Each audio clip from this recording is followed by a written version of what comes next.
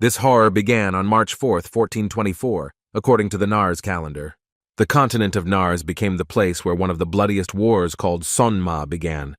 This land was engulfed in a torrent of fierce flames, turning absolutely everything around it into solid ash. No one was able to stop the powerful demon king, and there was nothing left but despair for a happy future. However, in the midst of this pitch-black and thick darkness, a brave warrior appeared who was ready to give a worthy rebuff to the evil that had swept the earth. This was the plot and rules of the game Paradise, the name of which was displayed on the big screen of the TV. In this role-playing game, the protagonist must confront the sinister demon king, after which he becomes king and leads his kingdom forward. Every evening after a hard day's work and all other free time, he devoted to the fact that he gets incredible and genuine joy in this game. The development of the protagonist, kingdom management, game bugs, dungeon attacks, finding items and all that, this man knew the game through and through. His blog about the game Paradise was in the first place for 10 years, but one day the guy couldn't and just rotted away. This job was really hard and stressful, especially since he spent all his time on it, and the gamer died from overworking his main job in gaming. But it scared him. In all his 34 years, he had never dated anyone, so he didn't want to die so easily. However, after a moment in a cold sweat and with heavy breathing, he sat down on the bed, and next to him stood the maid, who was frightened by his sudden movements. She stepped back a little and addressed him as if he were a king, saying that he had just had a bad dream and that everything was fine now. The guy silently looked her up and down and turned his gaze to the room he was currently in. The interior was quite elegant. Realizing that he had no idea where he was, he looked at the girl again and asked her who she was, since it was the first time he had seen her. She was genuinely surprised to hear such words, and at first thought it was a joke. For a while they both looked at each other in silence. She was shocked, and the guy himself did not understand anything and had no idea how he got to such a place. After a few minutes of thinking, he got up from the large and soft bed and walked over to the mirror hanging in the spacious room. When he looked at himself, he refused to believe it. His body was in a terrible state. It took a lot to get fat to the point where his life was shortened by 20 years, but now he was no better than garbage. Unable to bear all that he saw in the mirror, the guy decided to calm down first and sat down in a large chair that stood nearby. The blond man's name was Shin Tae-pung, but it was a name from his past life. He had died of overwork and was reborn in the body of a fat king named Jared. Judging only by the graphics and the presence of Nars, he had entered the Paradise game, but now it was no longer a game, but a real reality. If all these theories turn out to be true, then this life will soon come to an end. It was from 1414 to 1424 that the Great War of Sonma took place, and 5 years later, in 1419, there was to be a great drought and famine, a volcanic eruption and an earthquake, an epidemic and everything else. A whole catastrophe and the Great War of Nars would begin due to the lack of food. If a war broke out in Nars, all the kingdoms would be involved, including this kingdom, and he was afraid to imagine what would happen to a fat man like him.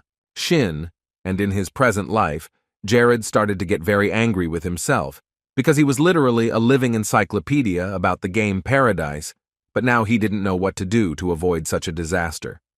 In novels about rebirth, it was always written that the hero is reborn as a nice guy who lives a very decent life. But with him, it was the other way around. He was not as handsome as described and very fat, so much so that at that moment even the legs of the chair could not stand and cracked under his weight. He fell loudly to the ground and hit his head on the floor. Without getting up from the ground, he remembered Jared as a child, and then it was already clear that this little boy would grow up to be a handsome man. But then something went wrong. But the boy did not give up. He knew that there was still a chance to fix everything. He could lose weight, although it would not be easy, because it was worth the effort. This time the guy did get up. He also had memories from his past life. There were too many glitches, and since he was alone in this world, he could take advantage of everything. He really had more opportunities because of his knowledge of the game, and thanks to it, he could secure a great future for himself and get things that others could not even imagine. He thought that in this way, he could become the strongest warrior and be famous as a great king who united the whole world. And now this became his main goal. Meanwhile, the maid was calmly dusting and cleaning the castle, humming a tune to herself. She was in a very good mood, She wanted to clean the palace as well as possible today so that their king could use his study and feel comfortable. Suddenly, Jared burst into the room where the girl was and called out loudly to her. She immediately stopped cleaning and looked at the king, expecting him to ask her something. But the fat boy didn't say anything, and quickly, at least as fast as his body would allow him to do, he ran to look for something. He looked in every drawer, but he couldn't find what he came for. Jared was already sweating because he wasn't used to moving at such a pace, but he needed to find the thing his father had left him after his death, and he was getting angry because he had left something so important in the rubble, and now it was nowhere to be found.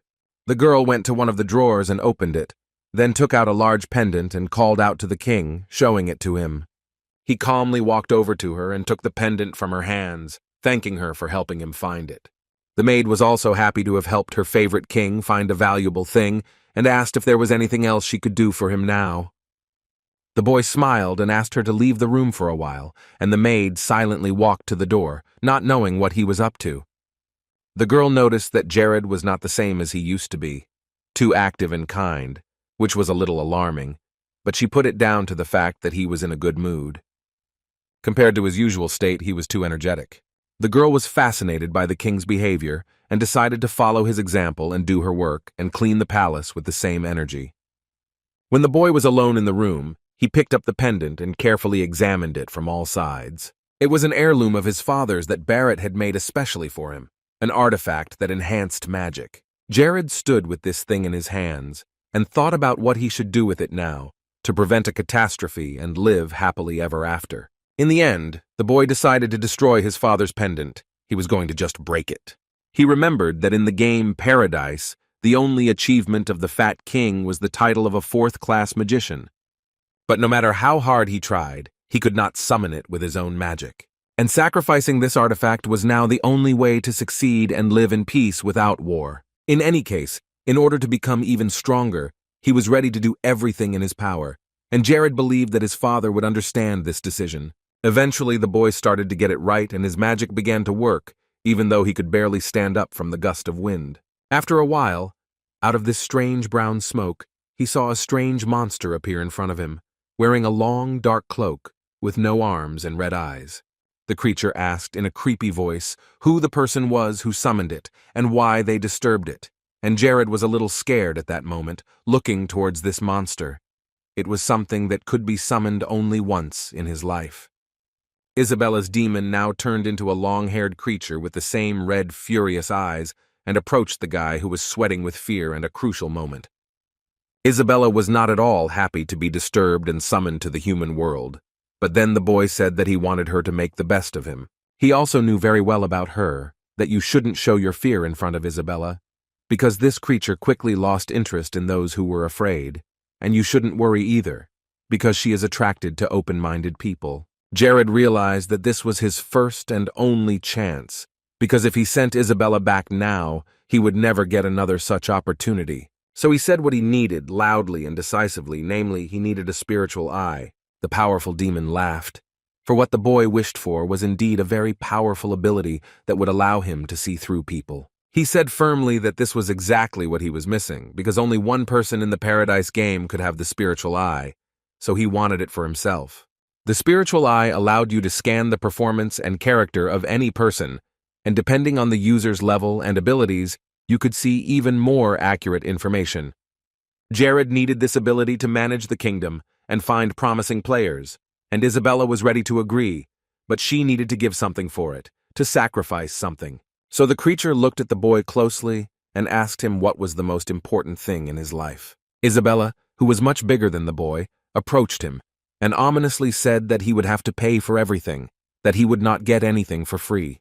Isabella kept laughing and clearly laid out all the necessary conditions for the boy to receive the desired spiritual eye. He would only have to give away what he considered most valuable. If the most important thing in his life was wealth, she would make him poor. If it was fame, she would turn him into a slave in the next moment. And if it's family, the evil demon would be happy to eat them right now. The boy froze in his tracks as Isabella read all the memories that came to his mind. It was the worst demon curse he had ever heard. But suddenly something very strange began to happen to her lips. Then Jared laughed and told her his plan. He had been keeping something valuable in mind all along, but not as much as he had thought, because he had already known about her cunning plan and its terms. He succeeded in deceiving her, even though it was difficult to keep the same thing in mind and not get caught up in other thoughts. He was thinking about something he had kept in his mind for the past 34 years, his first kiss, but the demon hesitated. Isabella was against it. It was strange, because what kind of idiot would think about his first kiss in such a situation? But she began to be literally pulled into him like a funnel, no matter how hard she tried to hold on to something. Isabella was almost at his face, even though she didn't want to be, and Jared certainly wasn't too happy either, because it was his first kiss with a demon, and he was disgusted by the thought. Later, he succeeded, and then he felt light and proud that he had saved the whole country with this sacrifice. Meanwhile, the two maids were approaching the study. They were talking about Jared, who used to sit in one place all the time, but now he was like a completely different person. His energy seemed endless. They kept comparing their king to his previous life, when he didn't care about anything and was too lazy to even get up from his chair. There was only one occasion when he looked like a normal person, his face taking on a lively look only when he was eating. Now Jared was even able to go down to the basement where no one ever goes, and the maid had no idea why he was there. She ran as fast as she could through the corridors of the palace, and when she came across the others, she immediately yelled at them to part and let her through. Hayes was running as fast as she could, and two others asked if she needed help, but she ran past them and said she could manage on her own.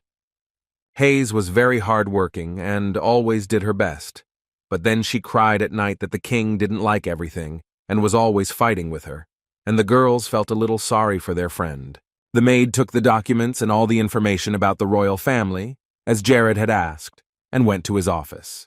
But when she was about to go on to show everything to the desk, Jared stopped her and told her to stop at the door.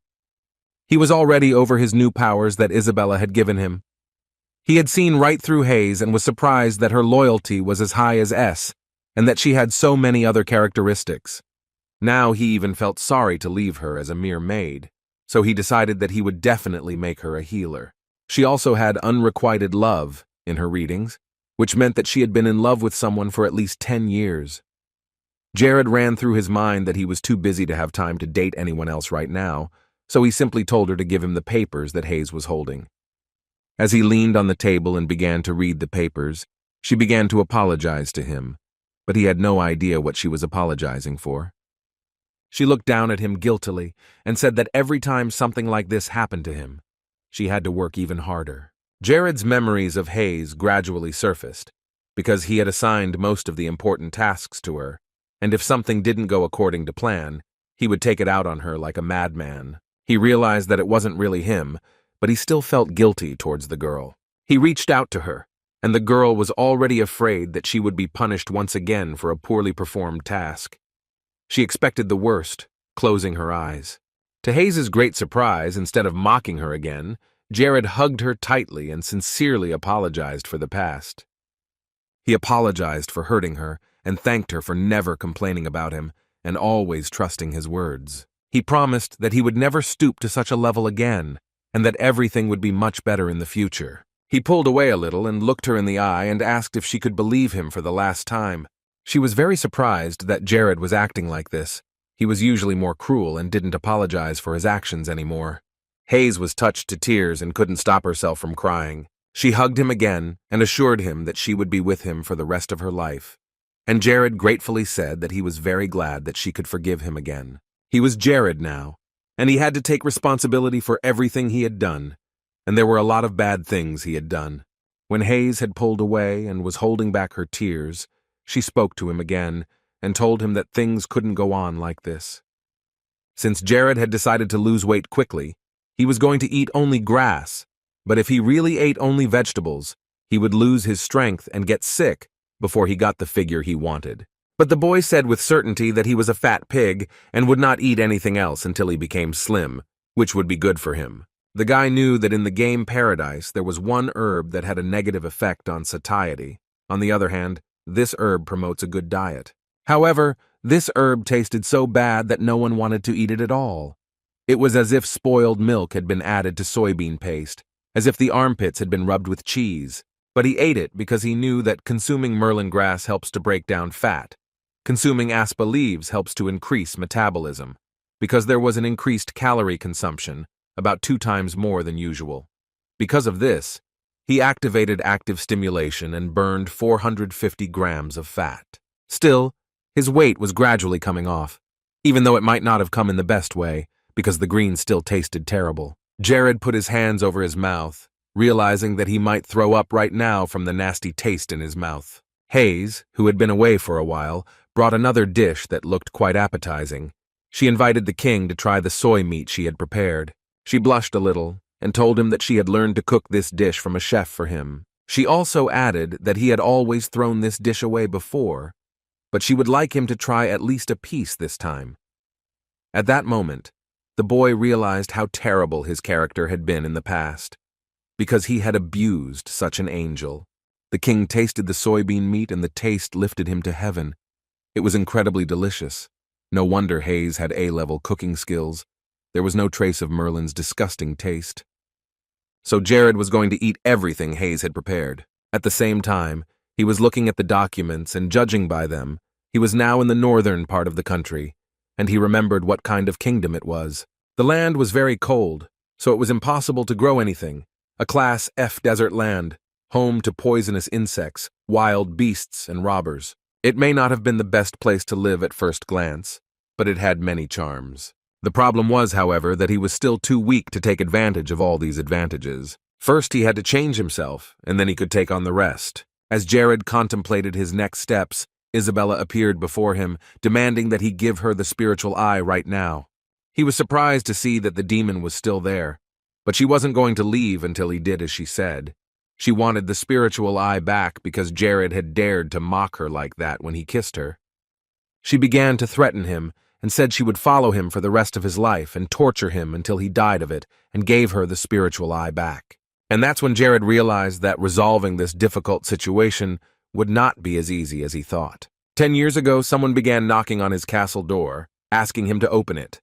The young man with the small cloak on his shoulders knocked hard.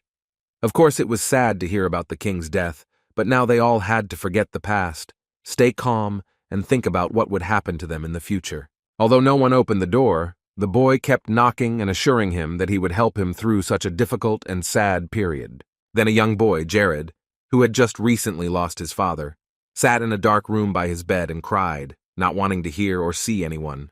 It was still a fresh trauma, and all he could think about was his beloved father, who had passed away when he was so young. No one thought that anyone was summoned here for no reason. No one thought that anyone was called here for nothing. A young man with red hair stood next to the door with a bottle of alcohol, hoping to be invited to the New Year's Eve party. He opened the bottle and took a few sips. After that, he decided to go inside the palace and saw Hayes and another maid standing outside the king's room. He immediately rushed to hug them, especially happy to see Hayes, but she tried to pull away from him because he smelled of alcohol and behaved badly. She closed her eyes, hoping that he would not touch her too much, and greeted Mr. Glagas, who in turn remarked that he liked her politeness. But her hopes were dashed when he once again began to emphasize that she was too beautiful to love a fat pig like Jared. Glagas always focused his attention on her when he came and made a promise to himself that when Hayes was with him, he would. But luckily for her, Mr. Lacis soon entered the palace, and he was always arguing with Glagas when he flirted with girls and telling him not to do it again, but he didn't care and continued to behave in a very uncivilized manner.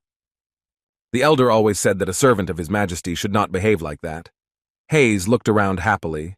She was really happy to see him.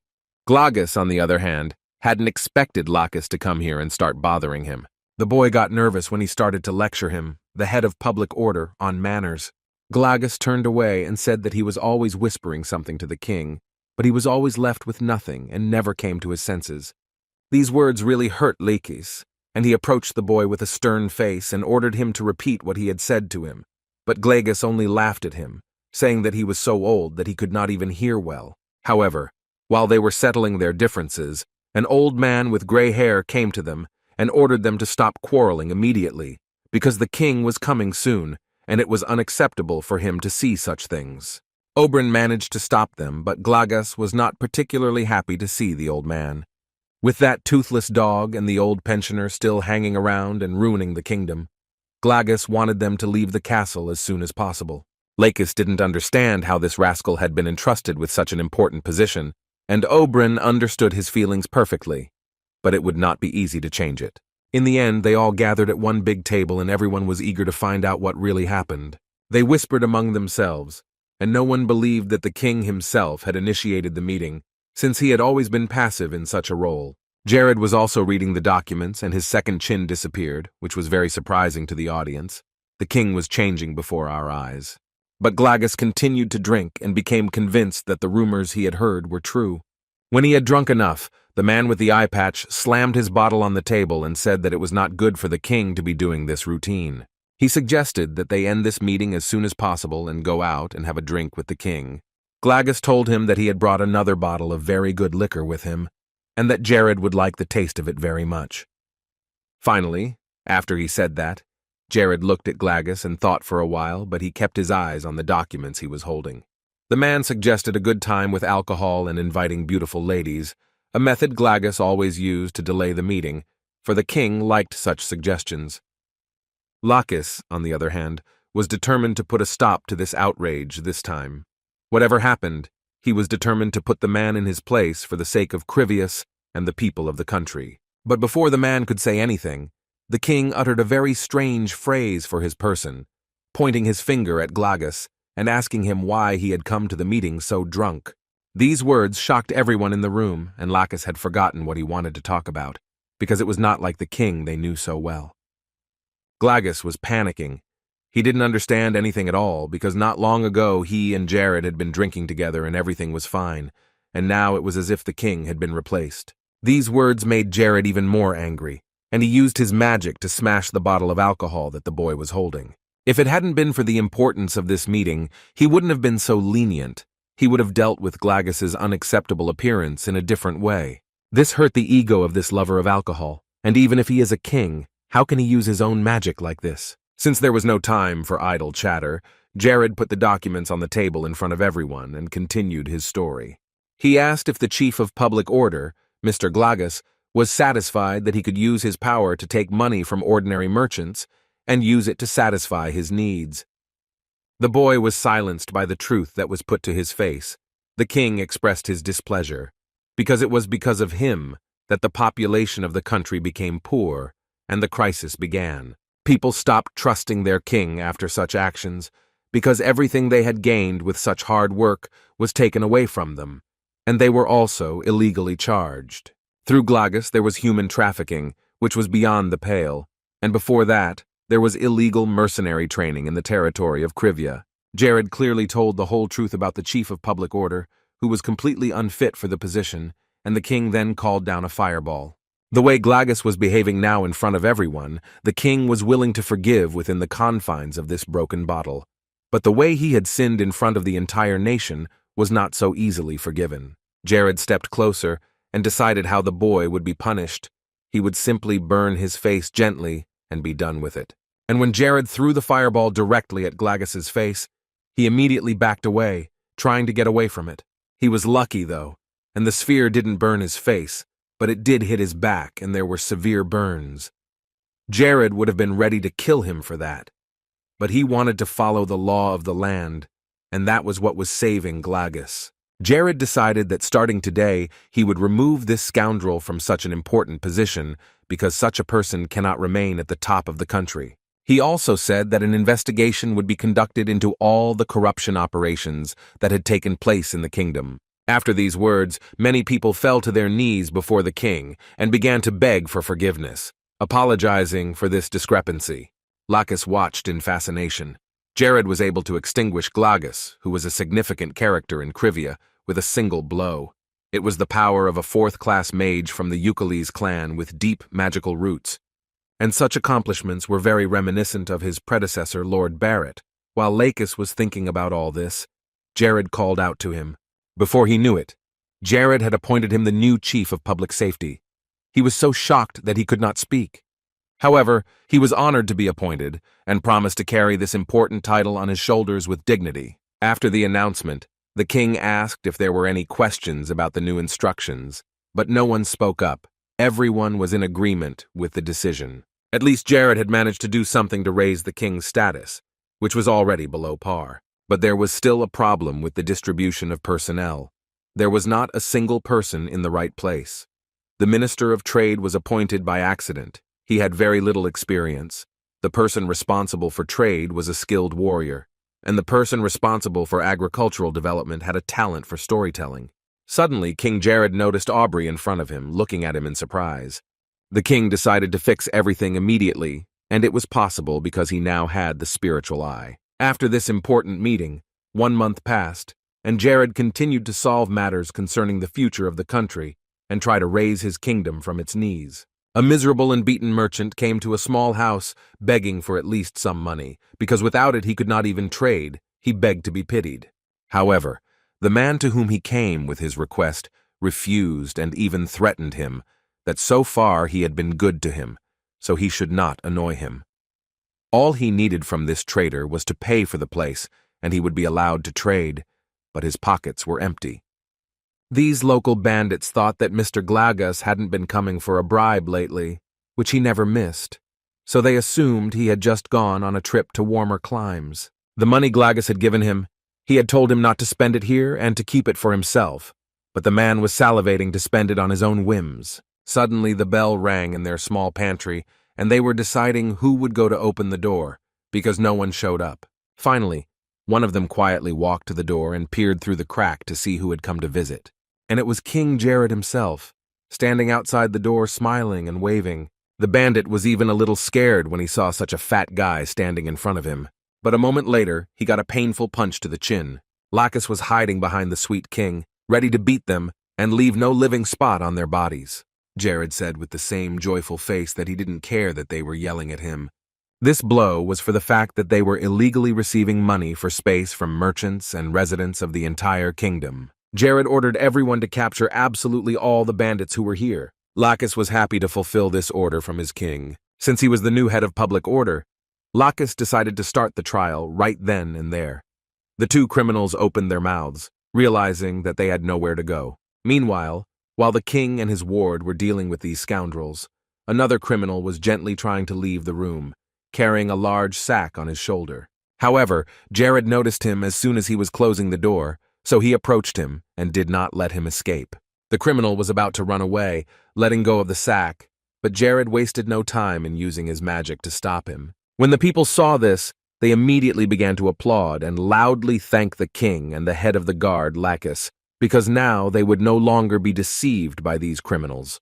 The knight in armor kept the three of them chained and handcuffed. They had been hunting for this dastardly company for a long time, but could not catch them, so they were very grateful to the king for his help. Lacis also said that His Majesty Jared had frankly confessed to his past misdeeds and promised to put the lives of his citizens first. And the fact that they caught these criminals was just the beginning of a new life. Such actions of the king should not be forgotten, because they proved that his people were important to him. On Jared's orders, bread was distributed to the hungry in the streets. At every step, the people emphasized that they should be grateful to the king for such decisions. Street musicians appeared on the streets, humming melodies to light instrumentals, and a new bright sun rose over Civia. After a while, Jared called everyone back together to discuss what had been done, and the community began to feel a little better about the top of their kingdom. This was indeed a great success, because now Jared even had fans. People gradually began to admire him, and then he realized that he had not worked in vain. Jared asked how Lacis was feeling in his new position, and the man was very pleased to be promoted to this status. He felt that this kingdom really needed him. The king sipped his tea quietly, and Lacis thanked him once again for finally being promoted to a position he was really comfortable with and well-versed in. And since his charges were happy, he was happy too. Jared hoped that Lacis would lead his charges to the end and stay in this position. There were also statistics that could not but rejoice. Over the past month, all the criminals who were in the kingdom were caught. Security and public opinion was improving every day. Lacis was given skillful soldiers who had been selected by the king himself with the help of the spiritual eye, and all these soldiers were united under the king's name. This was all due to the spiritual eye, but Isabella was still not far behind and persistently tried to take it back. The horde of Oberyn, in turn, developed a new method of cultivation. He was engaged in agriculture, but things were not going well in this area because of the long and cold winter, and there were many harmful plants. Isabella promoted the magic stone of Civia to the masses as a special product, but it took even longer for good results. In the absence of special talents, there was no point in the spiritual eye, so Jared had to put in a little effort. While Lacis was sitting with the king at the table, he noticed something. Jared was repeating the same action very often, so he wondered what it meant. Jared told him that it was a very popular exercise in other countries, and that it was used to lose weight. Lacis smiled and signed him up for it, because without being so overweight, Jared was looking more and more like a real king. However, this move had nothing to do with dieting. It was a way to increase the performance of killing magic. To begin with, it was necessary to channel magic into both hands, and then back into the body, so you could cause a magic glitch that would strengthen it. Although the developers claimed that there are no yuan in the game paradise, this was far from the case. Jared noticed the same effect of raising his level by 12 points within a month using this method. With this method, he would be able to use grade 4 magic once or twice more. While he was quietly practicing, one of his students burst into the room, urgently hurrying to tell him about something. The thing is, the search party Jared had sent out had finally found a group of thieves who had found a hiding place in a mine. The king was very surprised to hear that there were slaves in there too. A year ago, 2 young boys were fighting with each other, both very skilled with their weapons. The boys were very absorbed in the fight and did not notice anything else around them while they were fighting. The blonde girl watched them in a dreamy and impressed way, admiring how well they were able to use their weapons. However, their colleagues did not like it much, and they turned to the young girl with complaints, asking why she came here so often and watched them. At this rate, there could be trouble. But the girl smiled happily. She had no idea that the 2 of them would be here. The 2 men told her that she would face a serious punishment if she continued to play hooky. She immediately ran to do her work, starting to carry the water barrels, knowing that she could easily catch up with the others because she was the fastest of them all. Lena was already 14 years old, and there were rumors that she would soon become a maid in a prestigious castle. She was happy to hear this, because the headmaster himself had found this house for her, an orphan, so Lena was sure it was a great place. Her eldest was not so happy about this, because she wanted to recruit Lena into their army. But suddenly the girl turned to them both and they looked at each other. The girl wanted to ask if she would ever be able to become a powerful warrior. Maybe not now, but she promised to try hard to reach that level. The fact that she was going to the palace made her happy, because there she could have a better life. But she did not want to be a servant. Her small and young heart was on the way to fight. Her eldest asked her if she knew why there were so few women warriors in the whole world, and she pulled her sword out of its sheath.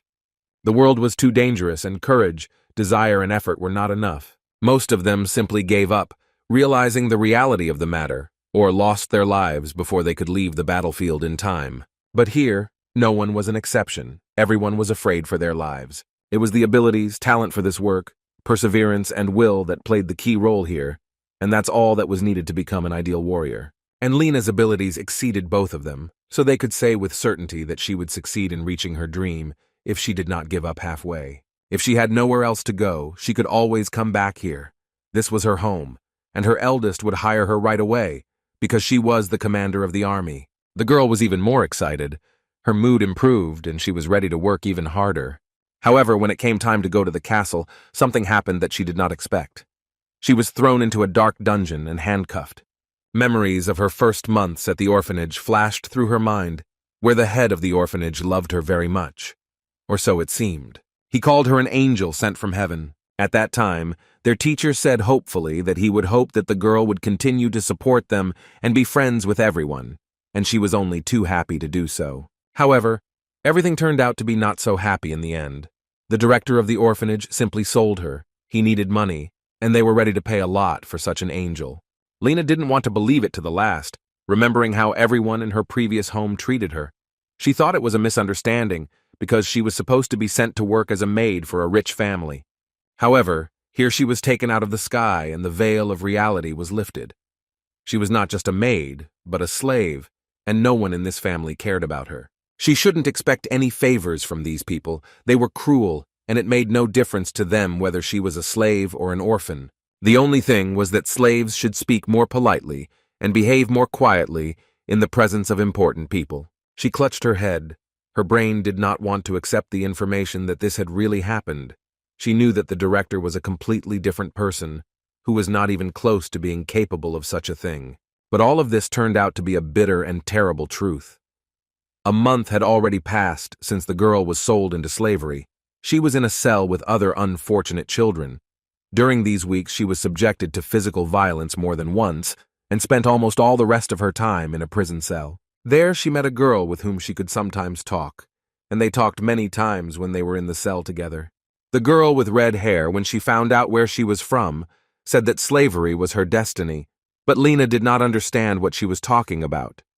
She said that most orphans from Majorca ended up in slavery, because that was the law in that country, and her director, in whose orphanage she found herself, was of the same opinion and had signed this law, so it was worth putting aside these thoughts and accepting reality.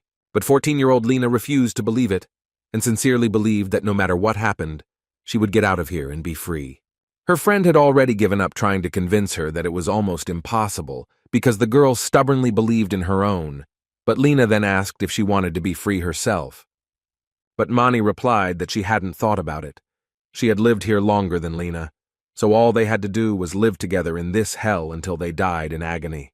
Lena pulled away from her, her colleague's words making her mood depressing, but Mani was realistic and soberly assessed the situation she was in. A whole month passed, and she and Mani became fast friends. There were not too many child slaves in this place. They had no personal freedom and space. They were treated like garbage, so most of them were like soulless dolls, doing whatever their owners wanted them to do. Slaves with a broken will were much less problematic, and it was not difficult to sell them. It might have been just plain luck, but she and Mani might not have worried at all until they were 15, because they were the most expensive slaves, but Lena knew she would never give up. 6 months passed, and they became quite accustomed to the constant hard work. During these months, she also realized that Civia was a more backward country than Majorca. The girl was grateful to Mani because she taught her a lot. Lena knew little about this world before, and Mani told her the reality that it was a desert land, ruled by a king who had no real talents, so Civia was gradually sinking deeper and deeper with each passing month. At some point, Lena became very curious about how her peer learned about all these subtleties of life in this world. Mani always gave the same answer. She just heard everything from those who put her here, because she had very good and sharp ears. Also, there were a lot of monster hunters in Civia, but there was no work for hired soldiers, so her appa and the ogres, about whom she often talked, would definitely not come here. However, she still wasn't going to give up. No matter what she knew, Shock would get out of here someday and start her life anew. Mani shook her head. She was amused by the whole thing. She had never seen anyone more stubborn than this girl. And she really liked that about Lena. Eventually, the whole year passed, which was more like one long and horrible day. They turned 15. Mani was sleeping that night. They didn't have a bed. The children slept on a simple cloth spread on the cold and hard floor, and they didn't even have a single blanket to cover themselves and stay warm. And it so happened that Mani got sick because of all this. Her body was literally on fire. Lena noticed it, and she tried to wake the girl up, because if left like that, it would not end well. One of the bosses of this terrible dungeon, which consisted of several prisons, was very evil. Glagus shouted so hard for them to trust him, but he himself fell so easily into the clutches of this fat King Jared. The man was drinking something hot and complaining about his hard life.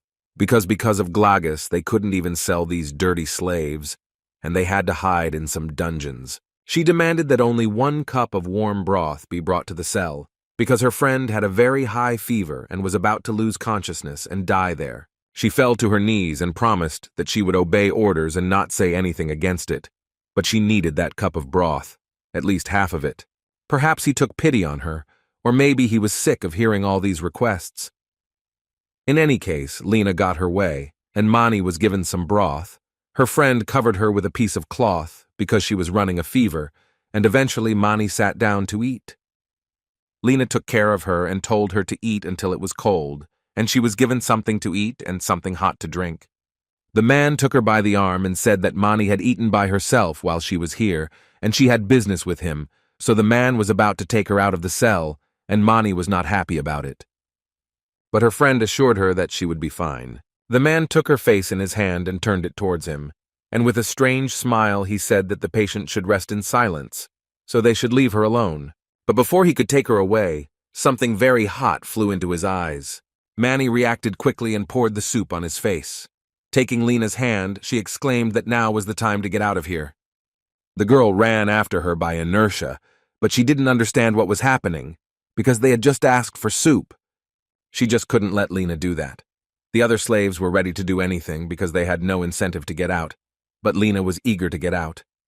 It was all she ever talked about, getting out, so there was no time to stop. This man was coming towards them. And no matter how hard they tried to get out and run fast, the guard caught Lena by the hair and pulled her to him, but this time he was very angry. Although she was shocked, the girl immediately turned to him and slapped him across the face, telling him to let her go immediately. When the man fell down, Lena turned to Mani, tears streaming from her eyes. Seeing that her friend was almost unconscious, Lena sincerely did not understand why she had sacrificed her own life for her. However, Mani barely audibly replied that her life was already too bad. There was nothing left to save, and she could not imagine herself different in the new world. And she knew about Lena that this girl could not stay here. Mani grew up among bandits. All she saw were murders and brutal showdowns, so she was not capable of anything else. And Lena had a good dream, even though she was an orphan. That's why Mani wanted to protect the girl, realizing that she needed this chance much more than she did. She believed that with such a passion, the girl could do anything, so she finally told her to never give up in the face of difficulties. Lena promised in tears that she would get out of here for the sake of herself and her protector, by any means necessary. But she did not want to stay here. But the same guard who had recovered from the blow had already come for her head. Lena wiped away her tears as she continued to sit over the girl's helpless body, but she was ready to do anything to get out. Even kill anyone who got in her way. Vacholovtsov did not let her move and quickly pressed her head to the cold and hard ground, holding his sword. He was furious that her friend had burned half of his face, and the two of them had been giving him a headache since the morning. But just as he was about to finish her off, a voice came from the other end, distracting him from his task. And before he knew it, a wave of flames poured out on the man, burning his entire body. It was King Jared, and he showed him what a real burn was all about. Indeed, this small mine was Chad's real hideout, and Lacis asked Jared how he had found out. But the boy had figured out Glagus and the company's plans. They must have thought that after Glagus disappeared, the lazy king would make a little noise, but in a few days everything would die down. That's why they came here. And Lacis asked with a smile if the king knew of any other hiding places for criminals. Jared, however, said that this was too much and that he shouldn't be pushed too hard. The king turned around and ordered everyone to go inside the dungeon, and he prepared himself and drew his sword. His great and powerful army of the best warriors had come to kill all those who dared to make slaves of ordinary people. For the sake of justice and by order of the king, they had to free all the mutilated people who were here. And the main rule they had to remember was always no pity. These bastards must be punished for their actions. So, led by King Jared, the whole army went to the dungeon to win back the freedom of the citizens of Civia. The king ordered all the people who had been held hostage to gather in one place. The criminals started a battle and ordered the others to bring their leader to face the army of the kingdom of Civia. However, the one who decided to go in search of Chad never made it, because as soon as he set foot in the place, he was pierced through the back with a sharp sword. Lacis was serious about winning and was not going to let any of the criminals leave the scene. And when part of this group was finished, the army was about to move on, but a new problem arose. There were too many passages, and they did not know where to go. So the king ordered them to split up and search absolutely all the passages. Now the soldiers of Civia had a great advantage, because the level of weaponry of these robbers was no better than that of an ordinary person. And at that moment their leader was ready to kill the girl for what she had done. The man held Lena tightly by the hair to prevent her from escaping, but someone's voice came from the distance and stopped him. Jared and his army quickly found the orphan and the brazen man who wanted to hurt her, and the king used fire magic to guide him away. After he released the fire sphere at him, Jared walked closer to the girl. He remembered playing games and often coming across slave holds, But in real life, it was very gross. The newly minted king approached Lena, who was on her knees in despair, and asked if she was okay. The girl quietly and timidly replied that she felt fine, since others had come in time to save the child. But if Lena was a miracle and her health was not complete, Mani, her friend, could not say a word. She had died saving Lena, protecting her, even though she knew it could have ended that way. The little orphan turned her face away from her to stifle the tears that were coming to her eyes in waves. Jared could have used magic to save Mani, but by now it was too late. Nothing would have saved her. The boy felt guilty for not being there in time and hugged Lena, who was covering her face with her hands and couldn't stop crying. She and Mani had become very close during this time, and losing someone like that was a big blow to her. Jared noticed that the girl's body was very tired. She was thin, unhealthily pale, and the skin of her hands was very dry even in appearance. She had been through a lot. While the king was trying to calm Lena down and somehow reassure her, Chad came into the dungeon and heard the noise and decided to check what was going on. He looked around and saw the fat king, and then he got angry because he was not expecting such a person in his prison. Chad stepped toward him, even though he was shielded in different directions, but he said that this lazy king would rather stay at home and eat fatty meat than go to places like this. Jared was angry that his life was extremely worthless. If even the last alcoholic knows him as a lazy fatty, the guy swore to himself that he would definitely catch him, or even better, personally send him to hell. Chad laughed again, calling the king a fat pig, saying that people like him could not use magic. Jared was even more angry with himself when they made eye contact. And then Chad unleashed his own magic. Using the magic of lightning, he wanted to kill the King of Curve and free his mind from the intruders. But the lightning hit the wrong target. It hit the ground and did not touch Jared, who was about to use the magic of speed. Chad was astonished by this decision. He couldn't remember the last time he had seen any magician use such a spell. But Jared knew what he was doing. He thought out his plan and began to quickly wind circles around Chad, who was confused by this, and he was drunk and could not perceive everything adequately, so he soon backed up and almost fell. But he decided to get a grip on himself. Knowing that speed magic was the type of magic that was at the elemental level and gave the human body super speed. But this spell was not so easy to control, and therefore many people avoided it. Chad still hoped that because of his overweight, it would be difficult for Jared to change his direction. Wasting no time, the criminal decided to use everything around him and summoned magic again. However, this move played a very cruel joke with Chad. He began to break and twist in different directions. This was not a very smart decision, because he decided to use super powerful magic, which requires a lot of control when drunk. And that's why there were so many bad moments. Chad was so exhausted that he couldn't even use magic anymore.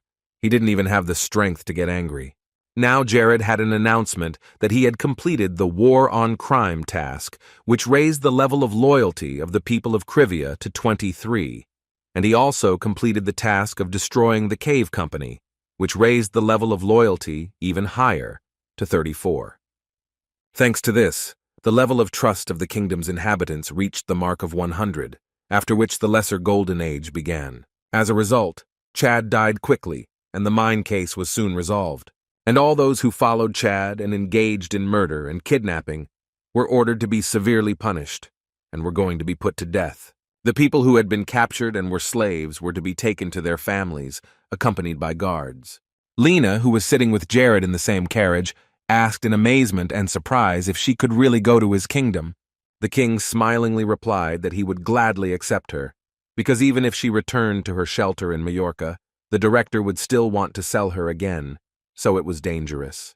And Jared was always looking for young and talented people to work with him, so he would be very happy and grateful to her if she decided to move to this kingdom.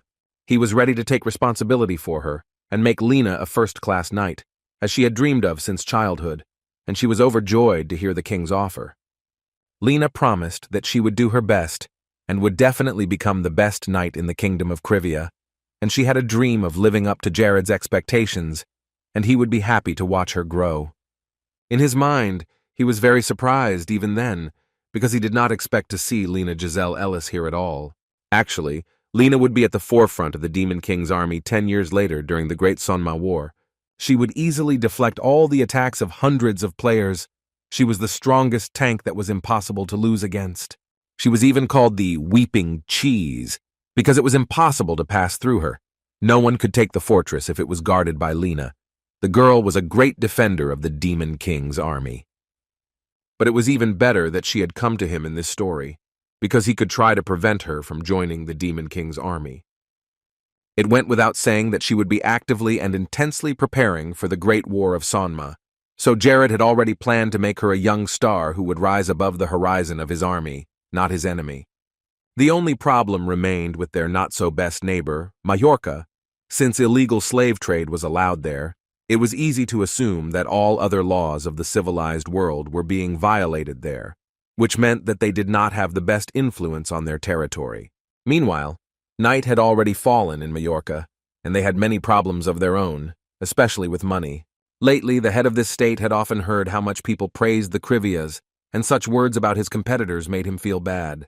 The man sitting in the chair with the pipe knew that Frua had once been a friend of Glagus, so that was a good lead for them. It would be worth taking revenge for the fact that this fat man had dared to insult their colleague. It was supposed to be a quiet and peaceful night in the kingdom of Crivia, guarded by the army of the state. The soldiers stood outside the palace and watched closely to make sure that no one would cause trouble. However, they did miss someone who was deftly jumping from one roof to another and went unnoticed by the castle guards. The mysterious figure, huddled under a dark cloak with a hood on his head, was already standing next to his target. The guy carefully examined everything he needed and scouted the situation for his men, and then returned home just as unnoticed. It was already morning, and Jared's new day started with a hard workout. He was so tired that his eyes were starting to get dark, but he kept running. Lena trained with him, but it was very easy for her to run a few dozen big laps around the palace, unlike Jared. But he had to train even harder if he wanted to live up to his dreams of a handsome and slim king. He was doing his best, asking Lena if she was in a good mood after her morning run, and Lena was indeed very happy, because the air in the mine was terrible. There was very little space and no opportunity to do the sport she loved so much. Jared ran up to her, dripping with sweat, and suggested that they train together for now, and they would find a teacher for her later, and she agreed, and liked it even better. In the meantime, they sat down to eat, but the cook overdid it a bit this time, and while the king of Crivia was chewing on his newly prepared meal with relish, a message from Lord Aubryn and Avel was delivered to his hands. Hayes had brought a letter that had arrived this morning after they had gone for a run with Lena. Jared opened the letter and read what was written, and it turned out that everything was very simple, and Lena, who was sitting next to him and also eating breakfast, asked him to tell her what was in it, because she was also curious. He read the whole magazine and decided to briefly tell what it was about. The bottom line is that Lord Aubryn is engaged in the cultivation of crops called Retria, so there was some success in this area. Their kingdom was mostly importing food, so at least by doing so, they could reduce costs. Avel was able to attract the attention of monster hunters. There were now much more of them than usual, and they could now sell the crystals they got during the hunt. Compared to last month, the revenue almost doubled. Lena said that her friend had told her about Crivi-Ree and that she was afraid to go underwater, but in fact it turned out to be different. She liked living here. The boy was pleased to hear this, because it was his great merit. Everything began to improve only when he took the throne, and very soon all the continents would know about Crivia. Meanwhile, while the king was telling Lena about the affairs of the kingdom, Lacis entered the hall. The thing was that he had something urgent to report to him. Lacis had discovered something very strange near the castle this morning and decided to bring Jared there to show him. Jared was furious and excited at the same time, wondering what dared to do such a thing in the kingdom. When the door opened, they saw the corpse of a monster in a small storeroom and several more in other places. Lacis was at a loss for words, feeling guilty that he had not been able to follow up on this, that he should have spent more time and attention on guarding the castle grounds. However, Jared assured him that he shouldn't blame himself so much. The main thing was that none of the residents were injured. Crivia was a very small kingdom that didn't even have its own fortress, so it was not surprising that they were vulnerable in such a situation. Now the level of citizen satisfaction is at an all-time high, so it's likely that someone from the outside is involved. Jared continued to ponder whose hand it might be, when suddenly he and Lacis heard a call for help. Some child was screaming that she was ready to sell herself and give all the money, but she really needed to help her mom. A little girl clung to a man's arm, demanding that he give her medicine for her mother, but he just said he had nothing. Jared decided to take care of it personally, so he approached the child and asked her name and what was wrong. The man stared in awe at the king who appeared before his eyes. The king asked what kind of medicine the girl was looking for her mother, and the people around him began to look in his direction, not believing their eyes. The girl stood next to Jared and introduced herself as Mia, telling him that her mother had Renell's disease and she could not find the medicine she needed to cure her. Jared was very shocked when he heard the name of this particular disease. He knelt down in front of the king and began to make excuses, saying that he had been told what medicine was needed to cure this serious disease, but no pharmacy wanted to sell him the medicine, and without the right dose of pills, the disease was incurable. Jared thought about it. He knew that this disease could only be cured with the blessing of a great priest, or with a precious medicine that could cure literally anything, and that medicine was made in the country of Ithima. Renella's disease was a lung disease that was similar to tuberculosis, which could be caught in dungeons or from wild monsters in the kingdom of Renella, and that's where the name came from. Jared sat down next to Mia and asked her to take him to her mother. At her surprised look, he said that he knew how to cure the disease. Hearing this, the girl did not hesitate to take Jared to their home, hoping that he was telling the truth, and that his method could really help cure her mother. Mia started to climb up to the second floor because her mother was there, but Jared wondered if these shaky and old stairs would be able to support his weight. The girl ran into her mother's arms as soon as she entered the room. Her mother was very tired and lying in bed. It was not the first time the girl had brought people who promised to help, so her mother did not believe it was possible. Mary looked up at Jared, mistaking him for a doctor. She immediately said that she had no money for treatment, so she asked him to leave, as the woman was now expected to die in 7 days. Seeing that time was running out, the guy realized that he had to act immediately, and he assured her that he didn't need any payment, she just had to trust him. Mia looked at her mother with joy, saying that this was not a doctor, but a real king who had come to save her. The woman turned her gaze back to Jared and greeted him, letting him know that she knew him, which he was very surprised to hear. Mary covered her eyes and told him that 8 years ago she had been invited to work as a cook in his palace. Jared had already realized that nothing good could have happened there, so he immediately apologized, but he hadn't thought about his actions and was ashamed of them now. The king sat down next to her, to which the woman replied that it was better not to get so close to her, because this disease can be easily transmitted and is extremely difficult to cure. But the boy reassured her that everything was fine. He asked Mia to bring him a wet towel, so she quickly ran to the bathroom to get it. Meanwhile, while she was gone, Jared opened the window and looked out. The corpse of the monster Jared had seen near his castle was lying under the house where the small family lived, and he wondered how long Mary had been noticing these creatures. It was indeed not the first time she had encountered them. She had long worked as a cook for a group that sold crystals extracted from these monsters.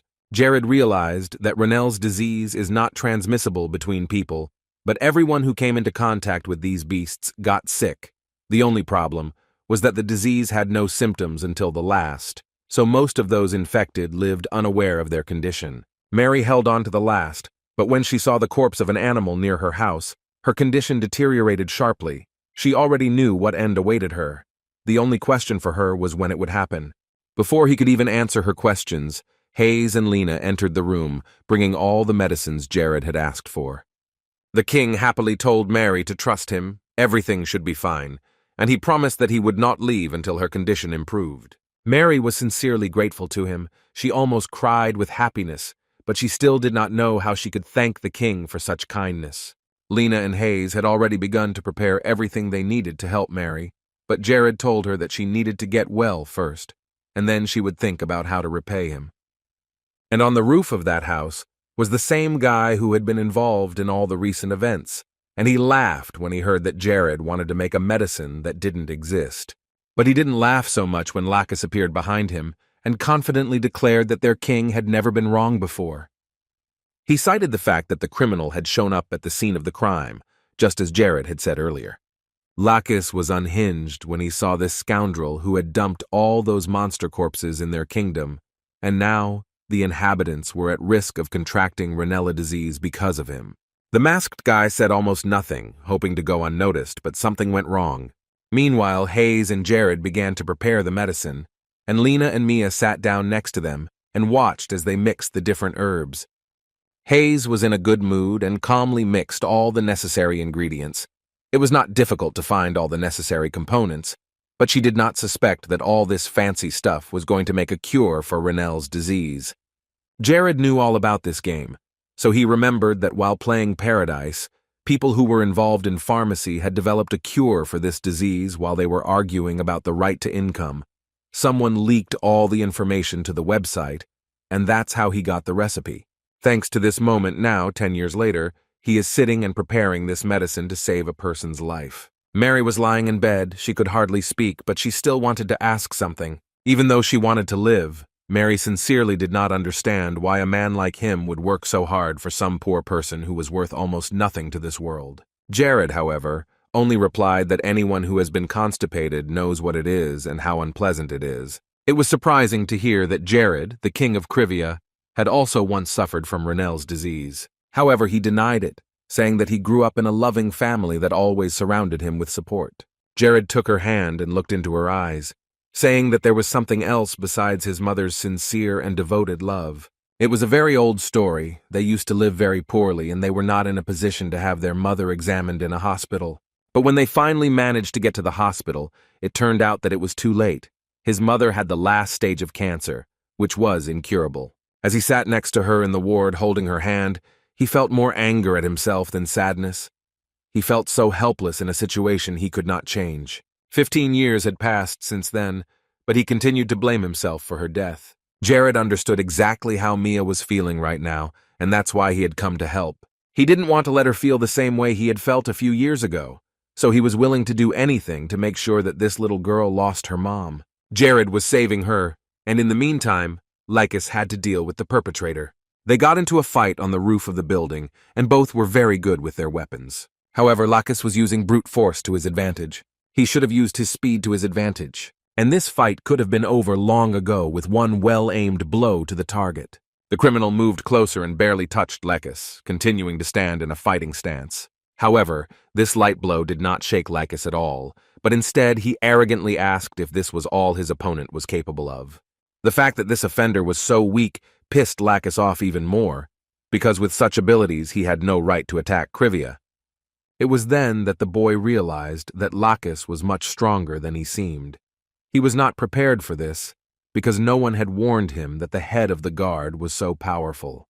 The boy pushed off the roof and flew into the air, buying himself some time, but he still wondered how Lacis had gotten so much strength. And the reason was simple. For the fact that Lacis was much stronger than his opponent was hidden in his sucking abilities, which Jared could see with the help of the spiritual eye. And during the fight with the thieves, his full order and the embodiment of justice bring his physical capabilities to the maximum. The criminal landed on the roof, unlucky to be on the same battlefield with such a strong opponent. There was no pity in his eyes at such moments. It was impossible to defeat Lacis. At the beginning, the guy did not want to give up until the end. His plan was to kill his boss if he was caught. However, he had to abandon this idea. He had had enough adrenaline and excitement for the day, so he quickly turned around and intended to leave, but no one said he would be released. He called the man who assured him not to worry, because very soon they would definitely meet again. And then the battle will definitely come to the very end, until one of them drops his sword and falls down beside him, spilling his blood all over the ground. A thick smoke appeared around them both, making it almost impossible for Lacis to see his opponent. And soon he was alone on the roof of the building, which upset him, because he had missed his prey, and that was unacceptable to him. Jared was almost finishing the session, and Mia was sitting there with hope in her little heart, watching his every move, thinking that her mom would be okay soon. Jared showed the little girl a small blob of mana that was created by his imagination, and in his other hand was mana that was created by a difficult method and with strong concentration. Maria wondered why there was such a difficult method if it was so easy to solve the problem, but Jared wanted to explain it to her. He told her that evil wizards burn all the mana that is nearby, and that those who use only the first method turn into fools who are incapable of doing anything. For Mia, it was hard to imagine a magician who couldn't cast magic. It was horrible in her mind. That's why Jared wanted to tell her that she needed to practice the method with strong concentration, even if it was very difficult. And Mia understood, but she was still interested in something else. She didn't understand why he wore such strange clothes and a mustache, But Jared only wanted to create a complete atmosphere since he had already become her magic mentor. But she was distracted again when there was a knock at the door. It was time for the meal, which could not be postponed, and Mia was only too happy because she was also hungry and did not care about some magic lesson that had not yet ended. Mia's mom came into the room thinking that she had interrupted the lesson, but Jared didn't mind eating, especially since he was curious to try her food. Mary was wearing her professional clothes and was beckoning for food, and she was feeling much better and no longer bedridden. However, Jared was worried about her. She had started working too quickly after such a long and serious illness. It would be better for her to rest in bed for a while longer and then start working. But Mary assured him that she had recovered completely thanks to the medicine the king had prepared for her. So as a token of gratitude, she tried to prepare breakfast according to his diet. And the main dish was soy meat, which Jared loved so much and was ready to eat several times a day. Isabella, who was never on time, suddenly reappeared, but she noticed that Jared had indeed changed a lot. In any case, a person will try to find the shortest way for themselves. For example, the same method of training that was constantly glitching. Thanks to this bank, you could raise your mana level by 3 points in one day. However, such masters had little real experience and practice because of such dubious methods, which put them at a disadvantage to others. And only a few managed to fully customize this shortcut for themselves. A method of magic control that combines training and bugging methods with the mage's mana to increase the power of magic by as much as 6 points. Now the guy needed to name this training. This method should become its basis, so he decided that it would be symbolic to come up with a name that would reflect him. And that's how the name single-player bogeyman came about. Isabella was watching him, and she did this often. During this time, the demon noticed that his methods were quite different from other magicians. Isabella asked the boy if he could see certain flows that ordinary people could not notice. Although he was not playing by the rules, his mana level was more than acceptable. Isabella moved closer to the blond man and took him by the shoulder, beginning to suspect that he was not of this world. He panicked a little, and when he turned around, he began to deny her assumption. Isabella replied thoughtfully that she thought this boy had come to them from another continent. She wasn't sure, but she had heard that people from the Eastern Empire were said to have great absorption powers. Jared only replied that if you believe all the stories of their ancestors, you will hear a lot of mystical things there, and these are just legends. The Eastern Empire was a project that the Paradise game development team had been working on for 5 years, and the guy was looking forward to the release of this empire, but he died before it happened and never had a chance to try it out in the game. As Jared recalled all this and remained silent, Isabella noticed that he looked a little disappointed. The demon touched him again, saying that while she was flying somewhere near him, something very interesting was always happening. Isabella suggested that they talk openly, since he was the only person who could see and hear her. When Jared heard this, the first thing he said was that he would not give her the spiritual eye, maybe not even hope to, but she was already ready to forgive him for this spiritual eye. She was not going to fight much over it, so she replied that he could take it as a wedding gift for her future husband, which shocked Jared. Isabella said with a smile that she used to be disgusted to look at him when he was so fat, but now that he had lost some weight, he looked pretty good. Jared felt a little embarrassed, especially since she watched him sleep from the ceiling almost every night. Then she immediately snuck over his shoulder. Isabella was sure that someone like him would be perfect for an innocent ghost like her. Besides, she reminded him that he had given her his first kiss in years, which put him to shame. At this point, Jared couldn't take it anymore and ran away from her as fast as he could, saying that he had to go to Renell, to which Isabella offered to go with him, and although he was against it, she didn't really care. Lena was developing very quickly. She picked up everything on the fly, and he was surprised that he could see such abilities in this child at first glance. For this also required a good sense, but he already thought that in a month or two his lessons would lose their meaning for her. As they rode in the carriage, Hayes pulled out a letter that Lacis had asked her to deliver to the king. He read the letter and turned his eyes to the girl, saying that the most talented warrior in Civia would last only another month. Jared realized that it was time to find a good teacher for her, so he promised to start looking for one soon. He already had a few candidates in mind, as he had recently come across someone he could trust to teach her. Suddenly, the carriage window shattered, and Hayes, who was sitting next to him, immediately jumped away.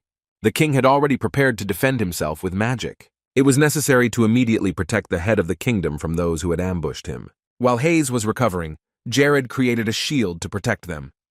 At first it was easy, because the arrows the robbers were shooting were too weak. But soon the shield began to crack, and Hayes rushed to protect it with her life. Jared didn't want to let her go. If she had been hit by an arrow, she would have died immediately.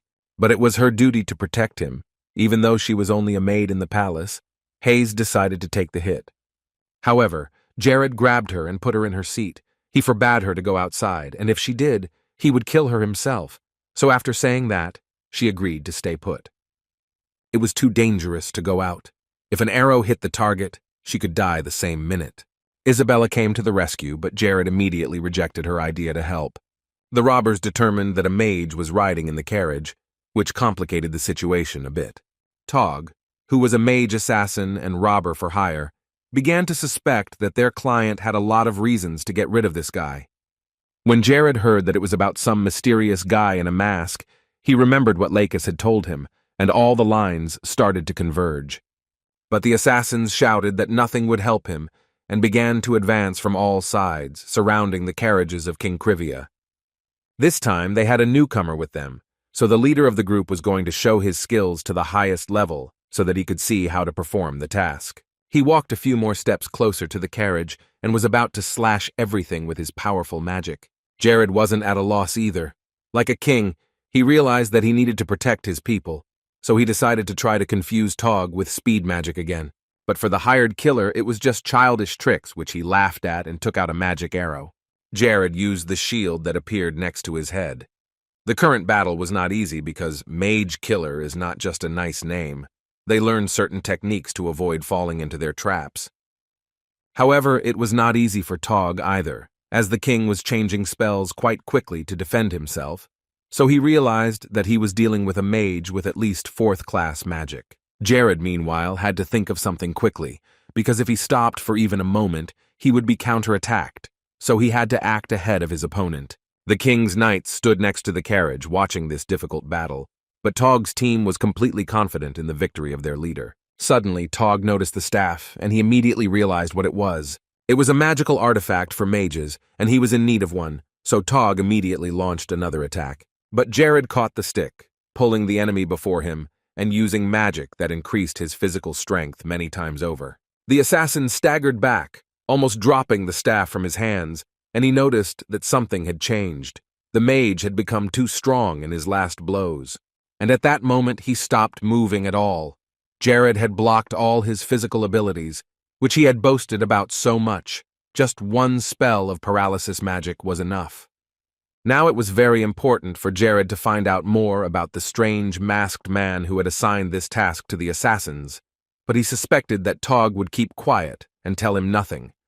But to his surprise, the mage killer exclaimed that he would tell him anything he asked if he was spared and left alive. Jared stood beside him, the king holding a magic wand in one hand and a large hammer in the other, ready to listen to whatever Togg had to say. But there was one problem. He didn't trust criminals at all. So without waiting, Jared swung the hammer at the murderer. The little boy sitting in the cave next to the robber's lair listened intently to everything that was happening outside. He remembered the old saying that a traitor without money can't buy luck. He was talking about himself, because he hadn't been lucky at all lately. He began to knock on the door, already knowing that all the guards that had been hired were dead because of Togg. Suddenly, he heard someone talking about a drug dealer, saying that he had good merchandise and probably a lot of guards. However, any guard would have fallen before Togg's hammer. He was too strong, so it was an easy task for him to deal with a few people, even armed ones. Togg was negotiating with this stranger about the task and had already said that he could prepare the full amount, because he had never returned in defeat. But the masked man said that he would give the other 2/3 of the amount after the task was completed. He realized that this king was no ordinary man, because he was able to cure all the sick very quickly with his potions, and he had obtained all the ingredients very easily. Also, the young man in the black mask was sure that Jared would go to Renell to get a lot of money from the sale of this precious medicine for a serious disease that was common there. They both set out to wait for the king's carriage to pass by on this road. The information from Togg's servants was always reliable, so he didn't even worry about whether they had chosen the right place to ambush him. The boy listened with horror to all this talk. He knew that these fierce killers had killed 11 people in the last 7 days alone. He wondered why there were no brave men who would dare to catch such a monster and stop all these horrors. But it seems he had found one, Jared, who had the strength and courage to end it all. The boy was amazed at Jared's skills, defeating a boss who never left a fight unscathed. Meanwhile, the king rose into the sky and created a large sphere of fire, looking at his opponent, who was also paralyzed in one place. The boy was very happy when he saw Jared fighting so bravely against this monster, who had terrified many people in the territory of Civia.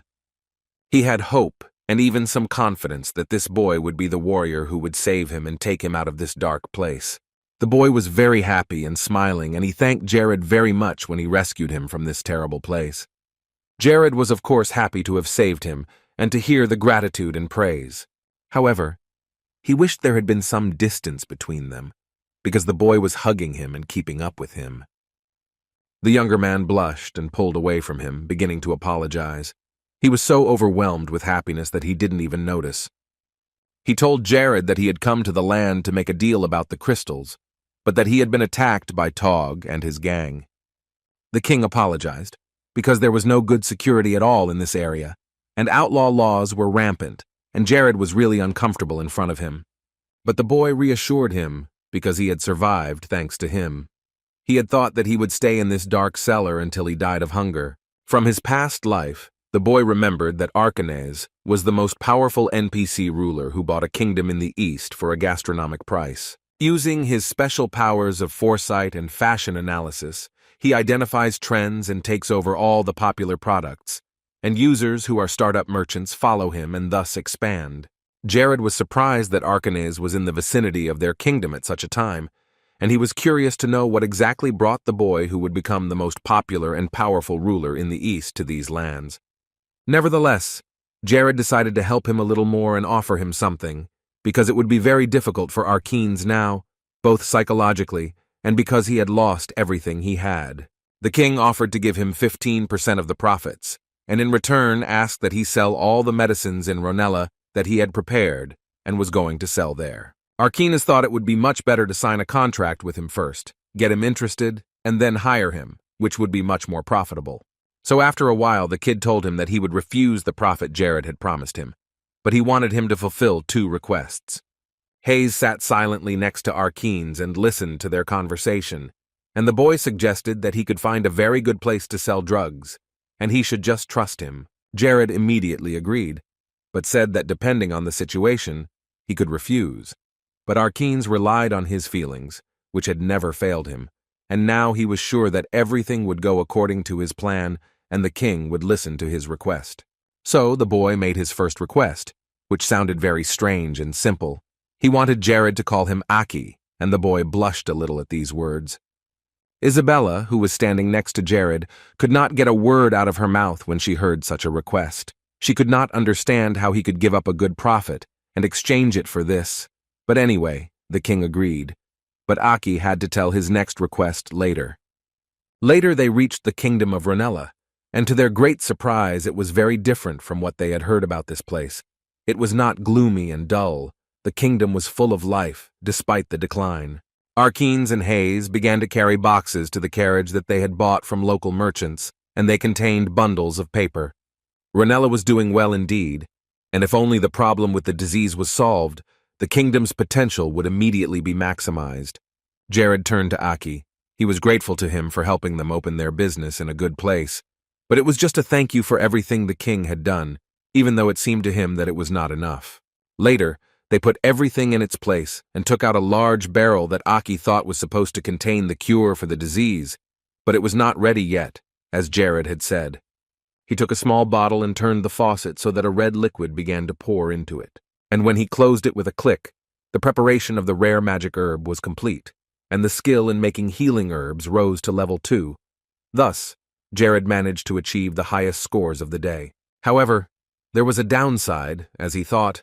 Certain limitations were immediately triggered, which was why it took several months to complete the process when he didn't know about the glitch and had just started making the medicine. Jared went to Aki and handed him a small bottle of medicine to sell, and the king told him to tell him a few features of the medicine to a customer who wanted to buy it. And he didn't have to wait long. Talon came to the counter, and with the help of his spiritual eye, Jared immediately saw that the man was infected with Renell's disease. Talon was amazed to see such a low price for a medicine that was so important for this kingdom. It cost only 1 gold. Aki smiled sweetly and said that this favorable offer was especially for him, because he saw that Talon was a very good person. But then the man began to suspect that this was just a trick, and that there might not be anything good in this medicine. But Arcunius still convinced him to buy the bottle. Talon didn't really feel sorry for the 1 gold piece, because he was going to die soon anyway because of Renell's disease, so the man gave him the money. All that was left was to sign the contract that Arcunius handed him. It all sounded very strange because he was just going to buy the medicine, so the contract confused him, especially since it said that he would have the rights to the medicine. But he had nothing to lose, so he signed the paper with a pen and opened the bottle, drinking it all down on the street. Jared kindly said that it would take at least 30 minutes after taking the medication to feel its effects, and he added that he would be here all the time, so the man could go rest and come back as soon as he needed. Talon, of course, believed the little boy and bought the medicine, but he still had his doubts that it was just a scam. But Jared could vouch for the medicine, saying that if no action was taken, he would refund his 1,000 gold pieces. Talon said nothing to this and simply walked away from the counter, while Hayes and Jared continued to carry everything they needed for their small shop.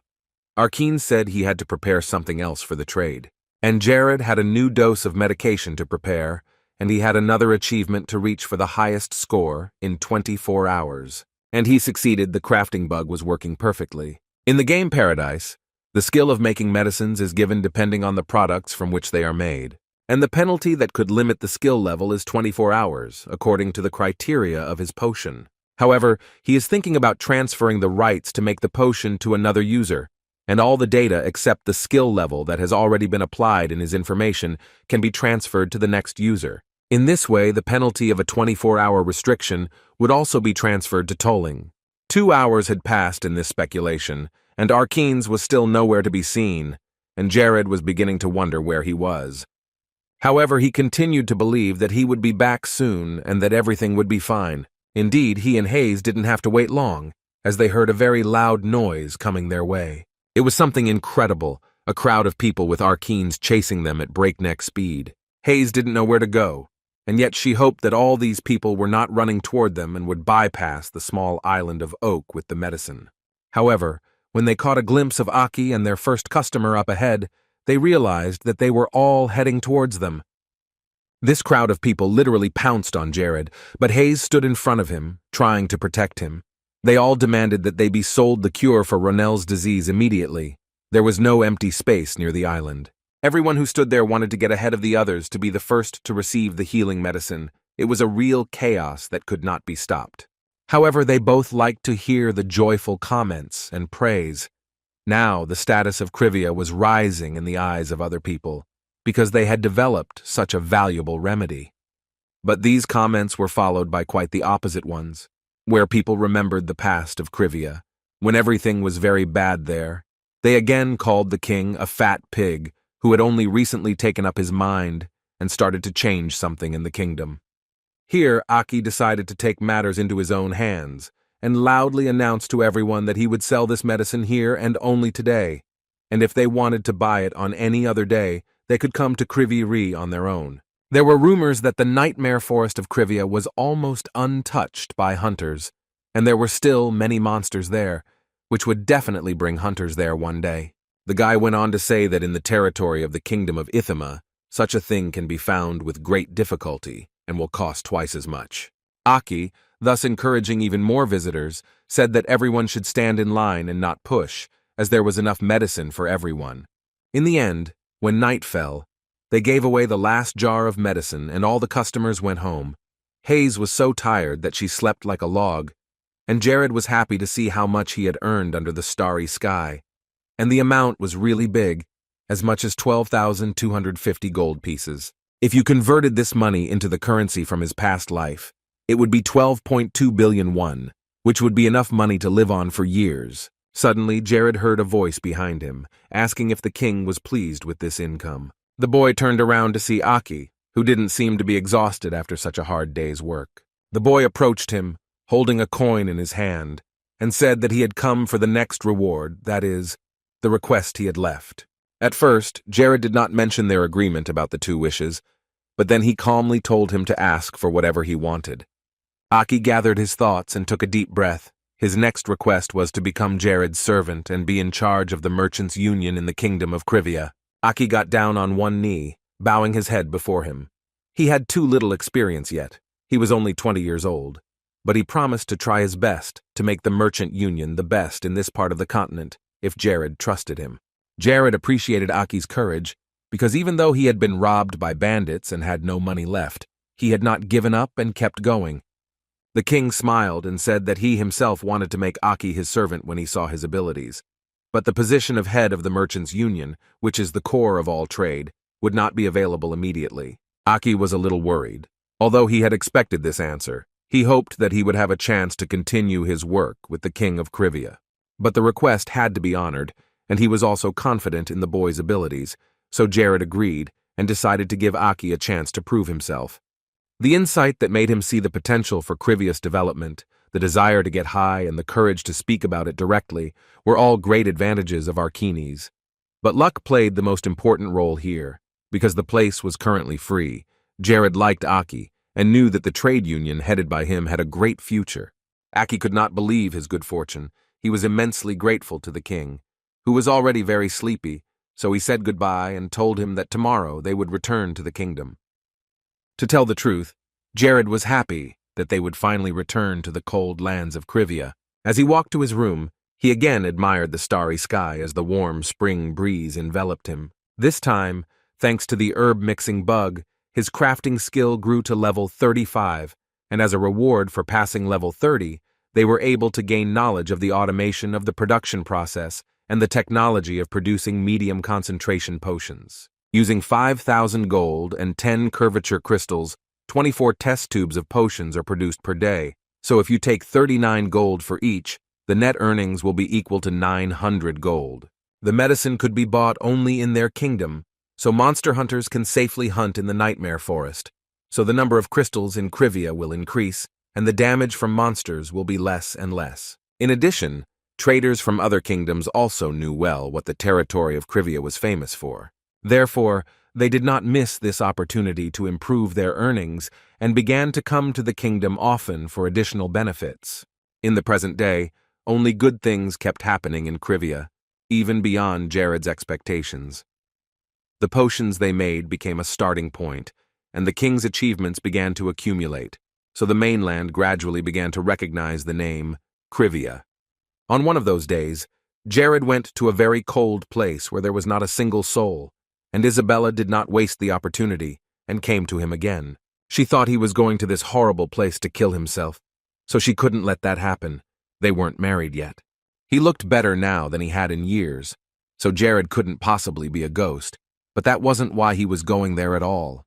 He was going after the monster Duca to catch him, and Isabella had told him not to throw around such words and to stop making up stuff. But his idea frightened the demon even more, and she absolutely refused to let Jared go on such a dangerous mission. Lich is a powerful dark wizard who has been cursed, and if Jared is caught, his soul will be taken from him. Despite all Isabella's warnings, the boy was very calm, confident in his own abilities, knowing everything about Duca's methods of attack and further actions. Duca is a Lich who lives in a hiding place he created himself and never shows himself to the world. He only waits for his victim and then steals his soul. In the game Paradise, he was chosen by the Demon King himself and freed from his hiding place during the Great Sonma War, thus gaining eternal life. During the main story of the game, all users had to go to a special part called the Wrath of Duca. If Duca became even stronger, he would no longer be affected by swords and magic, which is why there was no time to delay in destroying him, and only divine power could kill him. Isabella had already realized that she could not convince him to go back and forget about this idea. He seemed very strange to her now, if he was taking such a risk. In general, Jared knew too much for an ordinary person, so she thought he was some kind of god pretending to be a simple guy, but he shouted at her to stop making noise and coming up with such ridiculous things. It was driving him crazy. After a while, Jared reached the hideout of DeLuca himself, the most powerful lich in the game of Paradise. He went inside the cave and began to explore it, remembering where the events in the game took place. Jared was trying to find a small crevice, and it was very difficult. He had already thought that it had disappeared when the game turned into reality. Isabella was flying around the whole time, and noticed that he now looked like a very cute dog looking for a bone. Realizing that it would really be better to stop talking such nonsense, Isabella flew closer and asked him what he was looking for if Jared had come here for DeLuca. But the boy explained that he first needed to find the passage to the high mountain, because without it, he would not find the left. He remembered, however, that there were a lot of traps there that were almost impossible to deal with. At the entrance, they were met by the frozen corpses of people who had also tried to get there, but this attempt was unsuccessful. But still, his desire to catch DeLuca was greater, and soon he found a passage that could lead him to the desired place. He began to fall through the wall through the secret passage, which frightened Isabella. He only now realized Isabella's shock, because this magic passage was another bug he had found himself. Most likely, this will cause an invisible passage to appear on the map, which will make it possible to destroy DeLuca. The two of them made their way to the Lich's secret room, which was full of gold coins, precious jewelry, and valuable weapons. Actually, it was a reward room for those who could defeat DeLuca. These treasures were designed for a large number of people, so it was no wonder there were so many of them. There were also more than 10 artifacts in this room that the winners could take away. Jared wanted to find some of them, and as he approached one of the shelves, he noticed what he was looking for. It was a ring that had belonged to a greedy man named Melt. And it wasn't just any ring, it had something magical about it. So when Jared put it on his finger, gold coins fell from the jewelry, almost flooding them. It was a spatial bag that could expand to unknown limits. Isabella had advised him against stealing the Lich's things. She was a powerful evil spirit herself, but she could not defeat DeLuca. But Jared didn't consider it stealing. All those precious things and money were taken from the unfortunate people who had been in trouble here. The forest had killed her on the spot, and so much had been gathered here over the years. The guy wasn't going to just take everything for himself. He wanted to punish this DeLuca on behalf of all the people he had killed in his lair. And now they were almost at the very place where the mighty evil in the form of the Lich was sitting. He was chained with thick chains to his own throne, because many years ago a woman had lost a vein of vital energy, and after that, DeLuca had never been able to rise from this place. All he dreamed of was freedom, freedom after which he would take ruthless revenge on all the people on the mainland, making them suffer for eternity and feel the same way he had been living for decades. Suddenly Jared approached the Lich's throne. He heard everything the old man was saying, and he should have thought about his behavior, not continued to spin vile thoughts of revenge in his head. The guy put his hand on his head, and at that time Deluxe could not turn to him and look into his eyes. After that, without answering the question, Jared used magic. He used a flame that could burn any dead person in a few seconds. Jared wanted to be the only hero in this world who would defeat the evil that rages in the universe. The flame that the boy used showed the true figure of Lich DeLuca in the form of a skeleton without any living space. His dark cloak continued to burn while it was on his bones, and then, looking at Jared, he asked in a low voice how the boy managed to get around all the traps set. While the throne was burning and the flames were not extinguished, Jared quickly jumped away from the main evil of the continent. Before him was a cursed magician who had gained a terrifying amount of power that he had exchanged for his humanity, an act that violated all the laws of this world and knew no pity. Such magicians are able to create a certain image for themselves and endow it with powerful magic. This image is controlled by the magician's thoughts and can act far away from their own and real body. Deluxe had lost this vein of vital energy because of a sacred maiden. Because of her, his soul was held hostage by his body. He was weakened, and if he died this time, he would not be able to rise again. Now Jared had to be very careful not to get too close to the magician, lest he use dark magic that can take away the life force of the victim. In his past life, Jared had already fought DeLuca more than once after he was freed, so now he had to do it again, but in reality, not through a computer. Continuing to keep a certain distance, Jared summoned arrows of lightning to hit DeLuca. But for a magician like this Lich, Such techniques would be too easy, and he would easily dodge the arrows if he were full of power. But now he was almost at zero, and Jared wasn't the weakest of opponents. DeLuca was also confused by the fact that he could feel the divine power of eternal fire in Jared's body. Now that he understood what was going on, he noticed the ring of the Holy Maiden who possessed this powerful magic. After all, as strange as this was, if DeLuca wanted to live, he had to think of something fast. Jared laughed, however, and approached him with his sword, wanting to play with the Count a little longer. Jared realized that if he didn't interrupt the attack, it wouldn't work on DeLuca. But despite the fact that he didn't manage to destroy him from the first punch, if Jared continued at the same pace, he could definitely win this fight. DeLuca noticed that the guy seemed to see right through him. He knew the techniques he was using, but it was still evil territory. To help him, Delek summoned the knights of his dark dungeon, who rose from the ground to defend him. A stranger had invaded their kingdom, so the Lich ordered them not to wait and to deal with the guest. DeLuca shouted for the guards to block Jared's path to him. Isabella panicked, appearing next to his head, saying that there were too many evil spirits here. However, Jared remembered that in the game, these knights appeared where traps were set, so he assumed that everything had changed after he had been resurrected once again. The guy reminded the Count of all the suffering he had endured throughout his years, and since he had already managed to absorb the divine flame, he offered to fight in a fair duel. Jared came up with a plan, realizing that he needed to block him in any way possible before the Lich could use higher-level magic. Isabella decided to take over all the guards that were supposed to protect DeLuca, so the demon allowed Jared to think only about how to defeat the main boss. When Isabella flew into the skull of one of the knights, he looked around nervously at the others of his kind, who slowly began to retreat. She began to control him from the inside. Of course, the monster's appearance was so-so, but the flesh was quite strong, so it worked for her. This was not good, because if it continued like this, the two of them would be able to reach the Lich in no time.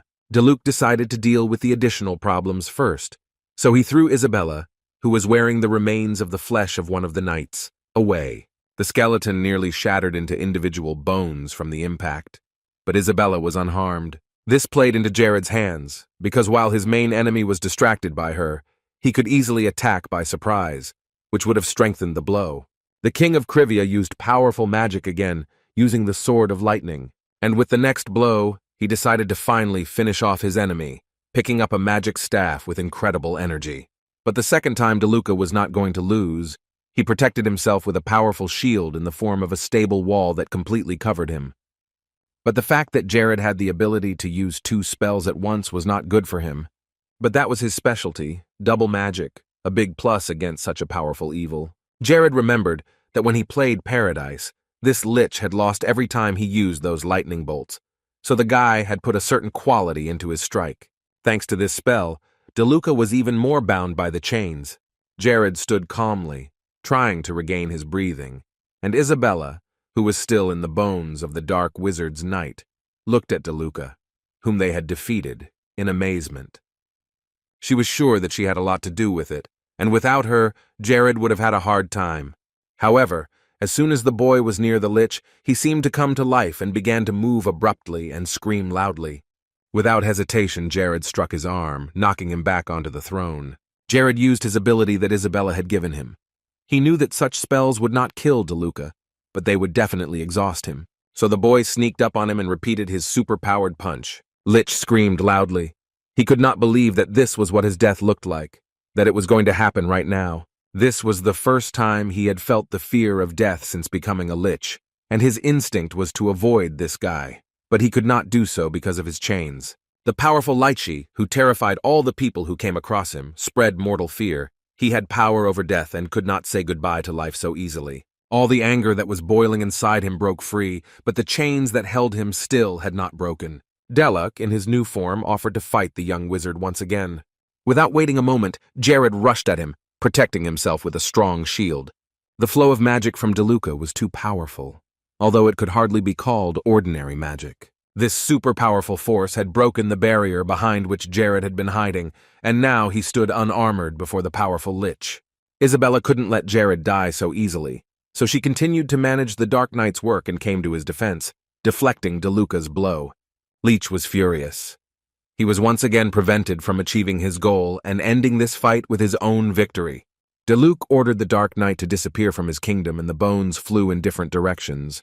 Now Isabella could not help him in any way, but she still believed that Jared would find a way to overcome this evil. And the boy was also confident in himself. He knew that DeLuca would never, under any circumstances, defeat him, neither in the game nor in real life. In the beginning, he was a little confused by his appearance and method of attack, but his basic techniques were still the same. In Paradise, this boss appeared most often, so he studied its weaknesses and techniques that can be used to defeat it. All the methods of attack and defense were well known to him, so nothing prevented him from reading Deckluck through and knowing in advance how he would act in a certain situation. Jared was moving too fast for such a slow lich. First of all, because he was chained, and secondly, Deckluck was much bigger than the guy, so he decided to crush him with his own weight. Jared had just a few centimeters to dodge the lich's attack, but he missed again and was unable to reach his main target. Jared stopped at this point, trusting his intuition and knowledge, but the lich itself took it as a shock. For Jared, challenging even his biggest fear was very easy if you have confidence in yourself. At this point, DeLuca wondered why his opponent was only dodging. Was he really going to destroy him in this way? Jared caught the right moment and was right next to the enemy's head, holding his magic staff. He used 4th grade magic, stabbing the staff into his chest. Only now DeLuca realized his plan. The guy was deliberately using low-level magic to mislead him, and it worked. And besides, Jared was confident. He was 100% confident, and that gave him a head start on the fight and the victory. Now it was time for the final stage of the fight, and Jared strengthened his magic with the chain of the Holy Seal and bound his enemy even more tightly. After the boy had locked him in with the holy object, there was no way DeLuca would be able to get out. He put his hand on his heart so that the evil one could feel the full power of the divine blessing. There was noise all around, and Deluc kept trying to get out of the trap, but it was all in vain. Isabella hid behind him and told him to give up immediately, because the demon king he was waiting for would not come. After hearing this, Deluc really lost the strength to fight anymore, but he did not stop threatening them with a terrible future after what he had done. The demon was already almost completely underground, pulling him in very quickly to close him within its walls. In the last seconds, the demon asked if the young magician was sure he could handle the next stage. Jared very calmly replied that it was still quite a long way to go. The 9th class of magical abilities could be considered the real end point, and he had only 4 so far. However, DeLuca had been sitting quietly and dying all this time. He didn't understand why the guy had come to fight him. But the boy had a simple answer.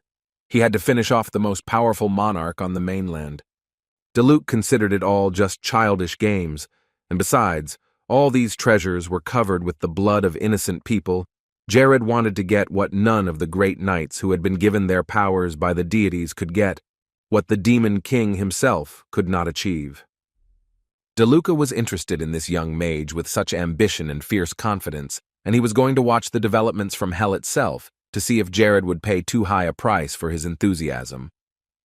Isabella was frightened by this guy at such moments, as if he was ready for anything, and his instinct for self-preservation was simply turned off.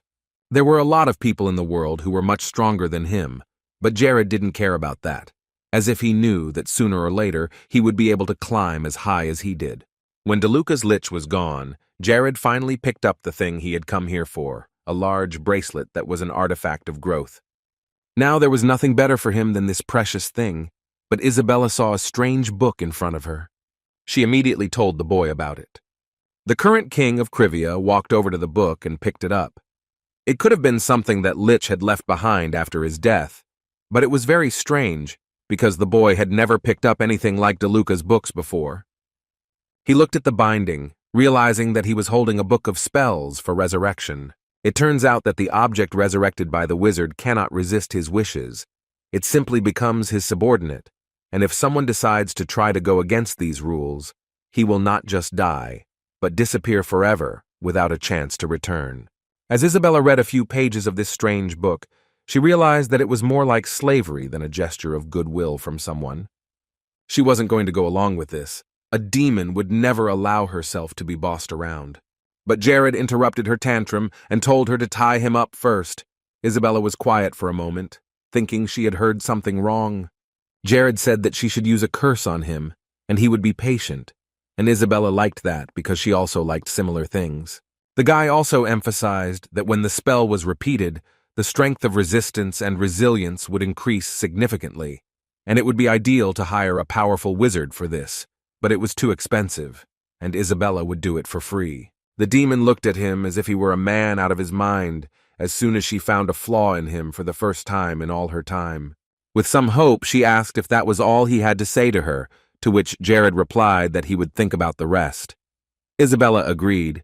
She was tired of living in the body of an evil spirit anyway. When the boy heard this, he immediately went to get the body he had found to resurrect her, but she didn't think it would happen so quickly. However, there was no time to dawdle on such a step, so very soon Isabella was already transformed into a new person, and in the first minutes, Jared already thought he had done it in vain. It was hard for him to carry her all the time on his back, but it was hard for the former demon to get used to a new body so quickly, and she also asked to be called Isabel. Although her appearance had changed a bit, her character remained the same stubborn and hot-tempered, and although she said she had forgotten everything after the resurrection, she did not like her old name. Isabel began to pester him to walk faster, because it was very cold. He was just as perverted as DeLuca, and if he had worn the same clothes, there would have been no difference. He was pleased that Isabel's readings remained the same, but her temper was almost impossible to tolerate. It seemed that she had become even more emotional, but she changed the subject. She was more concerned about the fact that there were so many corpses lying around. But Jared reassured her and told her that they could relax, because it was an area with traps that he had managed to disarm. When she was still in the demon's form, they came to the body Isabella was about to move into, and she asked Jared if he knew how the girl had died. And when he said he had no idea, she was glad, because he was not a know-it-all.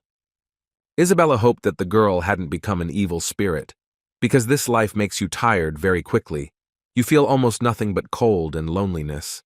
While they were making their way through all these passages, Isabel even thought that this girl would be very grateful to her if she lived a decent and interesting life in her body. She suddenly decided that she would eat a lot of delicious food, go on adventures, and dress beautifully. She hinted that she could not get away from Jared because he was never boring and sometimes even dangerous.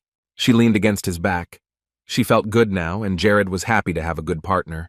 Meanwhile, the number of monster hunters was decreasing significantly. And the reason was that the cure for Renell's disease was only available in Civia, and they all went there. But the king of the kingdom was very disappointed and angry, and he specially allocated a large sum of money to hire specialists and produce a similar medicine to bring the hunters back here.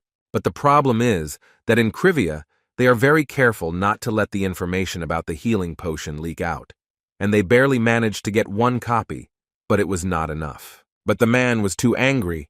He didn't understand what his wards were doing if they couldn't even do that. He threw open the door and kicked him out of his office, telling him to get out. This little Jared was so brazen and had absolutely no fear of anything, which did not please the head of this state. But he decided to try his own way, which he had recently invented. He sent his men to Majorca to negotiate a treaty with them. However, such actions could provoke a war, and if this happened, they would be guaranteed to lose. There were very few warriors who were ready to tear the enemy apart, but the ward said that they had 1239 soldiers who would be ready to do anything to protect the king. However, this was still not enough to strike a fatal blow and defeat the enemy. They said that Jared himself had level 4 magic, so his army would be very powerful. Now this was not that stupid fat pig, and if he had known that things would turn out this way, he would have ordered Lacis to kill him immediately, but he was no longer there. The assassin sent by the master had destroyed Lacis. During this time, while the question of the army was being decided, the one for whom Horgus had been waiting for so long came to the hall. The magician Akron returned, bringing with him several people. These were powerful magicians whom they had gathered on Horgus's orders, and it had already taken a lot of money, but the king had given permission to spend as much as necessary. Horgus approached one of the magicians, who was wearing a cloak, and asked him what class of magic he had, and the man replied that he was 3rd class. So if they were to attack Civia now, that kingdom would disappear in a day. This was great news, and finally they could go into battle. Meanwhile, Jared had just entered a forest in the northern part of the continent. His men had heard that he was going to establish diplomatic relations with neighboring countries. However, he denied it because it was unlikely. Their closest neighbors were Majorca and Renell, with whom they always had disputes over wages. So Jared was going to negotiate not with kingdoms, but with tribes. Very soon, everyone will know about everything. You just have to wait a little bit. And when that moment came, the king's ward almost fell off his horse. He was very frightened. The man saw a flock of red goblins holding weapons and not being very kind to the guests. Oberyn, who also went on the trip with them, was also shocked. He knew a lot about these places, but this was the first time he had heard that red goblins were found here. Now there was nowhere to go. Their vehicle and all of them were surrounded by a tribe of red goblins that were getting closer by the second. The elders immediately shouted out to the knights not to think too long and to defend his majesty from the enemies, who were so numerous.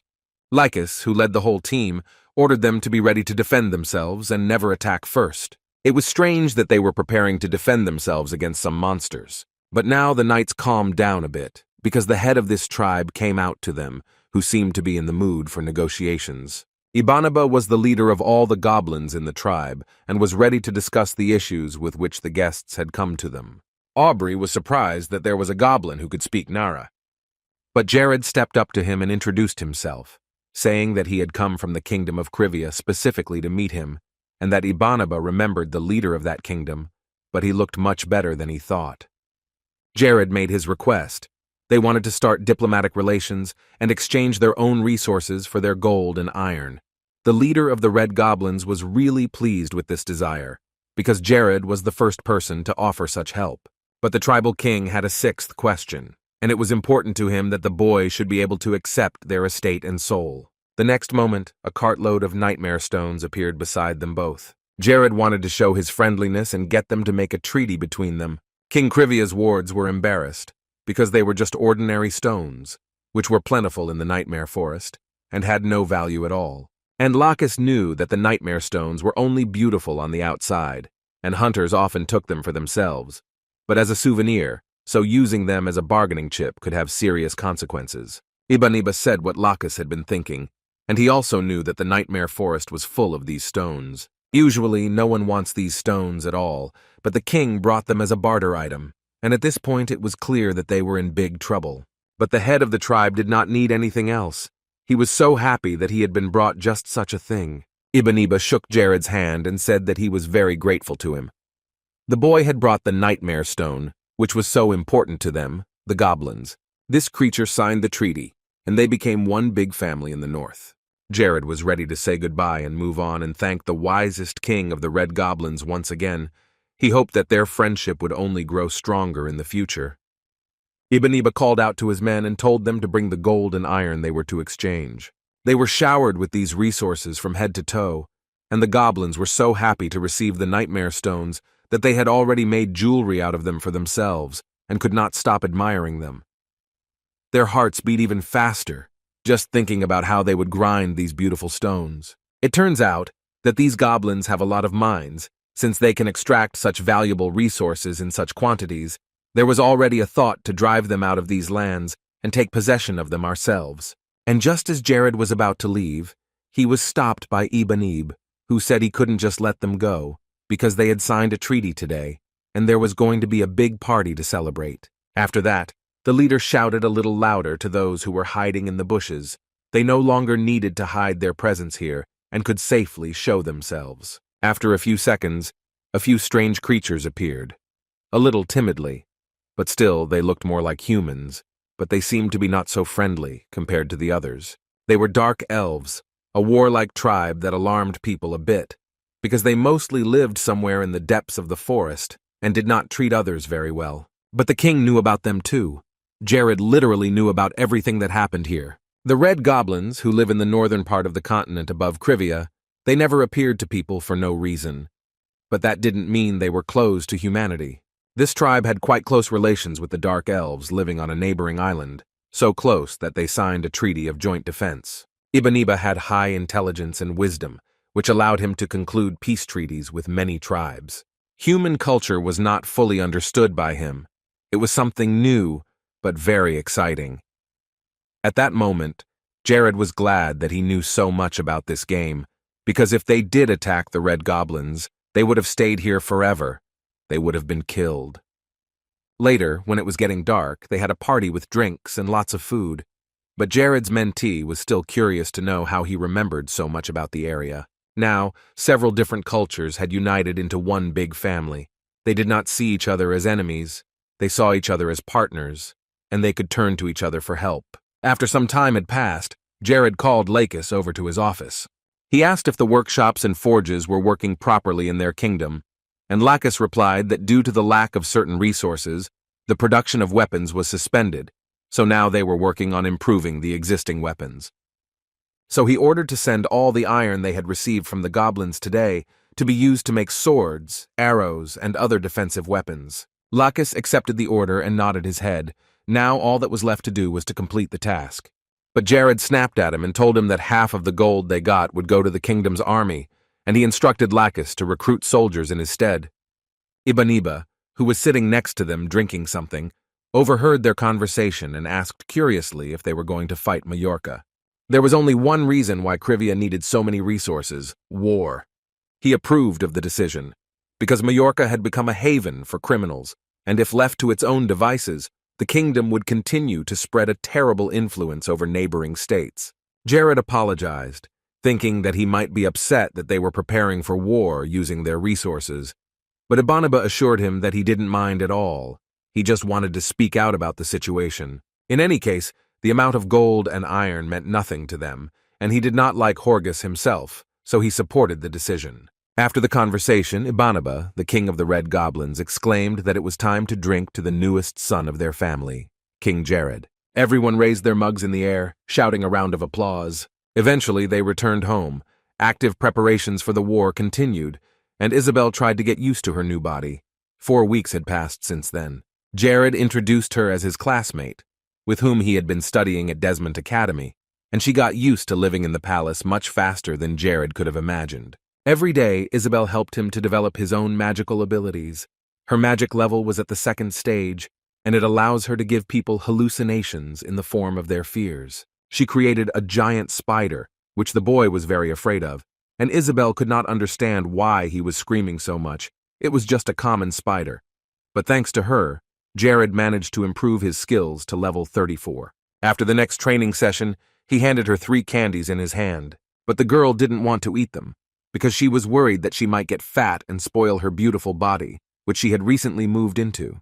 But he decided to think of something, saying that today was a special day, and that was why he had given her the sweets, and that was why he asked her to eat them. She didn't know what kind of special day he was talking about, but he was making it up, even though in the real world where he used to live, it was White Day. He said that on February 14th, according to tradition, she was supposed to give him something sweet, but now, a month later, it was the other way around. Listening to him talk like that, Isabel realized that he was very romantic and thought that he had finally started to like her. But he denied it, saying that he had given it to all the girls in the palace, which upset Isabel, but she didn't show it. Instead, she opened the candy and ate it. This guy was very interesting. He used her every day for his own training, and he didn't want to give up his heart. However, she was not going to give up and leave him so easily. They were bound by the spiritual eye, bound by the kiss of the eternal contract.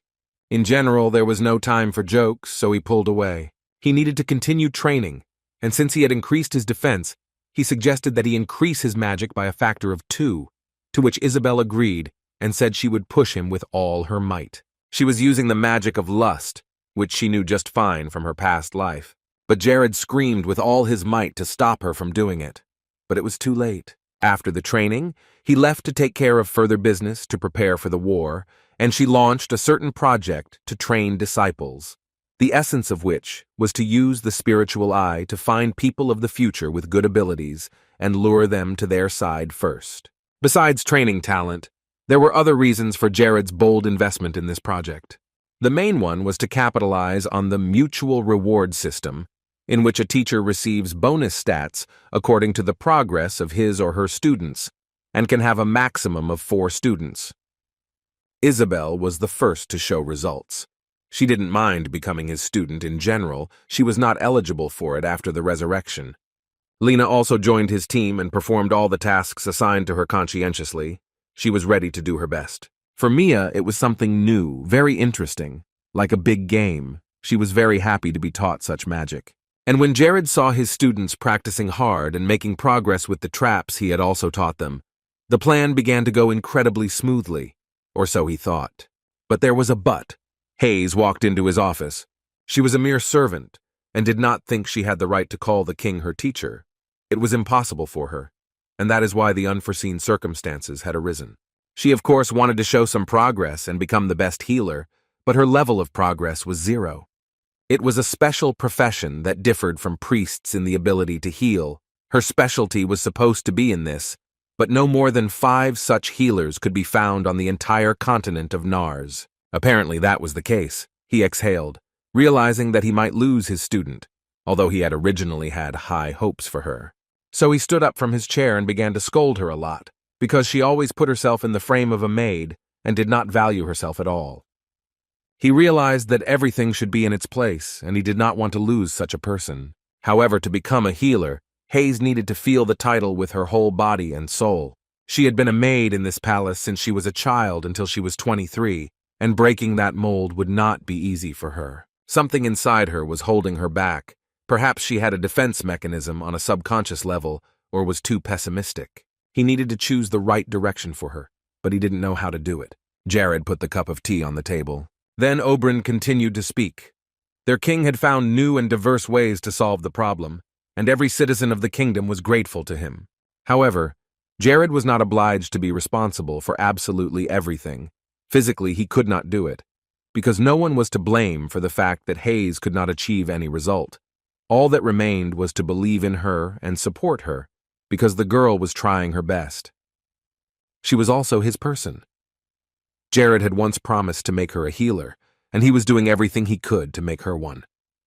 And then he realized what the older man was getting at. Jared's traps that had worked for his other students just might not work for Hayes. There had to be a very honest way to get her power to come out, and as soon as he said that, he was attacked from behind by a guy who had appeared unnoticed. Hayes saw this and immediately ran to his aid, and she immediately entered the room where it happened. However, the king was already lying unconscious on the floor, unable to defend himself against the attacker. The girl put her hand over her mouth, quietly asking how it had happened. One of the knights standing nearby with Jared's body told her that the king had been attacked by a hired assassin.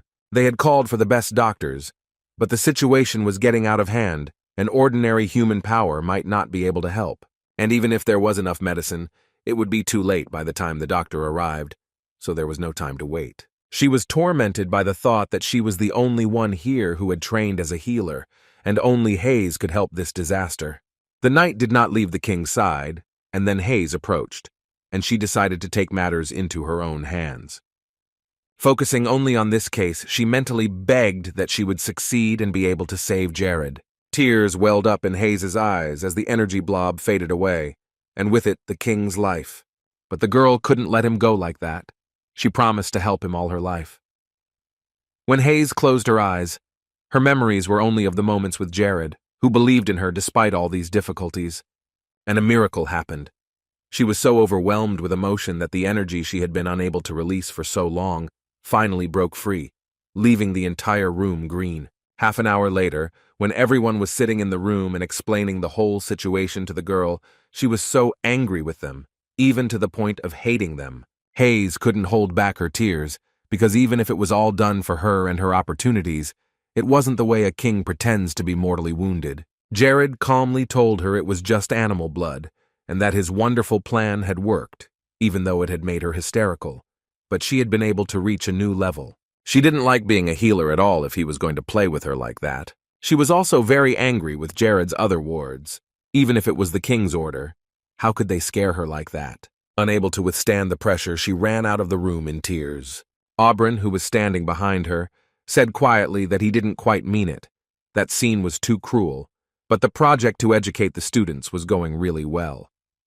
Meanwhile, Lacis was wandering through the snowy lands of the kingdom. There was an extremely strong blizzard, and he was almost blown away by the wind. Suddenly, he noticed a bright light in front of him.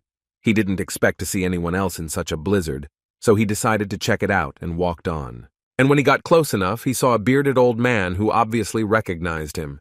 Mr. Olson invited him into his home to warm him up and give him tea, and he remarked that the younger man had grown a lot since they had last seen each other, and that it would no longer do to call him a little boy, since Lacis would be turning 40 this year.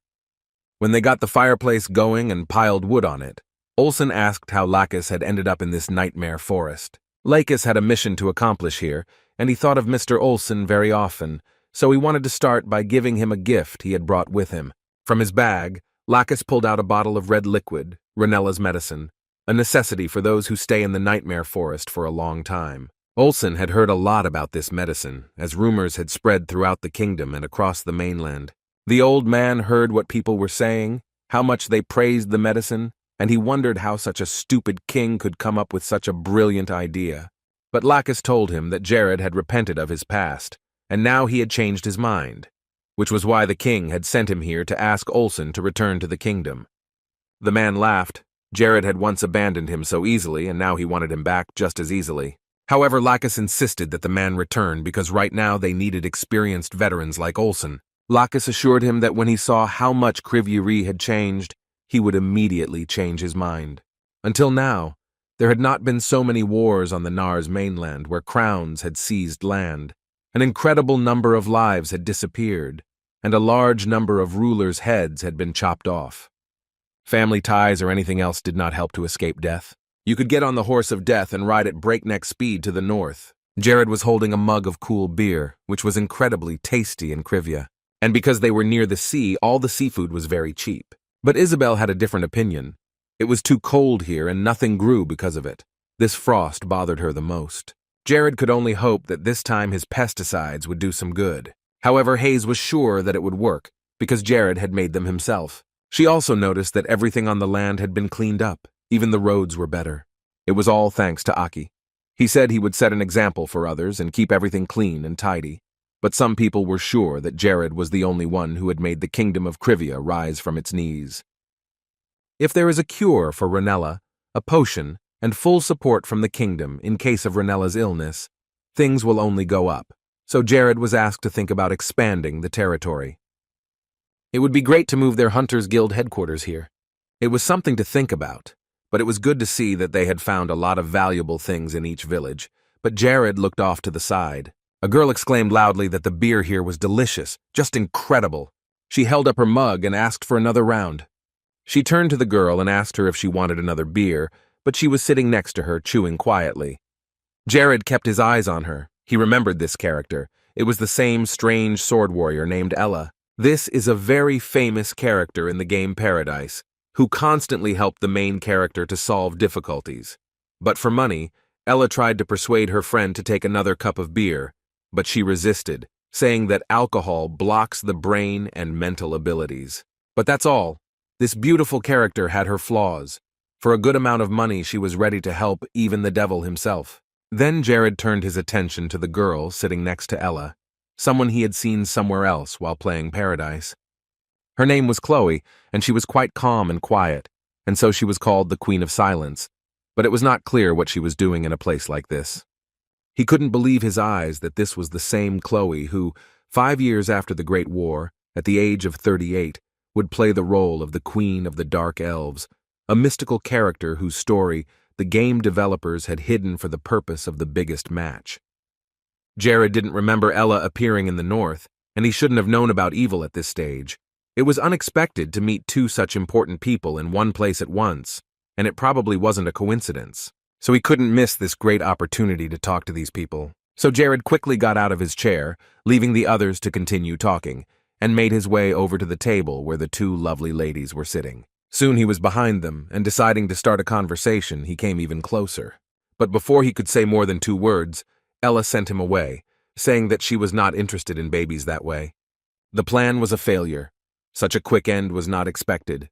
Jared collapsed to the ground, and Hayes ran to him in a flash. She put her hand under his head, telling them to be a little more polite to him, because Jared was a high-ranking member of the Curve. Everyone in the room immediately looked at him, realizing that he was none other than King Jared of Civia, and it was hard to believe that he was sitting in such a place. However, Ella did not like Hayes's response at all. She was just a maid and did not dare to address Ella herself in such a way. She also held a high position, and there were many places like this in the world. But Jared got up from the floor and gently put his arm around Hayes's shoulders, protecting them in front of Ella. He was willing to pay her a lot to accept his request. It was unexpected for their first meeting, but she thought about accepting it and apologized for her rudeness. She just thought he was an annoying guest at the pub. Jared assured her that everything was fine and suggested that they go to a quieter place to discuss the terms of the agreement. In the study, Jared made his request.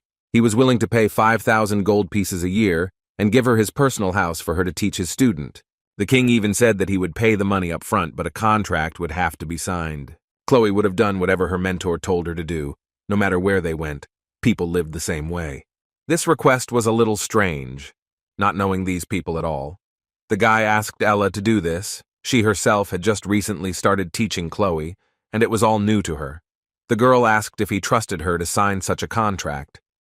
Jared, of course, didn't trust either of them yet, but he had his own plan for all of this. Besides, he trusted who he paid. He knew perfectly well that Ella would not refuse the sum of 5 billion won, which was the currency of his previous life. However, he also remembered from the game that in the future, she failed to gain recognition among the influential characters because of her character. It was the most tempting offer she'd had in a long time, so she accepted without hesitation. Chloe drank her tea in silence and waited for the child who was worth 5,000 gold pieces to enter the room. Jared was happy because the problem of finding a good teacher for Lena was solved.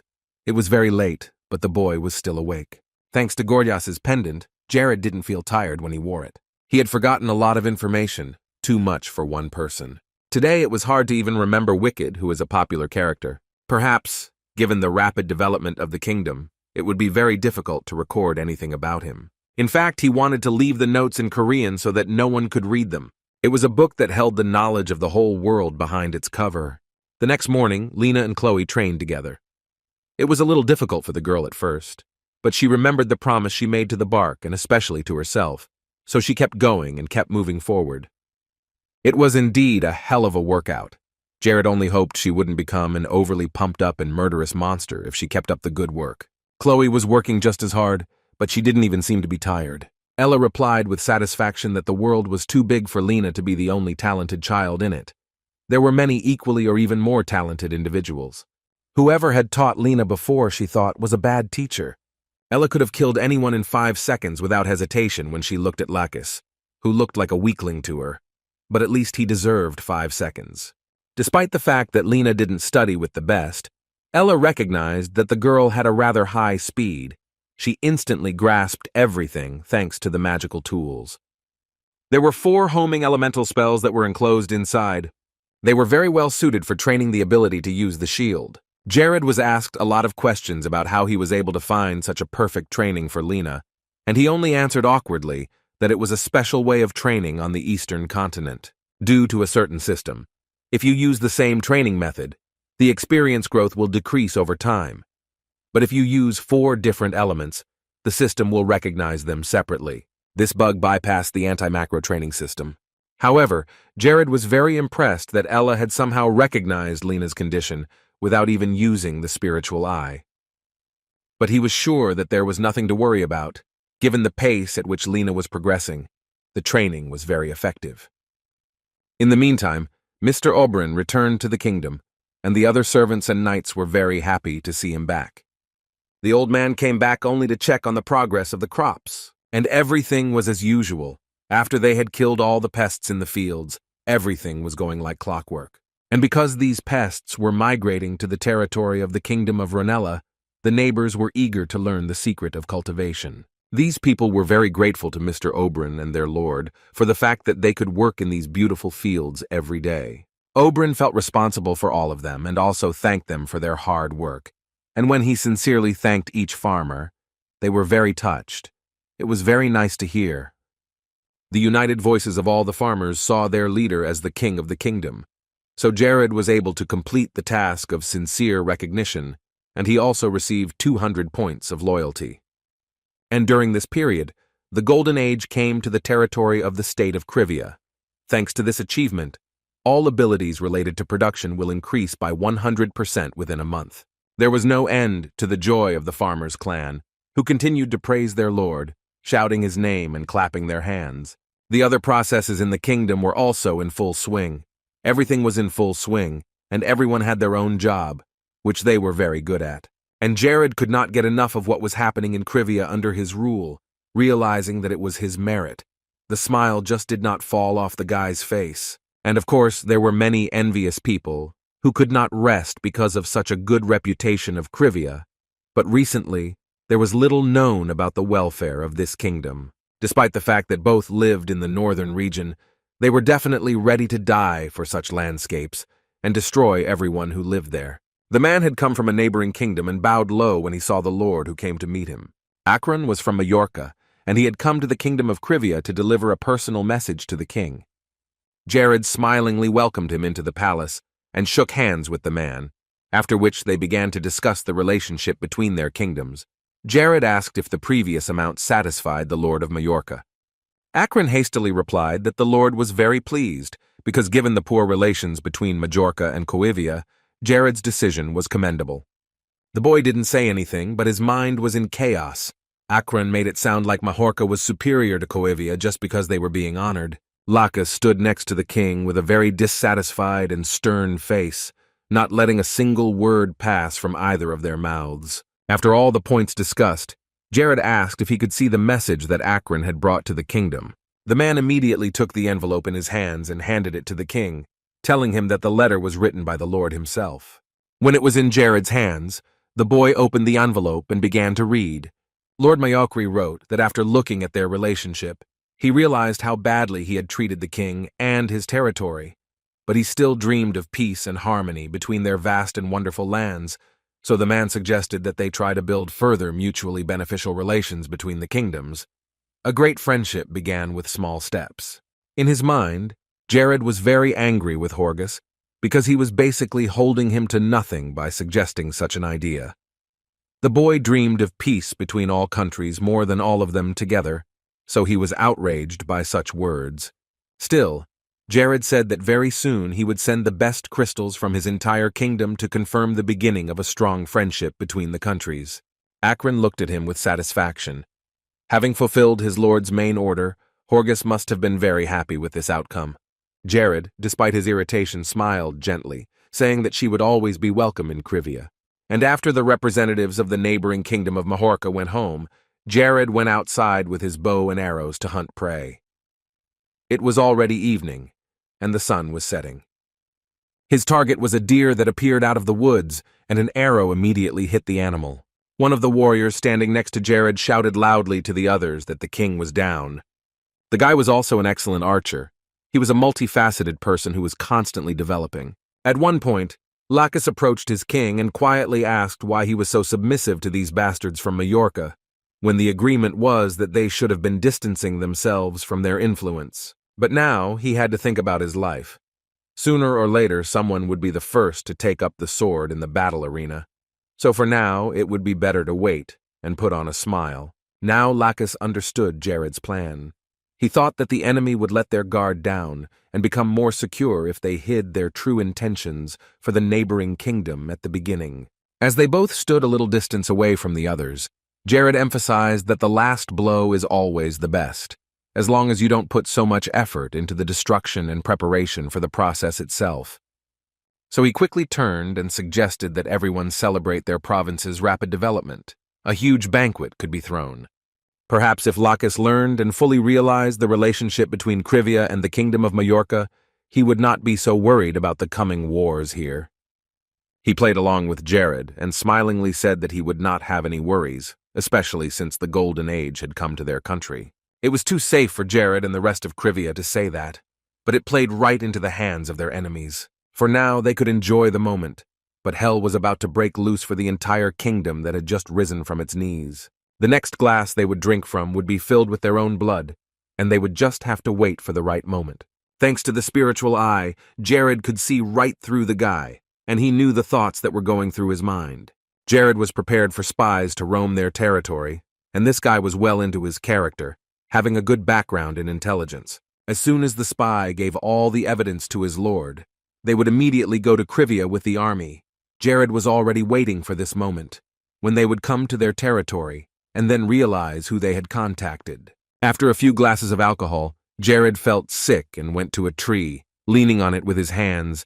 Lacis again blamed himself for the king's condition, because he could have taken better care of him. The banquet was over, everyone returned home, and the whole month, which had been full of expectations, passed quite quietly. And it happened today.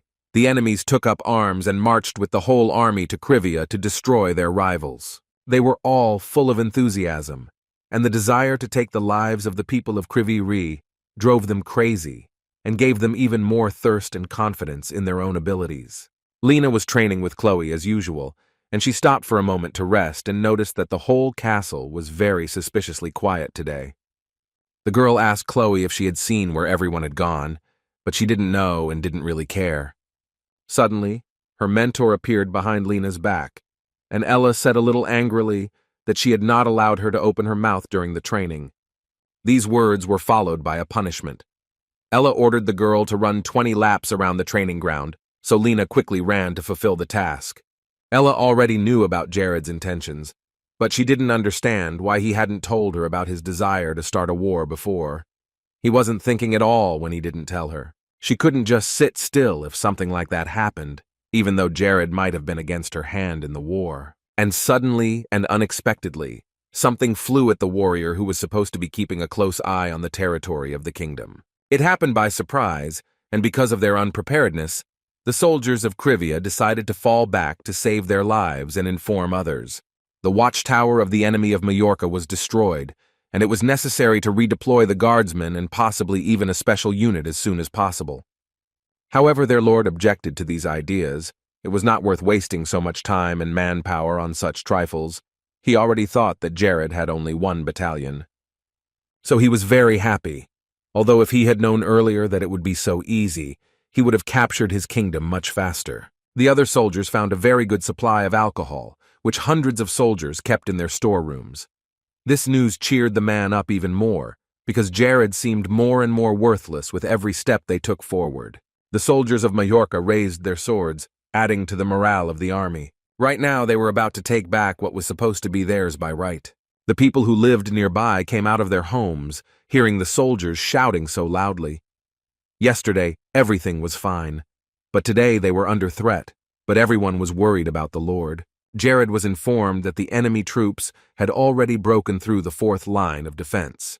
Given their speed, the enemy would soon reach their location. Jared had planned everything a long time ago, but he didn't think they would be able to advance into their territory so quickly, so he had to speed up. The king turned to Lacis. He was his right-hand man, and Jared could rely on him in any situation. It was crucial to hold this place now, because if it was captured, there would be nowhere to retreat. Lacis set about fulfilling the order, and at the same time an excited haze ran up to Jared. She didn't know why he hadn't taken her to this war, and she begged him not to leave her out of it. She tried to persuade Jared that she had healing powers, and that would be very useful to many on the battlefield.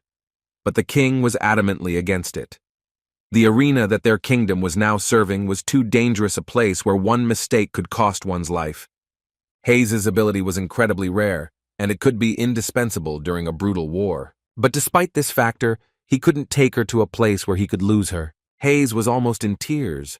She wanted to be useful to the kingdom, to Jared, and to do everything she could to help, but no one could let someone they cared about go to certain death, and he didn't want to lose her, especially since they had been together all their lives since childhood, as soon as little Hayes entered the kingdom's palace. He had always been there for her, and she really meant a lot to him, so he had a plan to keep the ones he loved safe. Jared had been preparing for this day in advance, and it had taken him a long time to think through all the details. As he held her hand, a memory flashed through Hayes' mind of when she had first arrived at the king's castle, and Jared had held her hand in the same way, helping her to stand up, and she had looked into his eyes with a kind of trust, and she needed to do the same here, just trust.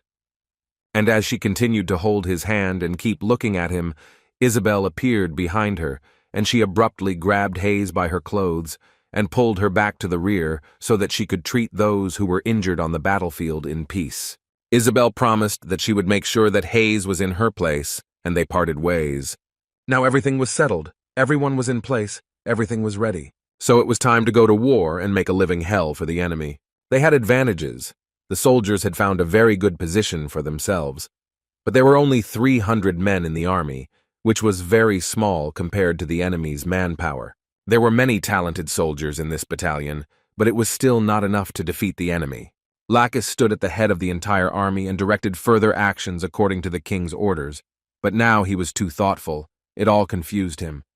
An army that included so few people, 100 of them farmers, that they were not at all suited to fighting. They didn't even have decent weapons or armor. The army was still grateful to those people who responded, and decided to help as soon as they heard the announcement of the war. Although Lacis was ashamed to ask ordinary civilians to take on such a task just because there were not enough soldiers, everyone knew that Jared wanted only peace with Majorca. He even offered them a truce, but despite all the Lord's efforts, the enemies still tried to capture them and take over the territory. Even now, about 1,200 trained soldiers from Majorca with all their equipment and gear were approaching their positions. That is why all the civilians who were afraid did not have to be ashamed of it and could leave the battlefield of the great battle in peace. Lacis remembered his past, when he was called to leave the kingdom and forget about Civia. They told him that everything would soon fall apart, that the former king was dead, and that Jared was too foolish to rule the entire kingdom, but Lacis stubbornly insisted that he would stay.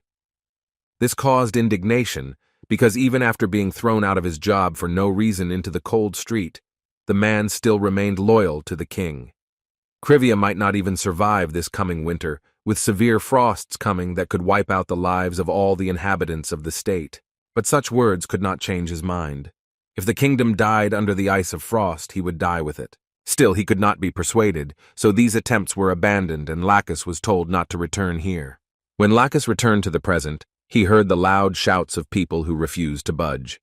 No one had the right to speak of Civia in such a way. This kingdom had always been theirs, and would continue to belong to this people. It was thanks to the Lord that Civia had become the place they deserved, and for the sake of their home, for the sake of the king, people were willing to fight with their bare hands against enemies who would come to their land. The people would never have given up their country to these bastards from Majorca, who could not even be responsible for their own words. It was better to die on the battlefield, defending what was important, than to run away and die there. Then Lacis remembered those words again about the cold winter, and the inability of Civia to survive the frost, and how wrong that man was then.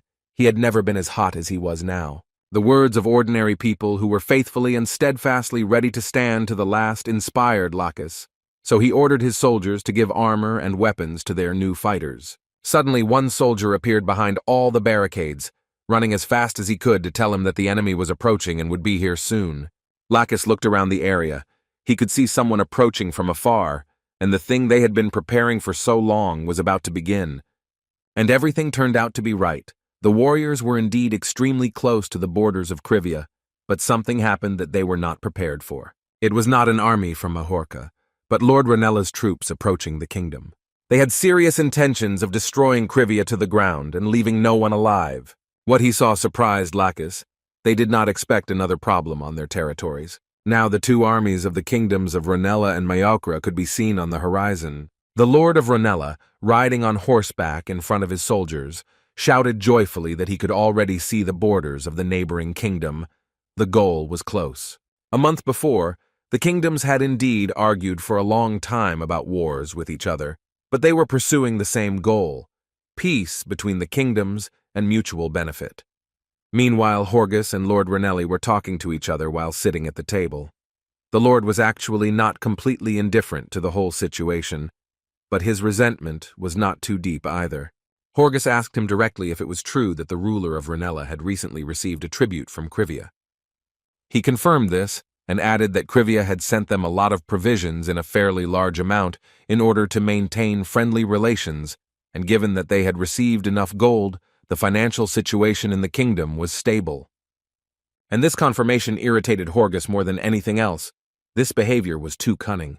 He tried to persuade Renell to think about it better and think about the future. It was indeed suspicious when Jared suddenly started wagging his tail at them and being so nice after so long of silence. As the percentage of their hunters fell, and this already large number continued to grow, Jared, in turn, continued to follow his plan and wanted to seize the territories of the neighboring kingdoms.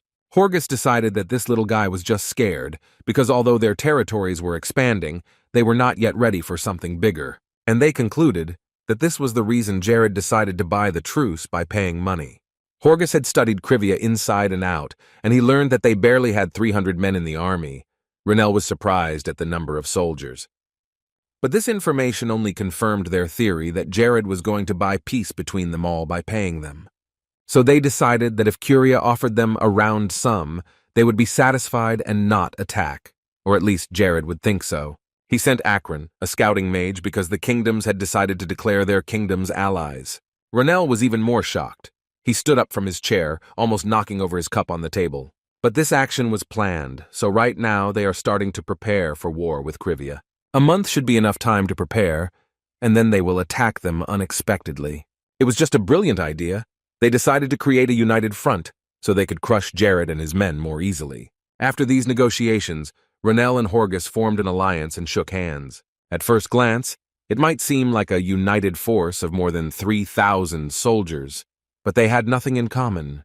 However, these two had absolutely nothing in common except for one enemy, which they decided to deal with first, and next they would open the battlefield between their kingdoms. Renell suspected that Jared would be furious when he found out about their joint offensive, at which point it would be too late to retreat and come up with something new. All Renell could say was that Civia's barbaric decisions and actions would shorten his life by many years. Even diligent attempts to stop him would be futile, and it would be very difficult, perhaps unrealistic, to resist such a force. And while they were talking for so long, Horgus's army had already surrounded the whole of Civia. It was very foolish of Jared to concentrate all the manpower on the front of the state and leave the bypass routes unattended. Renell shouted loudly that ignorance is a huge sin, so Jared could say goodbye to his lands right now, because very soon they would pass into their blood-stained hands. Renell also added that if the kingdom decided to beg him to have mercy on the people, he would still take pity on them and not be too cruel. The boy who stood in front of all the soldiers reached for his helmet and slowly took it off his head. And it wasn't Jared all along, but a guy who was wearing similar clothes and had a similar build to him. The spy who was watching the king nearby saw this picture and realized that it was all a trap, and they had no idea where the real Jared was. He ran back as fast as he could before anyone else noticed him. He had to tell the Lord as soon as possible before it was too late. But before the spy could take a step into his own territory, he was suddenly intercepted by Civia's men, not allowing him to report his plan. But the soldier next to him said that if a person like him, who is responsible for public order and healthcare, is so shocked that there was indeed a spy, then what should they, ordinary soldiers, do? But then the guy said that this spy was the man who allowed Renella's army to invade their lands.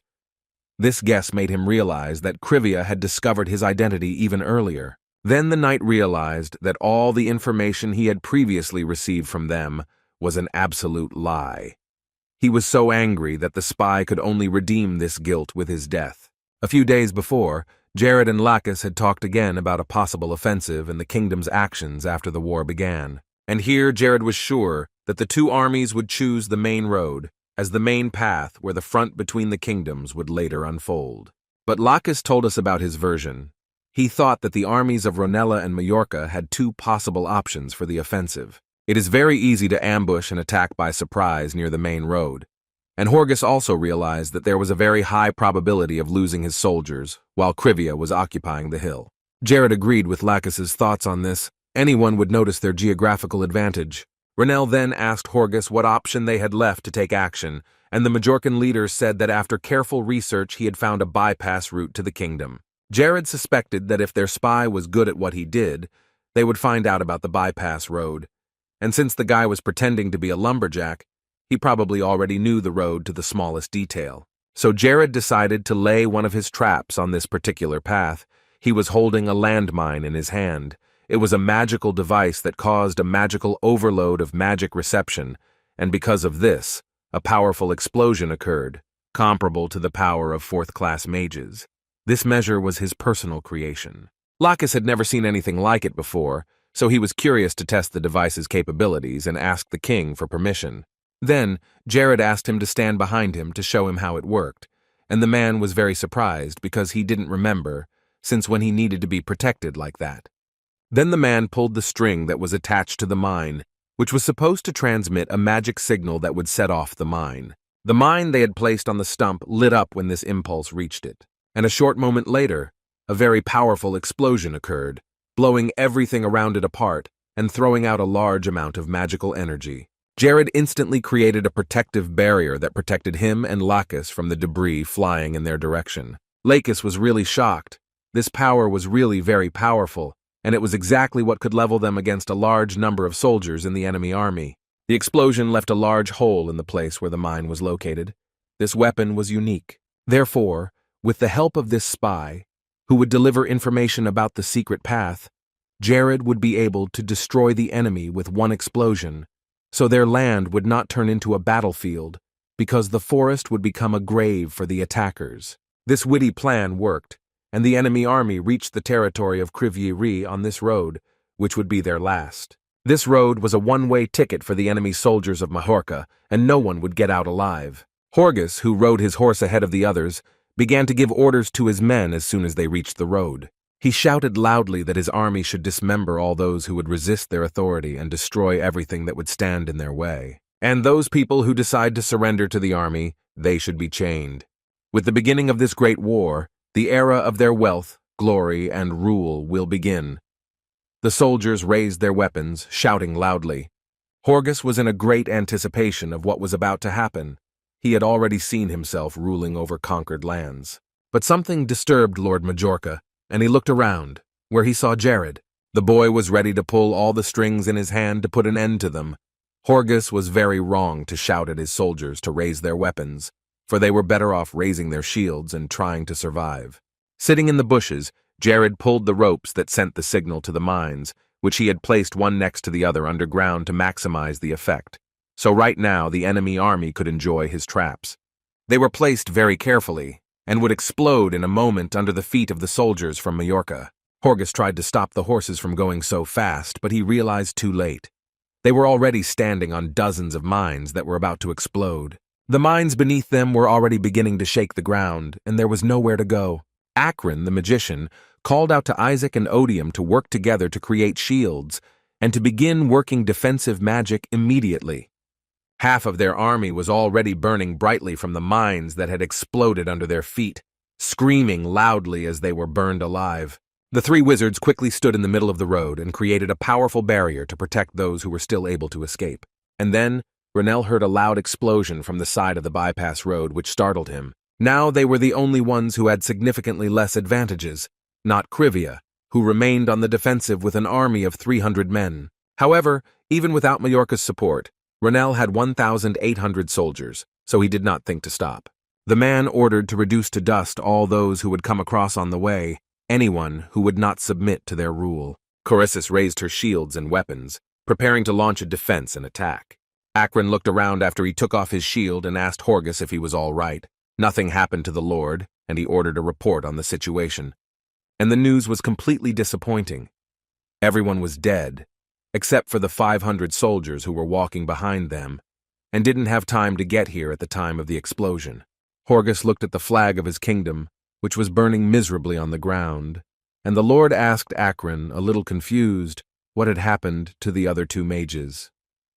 He replied that Isaac and Odium were also dead. It was a catastrophic situation in a difficult war. They had lost most of their army. All the soldiers with whom he was going to fight Jared were dead. Horgus would never have thought that someone like Jared could possess such a terrible and powerful weapon that could kill so many people in one blow. Now the Lord could only rely on Acron, so he told him that starting from this second, the mage should not move too far away from him.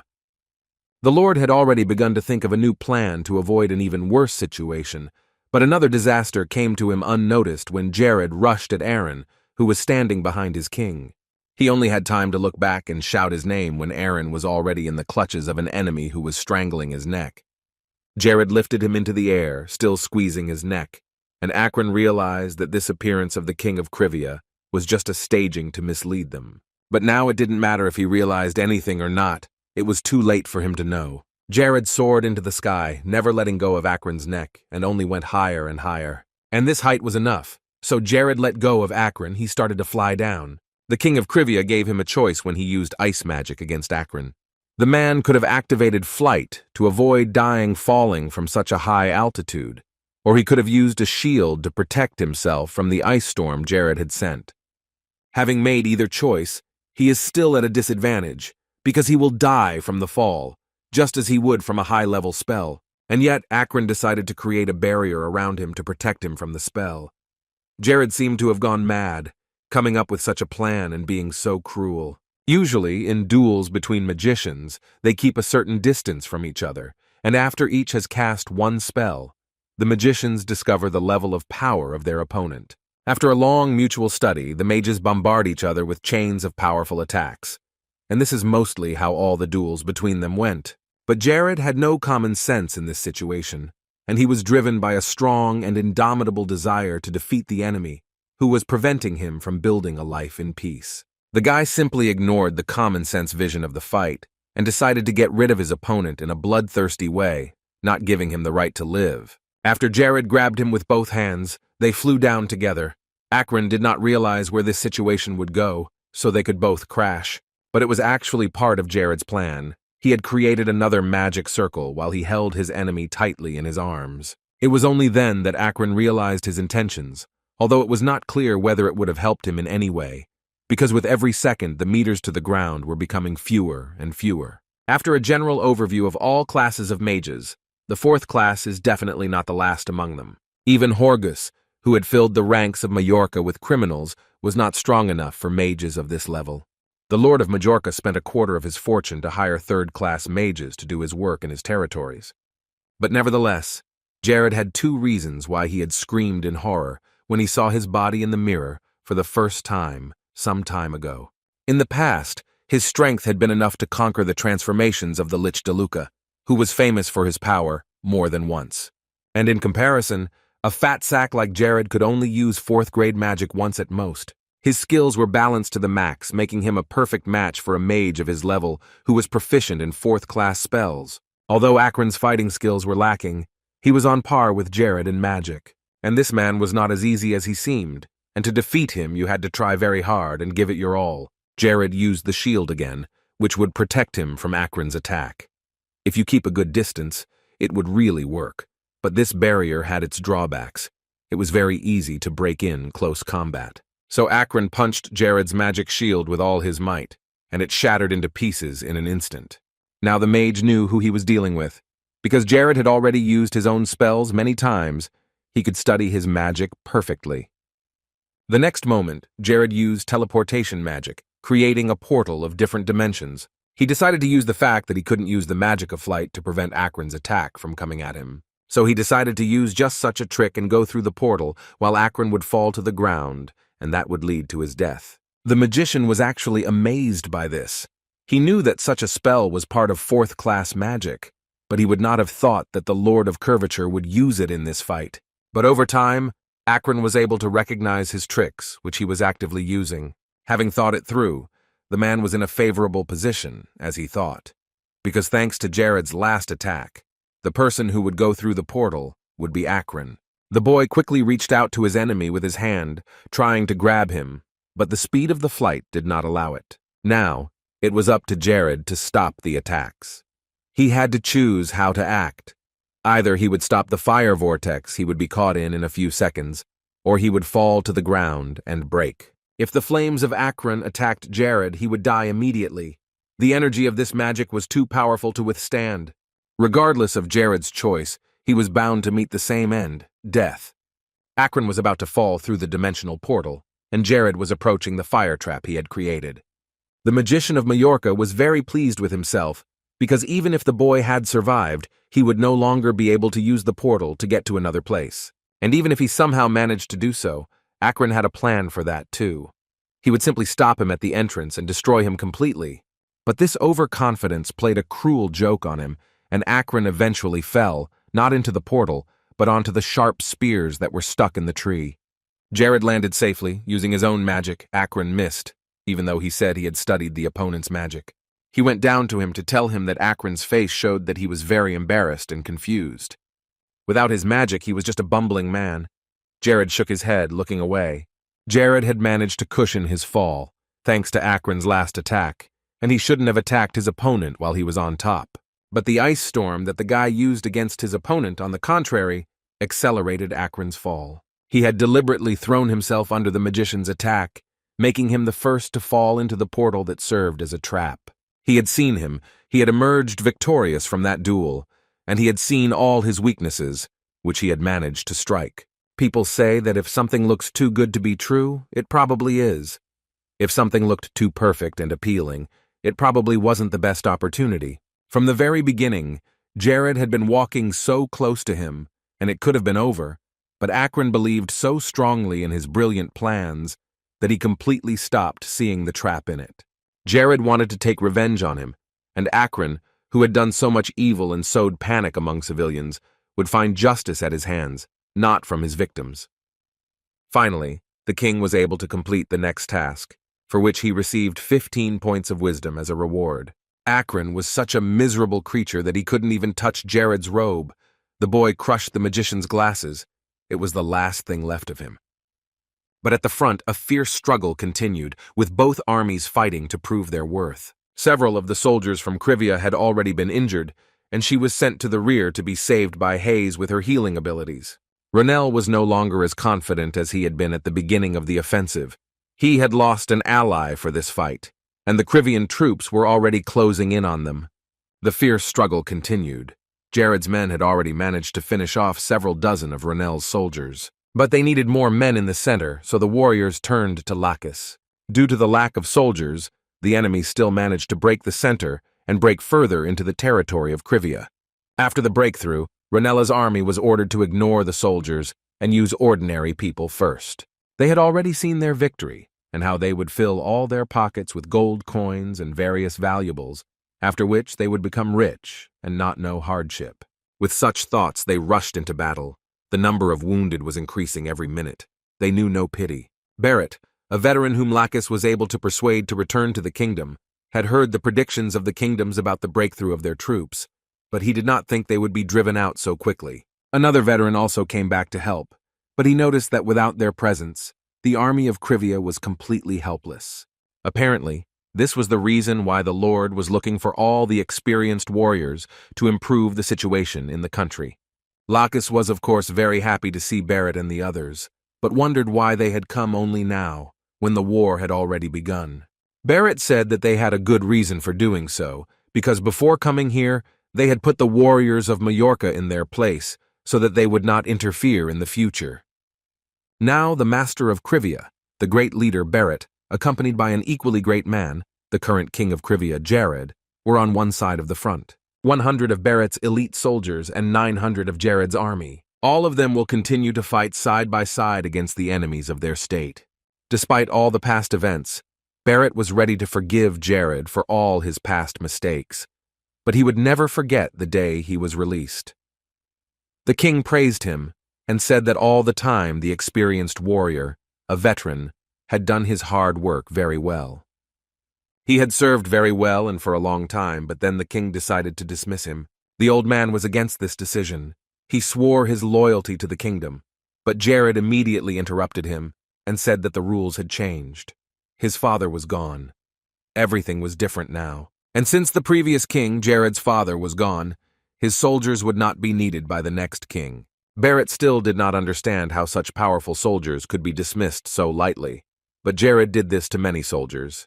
He dismissed almost all of them, and the reason for this was the lack of funds and other resources. Most of the money disappeared because Jared spent it all on his own desires to enjoy himself and live a luxurious life. After that, the parasites took advantage of this situation and, led by Glagus, conquered Civia without any problems or obstacles. All of Barrett's bodyguards were removed from their positions, fired one by one, and the soldiers who had been receiving high salaries faced a steady decline in their pay, and then they were removed from their positions as well. Olsen and the other veterans did not want to watch this. The state they had built for so long and stood for against all the invaders was simply falling before their eyes because of the new ruler. So they all decided to disperse into the forest and quietly continue their lives among the tall and dense trees. It was hard for Olsen at the beginning, like for all the other veterans, even though he was used to weapons in his hands and similar conditions. But here he had to survive every day, hunt and get food, and once again he took his spear in his hands and went hunting. The spring snow was too heavy today, and the man already thought that he would not hunt anyone here. At this rate, he could stop coming here at all. But suddenly someone caught his eye. He could not see well because of the heavy snowstorm, so he came closer. And it turned out to be goblins. They were gathering resources and were very surprised to see an old man in front of them. It was actually very strange that the goblins had come so deep into the forest. They usually did not do that.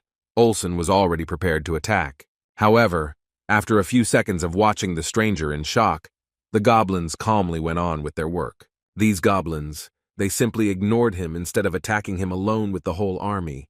The reason for this behavior was unknown to him. Later, he went home and told his friend about this strange situation. Olsen said that the goblins were collecting iron nearby, and that this also surprised the man. Apparently, these were the ingredients they had ordered, as they had recently sold a lot of weapons to the military. Because the Lord did nothing but give orders to the workers, they worked all day and had little time to rest, and this schedule made them all very tired. It was very hard, but because of that they lived like real blacksmiths and had a good income. The blacksmith was very grateful to the Lord despite the fact that he did not spare him, literally throwing him with tasks. But it was with his help that the man was illuminated by the flame of passion. The blacksmith also told Olsen to keep this information a secret, because this information about the weapons they deliver should not be known to other citizens. But Olsen did not care about this. He was already tired of these stories. Still, with the right decisions by the organizations, the drought problem was completely solved. The problem with the arrival of new population was closed with the improved road network. And the attitude towards soldiers, the availability of new positions, and the recruitment of new talent were better than in previous years. Soldiers who had left the Crivian army due to dismissal returned to military service, all of whom gave Jared a second chance after he had done such a great job. These men stood shoulder to shoulder with Jared and worked together to defeat the monster that invaded their homeland. They were the best of the best. The army of Renell and the army of Majorca were simply no match for such a majestic force, and their blood was spilled on the territory of Crivia as proof of their defeat. Even though the enemy soldiers were outnumbered, they could not defeat the vast experience and skills they had gained over the years. These pathetic creatures could not even look the veterans in the eye. They were ashamed. Renella's army was ready to kneel down and beg for mercy. Those who stood farther away from the front lines rushed to escape from Crivia's troops. Renell was furiously riding his horse, retreating from the enemies. Some time ago, he was sure that he would win and become the best. In his eyes, Horgus was a real fool, because he could not detect and think of the fact that there would be enemy traps on the bypass routes. They had formed an alliance with each other in vain, so Renell and those lucky enough to be safe fled as fast as they could. Horgus was the first to leave, but he was very scared when he looked back. He was frightened because he saw a magician chasing them, and in a couple of seconds he would be able to catch up with them. But when the man took a closer look, he realized that it was not just a wizard, but Jared himself. Now it was too late. He caught up with them and sneaked up on Horgus, who was looking around as he disappeared from view. When Horgus turned around again, he saw no one else with him, and Jared had just flown up and was behind Lord Majorca. Jared looked thoughtful, and he looked at Horgus, who was looking down at him with fear, telling him to come down to earth and compete here on equal terms, because he had no magic and could not take to the sky. Jared thought about it for a while and decided to do as he said, but in that case, Horgus would go down first. The warriors of Majorca shouted out for everyone else to protect their lord from the enemy's spells. But Jared immediately shouted that they should stand back and not dare to come any closer. After this order, he got down on the ground with them, and all those in front of him stepped back, fearing his actions. Jared knew from the very beginning that there could be no peace. He knew perfectly well about their plan to conquer the territories of Crivia. He knew about their plans for an offensive, but Horgus stubbornly refused to believe it. These people wanted to take everything and everyone from the lands of Crivia, to sweep away everyone who got in their way, regardless of whether they were civilians or soldiers. Now he had to make sure that he corrected them all, and they would stop sowing such crimes across the Nars mainland and keeping people in fear.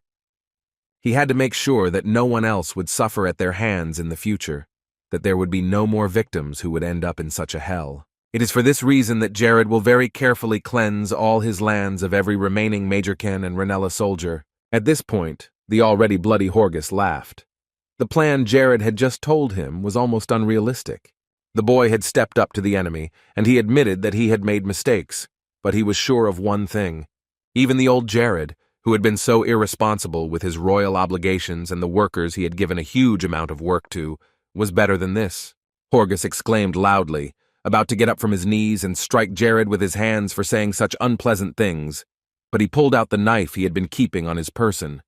After he stabbed it painfully right into Horgus's leg, he screamed again, but this time in extreme pain.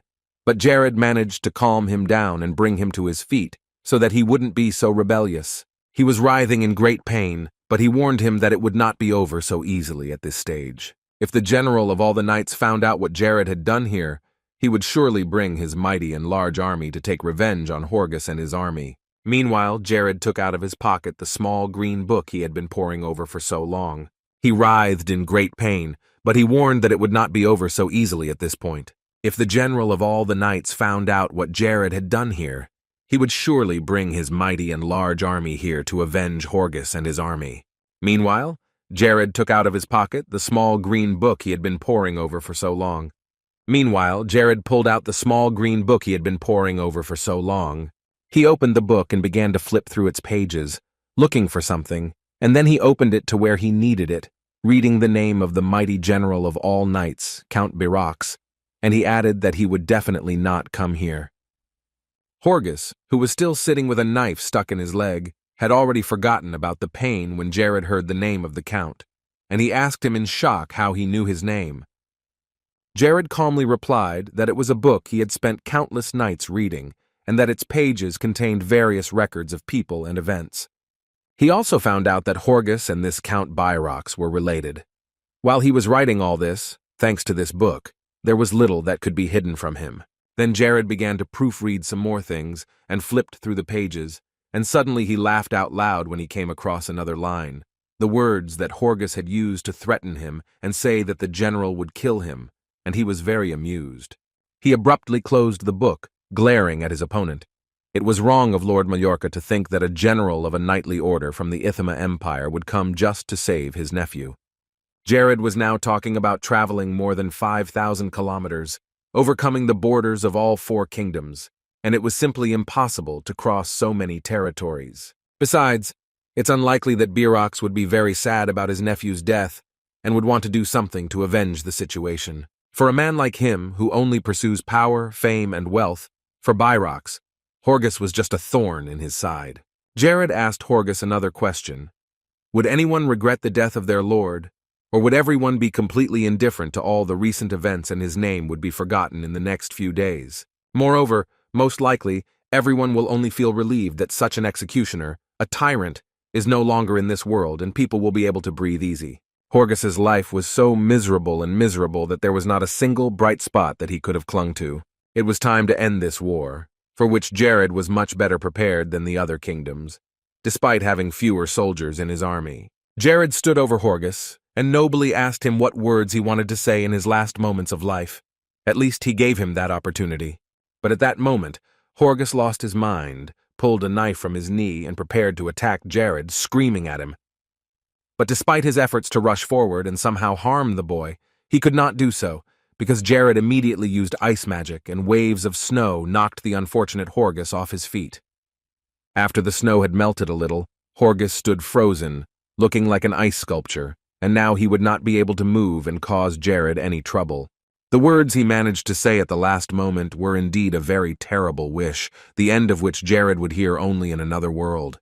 After he touched the frozen body of Horgus, Lord Mallorca was snowed under even more, and began to crumble to dust in the snow.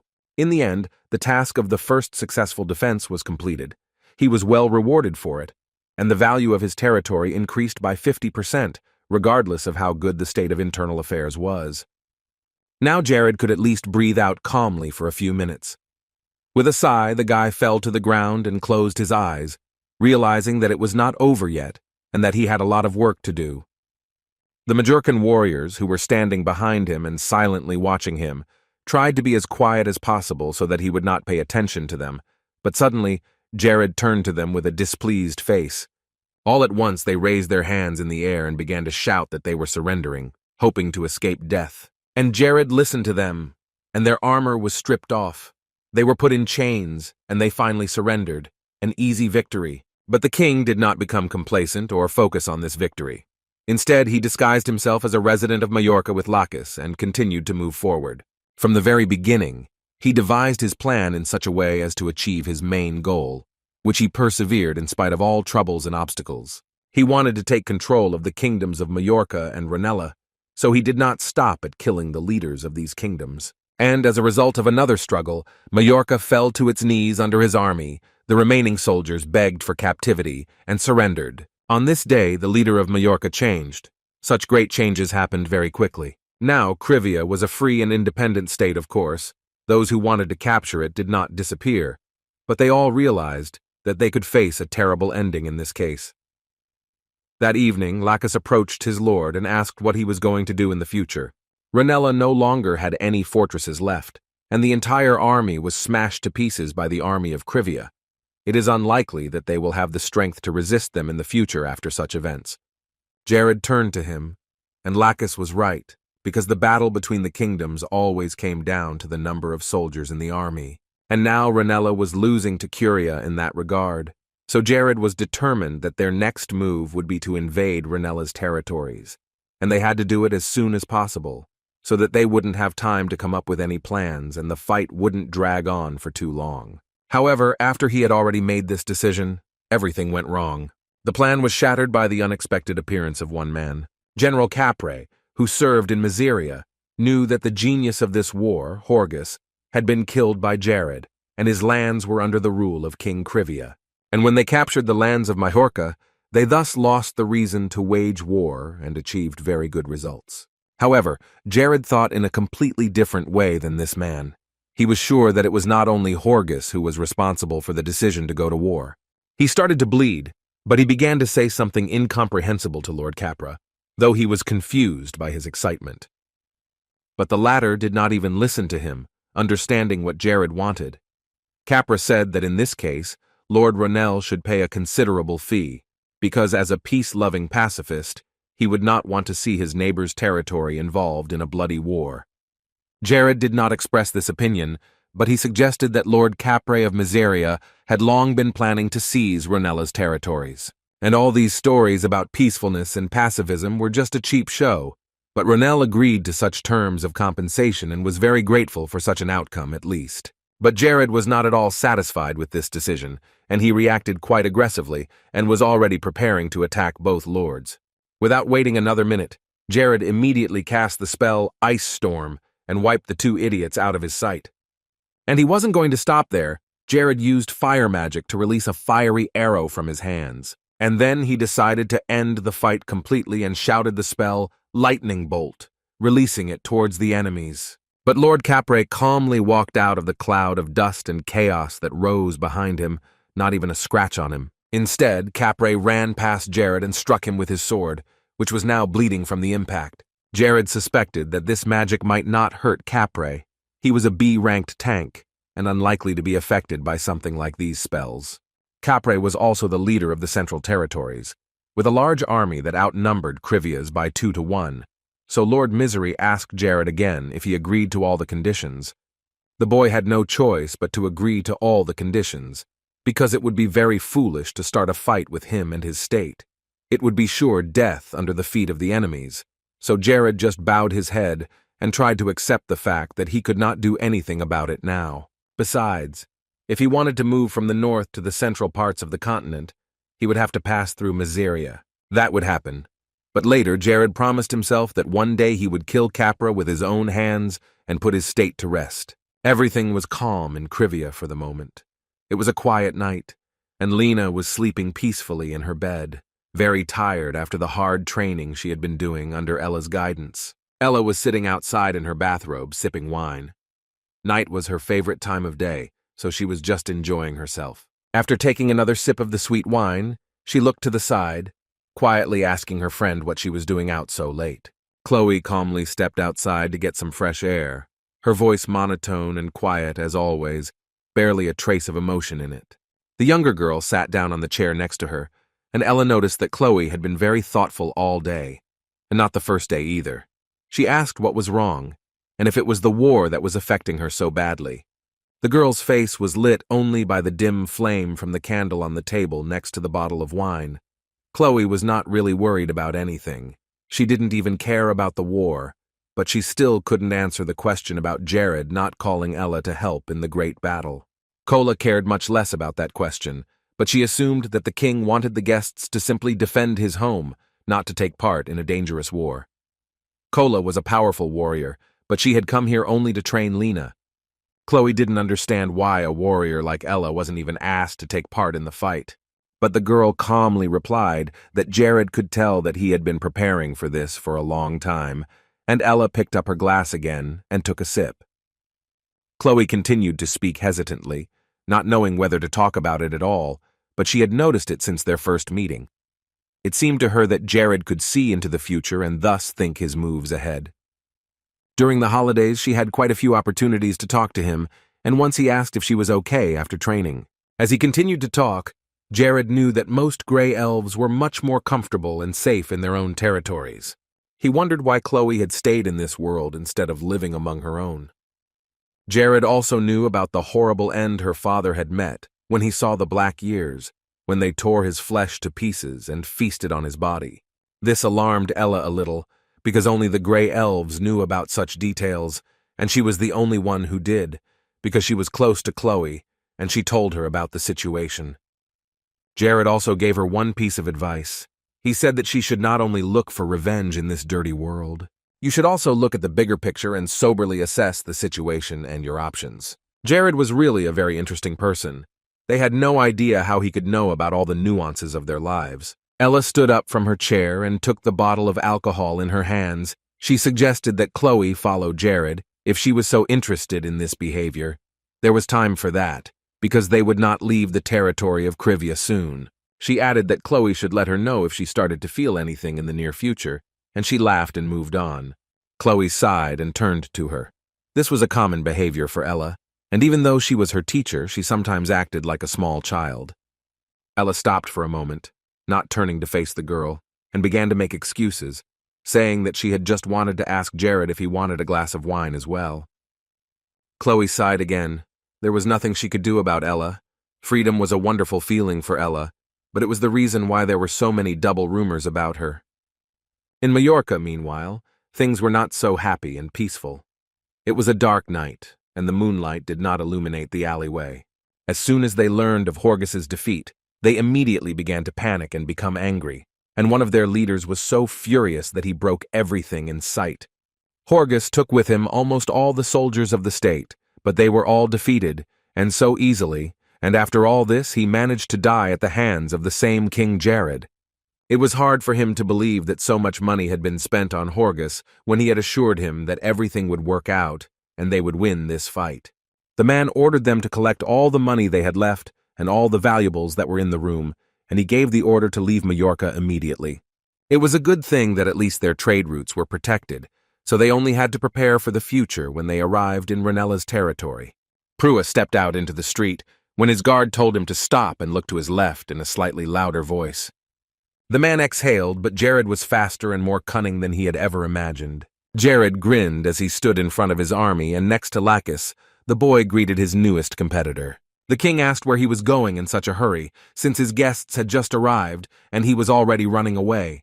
Jared used his spiritual eye to analyze Prua's vitals. He grumbled that he was moving because of a new job, and he didn't want to waste time with someone like Jared, and wanted to get out of the place and his company as soon as possible. Prue had no time for jokes or any kind of tricks, but Jared was not going to joke. He was also a busy man, and right now he was busy killing Prua and his team. The man realized that it would not be so easy to leave these lands with the intruders, so he decided to do something different. He activated an artifact he always carried around his neck, a small watch. Prue created a dome, thanks to this watch, which distorted time, and Jared's magic stopped before it could reach his people. Lacis was very surprised to see that he could use spells, because he was sure that Prua was not a magician, and Jared confirmed this. The magic was not Prua himself, but his artifact, which had an effect that stopped the magic if it came within 20 meters or less. And then there was a problem. The artifact could only be affected by Class 5 magic, but Jared still had Class 4, which the watch would easily respond to with a reverse effect. As Jared approached the barrier Prua had created, he realized that he had to do something to strike back, whether he liked it or not. And to do so, Jared needed to be within 20 meters of his opponent. Prue was shocked that Jared, a mage, would be competing with him up close. Mages were supposed to keep their distance in combat. But there was no other way out. If Jared wanted to put an end to Prua's drug cartel, he asked him with an ironic smile if he was tired, because the war had just ended and he was already trying to catch him. Prua then offered a deal to stop the circus. The man said he would give him twice as much money as he was giving Horgus, or even 3 times as much, if Jared would just turn a blind eye to their company. He said he didn't want to joke about a war with the new lord of their territory. Lacis was infuriated by Prua's words and intentions, and he gritted his teeth but stood still, waiting for Jared's order. The king realized that he would be making a mistake if he let them all go now, because in that case, all the northern regions would be under the control of Detrachare. In this case, they all faced a future in which Lena would be known as the impenetrable wall, and Prua as the right hand of that tyrant, the advisor to the demon king. So Jared was forced to kill people like Prua to maintain control and security of Mahorka. Prua took his sword in his hands, ready to defend himself, and asked one last time if it was possible to arrange peace talks. And when he got a negative answer, Prua rushed to attack. The children's time was already over, so he wanted to put him to bed immediately. But Jared was going to do it first and pulled up his sleeve, under which was a powerful artifact in the form of a gold bracelet. This was the bracelet he had taken after DeLuca's disappearance. It had very good qualities, and if its level was lower than the enemy's level, then the strength and wisdom would double. And according to the 5th option of this artifact, all the functions were now available to him, and the fight was to become easier. Prue also activated his artifact for some reason and prepared to attack. Jared was ready to use his new nightmare magic on Prue, and the boy approached, creating a sphere of spell in his hands. When he released it, the sphere flew straight at Prue, who was below. He was able to dodge Jared's first attack and kept his eyes on him to avoid being hit. Prua and Jared were now on a level playing field, so he used the Sword of Speed spell and charged again. But one of the soldiers of Civia suddenly entered the battlefield, and he would not allow his lord to be injured, so he hurried to protect Jared. But Jared himself was against it, because Prua was too dangerous, and he did not want a soldier to get so close to him and sacrifice himself. When Prua attacked the soldier and tried to stab him with his sword, he quickly defended himself by putting a shield in front of his face. Jared continued to fly in the air and tried to get close to Prua, who still had his eyes on him. In order to somehow slow down his opponent and confuse him at least for a while, Jared used a flash, and suddenly everything around him turned white. The flash blinded Prua, who tried to cover his eyes with his hands and was stopped by the sudden bright light. Prue was already scratched up and had a busted lip. He was always amazed at Jared's power.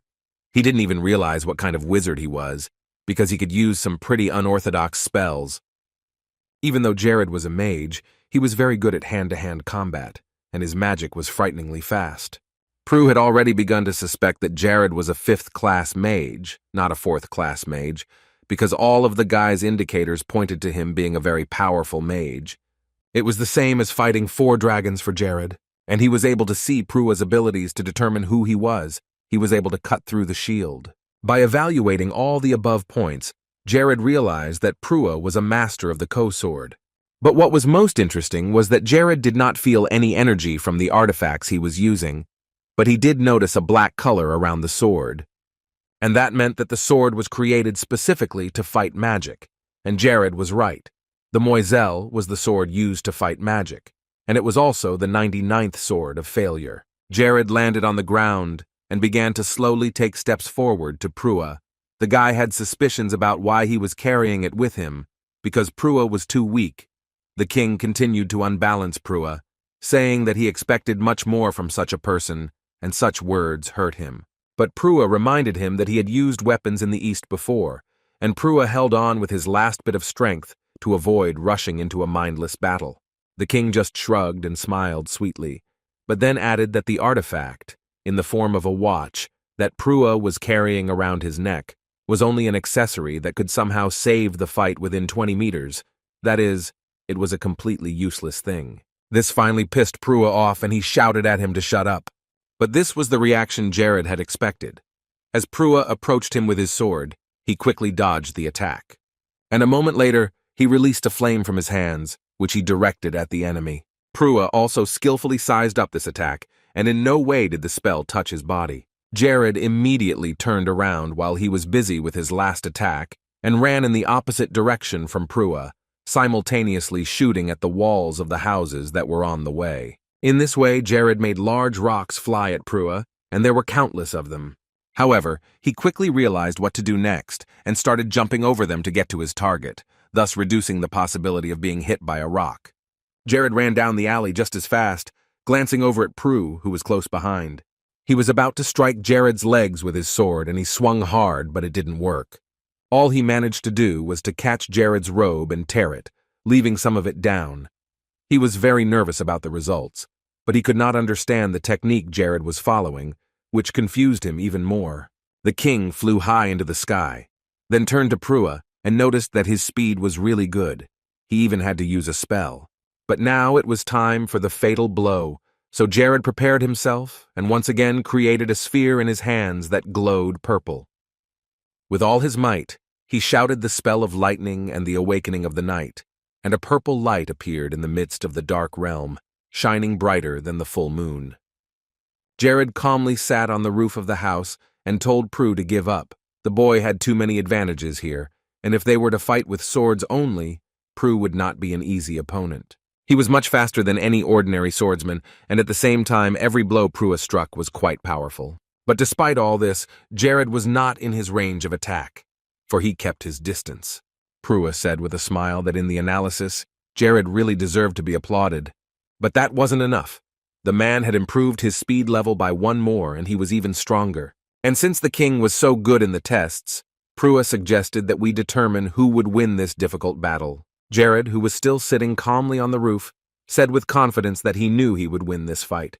And this confidence made Prua's fears even stronger. But he was already so mad that he began to shout loudly, telling him to stop talking such nonsense and take better care of himself. Prua once again improved his abilities and moved to the 4th level. Jared was a little scared when Prua ran straight at him with a sharp sword in front of him.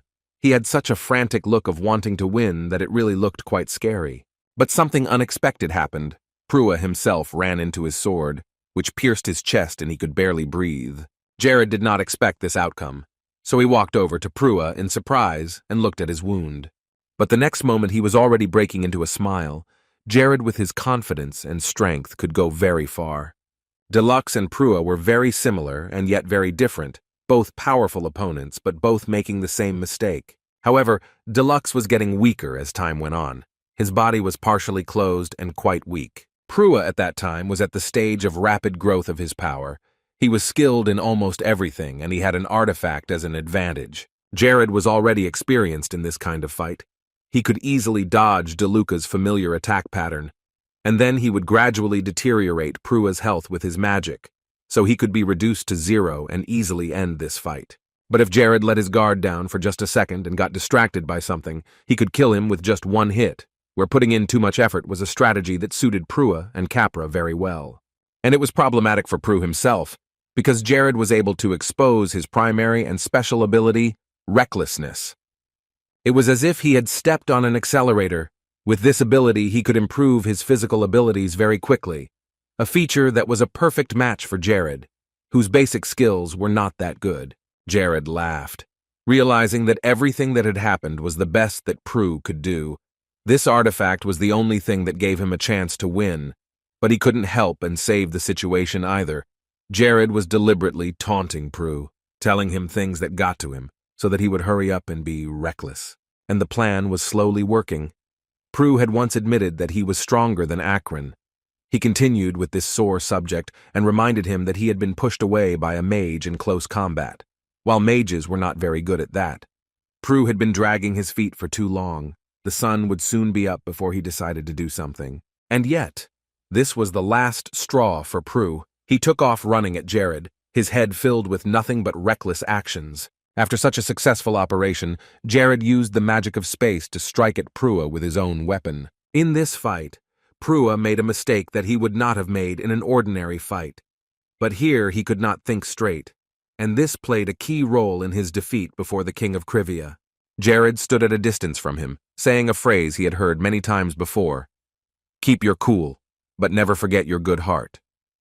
He asked Prua if he had ever heard that expression. After that, the boy held up a bag of drugs that had killed many people to whom their entire company had sold these illegal substances. Those who did not have any more money started to give it up, but they were very much in pain because they were drawn to buy another dose of drugs. Jared went up to Prue and shoved the bag of drugs directly into his mouth. It was his parting gift before the end of Prue's life, which he would have liked very much. In the end, their whole company was very proud to be in this business and to sell this stuff to people. They said that anyone would be willing to die to feel this high just once more. The powder started to turn to foam as Prua, he started to have a hard time with it. Jared proudly proclaimed that Prua would be beheaded, because it was a great sin to try to claw at the future of a nation and a people. All the other people of Prua who remained downstairs, they surrounded the Crivias from all sides and did not allow them to escape the scene. They were ready to deal with these scoundrels. And in a few short minutes, Lacis reported to his lord that all the criminals had been captured, and now they stood with their hands up and surrendered. However, the case was not yet closed, because just because they had defeated Prua and his entire group did not mean that other similar groups would cease to operate. Although this one was the most powerful, it was worth destroying all the criminals to keep them close to Majorca. Jared said confidently that by sunrise, none of these groups would exist anymore. And if anyone opposed the army, Jared gave the order to kill them. Such people could not be left alive. Above all, he ordered their heads to be cut off for any protest. Lacis was tired after all the lives he had taken in the last few days. His face was covered in scratches, but he continued to follow his lord and his orders, wiping the sweat from his brow. Jared always surprised him, because every time the boy exceeded his expectations, which seemed impenetrable, and every decision he made was veiled in mysterious wisdom. However, this time Jared showed a sharp and confident yet spontaneous nature instead of wisdom and prudence in his actions. The people of the kingdom looked at him with wide-eyed wonder, seeing him as a true leader. The Rising Emperor was the name he was given for his clever, though sometimes risky and crazy, actions that led the army to victory over the enemy every time. Over time, Lacis's loyalty grew, and when his loyalty reached level 200, he would enter the first stage of awakening. When Jared returned to his work, he realized that his office looked more like a realm of complete chaos and disorder, with letters and documents lying everywhere, but he had no time to deal with them. His eyes were already red from fatigue and several sleepless nights, but there were still two things he had to do. The first was to visit all the ancient tombs of Majorca to gather as much strength as he could, and the second was to find a highly skilled specialist who could extract caladium, an underground resource. Caladium is a very difficult ore to mine, which will be found only after 13 years. It is even stronger than iron, and if they manage to get to it first, they will be able to make a whole breakthrough in weapons and reach a new level. But he had no idea what to do with the job that had been thrown at him. He couldn't have figured it all out in a year on his own. But suddenly Jared remembered something, the moment when he first arrived in Crivi Ra. Hayes had been a great help to him back then, knowing literally everything he needed to know. He was happy when he realized that he would see her again, because it had been a long time since he had seen that sweet face. So today he was going to start looking for special talent to help run Majorca. So he sat down in a comfortable chair and began to consider all the possible candidates for the role of Majorca's top talent. The first candidate was Tonio, a man who could handle any political matter, and with him Majorca would definitely reform, just like Crivia. He would definitely be glad to have such an assistant in his kingdom. But then it turned out that Tonio had been executed while he was still an advisor to the Horgus, so this candidate was no longer suitable. But he didn't dwell on it for long and moved on to the next one. A girl named Katie was the right person for the job because she had a sixth sense for business. It wasn't the best option, but he'd have to take what he could get, so he fed the yes vote. But even here he had a problem. The girl was kicked out by Horgus when she asked him for a bigger budget. The third and final candidate was Marklin. He was the kind of person who was very good at dealing with other people, and he was also quite intelligent. As much as he didn't want to, he had to work with what he had, so he gave his vote to him. But even here he was unlucky. The day Horgus was killed, this man left his post and fled the same night, and he was very afraid that he would be arrested as well. Jared was already completely disillusioned, There was definitely something wrong with this country forgotten by the whole world. He didn't know what to do anymore. There was no talent here.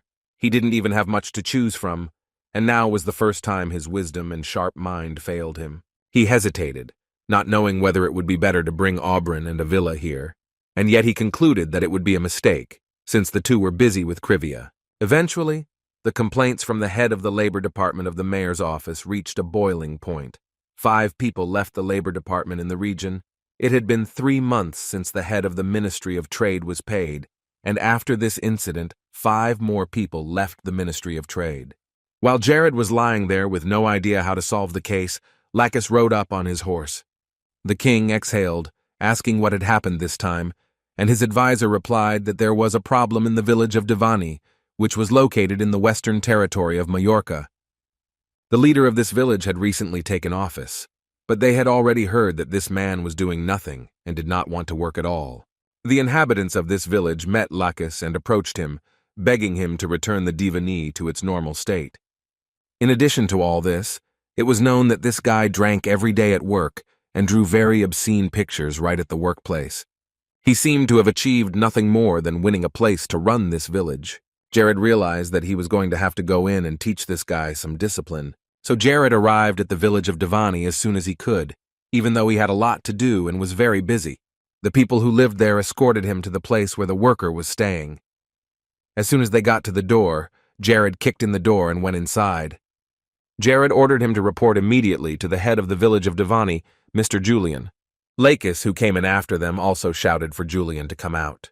But as soon as everyone else entered the room, they immediately noticed a wall full of Julian's paintings, which were fiercely beautiful. These paintings caused much admiration among the soldiers standing in the doorway. They were happy to look at every inch of them, but Lacis immediately shouted at them to stop staring at the wall and shut their ugly mouths. Julian was sitting in the corner of the room, holding an empty cup of drink, and he quietly asked what these strangers wanted from him. Lacis entered the room and asked where Julian was with an angry face. But while Lacis was trying to talk to this man, Jared felt a very powerful energy from Julian. He had seen many talents before, but here was something completely different. Each of them was gifted with a specific and unique talent. Jared made sure that each of them could develop their talents to the maximum and as quickly as possible, even if it was late. This guy was completely different, not like any other talent he'd encountered. Julian, meanwhile, took another drink. He was the closest to perfect of all. The guy was as high as level 65, which was very high. He closed his eyes and asked what they wanted here. Jared used the spiritual eye to find out that he was a high-ranking administrative specialist, and thanks to the powerful synergy of his special abilities, Julian's wisdom had increased significantly. Lacis was about to pounce on Julian, but Jared asked him to wait and let him talk to him.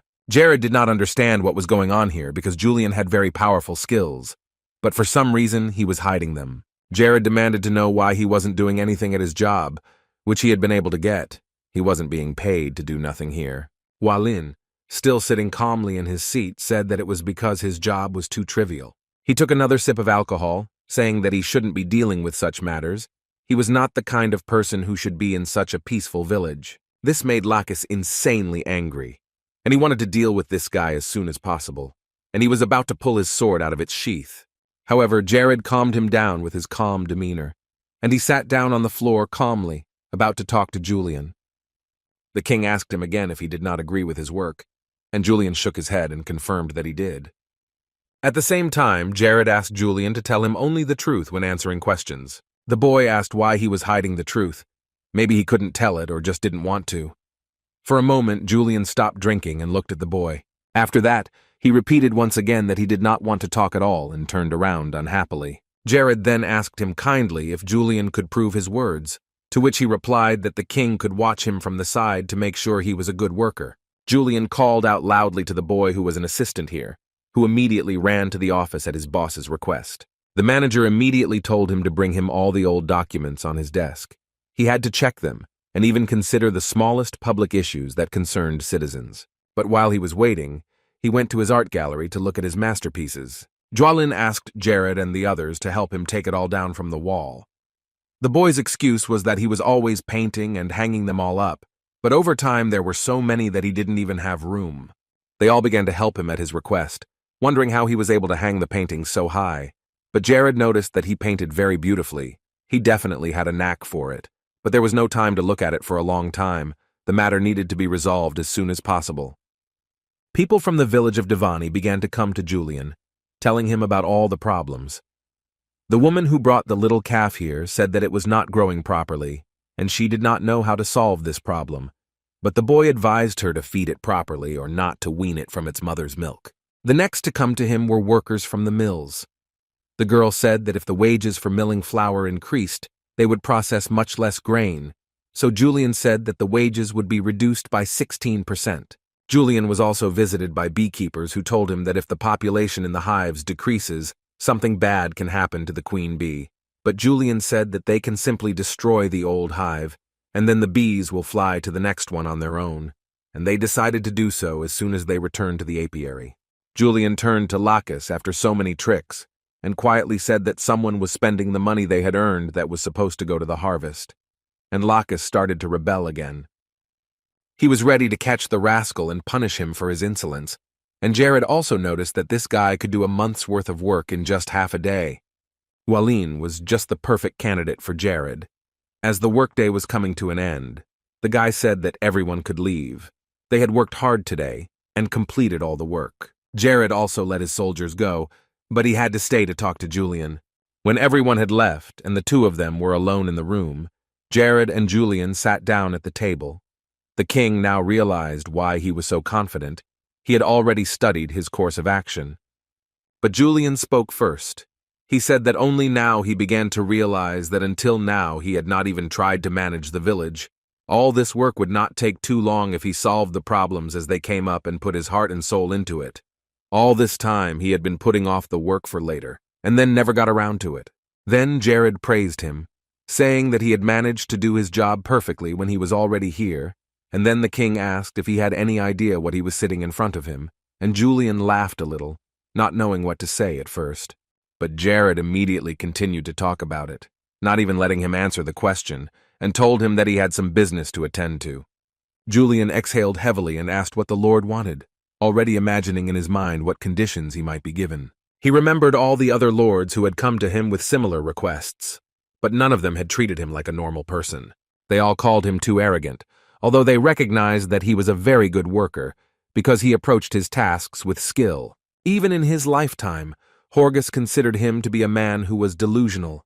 He brought him here to revive the nation, and Julian had all the qualifications for this, because he was taking a test to manage an empire. But such arrogance spoiled him. The ambitions of the leader himself must be much greater than those of the entire nation combined. And even he, who served his master, felt very small and helpless, no matter what he did. And then Jared told him his greatest wish, which struck him deeply. He wanted to become a hero of the continent of Nars. Instead of remaining a nameless lord of a small territory, he wanted to become a world hero. Julian did not believe the king's words at first, because it sounded too good for him. But Jared was very serious. He was very purposeful in his pursuit of this great goal in his new life. He wasn't some insignificant person who would lie about it. Words like that drove Julian crazy. He wanted to be useful and influence everything that was happening around him. He wanted to help, not just follow the Lord's little orders. The boy opened another bottle of strong alcohol and poured them both. He had wanted a lord he could look up to for a very long time. If there is a vassal who looks up to his master and who makes a mistake, it will most likely be the Lord's mistake, not his ward's. So he smilingly told Jared to become an earl by the end of this year, or head a conglomerate of territories, so that Julian could make sure he got his dream. Then the guy handed Jared a drink, saying that he would definitely prove that he could do a lot. When the glass was in Jared's hand, he invited Julian to watch from the sidelines if he wanted to see exactly what the boy was capable of. He laughed, saying that he would never betray the trust of a lord who had earned his complete disgrace from the first. But he would. Julian would have left if he did fail, and Lacis stood outside the door, listening intently to every word of their conversation, even though he should have been home with the others. They made a pact that they would stay together forever, and then they toasted their decision. So he decided to take him on as acting head to manage all the internal affairs of Majorca. Very soon they returned to the castle. Mia had already learned a lot during this time. She had special abilities to sense and control mana. Despite her age, the little girl did not study new things intensively. Everything was calm in Civia. The sun was shining, illuminating the roofs of low buildings, and the noise of people and merchants could be heard trying to sell their goods to passers-by. Every day, Hayes diligently performed her duties, not forgetting to practice healing magic, and she was looking forward to the Lord's return to his mansion. Olsen and Isabella entered the spacious room where Hayes was cleaning, and they were actively discussing something that interested her, so she listened. Olsen knew that even if the Lord decided to install a single vassal as acting head to rule the entire territory, they would see it with their own eyes. Oberyn, who had just entered the room, heard this loud conversation and looked at Avila, who exclaimed that they all needed to leave for Majorca immediately. Then Oberyn asked Hayes if she would like to come with them and say hello to the Lord, whom she had not seen for so long. The girl thought about this suggestion and stood silently in the middle of the room for a while. Still, she decided to go with them because she missed Jared, and soon they all arrived in Majorca. Jared was busy as usual, writing something as he sat next to Julian, after he had appointed the guy as the acting head. Majorca had achieved stability in a very short time, and Hayes had been working hard all along. For the past week, they literally lived in the office and never left. On one of their most routine days, Hayes came into the office and brought in a tea made from the Lacis flower. She had heard that this tea was very useful for weight loss, and Jared smilingly thanked her for it even though his diet had been completed for a long time. Hayes asked if Jared was tired and she offered to massage his shoulders, while Julian watched them silently. Soon he decided to break in and told Jared to take a break from work and get some rest, but Jared assured him that he was fine and could continue working. Julian insisted, however, that Jared take a break because this concentration of work was taking all his energy and would negatively affect his ability to focus. Julian stood up from his chair and bowed, saying that he would go meet with the other vassals and return. Jared's vassals from Civia came here to Majorca as soon as they heard the rumors, eager to see for themselves, worried that such a young administrative official could create global problems in the administration of the territory. However, they quickly got past this stage of acceptance of Julian's skills, and now everyone praises him. When he and Hayes were alone, he asked her to have tea with him, as there was another cup. The girl shook her head, feeling uncomfortable with the offer, because she still thought she had no right to do so, being only a maid. But Jared had already told her 100 times not to worry about such trifles when they were alone. Eventually, she agreed, but she still felt awkward. After a moment, she sat down at the table and picked up her cup, glancing over at Jared, who was savoring his drink. She gently picked up the plate and brought the cup to her lips, taking a sip, at which point her name was called, and Jared spoke it. While he was calmly sipping his tea, she had already doused herself as soon as she heard him suggest that she quit her job as a maid. She started to shake, but she tried to show that she was not worried at all, even though she was already sitting there covered in tea from head to toe. Hayes was beginning to worry that she wasn't doing a good job as a maid, but Jared wasn't going to let that slip with his offer. The girl had already begun to make up all sorts of excuses. She remembered that everything had been perfectly clean before she came here, and attributed it to the fact that she had no powers and the Lord had to clean everything himself. But Jared denied her claim too, saying that he had cleaned the place because he wanted to practice his cleansing magic. After all, there were times when that kind of magic was very useful, and in a flash he had erased all the stains Hayes had managed to put on her clothes. He explained that since she was now a healer, Hayes could be promoted to a higher position and that she could quit her job as a maid forever. But she almost burst into tears at that, and Hayes really didn't want any other maid to take care of him. He exhaled calmly as he said her name again, but the next moment, he raised his tone and demanded that she listen to him at least once. After all, she was supposed to be obeying his orders. But she also responded to this one by screaming and saying that if she stopped being a maid, she would no longer be a healer. Suddenly, the pendant they were standing next to, which they were arguing over, floated into the air, and the only word that came out of it was death. And after it began to glow with a green light that radiated throughout the room, 3 more words were heard: plans, despair, God. Hayes and Jared fell silent, not understanding anything, but they listened to the pendant and heard 2 more words: mirror and dungeon. And the last thing the pendant said was rebirth, a situation that gave them mixed feelings, but they both definitely forgot about this fight about Hayes's position. Jared knew that this pendant was an ancient artifact that had previously belonged to a criminal. It was a simple artifact that increased a person's existing training up to 25. However, its true purpose was something else, namely the key to all the ancient catacombs under Mahorka. He didn't tell Hayes about it, but he did suggest that she take a walk somewhere. He had wanted to do so for a long time, ever since he set foot in the kingdom. Hayes was very surprised by this spontaneous idea, but decided to go along with him. Meanwhile, something interesting was happening in the small town of the kingdom of Lentus Moralis. A young man stood outside Mr. Beltane's door and knocked on it. He was a postman, so he was in a hurry to deliver a letter to the master, and had knocked on the door several times. Beltane was a traveler, and as soon as he came out, he began to read the contents of the letter that was handed to him. Several large packages also arrived at his address. The postman asked if he had any idea what might be in them, but Beltane replied that he did not know the person who sent them to him. After hearing the answer and completing his work, the young man went on delivering letters around the town, leaving Belton to think about the mysterious person who had sent him all these things. But soon the traveler began to guess who it could be, and he was right when he read to the point where the personality gave his name. And it was Jared, who questioned his level of magic and asked that he give him his instructions. That was all that was required of him. He glanced at the pile of gold coins Jared had sent him, and in return he had asked that Belton come to him. This was very naive of the young lord, and suddenly there was a flash of light around the boy. Instead of the young traveler, an older man stood in the doorway, a powerful 9th-level mage whose name was actually Belhard. The man thought even the words from Jared sounded very strange.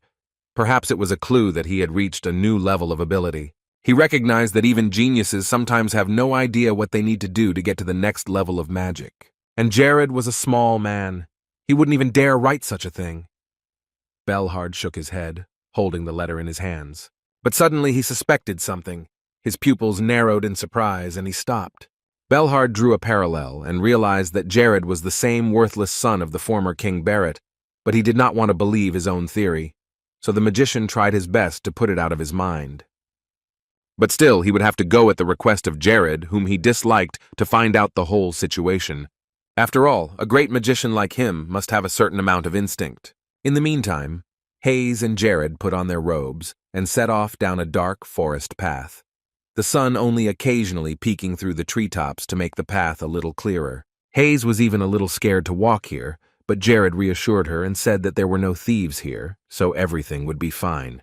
The atmosphere seemed very tense and creepy, but it didn't seem like there was anything special, but Jared kept moving forward.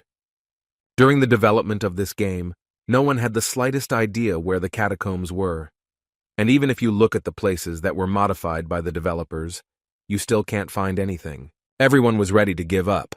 But one day the location of the ancient catacombs was posted on the personal social network of one of the developers. The mirror reflected what was now on his computer monitor. Soon enough, they were able to get to the very photo that Jared remembered.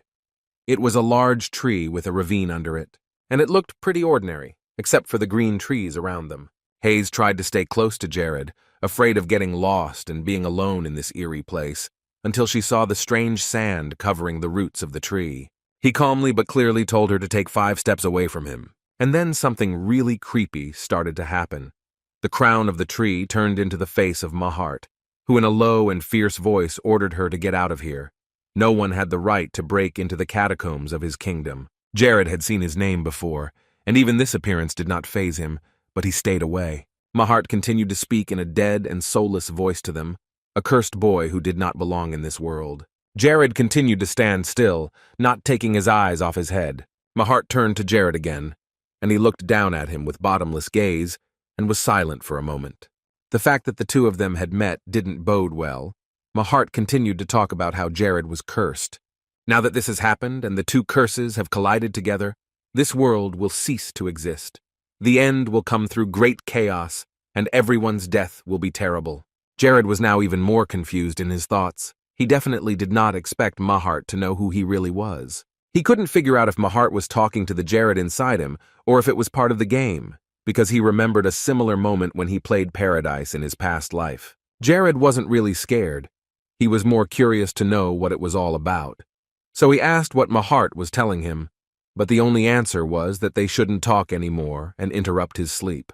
The guy remembered the events of the game, and now he was sure that these words of Mahart's were absolutely identical to those he says to every player at this stage of the game. Since he would not have gotten anything out of him anyway, Jared decided to end him here and now, so that he could enter the coveted and mysterious catacombs without any obstacles. Such actions infuriated Mahart, a path that Jared had already taken, and one that meant only one thing: death. Despite his rage, however, for some reason he did not act immediately, but Jared quickly used magic against him. He blew off a part of his head, which was also made of sand. Mahart did not say anything because he no longer existed here with them. Instead, the boy managed to open a passage to the catacombs and suggested that they move forward. Hayes wasn't entirely sure she wanted to go in, but there was no other way to go, since they were right there in front of the entrance. So she and Jared walked forward into the dark tunnel of the catacombs of Majorca. Later, they returned to Lord Majorca's residence. Jared had asked Hayes to sketch all the places she had seen there, but by the time she came to him with her work done, she thought she had missed something, even though she had been sure before that she had painted everything she saw there. But Jared reassured her and said that he had no doubt that she had drawn everything perfectly. He admitted that he had no idea that she had such a talent for drawing maps. Hayes looked away a little embarrassed and said that it was from her childhood. She used to watch her father draw maps and try to imitate him, so she was good at it. Jared thought that such abilities were very useful. He praised Hayes and thanked her again for her work. She blushed at the compliment. It was really nice to hear him say that. Suddenly he remembered Mary. She said that she would be arriving in Majorca very soon to join them all. But then Miss Chef said that she still had some work to finish, and that was why she had to come here in 2 days. Jared was already very hungry, but he had to keep working, so he turned to Hayes and asked if she could make him some snacks. The girl's eyes lit up. Hearing such a request, she was ready to cook even at midnight. She immediately ran out of the room, saying that she would be back in a second. Hayes's happiness knew no bounds. She felt that she was needed in this place and was not sitting here in vain. Jared laughed. Her persistence sometimes even scared him, although it was a very good character trait in general. He decided to do a little more work before Hayes came. Together with her, they went through about half of the catacombs. They noticed that there were only safe areas with no enemies at all, no light shining through, but it was all so mysterious that they needed to do some preliminary investigation. He was most interested in the ancient tomb of Mahart, which was known as the Mirror Dungeon. Jared knew that if he killed the slave Prua, the advisor to the Demon King, he would still be able to complete the quest of the Mirror Dungeon. Prua, who was a drug dealer, became a tycoon in the future, and all this happened because they were the first to find the artifacts from the Mirror Tomb and steal them all. In general, it was extremely difficult to find a large dungeon, and they barely noticed it, which was the fault of the game developers. As a result of the notoriety of this place and what could be found there, many guilds gathered here. There was a chance to earn fame and fortune, so no one wanted to miss it. But thanks to the cooperation during the dungeon raid, they could all be dispersed quite quickly. But despite the possible fame, fortune, and carefree life in the future, everyone was thinking about something else entirely as soon as they got here. It wasn't safe, and at every turn you could run into a Monsra, roaming the catacombs of Majorca in search of his next victim. No one was able to even get close to Mahart the boss, because he destroyed everyone in a matter of seconds, not even giving them the opportunity to say their last words. After such a shocking defeat, many people decided to unite and form a guild alliance to challenge the underground monster once again and have a chance to win the fight. But all of their attempts were in vain. Few of them returned alive and unharmed, and later they made the mistake a second time and lost the battle. But the fact was that a very small guild had managed to clear the dungeon. It was then that Jared realized that everything he had done in front of Mahart was nothing compared to his mighty power. Now, every mistake he made, even the smallest, could result in death, so acting without thinking and spontaneously was no longer an option. Jared spent several days in such reflections, all the while carefully considering everything that could happen next and what path would be best to take. Hayes had been watching him constantly, and during that time she had noticed that the Lord had been acting very suspiciously lately, and she was alarmed.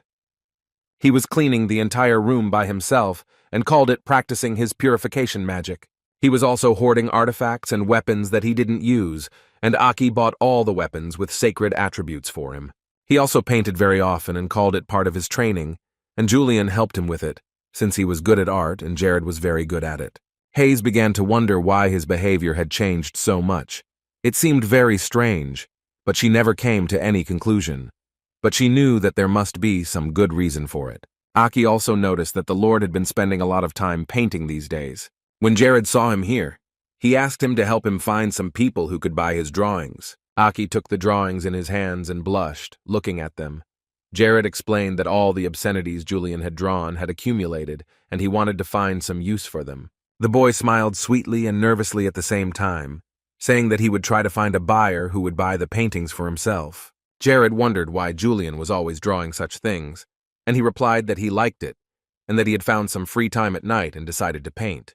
Jared was very surprised when he heard that Julian somehow managed to find free time in his busy schedule, and he didn't even have a sage pendant. This guy was impressing him more and more every day, and he had no doubt that he had chosen the right candidate for his team.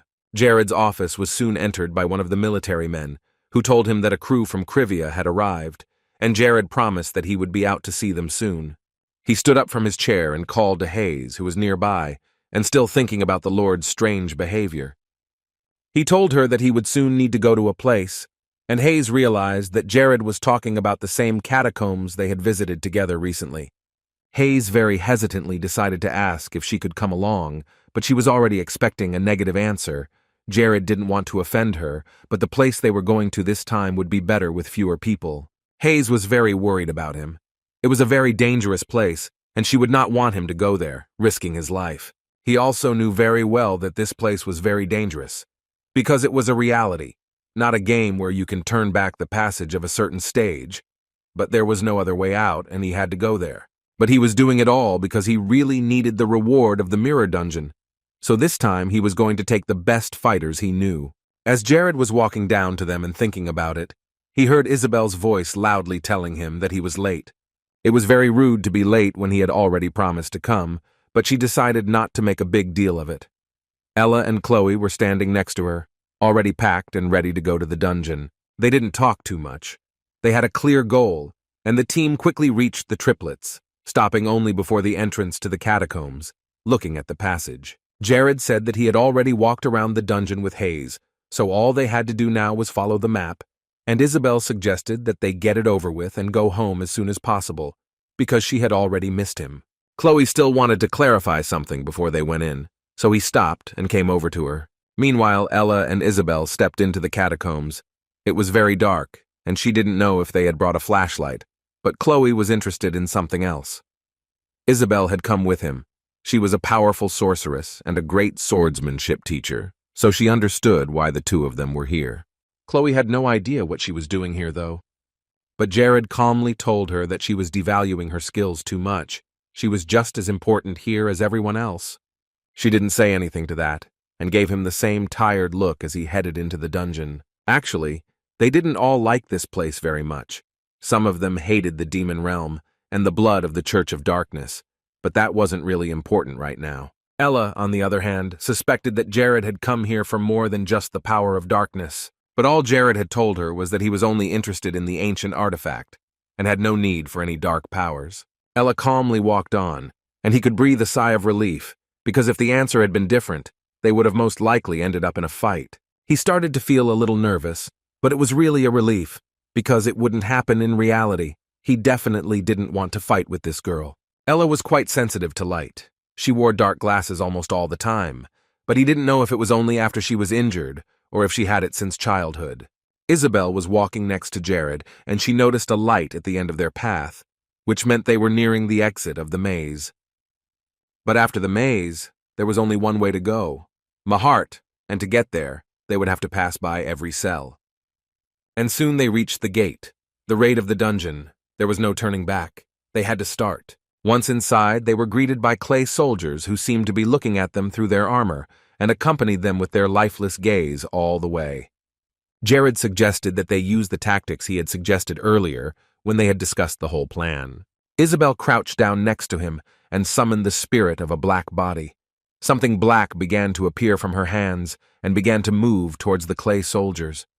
This entity started pushing the clay soldiers in different directions and kept jumping. This stirred them up, and the soldiers began to say something in a language that everyone else could not understand, and they got into a fighting stance and were ready to defend themselves. Jared stood in front, and behind him was Isabel, and to his surprise, all these soldiers passed him. They were not even going to touch him and ran on. They ran on to Isabel. She got to her feet and was surprised and couldn't do anything. Jared, meanwhile, quickly knocked the bastards down, and they fell on top of each other, never reaching the target. In a moment, all of these clay soldiers shattered into dust and gems flew out of them and hit the ground. Isabel exhaled calmly. They were really only aiming at her, and she didn't like that because they were just bypassing Jared and coming straight for her. Jared didn't fully understand why they did that. These knights had attacked dark wizards and sorcerers first, so maybe they were just familiar with this black magic and attacked her because of it. So they had dealt with these gate guards, and now it was time to change. Chloe and Isabel, he had given them the magic stones that were left over from the warriors, and they went to change their clothes to look like the glossy gatekeepers of the dungeon. After a while, they put their helmets on their heads and were ready to move on with a disguise that would help them avoid trouble. Breathing was difficult, and they could see almost nothing through the small holes, and Isabel was already tired. But despite this fatigue, they moved forward and entered the next stage. Ella immediately noticed that there would be at least 2,000 soldiers here. She could not even imagine that there could be such a large army under the ground where she lived. They wondered where Jared got this information, but there was no time for idle chatter. Isabel asked a little unhappily if the thing she was wearing on her head would help them, and Jared assured her that the longer it was on her, the longer she would be fine.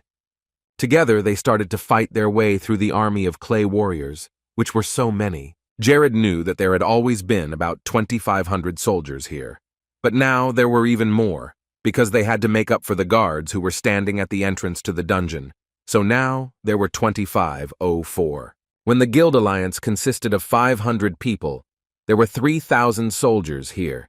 So we can conclude that this group of people started a very dubious battle. Since there were so few of them, they didn't look too suspicious. And there was another important thing. Thanks to the camouflage effect that Chloe had put on them, by making masks for them, they could get to the right place very quickly, even without a fight. As they passed through the crowd of these strange soldiers, Jared turned to Isabel, who had questioned the need for the thing on her head earlier, and assured her that it was the reason they hadn't had to waste time fighting. Chloe was at least a little pleased that her masks were useful, but she didn't know that it was a necessity, not just a bonus.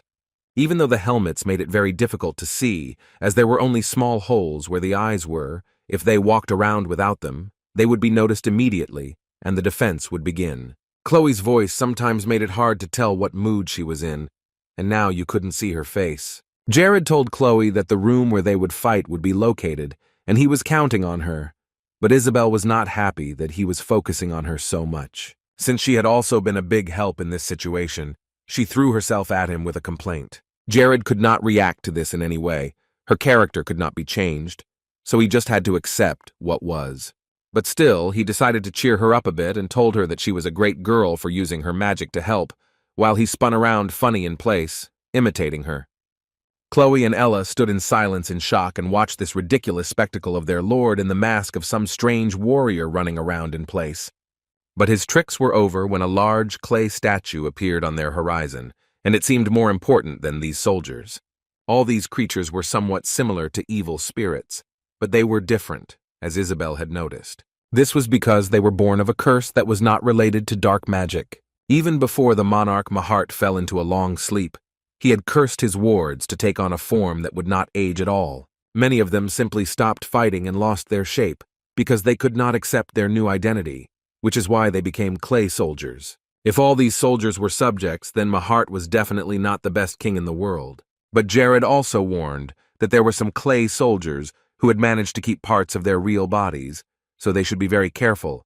They were no safer or stronger. The large figure standing next to them turned his head towards them and looked at the team of people carefully. For a moment, they were all quiet in the moment, hoping that this big clay thing would not suspect them of anything. Suddenly, the monster broke free of its chains and rushed at the team. It jumped on them, smashing everything in sight. Jared immediately took Isabel in his arms and ran away. He soared with her above all the dust and flew away from the monster. Chloe and Ella stayed on the ground, but managed to jump away from the place where the giant had landed. Isabel started to panic when the big thing attacked them, even though it wasn't supposed to. As he remained in the air, He wondered if the dungeon and its laws might have changed since he returned here, as if it were a reality and not a game. Meanwhile, the monster started jumping at them again. Although it was large, it still behaved and moved quite nimbly. Jared's helmet was already pierced, so he could see better, but there was still a problem with that monster jumping all over them. It could easily get to them no matter where they ran. While Jared was trying to keep Isabel safe, Ella took the situation into her own hands. She told everyone else to run away from that monster immediately so she could strike. Taking her sword in her hand, she stepped closer to it and prepared to attack the big monster. Her sword was very powerful, magical, and as soon as Ella slashed it through the air, a green glow appeared behind it, and she struck the monster with it. She managed to hit the target and slow it down, at least for a while. But that was the most she could do. For some reason, it didn't do any damage to the monster. Although the monster was resistant to electricity, nothing happened to it at all. It didn't even move when Ella attacked it. But in a matter of seconds, the clay giant ran straight to Ella to attack her, moving very fast as before. However, this was even more to Ella's liking. She liked strong opponents, so she decided to let him show all his strength and power. She used a special technique called the Mahart's greeting and put her hand out in front of her, shouting loudly. The monster stopped at the same moment, even though his fist was almost at her side, but everything suddenly stopped. This giant stopped raging and fighting. He leaned over to Ella, gazing into her eyes, and she also stood steadfastly in front of him. In a few seconds, he stood upright again, but he was still calm and did not even intend to attack them. And very soon, the giant turned around and walked in a completely different direction from them. Neither Ella nor Jared had any idea what had just happened, but they were still happy, because now there would be no battle with this monster. She didn't know if it was magic or what, but the war doll backed away after just one phrase she said. She began to suspect that it was some kind of password, after which the monster calmed down and returned to its place, and that it was some kind of completely different clay doll than all the others. It was impossible to defeat this monster. It was very rare that this giant was endowed with such invincible powers. This can only happen with a probability of 0.1% per person, and if there are 4 of them, it's 0.4%. So in the end, they should forget about what just happened, but it can't be erased from their memory. It was the first time Chloe had ever heard of such a concentration of power in one creature, and it was a little scary, but Jared explained to her that these monsters were created from a curse, so the side effects could be quite scary indeed. There were 2 options here. Either these monsters cannot leave the area to which they are attached, or their creator dies and they go to the next world with him. Although there was a third option, they simply have no intelligence. These monsters could not distinguish between enemies and friends at all and attack everyone, but that was over, and they could now take off their masks. Jared also added that the creator could have created a special password for such situations, and here the password was the phrase, Mahart's greetings. But he would be very grateful to Ellie if she would just think of this situation as an experience she learned from her next experiment. In the end, the 4 of them continued to traverse the treacherous catacombs of Mayokra, and eventually, they came to a statue of some sort, or so she recalled. But she could speak, and after greeting them, the statue, or rather the monster, called them disturbers of the peace of the place. This was their patient sanctuary, the sanctuary of the mighty Maharta. Before them stood a very strange creature. They called themselves Sun and Moon. With each intruder, the wisdom of this creature increased. The 2 were one but very different. The moon was always unhappy, and the sun was very kind and quite gentle. But that was only at first glance, so it told them to feel at home here. As they had planned earlier, Ella and Chloe were to stay here and distract the two-faced priest. The sun offered to give a warm welcome to its new guests right now. The monsters of this dungeon rose from the darkness, and the power of this creature increased again by breaking the rules. The next order of business was to kill all the uninvited guests who appeared to them, and the creature's agility increased again. All of these monsters started to attack on command, but as soon as they reached Ella, they simply walked past and moved on. Isabel didn't find it so funny anymore. For some reason, they all came to her first, so she screamed loudly and took a step back. She began to run away from these creatures, and Jared tried to destroy them with magic. The whole scene repeated itself again, and it probably wouldn't be the last time. The sun and the moon were too angry. She was angry that some people disturbed her peace. Having created another big monster, they both started to control it and try to hurt someone from this group. And while they were doing this, Chloe managed to get so close to them that she was able to hit them with her swords, and blood poured from their bodies. In an inhuman voice, they screamed in unison and wanted to catch Chloe, who had wounded them. The son shouted that it hurt so much that the control of magic fell only to the companion, who blamed his slaves for this, because their incompetence made their masters old. These monsters did not develop at all over time, neither intellectually nor physically.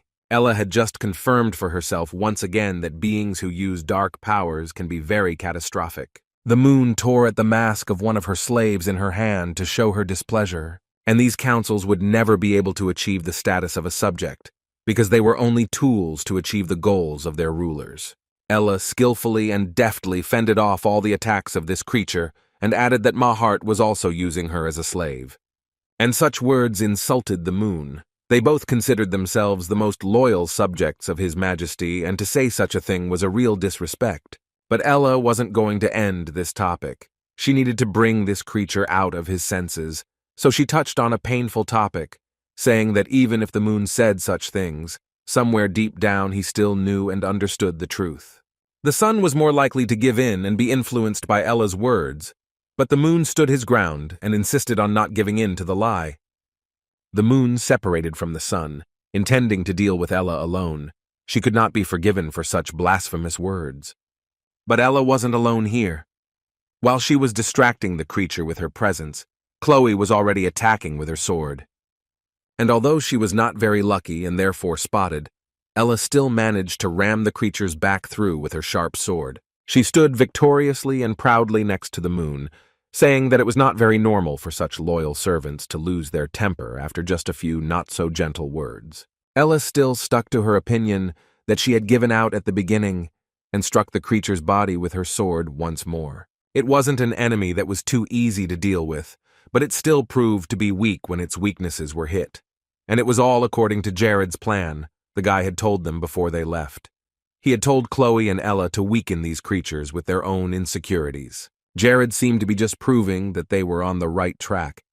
And then the girl asked him if everything was already done here. Isabel, meanwhile, had already used her own magic, and together with Jared, they dealt with the king.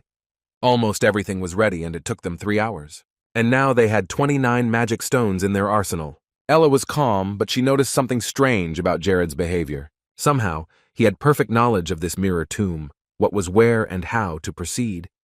He had a clear plan that was not being followed step by step. Jared even took into account the fact that Chloe had no experience in such situations, but he gave her some responsibility and left her on the defensive with Ella. Thanks to Jared, Ella had easy money and her discipline grew in strength, which was very cool. But still, she was here as a bodyguard, not as a vehicle for the magic stones, and it was too much to ask of her. But there was no time for all that. Jared approached the closed gate, behind which there was only one armed soldier. The plan of attack was very simple. They had to aim at him at the same time, and they would be fine if they managed to hit him hard enough.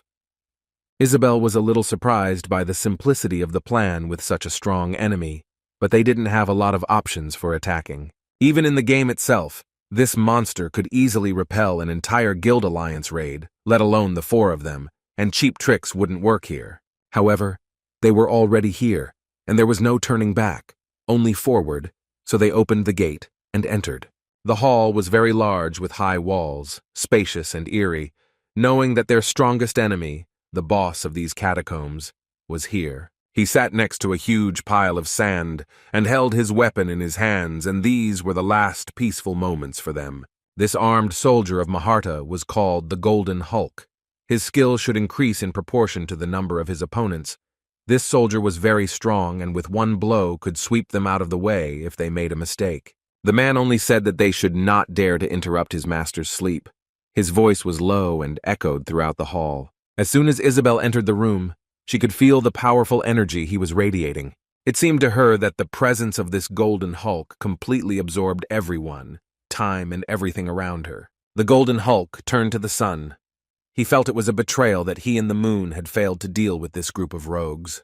But the sun shook his head nervously, trying to think of something to say. Chloe had already drawn her pea and was ready to defend herself if necessary, and Sun replied that there was a very good reason they had brought these people here. As Chloe listened to their conversation and kept her eyes on the soldier, he fired energy at the traitor he had called the Sun. Now the creature was smeared against the wall, headless, and a pool of blood spread on the floor. Whatever the reason, the traitors still had to be punished, and they all had to put their lives at risk if necessary to protect their lord. Jared realized that there was no time to waste, so he said that they should somehow try to distract the Hulk's attention and attack him from the back. Without waiting a second, he threw a powerful fireball at him. When it hit somewhere, there was a loud explosion, and for a moment everything was too bright to keep your eyes open. However, this attack did nothing at all to the Golden Hulk. Absolutely all the criminals who did not need to be warned or protected from him had to be punished. All these people had to face death one-on-one. Jared shouted to the others to be very careful and cautious. This enemy was very strong. The boy decided to use the magic of the nightmare and the magic missile to try to strike again. Several of these rockets flew in the direction of the Golden Hulk, and Jared put all his strength into them. But despite all this, none of the nightmare missiles harmed the opponent. His armor repelled all the attacks, but Jared did not stop and continued to attack him. However, Mahart's soldier was the first to do so, and used a very powerful magic against Jared that could have swept Jared out of his sight. But the boy managed to dodge in time, and at the same time he remained alert, and closely followed all the movements of the enemy. When Jared landed on the ground, he immediately used the spell Flicker. Everything worked out as he had planned it before. The proximity of the strike of the already powerful Golden Hulk increased his strength by 1 level. This ability instantly increased the strength of the attack by 1,000%, which was a deadly challenge for all the soldiers' opponents. Jared was well aware that even if the Hulk managed to hit him even slightly, he would be saying goodbye to his life, because such a blow would cut him in half. The Golden Hulk was faster than Prua, and compared to Capri, he was even stronger. Although it seemed that there was no room for improvement, Jared did not give up and confidently moved towards his goal. Still, Jared was not alone. If he had to compete with Prua and Capri one-on-one, he had 3 powerful warriors behind him, in whom he was 100% sure. The soldier knew that no one would be a worthy opponent for him here, but overconfidence was not a good quality at the moment. Chloe was able to get very close to him and was already prepared to attack. This character was a pest who had kept no one from the throne for a long time, and who had put many in danger, someone who shouldn't exist at all. While Chloe was distracting this monster, Isabella used one of her most powerful spells, which began to work on him when Chloe landed next to her. The Golden Hulk's vision began to fall asleep instantly. He saw everything very dimly and indistinctly, and he was angry with himself for not noticing that there was also a mage in the group. Seeing how they began to implement a frontal attack together, the monster lost its caution and speed of reaction, and Jared seemed very talented to him, despite his young age. Now that Hulk had analyzed the serial's attacks, he realized that in the beginning, Jared had blocked his line of sight when he used the fire spell. And after that, when he started to slow down a bit, they all surrounded him from different sides so that they could launch a continuous attack, so they could test whether the monster would react to the blow. Jared was doing the basic attack, and Chloe was supposed to deliver the fatal blow. It was a very good and impressive fighting tactic that was only available for a limited number of faces. None of them ever stopped attacking the monster. It was the only way they could achieve maximum results and defeat the Golden Hulk. While the others were doing their job, Chloe threw her swords at the Hulk's back and plunged one of them into his flesh. But the soldier didn't give up. He was angry at them and at himself for letting this happen and being surrounded. After Chloe's punch, Jared used his attack and blew up the soldier's armor. Now he didn't have any decent armor, but he wasn't going to give up his position. This warrior would definitely stand to the last to protect his lord and not let him down. Now it was very dangerous for him, because at this rate, his already decomposing body would not last long. So the Hulk came up with a strategy. He decided to kill one of them first, so that they could no longer sustain a joint attack. And when their tactics began to fall apart, he would start killing the others. As he began to approach, Jared ordered everyone to move aside and give him space. He had to overcome the magician, the leader. He had to kill him alone. When Jared was very close to the Hulk, he used his special ability, detection. With this, he determined what Jared was going to do next and preemptively struck him with his weapon. He knew that Jared was going to attack him and reacted smartly. dodging the blow and almost hitting him. Jared appreciated this move, but he was ready for it, and therefore used the magic of mirror reflection. So all the attacks of this giant did nothing to him. While they were fighting, or rather Jared was fighting, Ella stood back and quietly watched from the so-called rear. If the four of them had fought together, they would have won the fight. But Ella's instincts had completely failed her. No one could know for sure why Ella had done it. Maybe she was just jealous of Jared's performance as a teacher, or maybe she just believed in him. Even she didn't know why she did it. But at the same time, Ella had no doubt that they would win this battle. She knew everything in advance, and for some reason, when the fight started, she stepped back. Ella realized that the outcome of this battle depended on whether she would survive or die, because all three of them were growing at an incredible rate, and they would soon win. In the middle of the battle, the soldier also realized that he should have fought in his true body, but that was not his original desire.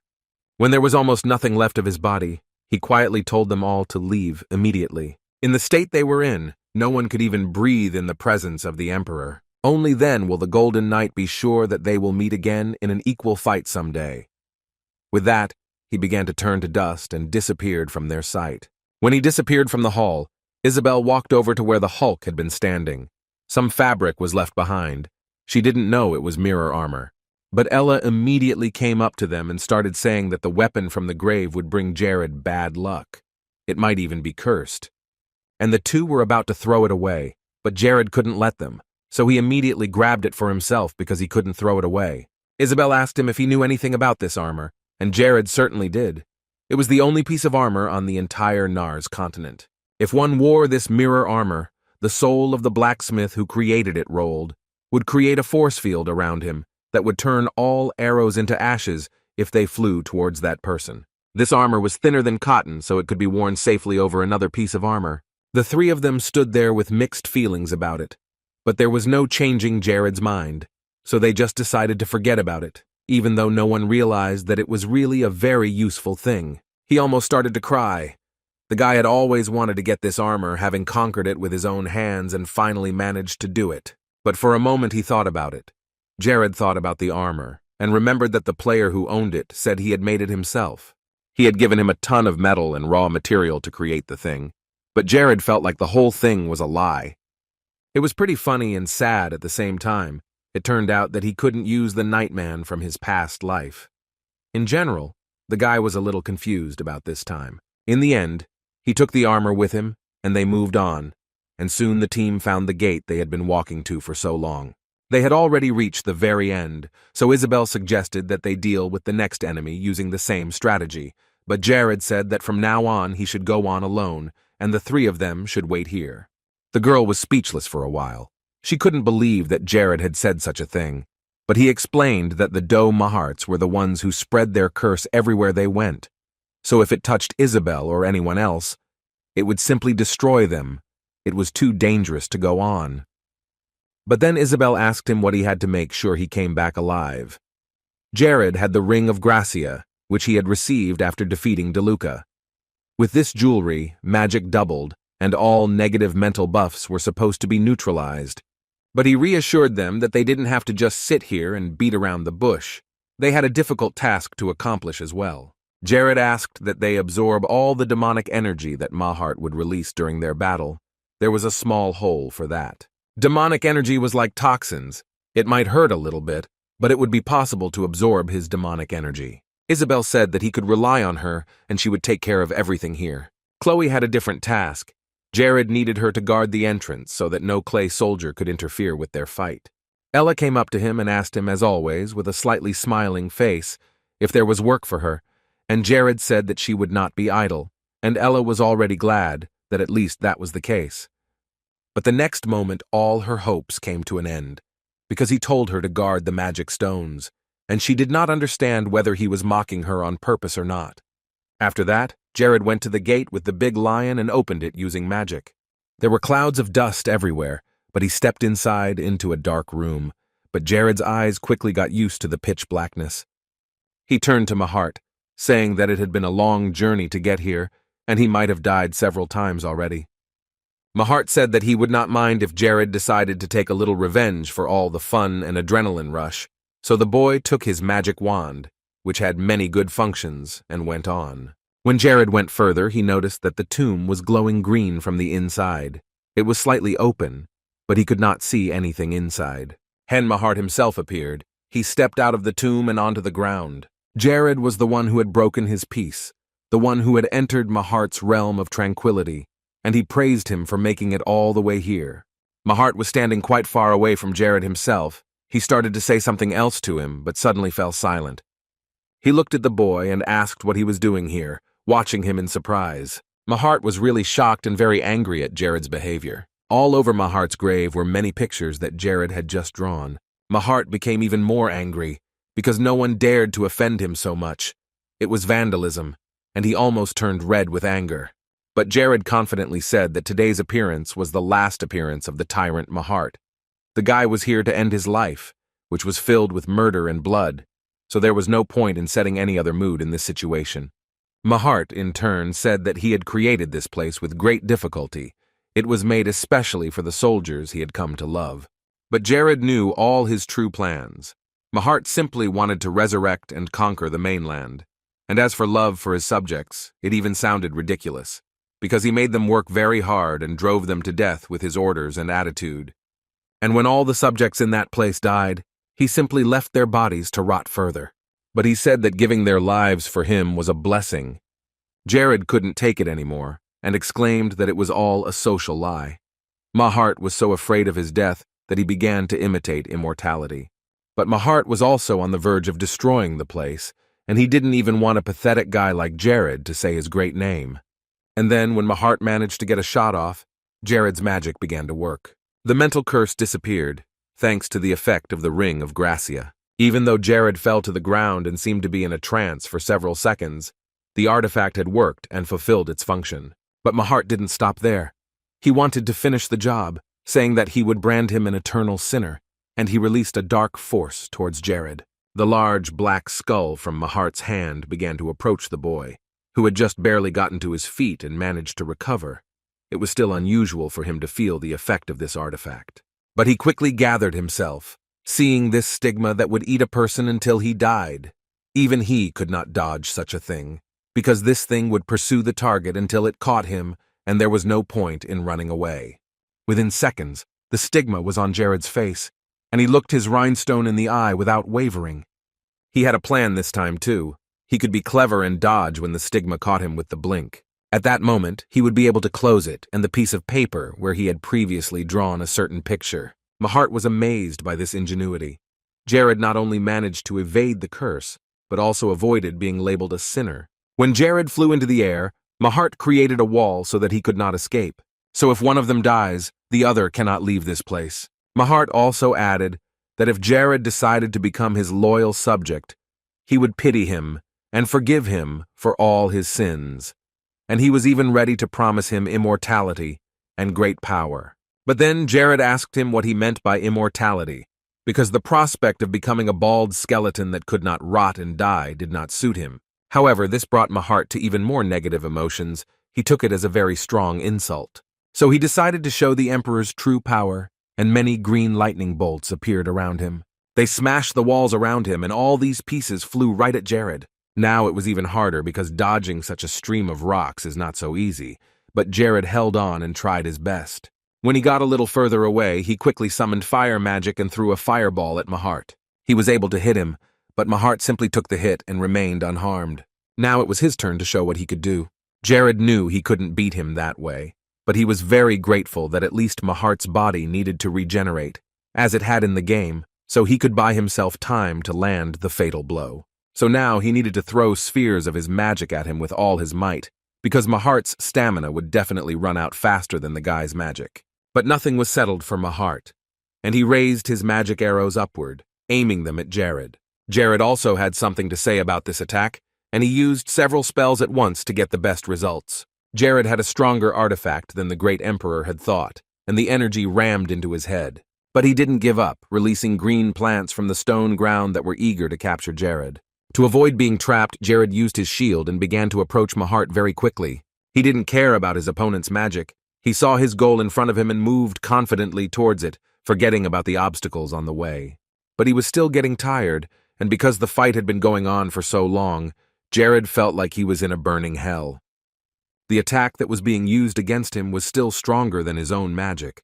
Mahart's spells were pouring down on Jared in endless waves, and even with full concentration, his body and mind were too exhausted. He had lost count of the number of times he had been on the verge of death, and Jared's mana and physical strength were almost at zero.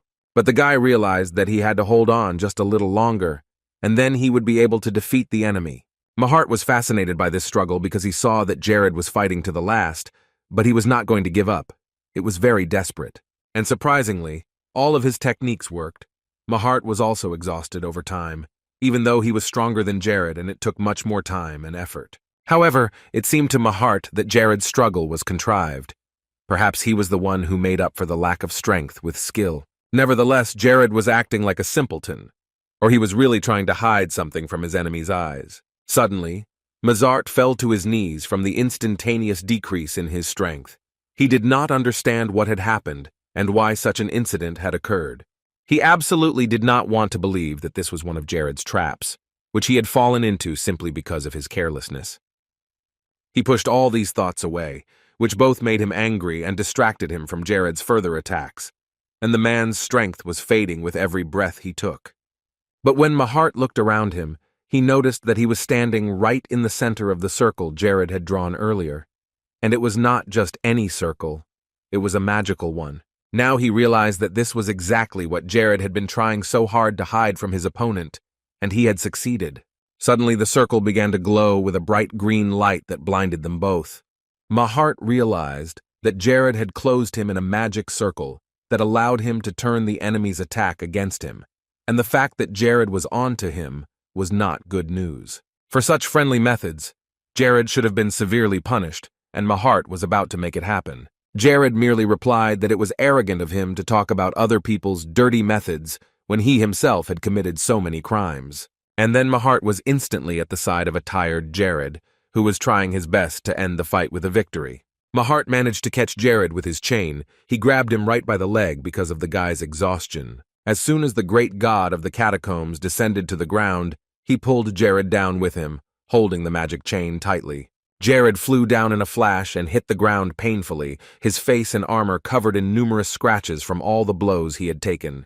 And before he could get to his feet and recover from the fall, Mahart stepped on a large demon that was advancing on him very quickly. He had no time to do anything else but fold his arms across his chest to deflect the blow with magic.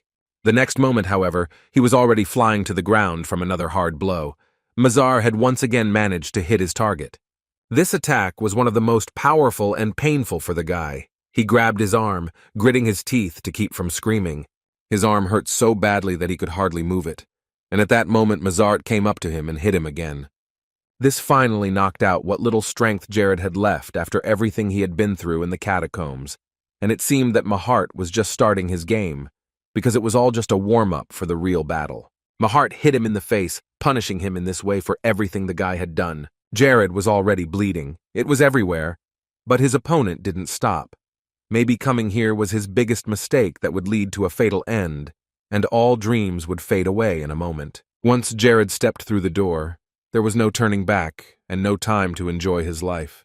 A small sign appeared, informing him that Jared had less than 10% of his health left, and he needed to get treatment immediately, or at least leave the battlefield. Already almost exhausted and at a complete loss as to what was going to happen next, he tried to use magic to give himself a chance to hold out a little longer. However, Mahart quickly came up to him and gripped his hand tightly, preventing him from doing anything. That was it, that was the end of it. Jared would not be able to use his magic, which was so weak against Mahart, and he would not be able to think of a way to lead his enemy into a trap. But with all these thoughts running through his mind, and all the memories of what he had already accomplished, and where he had been able to go, Jared gathered himself and tried to hit Mahart with all the strength he had left in his hands. But unfortunately he failed. His body was too exhausted even for a simple punch.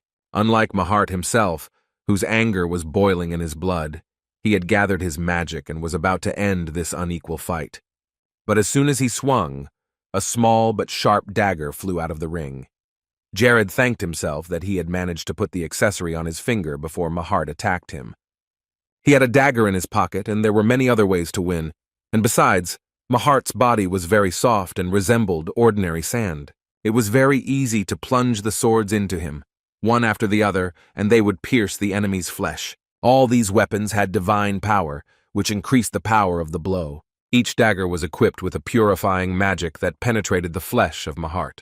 This magic began to spread throughout his body, and since there were many weapons, it happened even faster.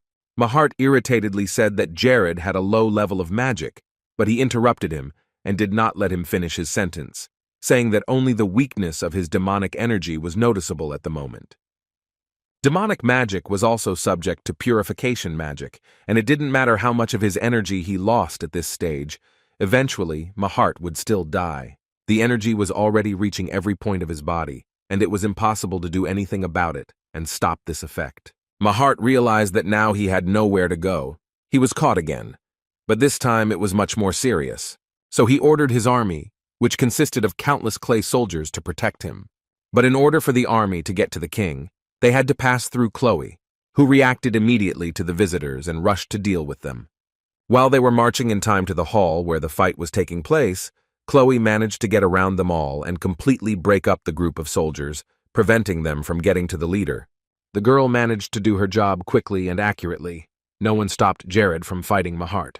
And the Lord of the Catacombs of Majorca himself was very angry when he felt that all the soldiers approaching here were destroyed right at the entrance to the hall.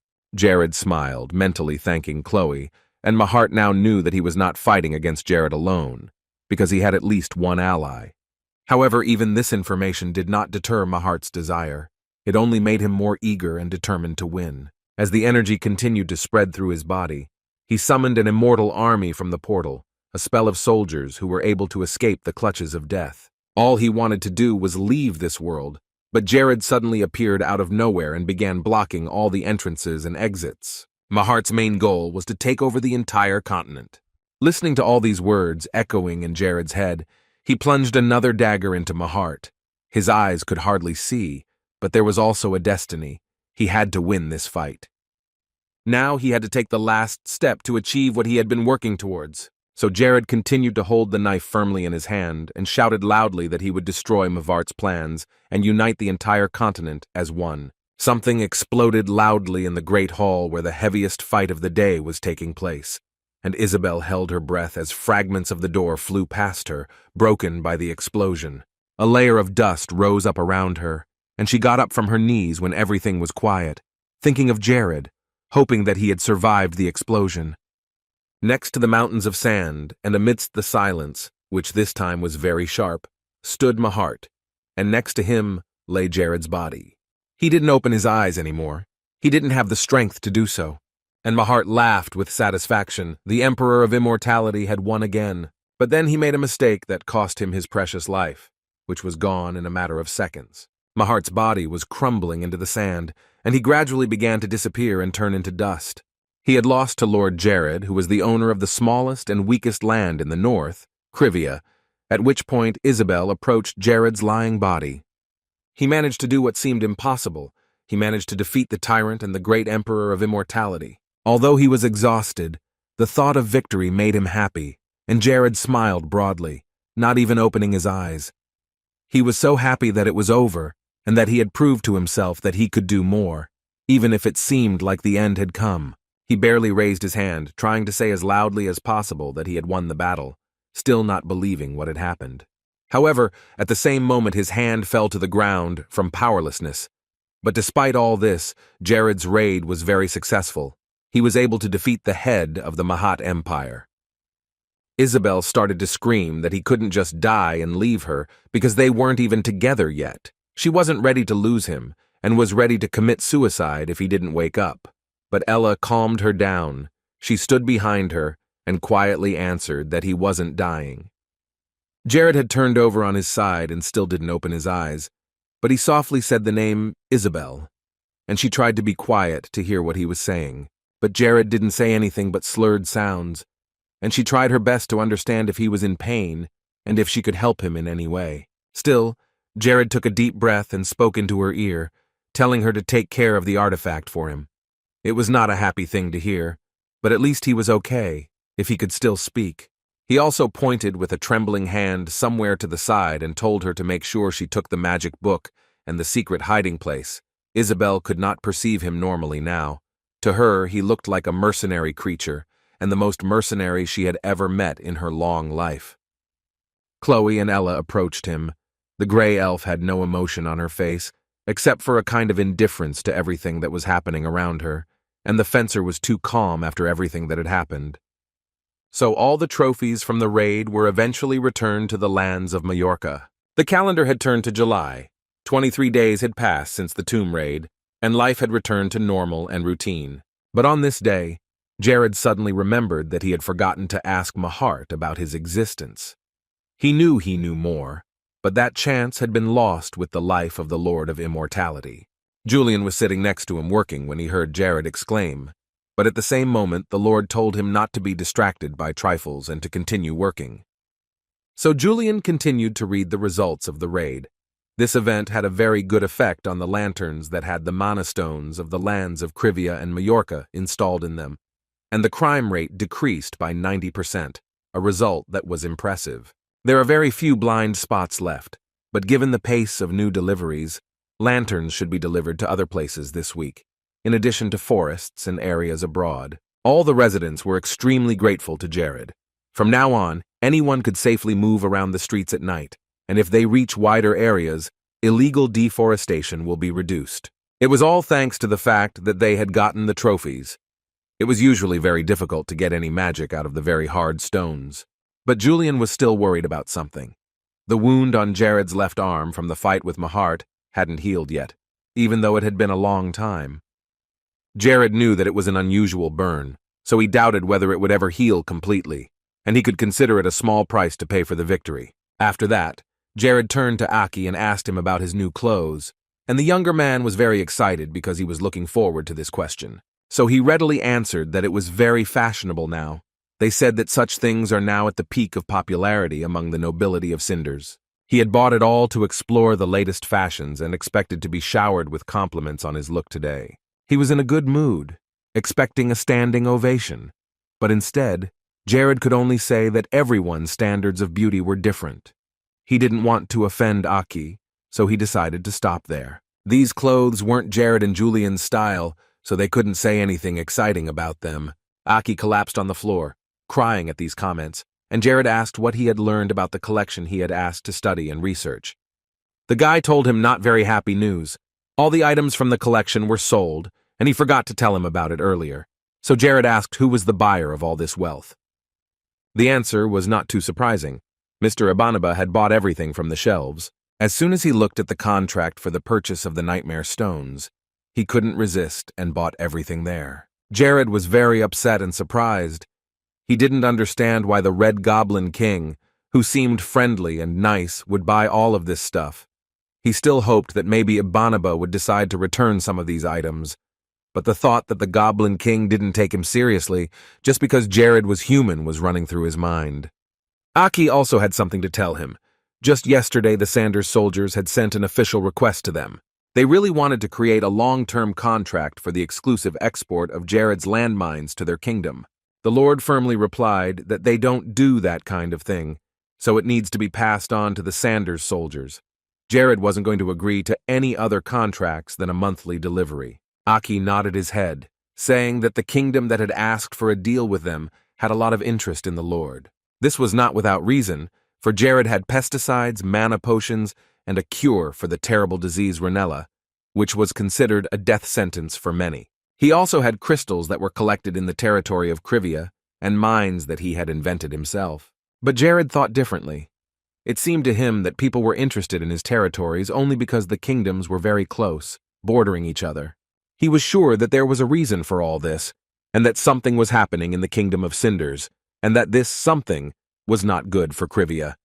Aki didn't understand any of this, but Jared thanked him and said he would keep an eye out. Jared remembered that according to the storyline of Paradise, the king of Cinders Decad was supposed to die soon, and after the death of Decotus IX, as many as 4 princes would claim the throne of the kingdom, and that was when the battle of the throne was to begin. By law, the new king, who would be named Decotus X, would be Prince Phthalin, which would not have ended as well as one would have liked. The problem was that he is a follower of the black magic religion and thus an ally of the demon king because of this. And this Umbraism could be the cause of the downfall of his state and the king himself, because it was the followers of this faith that had once started the Holy War. At the time of the Holy War, all states fell under the pressure of Umbraism, and judging by the fact that the demon lord is seizing power, he can easily become the main enemy for all kingdoms. Jared decided that he would keep a close eye on the situation, and as problems arose, he would make some decisions and take action. Since he was not a subject of Cinders, he could not interfere in the political affairs of the state. He needed to get a special invitation to begin with. Suddenly, Hayes flew into the room, opened the door, and ran to him. He was surprised to see her in such a state, and she told him that something had happened. She closed her eyes and revealed that the King of Sind had given Jared a personal letter. However, the fourth prince wanted to deliver it personally, rather than pass it on through others. He and his servants were already approaching the palace, while Jared was trying to take in the situation and decide what to do. Julian could only assume that this visit and the news he was bringing would not be a pleasant one. But when Jared found out that the fourth prince wanted to visit him in person, he finally felt something special. Once he was at the palace, Jared received an invitation to the same banquet. When the green-eyed Eziel arrived at Jared's place, he introduced himself, and the king of Civia immediately used his spiritual eye to see all his indicators and found that his Caesarism was at a high level. Jared von Euclides greeted him, giving his full name, bowed, and waited calmly for Eziel to hand him the invitation. The letter was in Jared's hands immediately, and Eziel added that his father had wanted Jared to be invited to a banquet in honor of the king, and he asked that Jared accept the invitation, as Dakotas would be very happy to see him at the party. Jared carefully opened the envelope to read what was inside. Eziel said that most of the letter was just a formality, but Jared was surprised that Dakotas was showing him so much attention compared to other kingdoms, and it was still too dangerous for a boy to attend such royal ceremonies.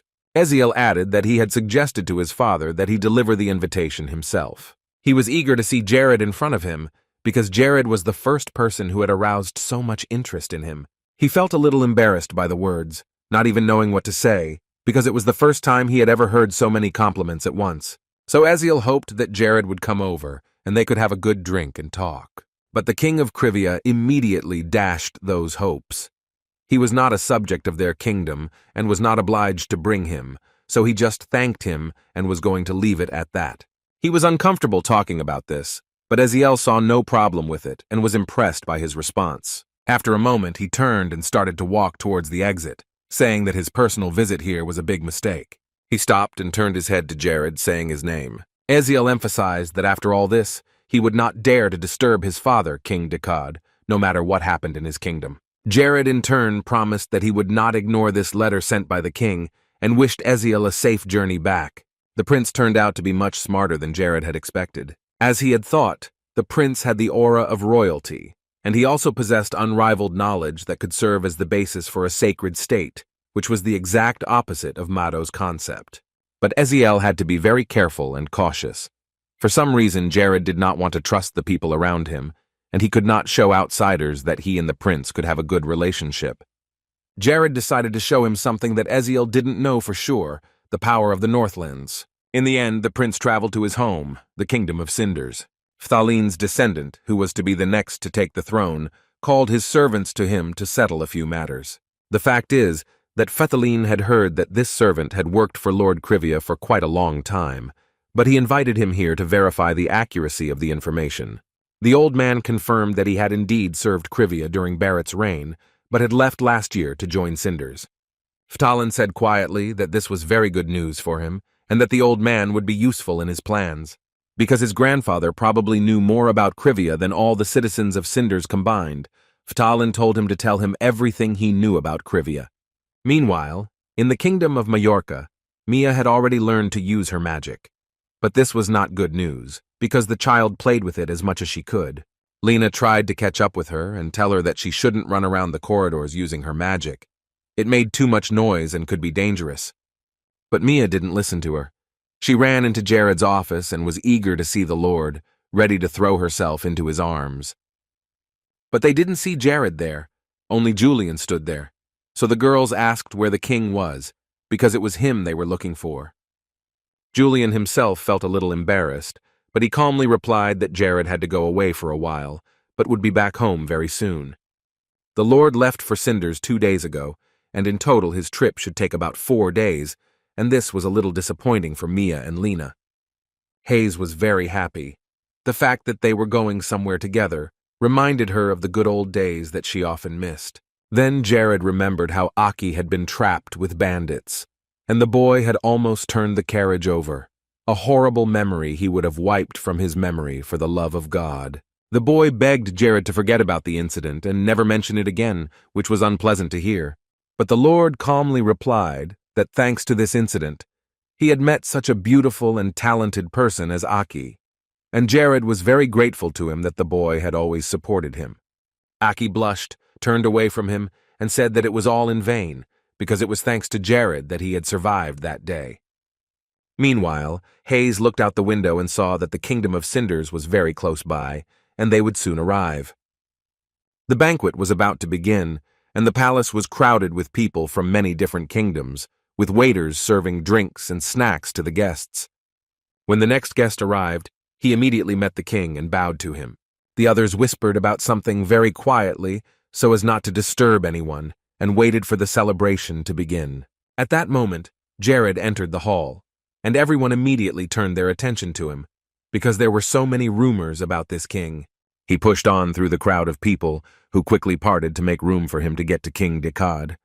The people who stood a little further away watched the invited guest with interest, talking quietly among themselves, saying that they had heard that Jared looked like a fat, unkempt pig. They had also heard that only a couple of months ago he had only 200 men under his command, and that this number had grown to 5,000 under his authority. And it is unlikely that the Lord's soldiers were gathered from nowhere, randomly and without any reason, while others believed that he was simply so rich that he could afford such a huge army of soldiers. However, he had created a cure for Renell, which was actively sold. There were many mines in Civia. He also sold pesticides and mana stones, and the income from dungeon raids was off the charts, so it turned out that Jared was making a lot of money while he was just sitting still. Jared approached King Cinders and bowed before him, showing his favor. Decad said that such a greeting would be enough. He had a lot of respect for Jared's father, Barrett, especially since it had taken him so long to get here from his kingdom, so the Lord simply invited him to enjoy the evening and relax. Jared stepped away from Decad's throne a little, looking once again at all the guests in the room. Suddenly, someone called him, and he was really tired after such a long journey, but he still had a long evening ahead of him. He finally realized this when everyone started to talk to him. People started to ask him to come to their kingdoms next time, to get to know each other, and Jared himself just wanted to get out of this place so that no one would touch him anymore. He couldn't say this in a rude way, so he tried to break through and find the Cinders princes with his spiritual eye. Jared heard someone call a prince's name nearby, and he looked in that direction, seeing a young man with long brown hair surrounded by servants and doctors. The first prince, Ian, was not feeling well at the moment. He had a certain illness that was bothering him, but he assured him that this had happened before, so there was no reason to worry. Jared noticed that Prince Ian was constantly surrounded by people from his family or senior doctors, and his rare illnesses were gradually driving him from his rightful throne. The third prince was Jessa, who was more noisy, and was surrounded by aristocrats who were pushed out of the leading factions. Although Jessa was not as popular as his brother Phtalin, Jared could not help but notice the company of aristocrats who were interested in him. These two princes are always in constant competition, and neither of them is defeated. Eziel was too weak in this regard, and he had no soldiers who wanted to join him. Phtalin's status was so high that he did not even interfere in Eziel's life. Jared looked at each of them carefully, analyzing everything, but soon one man came up to him, stood behind him, and tried to talk to him. It was Phtalin. Jared recognized him when he turned to him. The other prince greeted him but continued to keep his cool when talking to him. Then the prince asked if it would be more convenient for Jared to be called Viscount Jared, at which point the boy fell silent as he read his vitals. Phtalin was a sword master, and his level of proficiency was high. Then Jared noticed Caffrey. He realized that this time he was also on the side of the second prince, thus supporting the devil himself. But then Jared smiled sweetly and told him to address him as he felt comfortable. He could just call him by his first name. It made almost no difference to him. Ftalin nodded and continued the conversation. He had heard that Jared had come here at the invitation of his brother, Eziel. But then the second prince said that he himself had been looking forward to meeting the king of Civia, Barrett's son, so he was very happy that this opportunity had come and they had finally met. Ezekiel was also in the room and carefully watched the conversation between Jared and his older brother. He realized that he wanted to lure him to himself, to recruit him. Meanwhile, Mara came up to him. She was the youngest child in the family. Jared wanted to end this conversation, trying to bring everything to a close, but Ftalin did not want to let him go, so Jared thanked him once again for his interest in his little-known person. But then the second prince said that he shouldn't think so modestly of himself. Jared himself should know that he was the most sought-after man in almost all kingdoms, thanks to what he had invented and what he could export.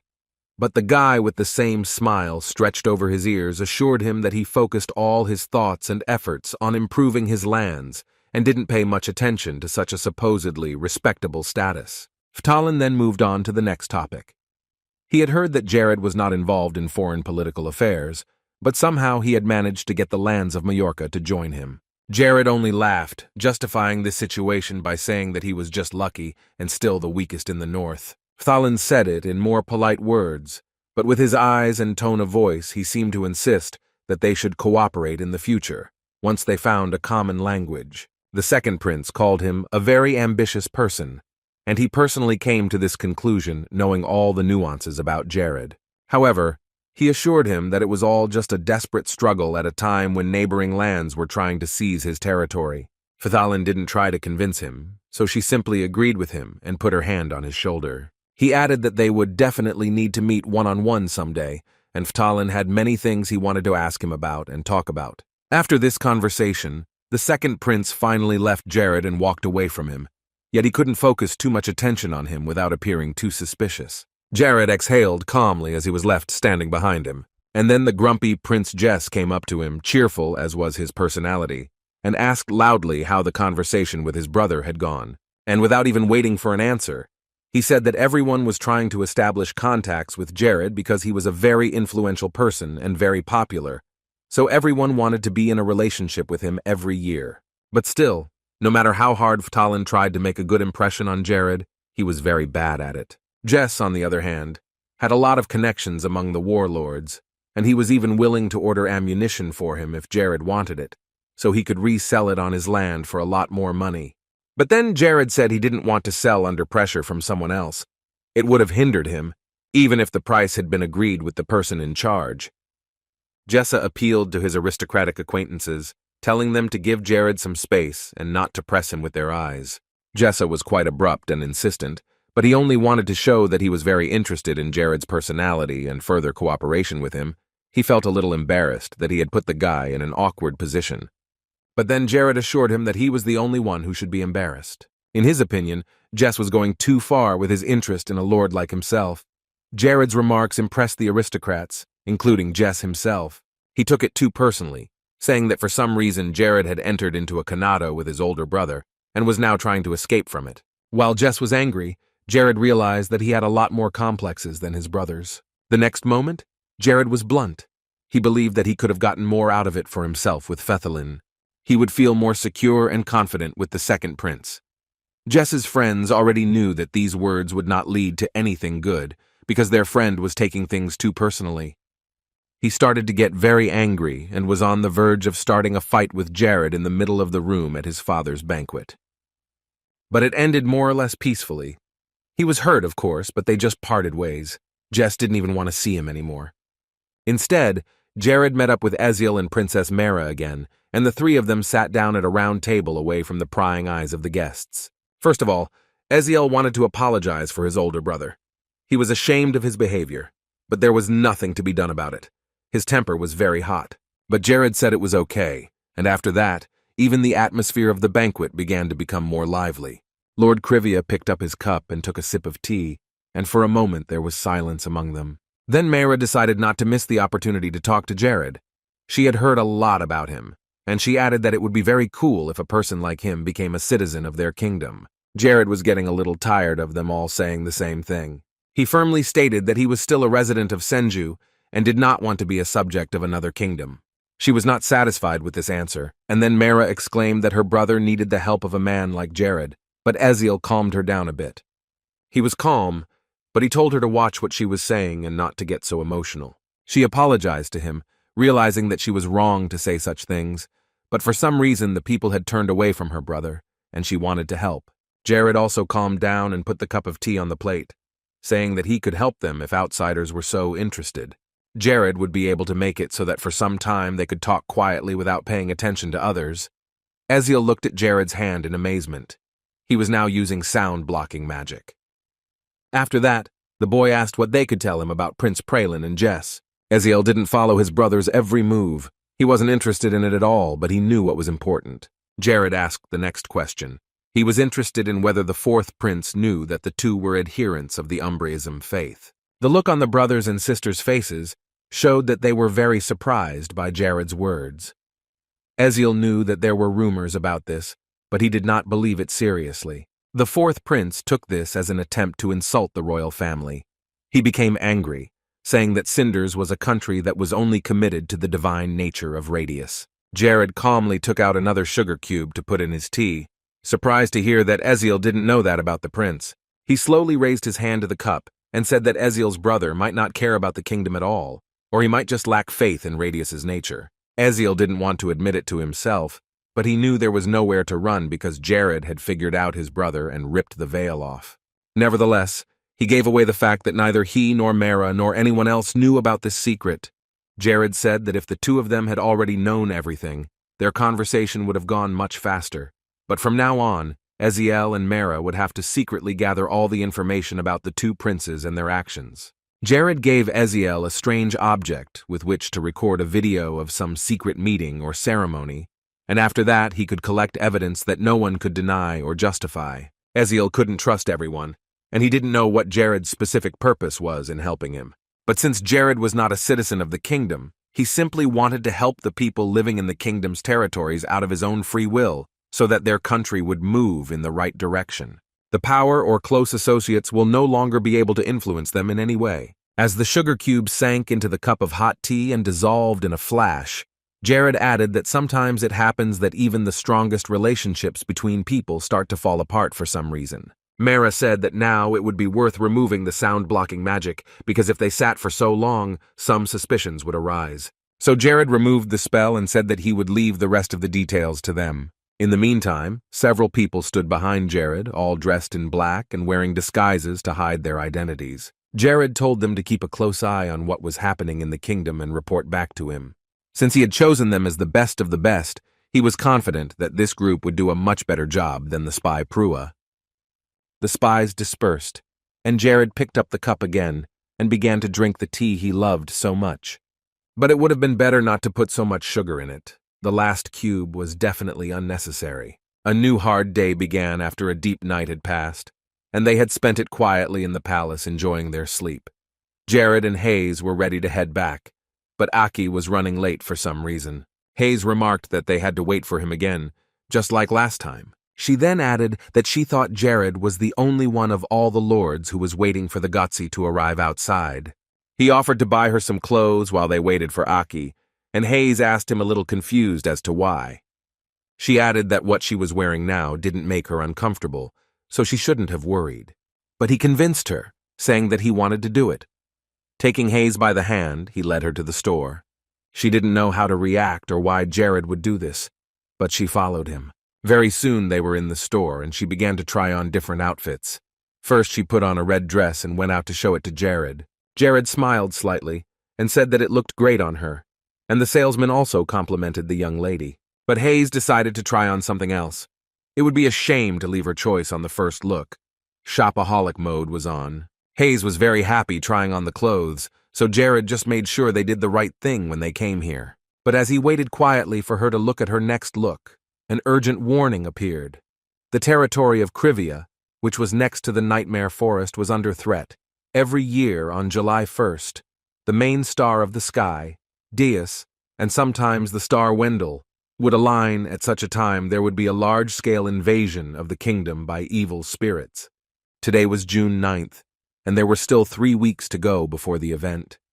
Jared was thinking about how to respond, but he was very nervous, because the day of the invasion was coming very soon. Massive invasions of evil spirits. In Paradise, it was called Monster Explosion. Until now, the monster invasion had been prevented by numerous tribes led by Barret of Civia from the north. And from the south, Ibaneba and his army helped stop the chaos. If you fight monsters without proper preparation, it can lead the whole continent to disaster.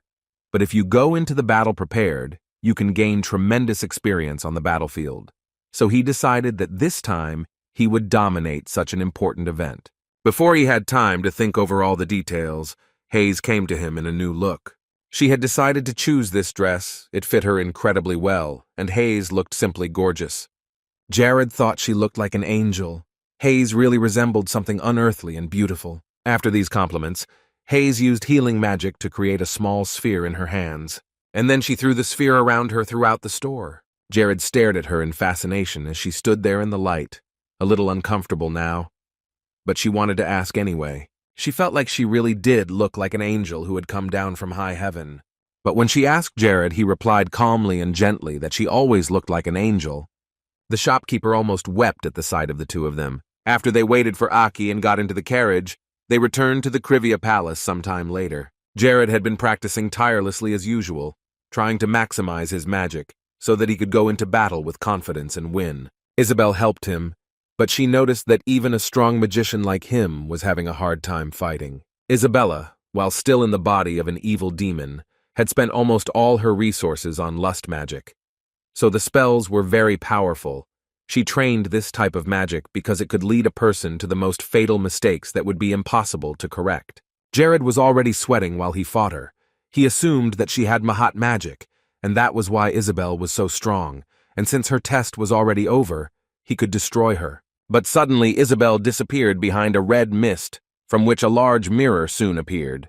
Jared stopped talking and looked in shock and then saw Hayes standing calmly next to the door. He didn't know what the girl was doing here and thought it was all just a misunderstanding, maybe an illusion. But Hayes began to speak to Jared, saying that he had disappointed her very much, that he had seen a suspicious plan, and thought that the two of them had agreed to do this and that Isabel had invited her. The little demon kept whispering in Hayes's ear that she was doing the right thing, and it was better to give up on such a lustful boyfriend right away. Then she added that she needed to dump Jared and find someone new, more calm and balanced. But Hayes clung to her own then. There was no reason why she couldn't wear such clothes, but it was too much to do. Isabel immediately shut her up. She didn't understand what the clothes and everything else had to do with it, and insisted that Hayes say everything gradually and without any nonsense. After that, Jared decided to end it all, so he approached Isabel. She had already passed the stage of magical training, but she still lacked power. He told her to train even more to increase her strength. But she responded by hitting him, telling him to shut his mouth and stop bragging. It was a dark night, with only a few lights on in the windows of houses, and the nightmare forest had a simultaneously calming and eerie atmosphere. On his road, among the endless trees, a group of people was walking, carrying weapons and talking to each other about something, deciding to stay in this place because it would be impossible to find another normal one, because all the hotels were full and some people even stayed on the streets. Their leader added that the dungeon had been completely destroyed, so it must have been hard for them. But suddenly, the man's attention was drawn to Jared, who had no idea what he was or why he had come here. But his friend only replied that it was very strange to be in Civia and not know the king of the state. If he now understood who it was, he still did not know why he had come to this place. His friend replied again that he had heard that Jared had been visiting the Nightmare Forest lately, and moreover, entering the forbidden territory. The king of Civia walked on, finding himself in a small clearing, surrounded by complete silence and darkness. He pulled out a small knife, wondering why Civia could not have developed as much as Renell earlier, but apparently the main reason for this was the invasion of monsters. The wise Viscount Barret became a real salvation for those who lived on this barren land, and the kingdom grew. However, all his achievements and efforts during the year were destroyed by the monsters.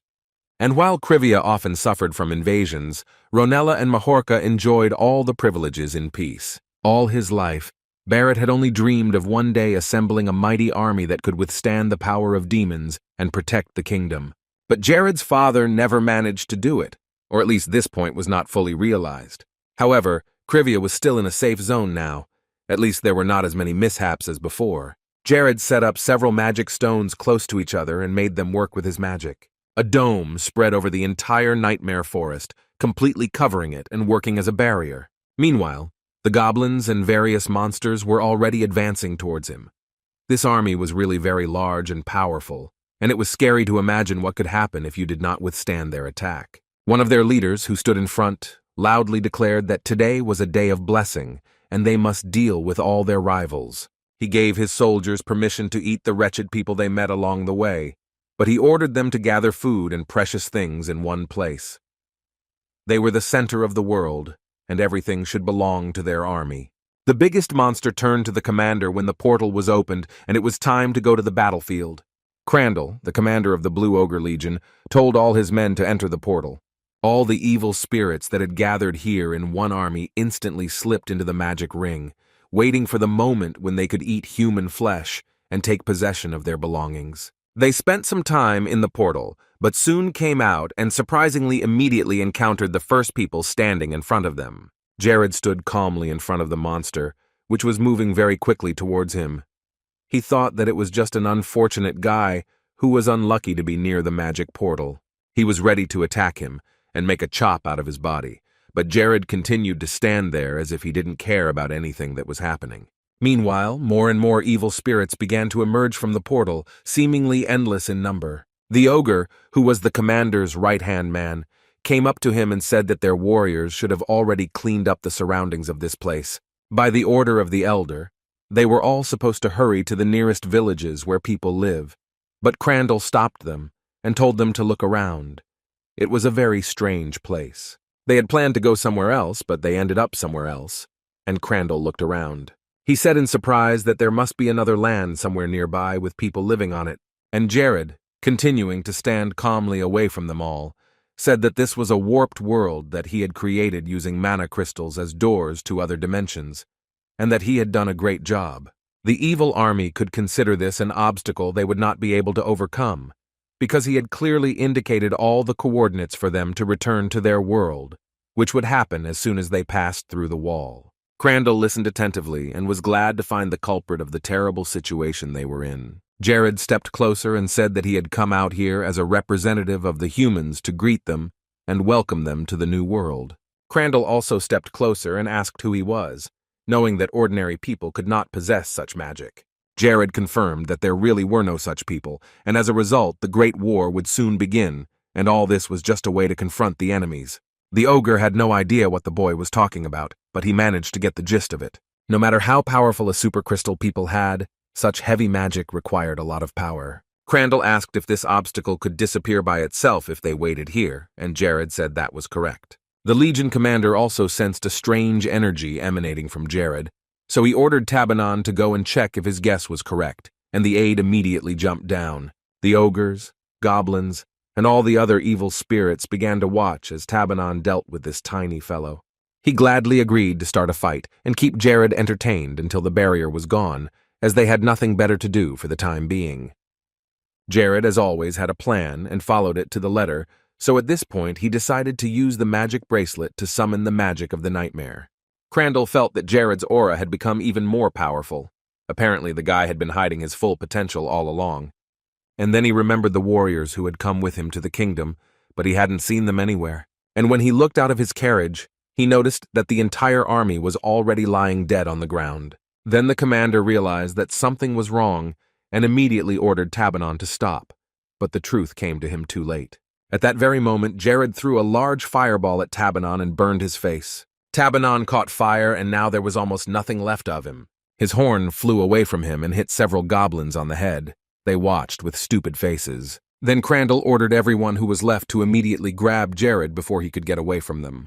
They were going to attack and destroy him, and Jared had already prepared to defend himself, asking himself if Mahat felt the same way.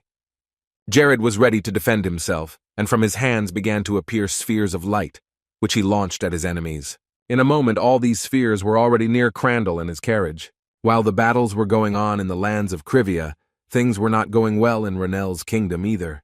Curry promised Renell that he would protect him if necessary, and he fled to the Central Lands. If things continued to go on like this, Jared could come here.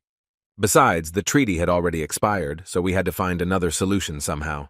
At that very moment, a servant ran into Renell's office, shouting that enemy troops had already approached their borders and were beginning to attack. The commander was not very surprised that Jared had come, but he was very scared because he did not know what to do next. But the servant added that there were about 100 people there, and it was probably not Jared's work. The boy threw a book at him. He scared Renell very much with such loud words, but in fact nothing serious was supposed to happen. But the boy assured him that it was urgent news because the enemy had entered their territory. He understood that this was the best and most reliable fortress to block evil spirits, and it was captured by some villains, an army of 100 people. Then the servant suggested that they were most likely traitors who had let the enemies in, which angered the Lord even more. They came downstairs in full armor and with the army, and Renell ordered his assistant to deal with the enemy. He was extremely angry when his kingdom was considered weaker and underestimated. They were not some kind of Civia, weak and inept. A man wearing a robe that covered his entire body came forward and summoned the head of Renella, with a large number of people standing behind him. When Renell recognized the man, he went crazy. It was a complete betrayal. It was one of his aides who had been gathering information about Civia and now decided to get rid of his former lord. But he assured him that he was doing it all for the sake of peace in Renell. The greed and cruel behavior of the lord of this kingdom was too dangerous for the people of the state. Renell did not wait any longer. He was satisfied with the words he heard and ordered the soldiers to capture the traitor, and the army began to fulfill the order of their lord. Then the guard who was standing behind the man told him to go back to a safer place. They could handle it themselves. This was bad, because the invaders were here too, and the army against the kingdom's lord was quite large, considering that all these men had once served him. One young man came forward, sword in hand, ready to defend himself. He suggested that they should not waste time on idle talk, because this man's plan was only to take over Renella and behead the previous leader. Meanwhile, on the territory of Civia, the battle between Jared and hundreds of monsters that appeared from the portal continued. The blue ogres attacked him from all sides, but could not reach him. Jared was a really strong opponent, and didn't even let them get too close to him, immediately neutralizing the enemies with magic. However, one of the goblins managed to hit the boy. He was aiming right at his face, and this time he got it. But Jared was not confused, and immediately activated the artifact of mirror armor, which immediately appeared on his face. The goblin who was standing closer and shooting at Jared with his bow was now afraid. The boy seemed invincible. So the monster decided not to risk his life and jumped away from Jared, dropping his bow and arrows. But this guy is not so easy to escape from. He used the magic of fire again, which was quickly approaching the goblin. But while he was dealing with this green guy, a small dragon appeared next to him. This dragon held a plaque in its paws with words written on it for Jared, and it was given the title of Hellfire Incarnate. And the magic damage from its flames now increased by 100%, and Jared was now able to use the magic of the special state, Burning Flame. He was excited because he himself suspected that Jared's character had a penchant and talent for fire magic, and now he had a rank like that. It was very cool. The commander of the Ogre Legion stood in a safer place and gave orders, telling who and where to go and what to do. But it didn't help him much. The flames had reached his own carriage. They were about to be crushed, so he ordered them to run in different directions and escape, while everything around them was already burning orange. Jared said that if Crandall was so impatient, he could have come down to fight him himself instead of sending his servants ahead. The boy's next strike was aimed at the other monsters, almost all of whom were already lying dead on the ground, and those who remained were trying to run as far away as possible to stay alive at least. Crandall couldn't take it anymore and decided to deal with Jared himself, so he took his giant hammer in hand and jumped on the boy. The Kingdom Lord defended his lands to the last.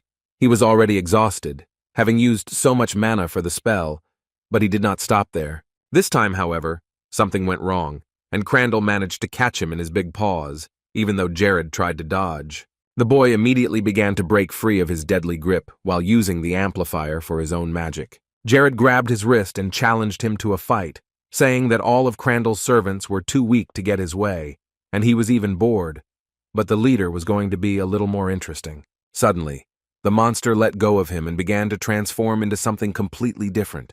its body as if it were becoming a flame. Its sharp teeth became even bigger and sharper, and the monster smiled greedily, looking into Jared's eyes. The boy, in turn, used the mirror armor to avoid getting hurt in any case, but in front of him, he created a magic shield to try to keep the enemy's magic out. And this method worked. Then he retreated, being too tired to continue the fight. After Crandall had retreated a good distance, Jared created a high wall of fire and blocked the enemy's passage to his side. After that, he decided to speed up the destruction process and used accelerated action magic. Jared ironically asked Crandall if he was hot, and then immediately added that he would help him with that and add a little bit of cold. The next spell was an ice storm that was supposed to freeze the rascal. Crandall was in a desperate situation. He was trapped, and his entire army was destroyed, and he himself would soon leave this world. To finally end the fight, Jared decided to try out his new powers, and as soon as he shouted the spell, a huge fire cobra appeared behind him. Crandall was frightened. But despite this, he stood in one place as if frozen. He noticed that his opponent was only getting stronger with each spell he used. It did not look like the person he said he was. But soon he would no longer doubt it. The cobra quickly approached the ogre and knocked him down. All the other monsters in the army that were standing nearby realized that they had better get out of here now, while they still had the chance, because once Jared was done with the leader, he would come after them. But they made this decision too late, because Jared noticed that they were trying to escape and stopped them. Suddenly, however, he was confused and distracted, although he did not yet understand what was happening. A dark portal appeared in front of his eyes and pulled them all in. Soon, everything disappeared, and Jared found himself alone on the shelves of a dark and dense forest. He did not expect his enemies to leave so easily, but he had accomplished his main mission. He had defended his kingdom from the attackers. Jared was blown off his feet by a very strong wind. He couldn't even stand on his feet and fell to the ground. The portal was closed. Some of the monsters managed to escape and save their lives, and the boy could not give a clear explanation to himself of what had just happened. But he breathed a sigh of relief. All Jared knew was that it was impossible to close the portal from the inside without a Demon King level, but it was strange that such a powerful mage had decided to stand up for them on his own. The Demon King wanted to cut all ties with him, but he was grateful for something, because he had made all that evil disappear before the blocking stopped working, which would have been a failure for Jared. Of course, it was a shame that his experience points were gone too, but it was good that it ended on such a note. He now sat quietly under the starry sky with his eyes closed and remembered his father, that is, the father of Jared's character from the game. Of course, the boy didn't suspect anything, but he wasn't alone. He was standing right next to him, hiding behind a tree, watching his son defend Curve. Renell would not have been so easy to defeat, though. Only a few dozen men managed to destroy his army, leaving their lord almost face to face with the enemy. These men did not even get tired during all this time. They introduced themselves as soldiers of Civia. It was the strongest army of Agrecio, which the king himself created. Still, there was no time to stay here for long, so the boy took the lord by the hair and pulled him along. The king of Civia wanted to meet him in person at his castle, and they all didn't care that the lord was talking about a pardon. 3 months passed, as Jared continued to train with Isabella and improve his magic, as important issues for the kingdom were resolved, and as his food supplies became more and more in demand. On this day, Jared was walking through a green forest where he was to meet someone. She was late, but after a while he opened his eyes when he heard footsteps approaching him. It was the princess of Cinders, Mara, wearing a robe, and she came closer to Jared, starting to talk to him. She was very upset and seemed to be somewhere else. The guy interrupted her, expressing his condolences about what happened to her father. She reacted calmly to this, even though she did not think that Jared already knew about it. Her father's death had come too suddenly, and had hit her morale hard. However, Jared asked Mara to tell him more about it, because he wanted to know how it happened. Mara told him that her father began to lose ground very quickly and died in a moment, and her brother Ian was feeling worse every day. In addition to his own health, he was now also worried about the death of a loved one. He was predicted to die just as soon.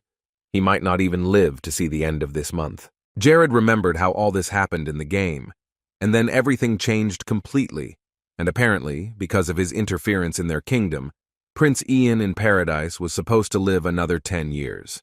With a sigh, Jared said that he could tell Mara 3 things now.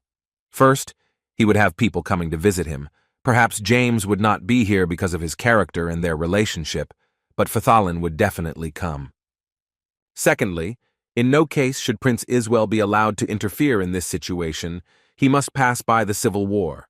But while they are trying to reconcile the two princes, they should try to get closer to Prince Ian's people and ask them to leave. Prince Ian's people were very close to the royal family, and they were all against the civil war. And third, if this civil war was going to be postponed for a while by natural means, then any resources should be used to gather everything related to the princes and Umbra. They were now like herbivores in the same cage as these two predators, so only one attack was needed for the decisive and fatal blow, and in the meantime, they only had to wait for the right moment to attack. Mayra thanked him. She hadn't changed her face during their conversation. Her father's death had hurt her too much, but she still wanted to apologize to Jared. But he said that they hadn't started anything yet, so it wasn't the time for thanks and apologies. Now everything was clearly on track, so it was time to follow the plan and execute the next steps just as well. The figures were adjusted depending on the smallest indicators, and if at first glance this territory seemed to be the most backward, it was actually at the average level, on the same level as the kingdom of Miseria, which belongs to Count Capri. After merging the territories and dividing the responsibilities between Julian, Avila, and Aubryn, things didn't seem so difficult, but more people would still be needed. Jared assumed that if Julian got sick or tired and needed to rest, there could be big problems in running the kingdom. Jared didn't know where he could find more people. It was too hard to live in this world. But after Jared said that, someone shouted very loudly behind him, which scared him. His heart beat faster, and Jared turned to the person who had frightened him. Behind him stood an older man with a long gray beard and equally long hair. He asked why Jared was looking at him like that, as if he were his first love, and he was getting annoyed that the boy was not talking. The great mage Verhad, who was at level 9, did not like the way Jared was receiving a guest in his kingdom. The boy immediately apologized, not recognizing the man at first because he didn't think he would just show up like that. Verhad remembered the letter that Jared had sent him, so he came here. The magician could not leave immediately, so he watched the boy for a while. Verhad noticed that Jared had begun to manage the kingdom differently, and had also smashed the neighboring territories to pieces, which interested him. The boy was a little different from his father, who was a pacifist, and held a peaceful point of view. Jared was very surprised to hear that Verhad knew his father. The mage sat down on the ground, saying that he shouldn't tell him how difficult Barrett's character was. The mage was going to give him advice from the 5th grade and get out of here quickly. Jared was like a small child now. He was so happy that Verhad had responded to his request and come because the boy really needed his advice and support. It was vital for him to hear these words from Verhad, and Jared beamed with pleasure. But the magician warned him not to even think about asking him to stay in the kingdom or to become a sensei for him. Jared happily said that he hadn't even thought of such things, and Verhad said nothing to that and exhaled calmly. Now all Jared had to do was listen carefully. He wanted to tell him something that had been on his mind ever since he had reached the level of 5th-class magic.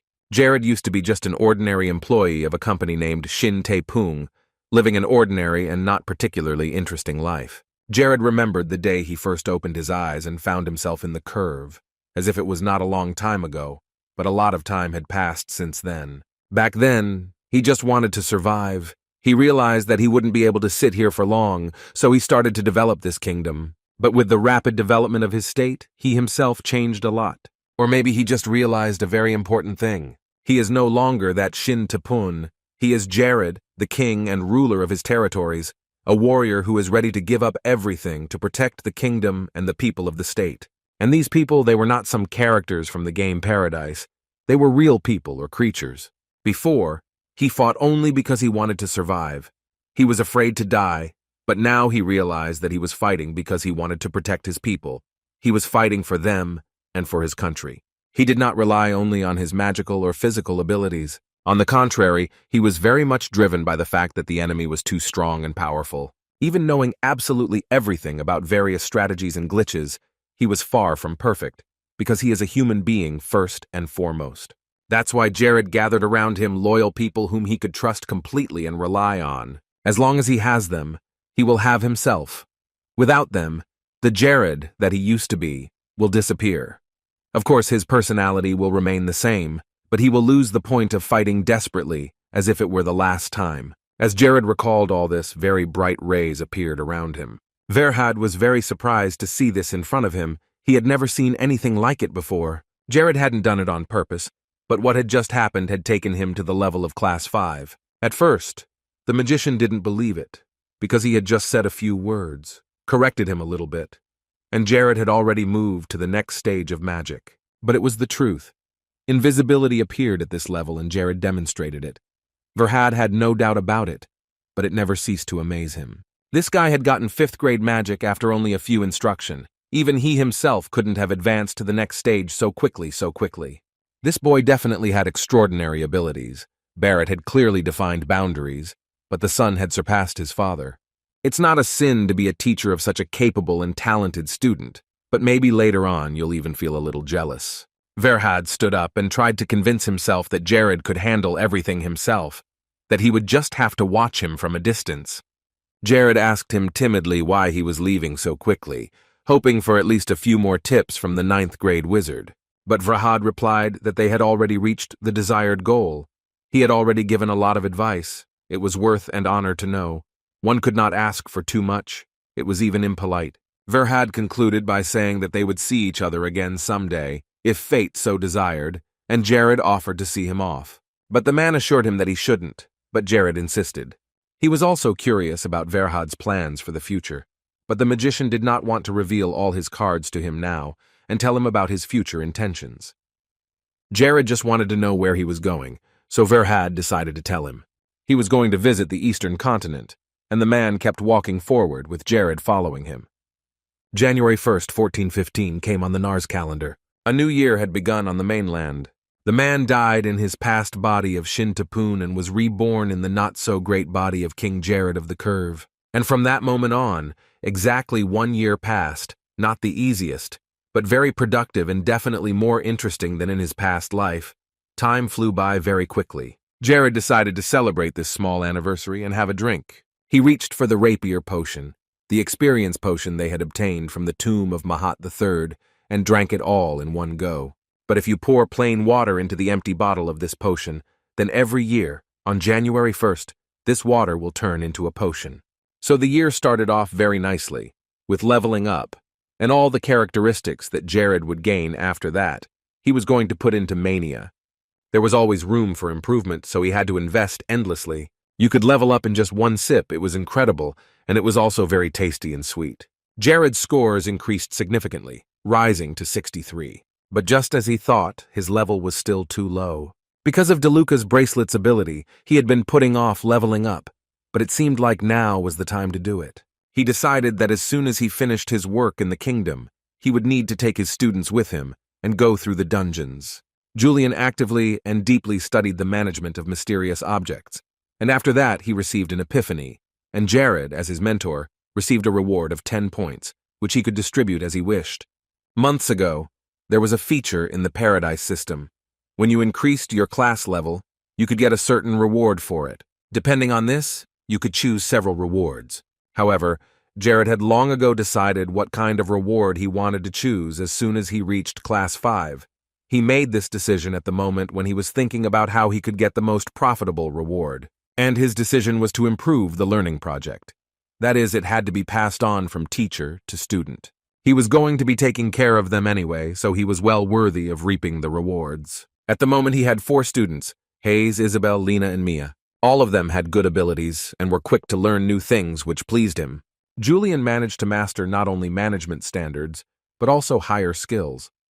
He was very grateful to his sensei. He was able to learn a lot from him.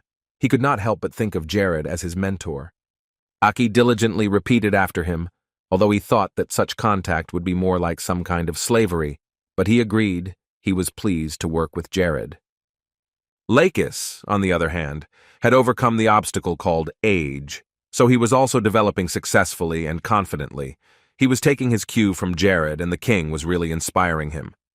Now Jared watched his students develop, and it seemed to him that everything was going very well. This time, the boy believed in it again. However, there was a but again. Chloe also offered him to sign a contract. It was not just like that. There was a reason for this decision. It would be a small oath between the two of them. Chloe said that she would be able to pass on special fighting skills and knowledge to him. He had previously thought that a cold wall had grown between them, with no feelings, so he didn't think it would work out with her here. But Jared didn't know how to explain it to her gently, so that she wouldn't get offended and kill him on the spot after such a rejection. She could tell by the look on his face, but she wanted to hear his final answer.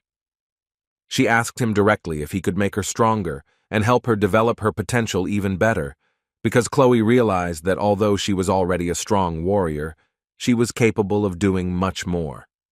Jared replied that he would help her and be ready to answer any question she had honestly. That's what you call being a true mentor. But when he looked over at Chloe, who had picked up a sword, Jared was already afraid. He moved back to stand next to the tree and stared at her fearfully. And while Jared could barely hold the piece of paper in his hands, she calmly signed it, cutting her finger. The thing is, she had been taught since childhood that important contracts had to be signed not with ordinary ink, but with her own blood. Jared couldn't move for a while from the shock.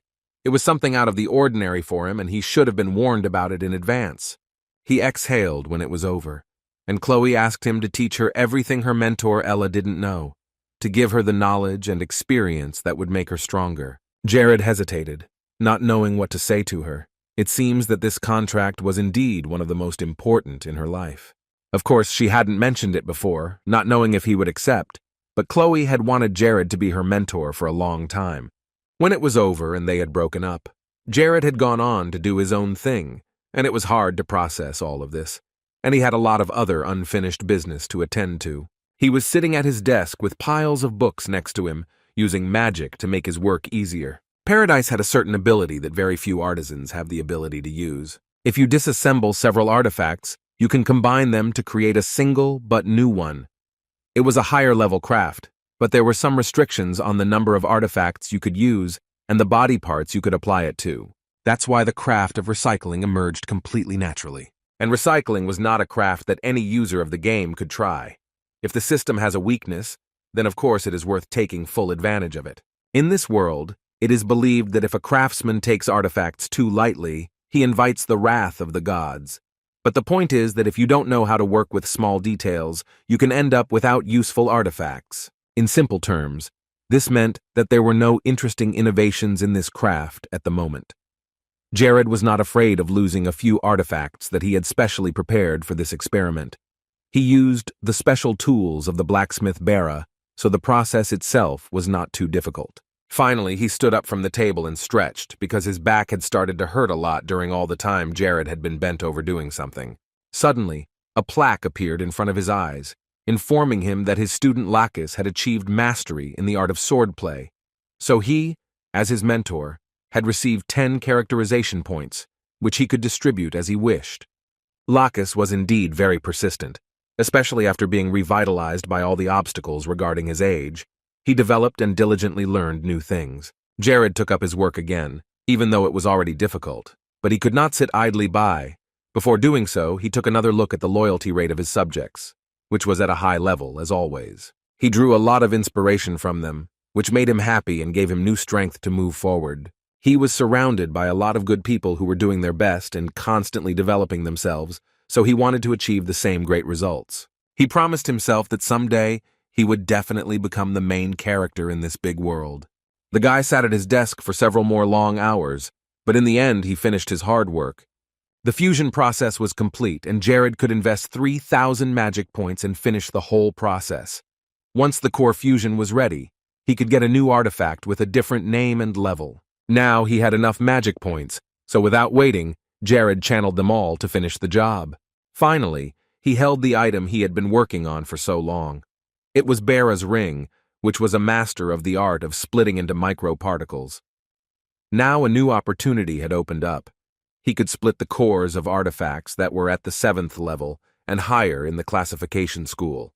And the special ability was that when it came to fusing the artifact cores, he could gain an additional skill with a 10% chance. This was great news, because he got 2 new crafting-related abilities, and now he realized that he hadn't spent 2 months pumping this thing for nothing. And now all the artifacts they had gotten from Mahat III's mogul could also be refined by him.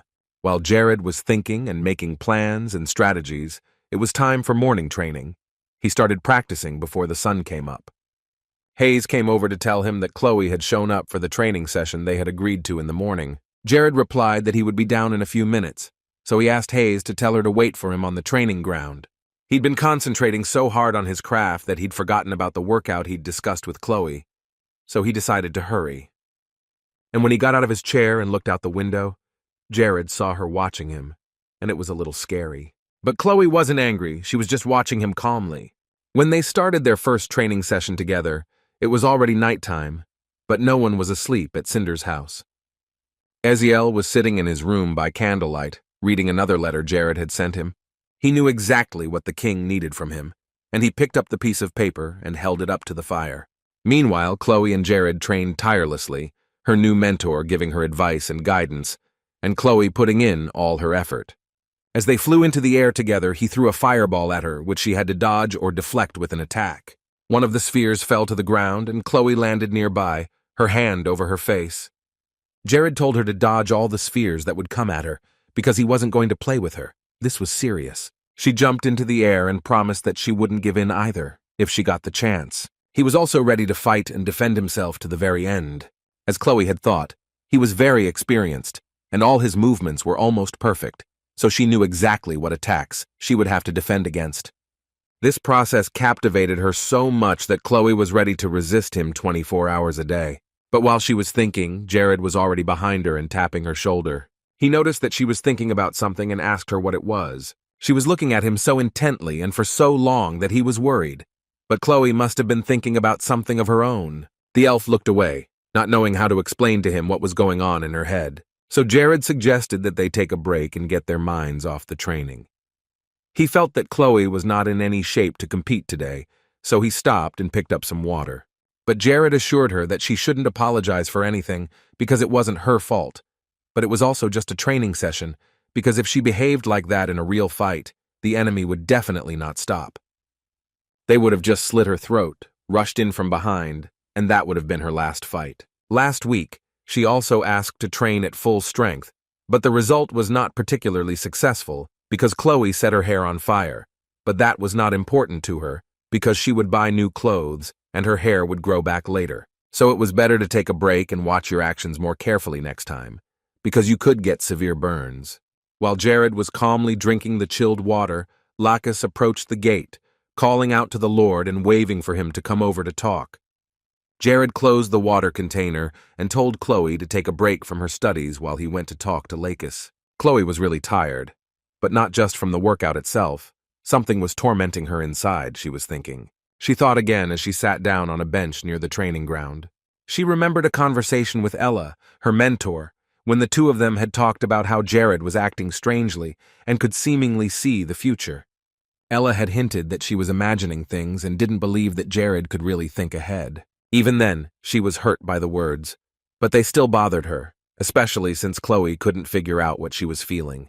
Jared had already come out to see Lacis, and he apologized for disturbing him so early and asked him if he had interrupted their date.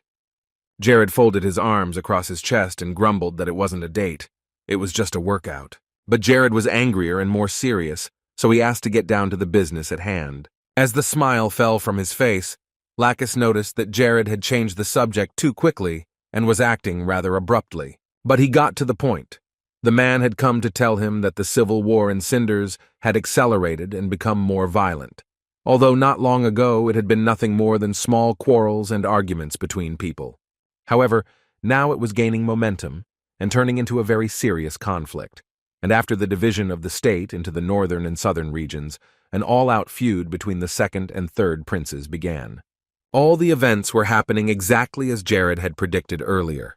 Jared then asked how the military was training and if everything was going well. Lacis replied that the army was doing well, as the army had been training hard for the past 6 months, and the new recruits were gaining experience very quickly and performing well in training. Elder Olsen and the special unit are doing an excellent job of training the soldiers and supporting the overall training. Lacis stopped talking for a moment and reached for his sword, which he always carried with him.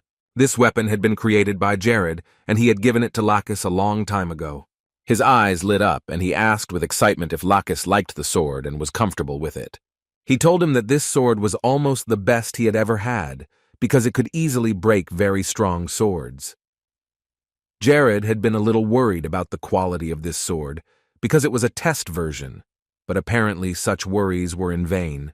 Then Jared smiled, and said that this sword would be a kind of payment for Lacis's efforts. Lacis thanked him again, and waved the sword in different directions, ready to wipe out any enemy that came near him with this beautiful sword. It was a very reliable weapon. The other soldiers were also practicing, and Lacis looked at them and hesitated a bit again, saying that he had to inform the Lord of one more thing. He wanted to talk about the Aggressio Guard, so Jared created a sound barrier around the two of them to keep the conversation out of earshot. After that, the guy said that Lacis could continue his story, because now the security and confidentiality of the conversation was ensured. It was through listening that they were able to achieve excellent results, learning a lot of valuable information, and by reviewing the footage they shot on the outskirts of the territory, they were able to record attempts to transfer classified information. After the raid was carried out, all the participants were caught and interrogated, which confirmed that they were members of the Umbra sect. Jared had expected this outcome, but they still needed confirmation and got it. They finally managed to catch the sect members and intervene to stop everything and prevent another disaster. The destruction of this dark sect was the perfect reason to end this damn war. With the exception of the official church of the Cinders Kingdom Radius, the kingdom's top priority is the destruction of sects that dare to use dark magic. In other words, the destruction of all people who are practitioners of the faith called Umbra, all of whom have no right to protection from the kingdom. It also meant that a similar church was located on neutral territory, so the kingdom could not defend these lands, which was why Civia had a chance to take this territory for herself. Lacis stood next to Jared, who was just staring at one point and keeping silent. The man already thought what had happened, but he apologized, saying that he was just thinking. The Lord asked him what was happening with the other side, and Lacis told him that there were only 3 main territories now. They were Acra, Mudlin, and Letica, which were located between Civia and the Kingdom of Cinders. Jared realized that all these events were happening too fast, so the time had come for Umbra to start making global decisions and taking action. He should have thought about this church a little sooner. Jared now kicked himself for it. Lacis asked a little excitedly what they should do next and what decisions would be made. Coral, for starters, gave orders to make sure that the video recording was completely secure and that no prying eyes would find out about it. After that, it would be necessary to concentrate all our forces and invasion on the 3 territories that Lacis had mentioned, and it was for this moment that Jared was preparing the army of Civia. The Aggressio soldiers would also be involved in this difficult war, and it was a wise decision. Right now was the best time to start, so he needed to get going. Jared had asked Lacis to take care of the video. He trusted him and was sure that the material would not be distributed too soon. The reason for this war was clear, concise, and grandiose. Jared turned to Chloe, who was still sitting on the bench, and told her that he was done with training for the day. She didn't say anything because she thought that when he returned, they would continue. Jared assumed that he had kept her waiting too long while he talked to Lacis about all the details. For the next 3 months, a major war was fought, and Civia declared war on the neighboring kingdoms, Acra, Mudlin, and Letica. And as a result of this battle, the soldiers of Civia won in all 3 cases. Acra, Letica, and Mudlin were annexed to the territory of Civia without any dispute. They surrendered as soon as the enemies came to their lands. The armies of Aggressio's Guard and Olsen's troops quickly achieved good results in this struggle and were able to conquer the territories. But the main reason for the enemy's fear was that the commander-in-chief of the army of Civia was Jared. This year he turned 26 years old and was too young to have level 5 magic, so no one expected him to do well. Then all the residents learned that Prince Fathalin was a practitioner of dark magic and was on the side of Umbra, and Prince Jess supported him in this. After this development, both of them were no longer respected. The citizens gave them double looks and despised them, but Eziel felt pain for his brother, even though he had made a big mistake in his life. Suddenly, Princess Mera came up to him, and his sister asked him excitedly what had happened and what he was thinking about. Eziel immediately turned to her, because he did not even hear the girl enter the room, but he calmly replied that he was thinking about a scenario where Lord Jared could lose this war. In fact, it seemed to him that he himself was worried about it more than Jared. But Myra said that these were all vain worries, because if you look at the indicators, then Civia and his army won a huge number of victories in battles, and Jared showed a video with real evidence of the communion of the Umbra sect, which was the key to his victory. Eziel agreed, because everything really became much easier with the video evidence that Civia showed the world. The accused party simply could not justify it, so the neighboring territories, despite their good relations, did not want to oppose joining Civia. In the end, the Kingdom of Cinders was the state that followed the Church of Radius in everything and despised anyone who went against this path. So all of this was a strong warning to the two brothers who decided to go down the wrong path, which ultimately destroyed them. Soon Ezekiel was alone in his room and sat down in his chair reading the documents. During these months he had been very anxious and always thinking about the events to come. Very soon he would have to step into his father's shoes and take the throne of the king, because all the older children in the royal family could no longer do so. He knew it was inevitable, but the throne still scared him. The heart of the man who started it all was too cunning. Jared was also disliked in the 4th territory of Fosagid, but some people were still afraid of the army, because they knew what success the troops had achieved before. The soldiers brought the warriors of these lands to their knees this time, but they held out to the last and did not want to admit defeat. One of them threatened that even if Jared killed him, hundreds of other followers of the church would find him and take revenge, keeping the curve in their sights. But in a moment the boy was gone from this world, and Jared once again praised Lacis for his skills and made sure that the sword was indeed doing its job perfectly. Suddenly, a warrior came running to them, barely breathing as he tried to report the news that a report on the state of their fortress had arrived as quickly as possible. All the soldiers had already opened the gates and raised the white banners. They had never contacted Umbra before, and they were asking to be rescued. Jared ordered to take away their weapons and throw them in jail, and later they would deal with these people according to the law. Lacis was covered in blood, but he was very grateful to Jared. They had finally taken over the 4th territory. The Lord was truly invincible. No one could stop him and the army of Civia. The man knelt before him and bowed his head, and Jared praised him for his fine work, seeing how hard he had tried. But Lacis assured him that from the moment Lord Jared entrusted him with the very position he was in now, every moment of his life was filled with happiness and joy. He could fight his enemies shoulder to shoulder with his king, and for him, as a warrior, this was the meaning of life and the opportunity to breathe to the fullest. Jared then suggested that they enjoy this wonderful feeling of fierce enthusiasm, and that they now had a great opportunity to fight Cinders, because they were now in the middle of a civil war. Lacis agreed and said that Jared could fully entrust him with the army that would be on the front lines. He bowed again, calling Jared his king. He himself was amazed at what he heard, for he could not remember ever hearing such a thing from his subjects. It was as if many castles had been under such a treatment, and had fallen to the ground at once. The best arena, which was illuminated by the light from the clear heavens, their battles to annex other kingdoms to Civia continued. 3 months had passed since the start of the next war. Jared sat in his office and carefully studied the map of the neighboring kingdoms that bordered Civia. During these months, the territory of his kingdom had increased by as much as 5 times, and further unification of the territories was impossible. Jared had maximized his territory.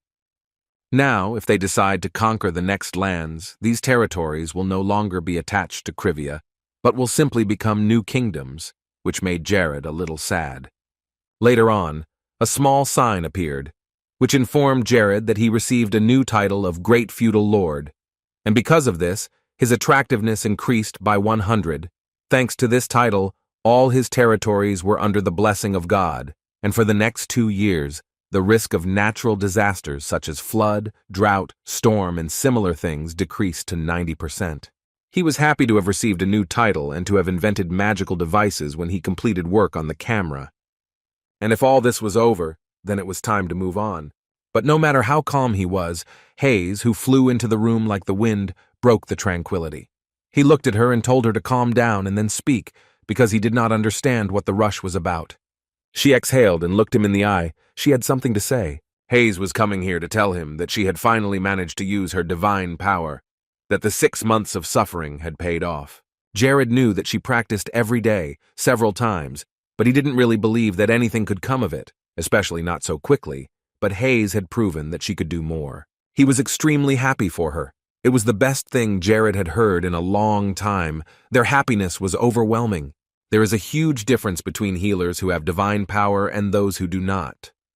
An average healer at the beginning levels can only restore 10 points of health. But if the healer has a special divine power, he can restore up to 2 times more. And this is only at the initial level. Then the difference became greater with each subsequent step. Hayes noticed that it was all thanks to the artifact that Jared had given her once. That cursed bracelet. When she put it on, she instantly started to feel extremely sick. Her condition worsened every second, but she also had a ring that covered the entire effect of the bracelet. So when she wore them together, she could train without interruption and not feel worse. She was very impressed with how Jared came up with this idea, and he laughed awkwardly and said that it was a special Eastern way of training. The fact that Hayes had moved on to the next stage meant that she could handle the intermediate levels of Divine 3. This would no longer be a problem, which was very important. So Jared decided to test her abilities right away by picking up a dagger. At first, Hayes was scared, because even though she already knew her abilities and was confident in them, the situation looked very scary and she didn't want to hurt him. There are many other ways to test new skills without hurting him. Hayes looked at his arm, because Jared was wearing a short-sleeved shirt.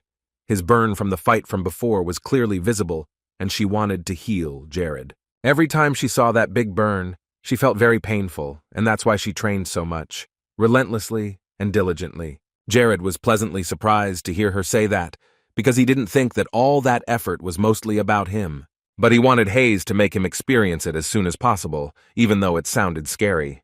There was a scream from the room, and Jared meant nothing more than the feeling of being healed. That was all. Hayes sat down next to him and told him to give her his hand. She began the procedure, but Ftalin was not happy about Jared coming here and giving away so much information about himself. He was now with Capri, who had come to his cry and asked what was wrong.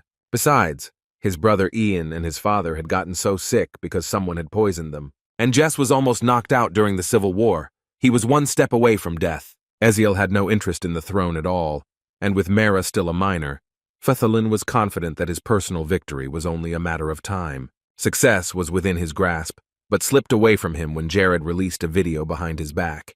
And Ftalin was angry that Eziel was in league with Jared. Everything was on the verge of a major disaster, from being fine and not boding well for anything, to being worse because of this horrible recording system that Jared had invented. Capri stood silently next to Ftalin, not saying a word, until the Prince of Cinders called over an old man who had served in the Crivii. The boy began to express his complaints and reproach the old man for not knowing anything about the recording devices. It was impossible that they had been able to invent and install these devices in just the last year. The old man tried to justify himself and prove that he really hadn't heard anything about these devices before, but Ftalin ordered him to shut his mouth and hit him hard. The old man was lying in a pool of his own blood, and Capri was breathless at the sight, not knowing what to say.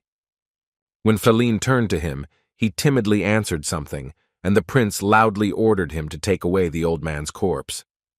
After that, they had to gather their troops to finish off Eziel and try to put this terrible situation in the right direction. A few hours later, they were on their way to Ezekiel, assembling the soldiers, Capri and Ftalin riding in the lead, with the army following. Though Capri had no desire to start a war with Eziel, he could not refuse the prince's order, but he tried to persuade Ftalin to change his mind and not do something that would lead them all to their deaths. Capri knew that Eziel could not have set it up himself, but the prince ordered him to shut up. But Capri didn't leave the subject.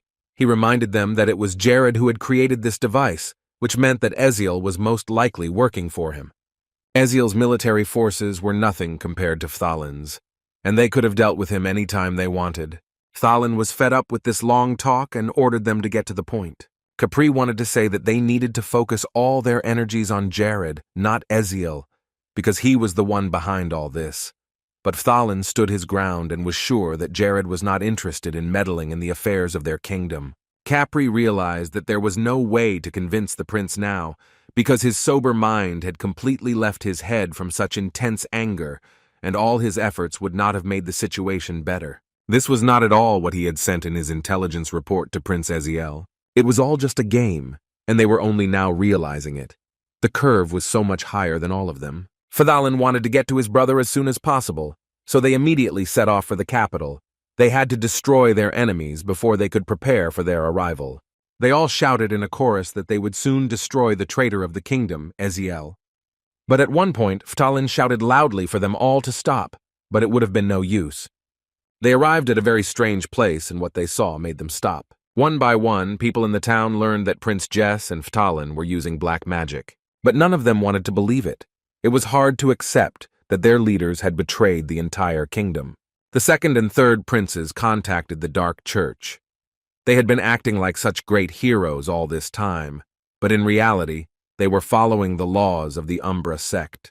While the people were discussing all these nuances with fear and hatred for the princes, they heard the sound of hooves. It was Eziel and his army.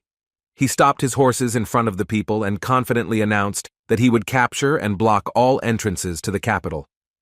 Prince Jess and Prince Phtalin, as the main traitors to their state and disgrace to the royal family, would be killed as soon as they were seen. As soon as the people saw him, they begged him to save them from the dark magic of the older princes. But he said that they should not be afraid. They would protect their people, and soon the citizens of Cinders would be able to continue living their peaceful lives. Everyone began to shout out the names of Mera and Eziel. The two of them were now Cinders' only hope. Capri cleared his throat and tried to see something in the cloud of dust. Now he had to find Phtalin. As he made his way through the unknown terrain to the prince he hadn't found yet, Capri came across a warrior who immediately raised his sword and asked who he was, and the man only said that Capri would have to fight him. And if Lacis wins and Capri fails, he will never see Prince Phtalin alive again. It seems that Prince Cinders had stepped right into the landmines that Jared had placed here earlier, and Lord Curve was watching from above with satisfaction as his plan worked. It all happened because Phtalin was too angry and frustrated, and it played a bad joke on him. Jared used the power of the spiritual eye. In a few seconds, he found Phtalin sitting in the dust trying to cough. The prince looked around and saw that all his troops he had recruited were dead, during which time Jared learned that his enemy was at level 77. Without waiting for the prince to realize the horror of the situation, Jared went down to him, and Phtalin looked around. Phtalin became even more angry as soon as he saw Jared standing next to him. He was ready to tear him to pieces. He was pissed off. He dared to meddle in the affairs of another kingdom. It was so mean. Phtalin promised him that Jared would not come out of this battle today with his head on his shoulders. Jared thought about it. He was certainly no fortune teller or prophet, but he thought that today was not the day for him to die. But there was news for Phtalin too. Jared said with a smile that from today on, Phtalin had no reason to be so angry, because he would no longer have any business with the kingdom of Cinders.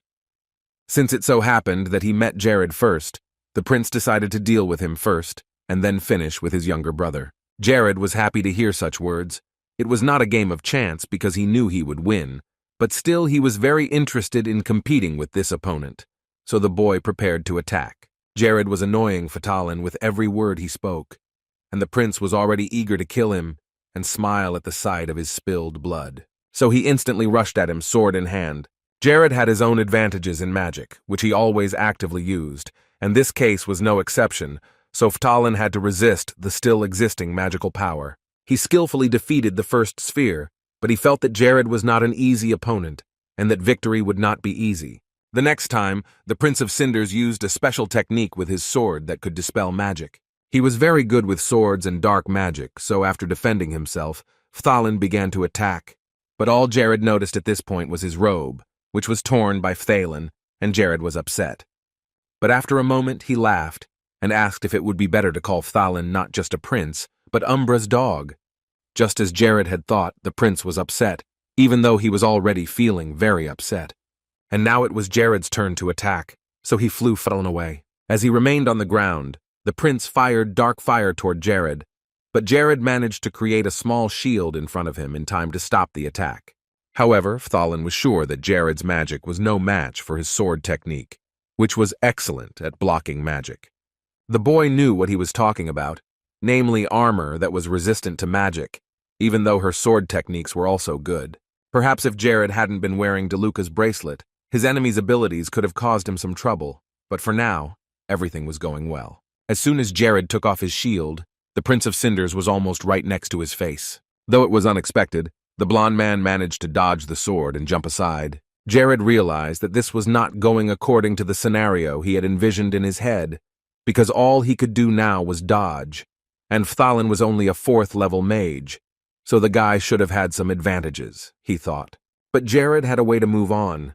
He didn't get confused and created a shield again, starting to distract the enemy and try to get him emotional again, so he would get an advantage over him. Fthalin was not giving in for now, and only repeated that his special sword technique specialized in blocking magical energy.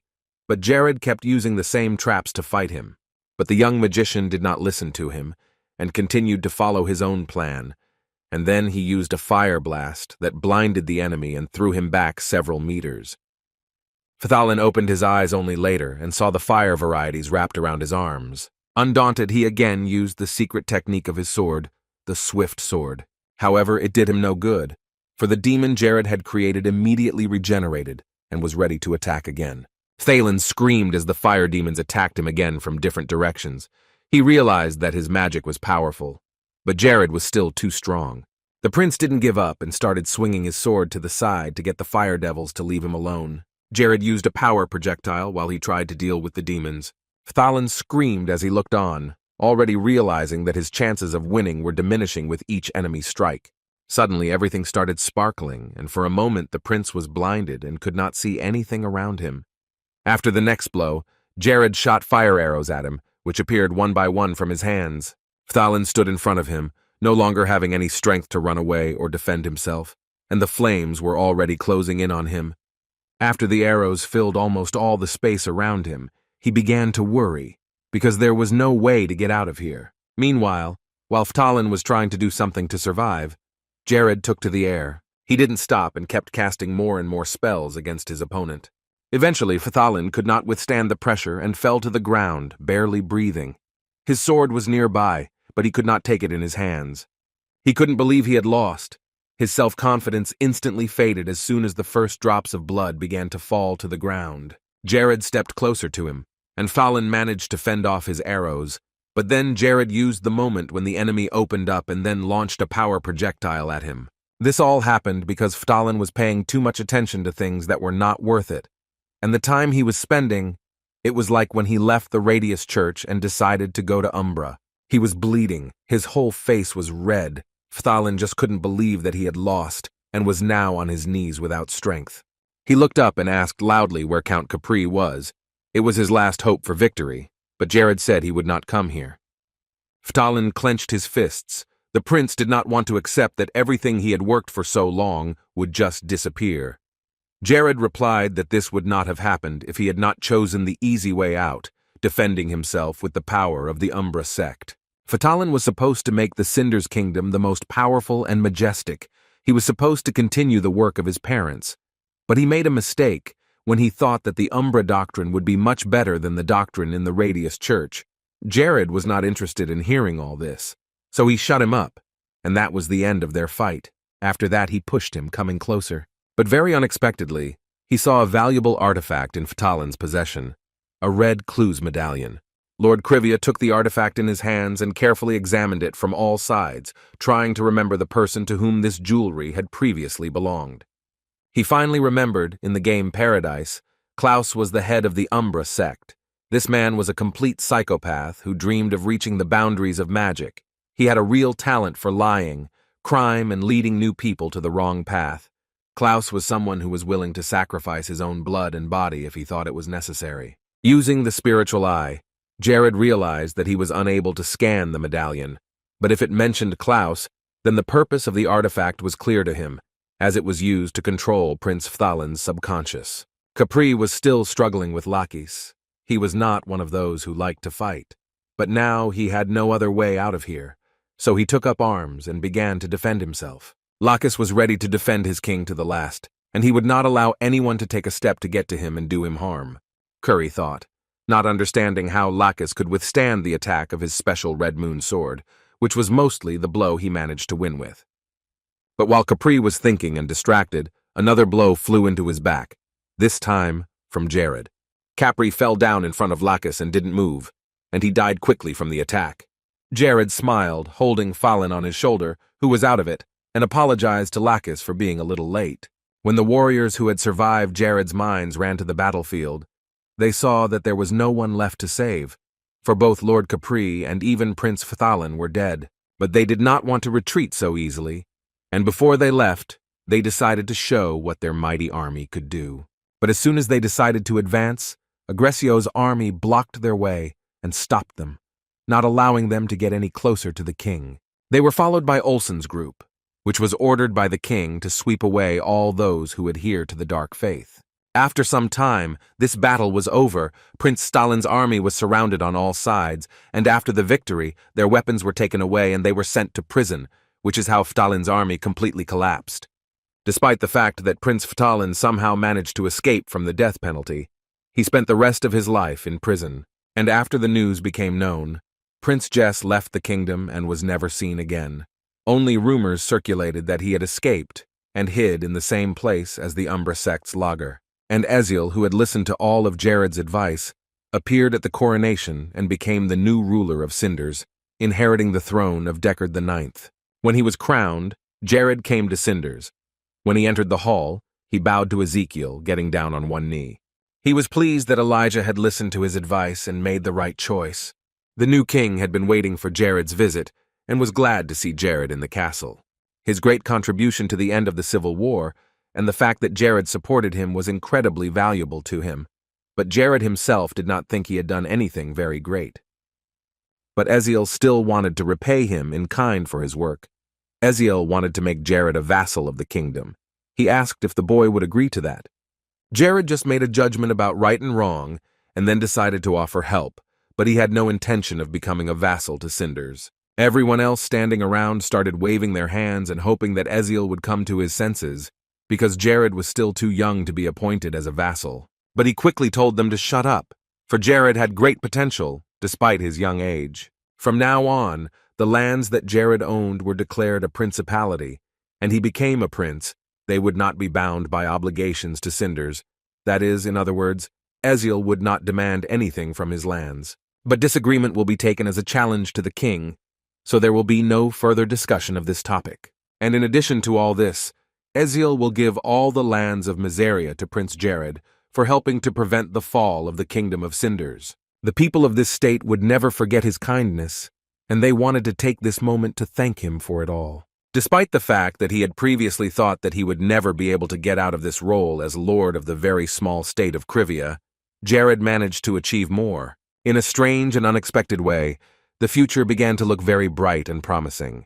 After all the talks, they said goodbye, and Jared and his men left the castle, and soon they were outside the forest in Cinders. Lacis still couldn't get used to his new armor. He was embarrassed, because Judith's armor was a valuable artifact, and he considered it too expensive a gift. Jared smiled with satisfaction and turned to him, saying that he had simply stolen them from Lord Capri, and Lacis stopped dead in his tracks, but Jared assured him that the winner of a battle is entitled to everything. The Red Moon sword seemed very strong and reliable, and Lacis could feel the notes of magic in this piece of weaponry. As Jared walked further into the forest and looked around, a man called out to him, stopping in his tracks. He had been very curious about something for a long time, and Jared turned to him and agreed to answer all the questions he had. The thing was, Lacis had never felt such unity among the soldiers before. Every soldier respected his lord and was ready to give his life for Jared's. Each of them wanted even greater achievements led by their lord. And maybe some of them were even ready to worship the god who was above them. But the god that Lacis was ready to worship was now standing right in front of him. He knelt down in front of Jared. Jared was very surprised by this confession, and Lacis cried as he looked him straight in the eye. Lacis's loyalty and respect increased dramatically. It went up to 360, and then his loyalty to Jared increased to 800, and he achieved the third awakening. These words touched Jared's heart. He was touched and hugged him. Lacis couldn't stop crying, and being hugged by Jared made him even more touched. In the castle, the king's chamber, a bright light was on, and Mera entered the room. After Eziel's coronation, she did not know what to call him, so when she came to him, she addressed him as the king. But Eziel said that there was no need for such a formal address. He was still her older brother first and foremost, so he told her to call him that. As she came closer, Eziel noticed that she had been wanting to tell him something since she had met Jared. The girl nodded her head in agreement, and then Eziel invited her to sit at the table and drink tea while they talked. Her attention was drawn to the super-fast development of the kingdom of Civia, agriculture, seals, commerce, dungeons, and many more things like that. It led to the fact that to rebuild Cinders, after all the wars and battles, they would need the help of Jared's kingdom again. What others could not do in 10 years or more, Jared could do in less than a year. But Myra had seen before that Jared did not want to enter into a close relationship with the kingdom of Cinders, no matter how hard they tried. Then Myra put her teacup back down and said that she had been thinking about helping her kingdom for a long time. Eziel didn't really understand what she was getting at, but Myra interrupted and said that she had been thinking about improving the ties between Cinders and Civia. They needed to improve their position and make a political marriage. Eventually, they invited Jared back to their castle and started talking about it from afar. Eziel said that he himself had almost been tempted by the devil and had miraculously not taken all the titles and rewards after the battle to himself. But he knew that Jared would then turn his back on Cinders for sure. Eziel was behaving rather strangely and could not decide to get to the heart of the matter. He knew that even if their kingdoms were to become enemies, he should repay Jared for everything he had done for them. Eziel thanked him once again for all his work. Mara said that thanks to his intervention, their kingdom was now flourishing and returning to a peaceful life. She also expressed her gratitude to Jared and added that she would do everything to rid Cinders of Umbra's traces and dark enchantments. Mara and Eziel realized that it would have been better to move on to the main topic for which they had called Jared here, but no one could decide to do so, because Jared's answer and reaction were unpredictable, but he smiled and assured them that they should not worry and that he would listen to their requests. Eziel exhaled and Jared looked at him, waiting for him to continue. Then Eziel asked how Jared felt about becoming his younger sister's husband. The new prince was shocked by the offer, to say the least. They both wanted to establish a friendly relationship with Jared and had long admired his actions. Mara was strong in her decisions, especially those that affected the lives of her people. However, Jared apologized and put his cup on the table. He could not accept the offer. And even if he had accepted, the northern part of the Cinders kingdom was very weakened and in a very precarious state, and Jared understood what was so troubling to them. Despite everything, he was always ready to help them in any way he could to rid the country of all the consequences that Umbra had brought. Jared didn't want to be tied down by a political and forced marriage, and it was his late father's will. Of course, his father had never said anything like that in his life, but Jared believed that his father would understand his decision. Then Eziel realized that Jared was willing to build a strategic relationship with them, but he refused to do anything more, and since this was a directive from the previous ruler of Civia, there was nothing he could do. Jared didn't think he was good enough for this marriage. He was sure that Princess Mara was just a beautiful person, and in his opinion, he was not worthy of such an honor. Mahira immediately denied his words and said that she had never thought of anything like that. Jared had decided for himself, however, that he did not want to enter into a political marriage, but he assured them that if they did not turn their backs on him despite his refusal of the proposal, the future they so dreaded would never come. However, if the Cinders turned their swords against him, Jared was prepared to use the full force of his army against them. Mara and Eziel understood his agreement and did not continue to insist on it, as such talk would have led nowhere. Later on, Jared and Lacis left the castle. It was raining very hard outside. It was dark, and Lacis offered to use the teleporter to get home. But Jared said he wanted to walk, so he let Lucky go and let him go back first, and he went walking through the streets. It seems that the season of such heavy rains has just begun, so future days will be similar to this one. Every year in the northern part of the Nars continent, around July, the season of such heavy rains and thunderstorms began, and last year it had no effect on the lands of the north, but this year it caused severe flooding in the river areas. Thanks to Jared's title of Great Feudal Lord, the Civia lands should be fine for the next 2 years, but the problem was that they were not the only ones bordering the river. Suddenly, Jared heard a voice from behind him warning him that this was a river called the Optatio, and he shouldn't go near it. Last year, there was a very bad flood here, and the little boy was afraid of such stories and assumed that an epidemic might start. But the older man walking next to him assured him that King Eziel would protect them from anything. Jared realized that if the rains increased this year, it would affect even more areas.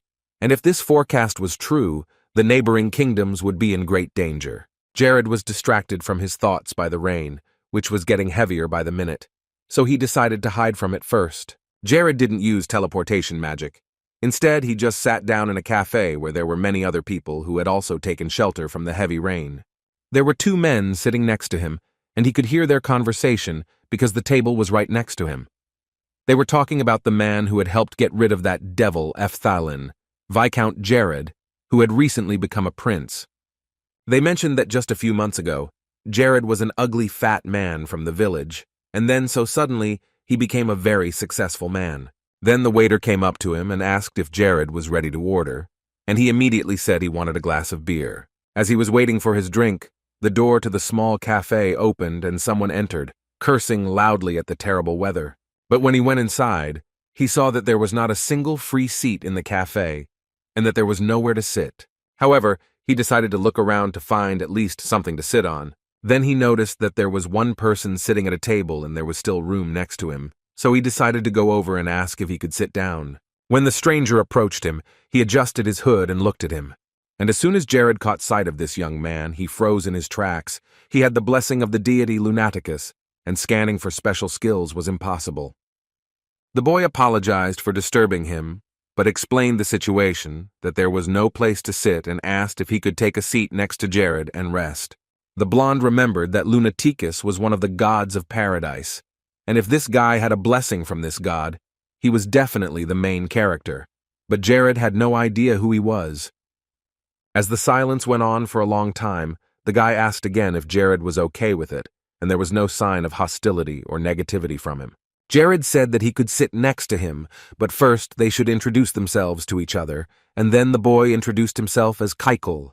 The new prince took off the hood of his cloak and said his name, telling him to sit next to him. Keikel's hair stood on end when he saw Jared's face. Of course he knew him, but then the blonde asked him to be a little quieter. Keikel never thought he would meet someone so famous right here, and when the waiter came over, the guy ordered a beer. Then Keikel decided to introduce himself more formally, since he was in front of such a respected person. The young man was from a family in Charlotte County, but in fact, he was kicked out of his home because his background was not the best. And Jared remembered his father, Bachman Charlotte, who owned a lot of land in the south. If the boy meant the man Jared was thinking of, he knew that he owned land and most of the jobs in the territories, and he had many children, so the fact that Jared had never heard of Kyle was not surprising. After thinking about it, Jared asked why Keikel decided to leave the south and come to the territories. When the beer was brought to him, Keikel paid for himself and his new friend. He decided to give the rest as a tip, which the waiter was very happy about because his salary left much to be desired. Jared assured him that such a gesture was not necessary, but he would gratefully drink with him if Keikel decided to treat him. In addition, the guy added that Jared looked very young and that he would have turned 26 this year. But it was hard to believe because the Prince of Civia looked very young. This made Keikel feel very uncomfortable. His cheeks turned red and he tried to smooth over the topic. Then he admitted that he was even a little jealous of Jared because he could own such a large territory. It seemed very attractive, and Jared himself noticed that this guy was too insecure for a person who had the blessing of the deity Lunaticus. This young man could really become the main character if he worked on his self-esteem, which is clearly low, and he was even curious to see what the path of someone with the blessing would be like. Jared decided to lighten the mood and asked where Keikel was going to go next, to which the young man replied that he wanted to join the Arachne mercenaries. He had heard that the mercenaries were gathering a group to attack a ruined underground cave, and the dungeon was the best place to make a lot of money. The Arachne mercenaries were a talented group of people who gathered to raid the most difficult dungeons. Others even laughed that if you got injured during a raid with their company, they would just throw you out. But despite all the horrible rumors about them, they were called the best mercenaries. The crumbling underground cave is a place that looks like an ordinary cave in the north of the kingdom. As far as Jared remembered, it was one of the 3 most hated dungeons in paradise. All of these names were familiar to him, but he couldn't recall any clear details at first. But after a little thought, Jared realized that the crumbling underground cave and the demon army's haven in Miseria were dungeons he definitely wanted to visit someday, and he had dreamed of visiting many caves. He lifted his beer mug with a smile and a smile of satisfaction as he looked at Kyle. Jared said he would pray for the mission to be successful and for Kyle to return here, and Kyle promised that he would pray for the welfare of Jared's land. Kekal stood up from his chair. He was very happy to have met such a man. He had always dreamed of just sitting and having a drink with him, so Kekal was happy that his dream had finally come true. He was leaving, he had a lot of things to prepare, and he was going to cross the river, which was not an easy task, so there was no time for more talk. Finally, Jared invited him to come to Civia if he had the opportunity. He wanted to thank him for this time and treat him to a glass of delicious Civia beer. Kekal thanked him. He traveled a lot, so he said that he would try to stop by his land someday. After that, they said goodbye and Kekal went outside. This encounter will definitely remain in Jared's memory for a long time, yet he decided to take a walk and not go home right away, but to come here. However, as soon as the young man left the cafe, Jared began to have a very bad headache, so unbearable that he grabbed it and clenched his teeth. He did not know where the pain came from, there was no explanation. He glanced around at the people sitting there, trying to figure out where this unbearable and sudden headache had come from. Jared began to breathe nervously and couldn't calm down. He tried to find the source of this energy that was doing this to him, and finally he found it. His eyes fell on a girl with black hair. She was the Red Queen, around whom many people were hanging around. She was also gifted, and had the blessing of the demon deity Jerizes. Other than that, Jared couldn't scan anything. But the fact that he found another deity's blessing in this place surprised him greatly. He thought he must have found the secret protagonist. Jared realized that this main character, who was growing further, was unusual. It seemed to him that this girl had used an instant debuff or some kind of curse on him. An ordinary person would have collapsed from such pain, but he was able to keep his feet on the ground because of Grace's ring. The girl was holding a glass of alcohol and finally turned her attention to Jared. Jared was drinking his beer so fast that it was almost spilling out, and he was very annoyed that no deity had offered to help him. Even though he was doing just fine on his own as he made his way, he would have been glad to have some of the higher beings contact him. Suddenly, Jared stopped when he saw that the Red Queen was about to leave the place. Now was the time, so she stood up and made her way to the exit of the room. These men were either the Red Queen's attendants or subjects. They did not seem to have any special characteristics, only sword skills that they had practiced for years. Now Jared wondered who the Red Queen and Kekal were.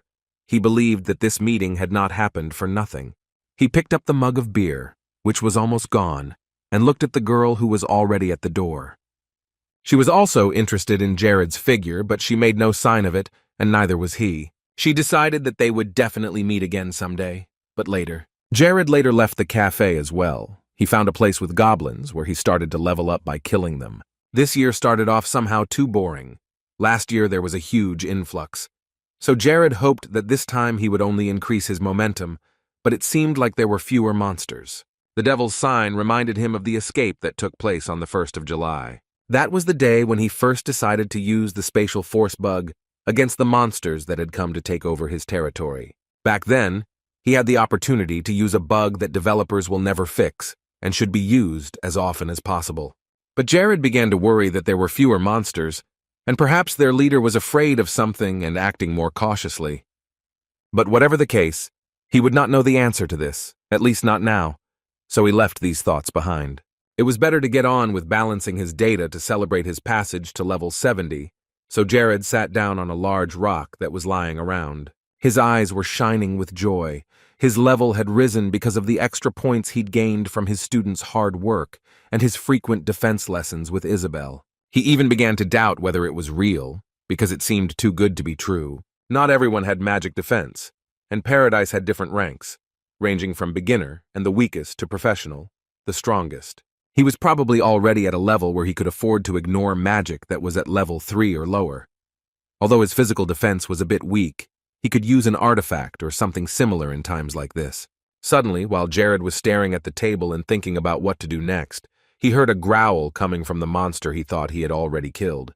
He couldn't stand up anymore, but he found the strength to speak, and very quietly the monster said that he had to take revenge on a grot. Jared didn't even care that the ogre was still alive. He was interested in the name he had heard. The name was familiar to Jared, A Grat was closely associated with the dark faith of the Keiko Church. Umbra wasn't the only dark church, so Jared had realized before that he would have to face the dark forces sooner or later, and probably more than once. However, Jared didn't think that this monster would be chanting his name, so he wondered if there might be a connection between all of this. And he found himself with a new challenge. Jared decided that this was something he needed to take care of, and it wasn't just about Umbra and Keiko. Later, when Jared returned to the castle in Civia, he immediately began to deal with the dark churches. Here was his small factory, where he assembled his mines, Renella's cure, higher-level magic potions, and kept his disinfectant devices. The last stage of magic stones production and the final stage of recording devices took place here. Jared called Isabel over to his room after another training session, and what she saw impressed her greatly. She noticed that Jared was always jumping in over his head, no matter what he was doing. He looked at everything he was working on and asked Isabel how her training was going. The girl replied that she had mastered the 3rd-level spells and was now at the stage of mastering the 4th, which was not quite easy, because with each stage the magic became more and more difficult. So Jared reassured her and told her not to push herself too hard, because even the 3rd level of spells is enough, and she can easily earn a living and have a good income with it. But this statement irritated Isabel very much. She did not learn all these difficult spells to earn money with them. She had been haunted by something called the Rock from her past life, and she lowered her voice at this. Then Jared came up to her and asked why she hadn't told him about it before. He was touched by the topic and began to worry. 65 years ago, when she was in the body of a demon, they wanted to burn her. Isabel did not bother anyone and did not use her power to harm anyone, but the people of the kingdom still wanted to destroy her. She could not do anything. Her hands and feet were tied and her eyes were blindfolded, and as soon as the fire started, she screamed. The happiness of the people that day knew no bounds. They rejoiced that they would finally get rid of the demon, and their kingdom of Transylvania would live a good life again. Isabel didn't want Jared to know about it. It was painful for her to mention it, and there was no thought of stirring up interest in her in this way. Jared didn't like to hear this. Isabel is very talented and strong in magic.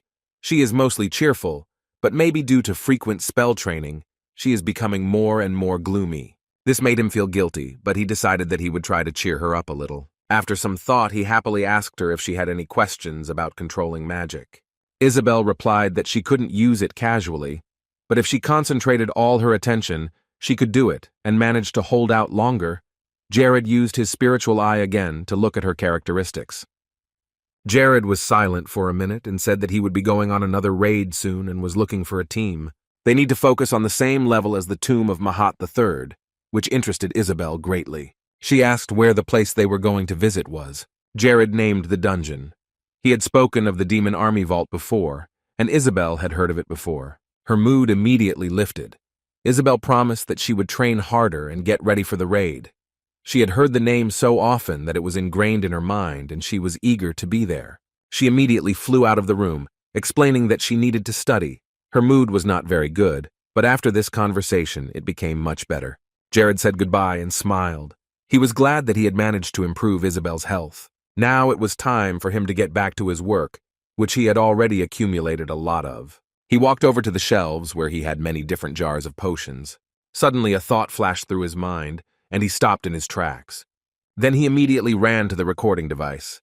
Taking the device in his hands, he joyfully exclaimed that he had an idea. His territory was less than 2% cultivated, and he wanted to improve or compensate for this in some way. So he thought of playing the movie with a display device, a military visualizer to be used for cultural purposes. He already liked the idea of it very much, but he still needed to make it a reality. He wanted speeches that would win the hearts of the audience and evoke emotions from the depths of their souls. And given the number of viewers he could gather, the price for creating the product would be high, with some even asking for 500 gold pieces a month. Others wanted the highest possible position, at least to be in a position no lower than chief administrator. And there were some people who did not support this idea at all and called it too ridiculous to implement. The speaker also wanted a high salary, because no one can compare to his speeches, and it is not an easy job. Then Jared sighed and realized that no one would help him in this matter. They all wanted only money and nothing else. But he had reached the last candidate, so he had no choice but to meet with him. Later, Jared went to Arcunius' pub, which was in the heart of Crivi Rai. There he saw Aki, and he asked for the attention of all the customers of his pub, saying that he had invited a great speaker, Valdez Hanspeter, to speak today. Everyone began to give him a standing ovation and clap their hands, and Jared sat at one of the tables and listened intently. Aki himself was standing on the stage behind Valdez, waiting for him to speak, watching the audience's reaction. Suddenly he saw Jared standing in front of him, which surprised him, and he stepped closer to him. Now Aki was not even listening to what Valdez was saying. He was too excited that Jared had decided to come here. But the speaker did not stop his speech, which was about the vast territories of Crivia that were constantly being improved and expanded. Valdez suggested that he address this topic because it was relevant and remains important to every citizen of Crivia. Valdez said every word loudly, filling it with emotion. Jared looked at Aki without saying a word and continued to listen to Valdez, who was actively gesturing. Later, when the speech was over, people started discussing what he had said. They really liked what he had said. The speaker suggested expanding the power by sea rather than land, and now it seemed more worthwhile to deal with the real estate of the Curia. Jared was also touched by this speech. He listened carefully to everything the man said, but the young man was more skeptical than the others. He had felt the strange energy that Valdez radiated. Although it was not surprising, Jared expected him to have the magic that could win the hearts of the audience. In Paradise, he was known as a propagandist representing an army of demons, a criminal with a criminal record who had deceived countless people. Many people did fall under the influence of his magic and sided with the Demon King, and they lined up to get Valdez's autograph. He immediately began to talk about how the allied holy forces were corrupt demons, and unlike Lena, who in Paradise sided with evil, Valdez had decided to join and become a propagandist for the demon army, and that was why Jared did not want to meet him. When Jared was about to talk to Valdez, even though he didn't want to, he was stopped by Aki, who quickly ran up to him and asked what exactly brought Jared here. The blonde turned around and said he was here to see someone. Aki quickly realized that it was Valdez, but the boy didn't understand why Jared needed him. However, he wasn't going to ask too many questions and gladly offered to show Jared to a special guest, since Valdez was the speaker at their pub and had his own private VIP room. When the guy was about to show Jared where to go, he stopped him. Jared asked if Aki remembered the island he had recently talked about, an island called Tatar. Of course, Aki remembered everything. Dark Elves lived on this island, and Jared had also told him that this place was very good for maintaining friendly relations with the Red Goblins. Jared nodded his head, saying that everything was correct and the next business expansion should be the Dark Elves of Tatar Island. Then the Lord suggested asking Ibanabu to act as an intermediary, so he could definitely find a place for Aki. Aki's happiness knew no bounds. He was very grateful to Jared for such a wonderful opportunity, because it would be a very good experience in the growth of his sphere. When the younger man had calmed down a bit, he still led Jared to Valdez's room. Jared wasn't too friendly to him and got straight to the point. Valdez replied that Jared was the only beautiful person in the entire room, so it would have been impossible not to notice him, and the man also thanked the Lord for listening to his speech. Aki interrupted the beginning of their conversation and offered Jared a tea made from Caracas leaves. He accepted and thanked him.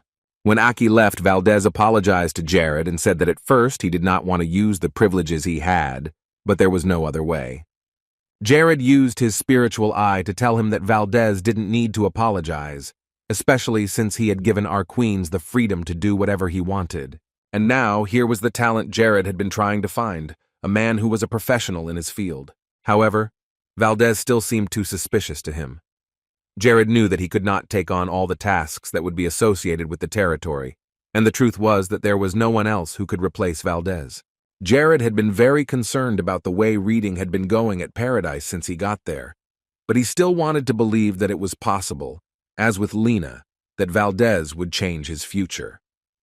He turned to Valdez, about to ask him a question. Jared asked him if he would like to serve him as the Minister of Public Affairs of the Great Curve. Of course, not only would he be his speaker, but Jared wanted to entrust him with the development and promotion of the cultural industry. Valdez was very surprised to hear this from the Lord. The rulers that Valdez Hanspeter served made him talk about good deeds that he had nothing to do with, because he had never done them, so they tried to hide all the troubles that reigned in their territories. They were miserable people who misled others. They were all greedy despots who cared and worried only about their own interests and nothing else. People who participated in terrible things without any doubt or remorse. But Jared was not like that. He was the kind of ruler who was concerned first and foremost about the good of his land and the people who lived there. A man like him was definitely trustworthy. Valdez was ready to agree, but on one condition. The man did not want to be responsible for advertising a leader who would turn out to be a worthless despot.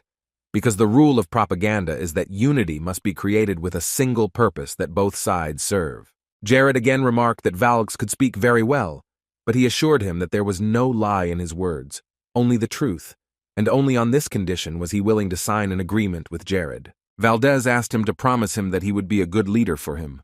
But before that, Jared had to ask him about his desired salary, but he only laughed in response to this question. Valdez was not greedy, and the highest reward for him was to elevate the person he would serve to the highest place in the world.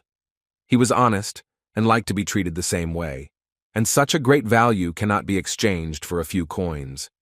These were Valdez's real and true feelings, which were not heard in the Paradise game itself. He was the creator of kings. In Paradise, he was the only one who spat blood and constantly shouted at his spectators from the rostrum, which was probably why he wanted to raise the demon king, whom he had served for so long. Jared then promised him that he would become the kind of leader he wanted to see in front of him, and if he ever lost motivation, Valdez could leave him at any time without any explanation. The man thanked him when he heard these words, and in turn promised to fulfill all the wishes of his ruler. Jared knew the man's past history, and he would not have trusted him in the game, but here he had some hope that he could get on the right track. At that moment, Aki came into the room and brought Jared some tea with kombucha leaves. He was really surprised by what he saw in front of him. It was strange to see how Jared quickly hit it off with Valdez, and for a moment the boy stopped. But he was glad that another talent had found its place next to the Lord, and now it would not be lost among the streets of the city. Valdez assured us that he was already familiar with the concept of the film, and that the development of the film industry would be a new stage in the improvement of Kriviri. Unlike a play, there was nothing more enjoyable than enjoying a good video from afar. Valdez suggested starting with the prosperous life of the Krivian army, as well as the military prosperity that no other kingdom could boast of. And then he suggested that the first minutes of the film should be devoted to Jared's achievements. The guy thought about it. It was supposed to be a promotional movie. Valdez immediately assured him that he was not going to use the film for propaganda purposes, and that it was probably better for them to start with an easily accessible movie, and then promote it in every way possible. In addition, several of his friends were discussing the development of new cultural content with each other, and Jared was pleased to hear that these people could help them with the film. After they decided on the beginning, Valdez paused for a moment and finished his tea. He had another idea that he wanted to bring to life. He had been thinking about implementing it for a long time, but no one wanted to take responsibility for it. Jared gladly said he would listen to him, so Valdez could start talking. His idea was to have the Lord write his autobiography, to describe all his thoughts and beliefs about the development of his territories in a competent and interesting way. And Jared listened to him carefully. And he really liked the idea, so he got ready to start right away. Valdez explained how to put everything on paper, and that the first step was to write an introduction to his autobiography, and Jared started to create. They stayed up all night, sharing stories that could not be shared with other people, even those with whom they had spent their entire lives. Valdez was a talented and pleasant person to be around. At this point, Jared had gained another good friend to talk to. Aubryn and Avila were also impressed with Valdez's skills.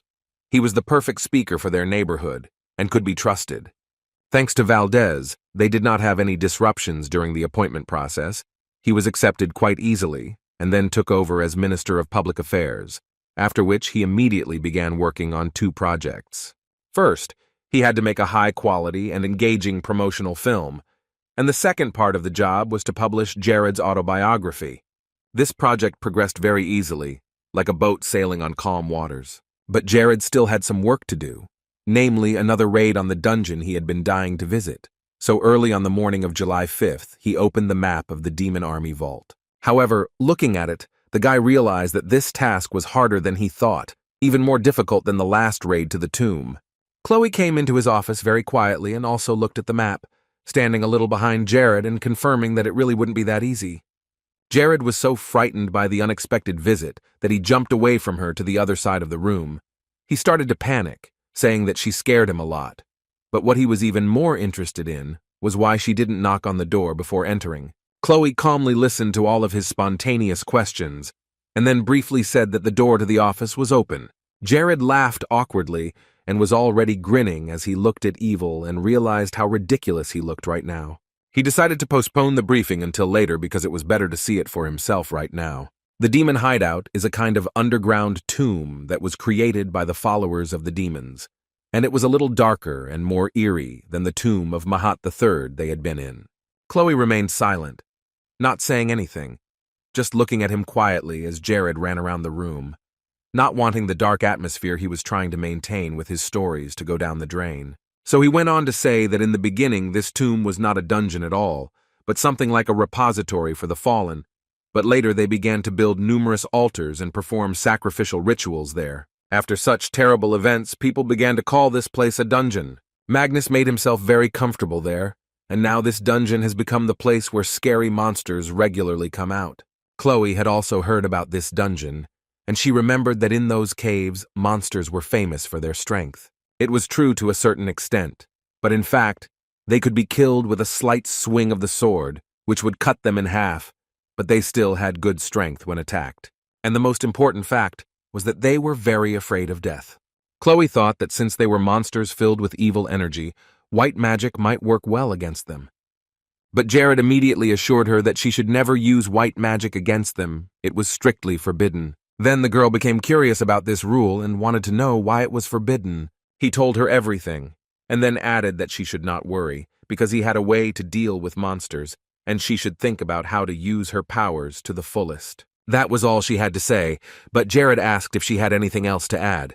Chloe didn't say anything, but she turned away from him, and Jared noticed that her face was red. He didn't understand why she was so suddenly confused, because a minute ago she was fine. She was starting to feel shy, and maybe it was because the excitement in her subconscious was triggering feelings for someone. And Jared even had an idea who it might be. There were a couple of good-looking guys in the Aggressio Guard, so maybe she had a crush on one of them. While thinking about all this, Jared noticed Chloe's shoes, and he noticed that he had never seen a Tranquillus artifact like that before. But Jared remembered that Tranquillus was Chloe's brother. As he pondered this, and Chloe stood silently, Hayes came into the room and told him that Jared's training was about to begin. They walked to the east side of the mansion, where Jared began to explain to his team how to operate in the dungeon. He explained the plan in detail. There were 6 people on his team: Hayes, Isabella, Lacis, all of whom were decent and strong. Mia, Lena, and Chloe were also going to participate in the raid, and Jared was sure that all the people who had gathered here were capable of proving themselves in the fight against the demons. After telling them everything, Jared asked if anyone had any questions, and if so, they should ask them now, because once they entered the dungeon, there would be no time to answer them. Then Isabel raised her hand up and called to him. She remembered the time when 40 hunters who were at a very high level of magic could not deal with these monsters, so she was not sure that a team of 7 people could do it. Jared excitedly exclaimed that they were changing tactics this time, because it was never a good idea to go down the path that others had already taken. Leaving all doubts behind, they set off for the demon army hideout, and by evening the team was in place near the mountainous region, which was outside of Civia. This was their last stop before the heavy raid began, so they had to rest and gain strength, and then the company lit a fire to keep warm. After some time, when everyone had eaten, they set up a small camp, pitched their tents, and went to sleep. However, not everyone went to bed. Alvaray stood outside watching to make sure that no monsters came. Later, Lena came up to him. She couldn't sleep, so she decided to go for a walk in the fresh air. Together with Jared, she walked next to their tents. They talked, and her mentor praised her for her skills, which had improved significantly. Lega really spent a lot of time on training. He recalled that when he first met her and rescued her from the underground mine, she was like a little chicken. Since then, more than a year had passed, and she had really grown up during this period. Lena thanked him, saying that he was a very good teacher, and Jared asked her if she was happy with herself. She replied that she wasn't quite yet, because she had room to grow and wouldn't stop there. But she also recognized that she had gotten much better at using her powers. and she really wanted him to teach her from a different perspective, not just as a little kid, but as a real warrior. Jared stopped in the middle of the path they were walking on and praised Lena. He was very pleased that she had been able to exceed his expectations. He patted her on the head. Jared was really proud to have such talented and strong students. But Lena was proud to have such a smart man as the king of Civia. She admired him, as did many of the people of the area, because since an ordinary boy had replaced the indifferent king, everything had started to rise. Everyone praised him for his actions and kindness. He cared about his people and their safety and comfort, but the fact that Lena started to emphasize this was a little strange to him, because such things had already become commonplace. Nevertheless, Jared decided to change the subject, saying that in this raid, they had to try very hard to make sure that all the masts came back alive and gained experience. She, like a true warrior, was ready to do anything for the team and the successful completion of the mission. At this point, Lena's loyalty increased significantly. She raised by 50, and her desire was very sincere and unrelenting. Jared looked at her, admiring how the child had begun to transform into a strong warrior. In the morning, Lena returned to her tent and managed to fall asleep, and soon they had to go to the dungeon, so they folded their tents and moved forward. In a few hours, the team was there, and the very beginning was not particularly encouraging, because at the very entrance to the cave, there was a very strange and unpleasant smell. Lacis was also confused by this, but they all moved on, cautiously stepping further. In a few steps, they came across a big surprise, but an unpleasant one.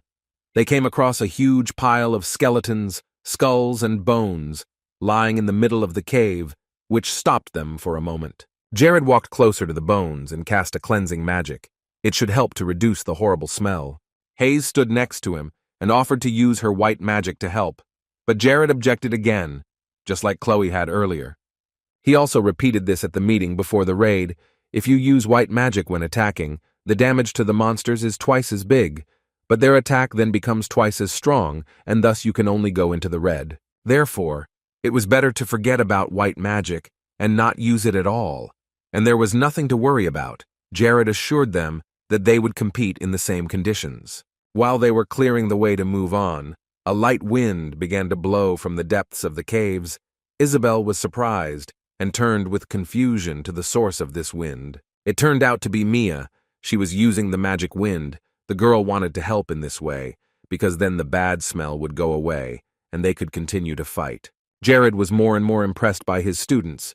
Mia was still at level 1, but she was able to use wind magic, which becomes available only to level 2 mages. He was proud of her. In that case, now we can go further. The presence of the hunters could be felt on the first floor, so there was not a single monster around. They were all full of energy and desire to win, so they did not hesitate to go inside. Jared once again explained their plan of action as they walked through the dark corridors of the cave. Lena was to help defend their rear, and Jared gave the order that no one should go ahead of him until he said otherwise. Lena felt a great responsibility. It was her first raid, and not an easy one either, so she wanted to show her strength.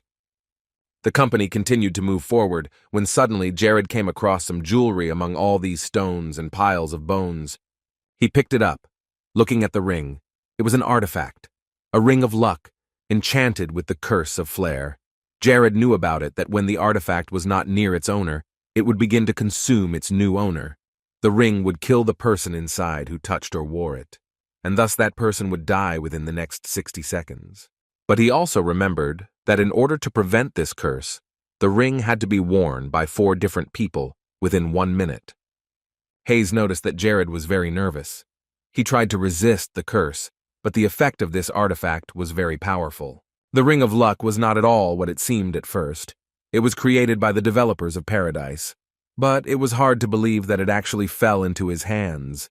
Now it was clear why there were so many corpses lying at the entrance to the dungeon. Jared was only getting worse, and Hayes was already getting nervous, and since the ring's curse had been activated, the object that was to be sacrificed would be deleted from the system. But he had one more thing to save him, the artifact of Saint Grace, which made him immune to the curse, and the same thing happened the day he met the Red Queen. And now the cursed jewelry has been transformed back into a ring with Flair's blessing and light energy. Now it was truly a ring of good fortune. Jared silently thanked all those hunters who had died here. giving their lives for this artifact. This development was a very good start. He would do everything he could to protect this dungeon, and the deaths of these people were not in vain. After such an experience, they moved on. The team was still on the first floor, where they entered the fifth stone room, which is where Jared started looking for the secret entrance. Lacis felt proud to be here. He looked around. Usually other hunters died on the way to this stone room, but they managed to get here, and it was very easy to get in. Hayes was also excited about this, and they could all be proud of themselves for taking the first step toward completing the task. After a while, a flock of red demons appeared in the room, telling Jared what he should do to move forward. These little demons had the ability to explode, and Jared had specially called them all here. These monsters quickly flocked to the place like bees to sweet honey. Then these demons exploded in front of the team, hitting each other. They all exploded. Hayes stood and admired Jared, and she was impressed that he fought 20 demons at once and was able to defeat them easily. Chloe was also amazed by the sight. She knew that Jared was a good magician, but these monsters were also at a high level. Isabel had heard that this was possible, but she was still surprised because it was the first time she had seen it with her own eyes. Meanwhile, Lena looked around the area and approached the others, asking what exactly Jared was going to find here. But before she could get an answer, Jared shouted excitedly that he had found what he was looking for here. He put his hand on some tiles in the stone wall and called everyone to look. As soon as he pressed lightly on the wall, it immediately shattered into hundreds of small stones that fell on them, and a strong gust of wind came up with it. But soon it was over, and they were looking at a passage that would allow them to enter the deep caverns of the dungeon. The road that led directly from room 5 of the first floor to room 8, which was located on the 4th floor. The creators of Paradise created the shortest paths, but at some point, they stopped building them, and only barely noticeable paths remained. And since the road here is only through a small and narrow tunnel, and it was completely unnecessary, they left everything as it was, not seeing any prospects for creating something more. And besides, using this shortcut, Jared came up with an idea, but such machinations would not have worked if he had not met with other Paradise users.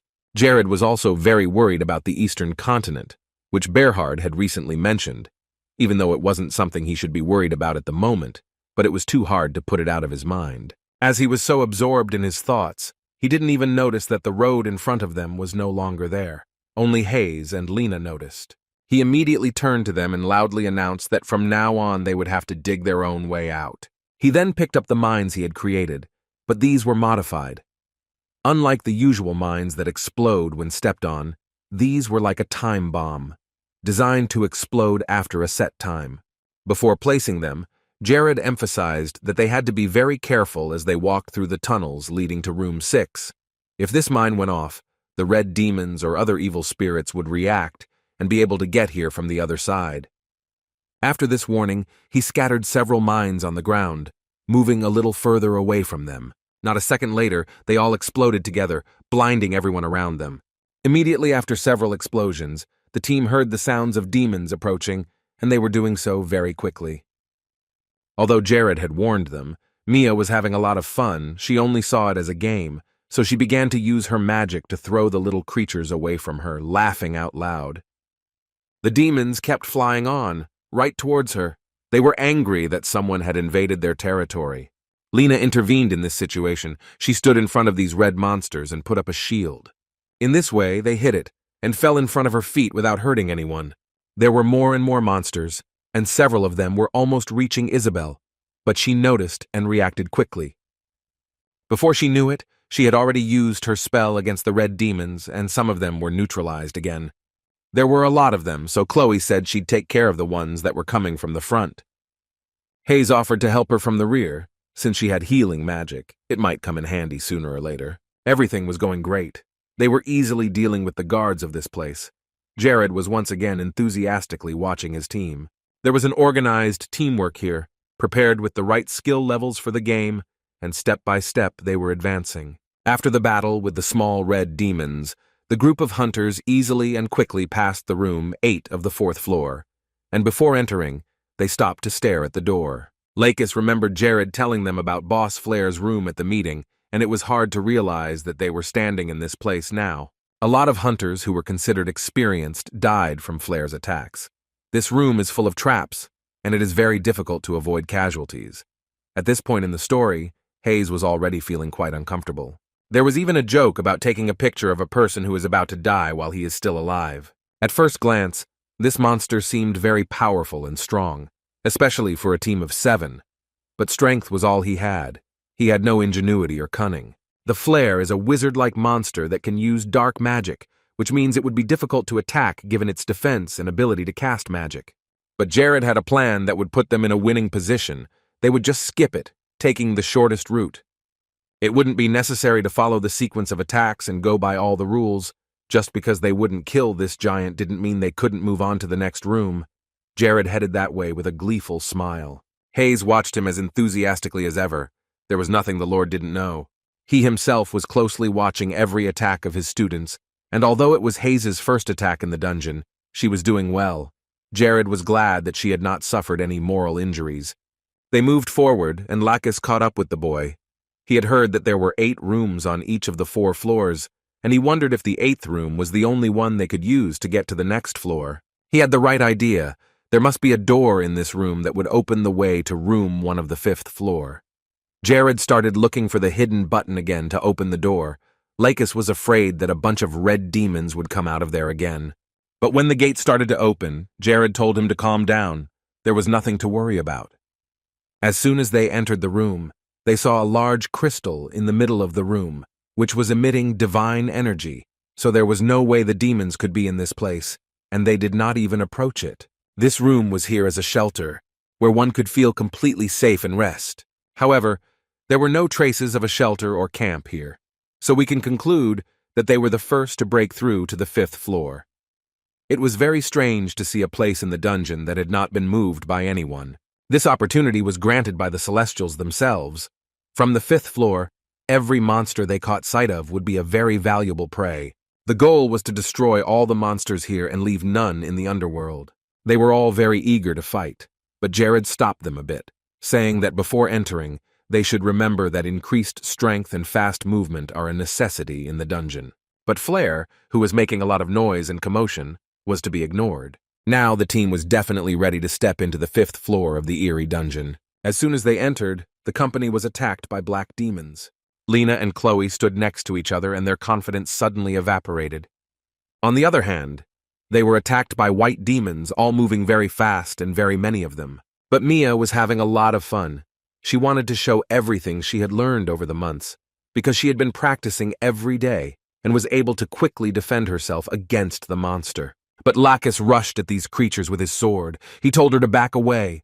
These demons were immune to magic. It didn't matter how strong the spells she used, it would be useless. Isabella was very calm, and Jared shouted somewhere behind her that he was taking on the red demons, so it was best not to approach them. Lacis and Lena agreed that he would take on the white monsters approaching from the right, and Lena would take care of those flying from the left, and they tried to bring the red demons up to Jared.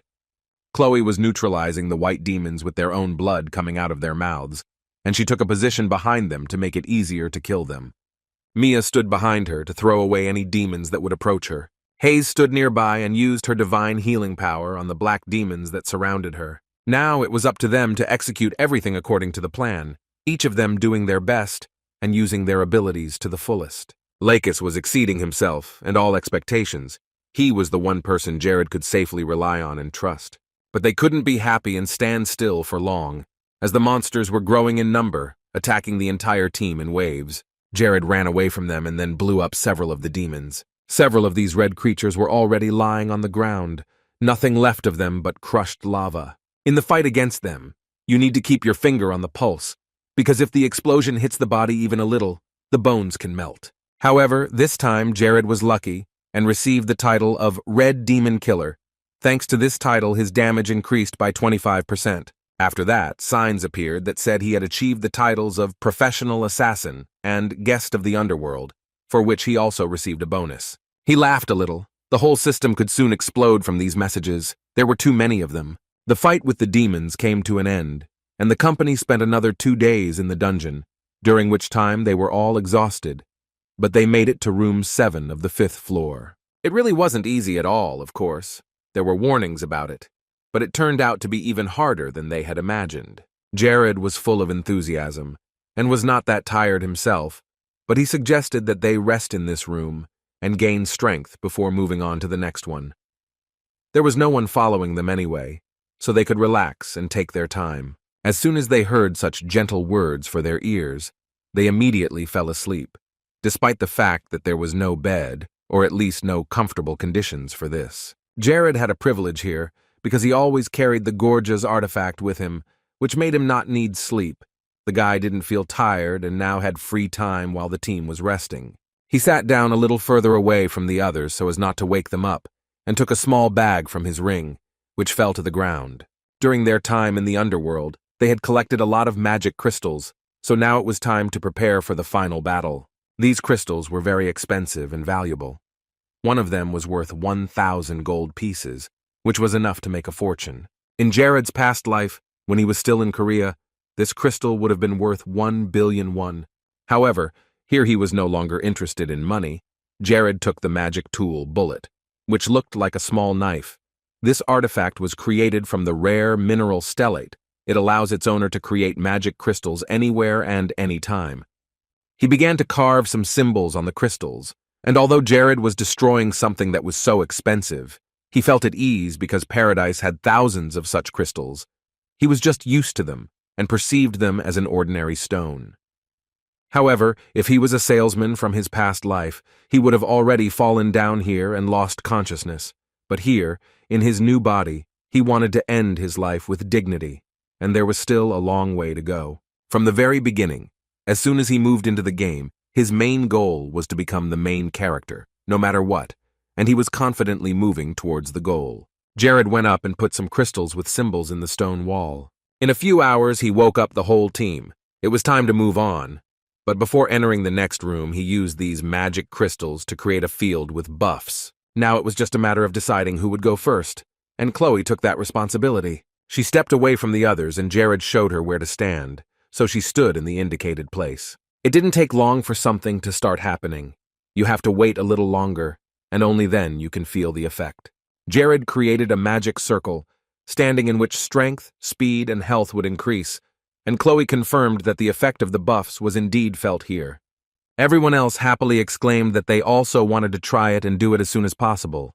Of course, Jared was very pleased that his team was so confident, but he wanted to hurry up and get a good rest before the last battle. As soon as the attack on the boss begins, demons will start appearing from all corners of the cave. Their numbers will grow by the minute. 5 of them should split into 3 paths and take care of all the demons, while the other 2 deal with the final boss. Lena took on the left side, and Mia was to help her with that. Chloe was on the middle part, and Lacis was on the right, so the 3 of them were divided. Lacis assured that Jared could rely on him, and he would do his job to the best of his ability. Jared told Isabella to help the 4 of them fight the demons, and Hayes' head was already starting to swell. She started to make a fuss about not having a role, and Hayes was worried about it, and she thought he would ask her to wait off the battlefield and rest. But he calmly told her that the 2 of them would take on the boss, something they had talked about during the meeting, and Hayes calmed down a bit. That was the key to victory, working together as a team. So the 5 of them stayed in the room, and Jared and Hayes went on to meet with the big boss, Goblins. He did look a bit intimidating, and for a minute they stood there looking at the giant. Hayes tried to be very quiet so as not to attract the attention of this monster, but Jared told her that she shouldn't do that. Goblins is in a deep sleep and won't wake up until Flare attacks.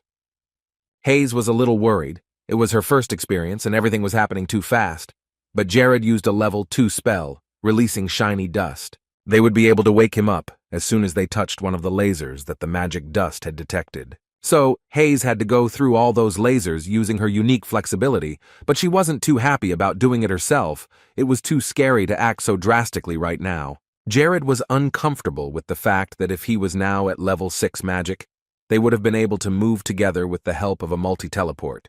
It was a pity that this way was the best option for them now.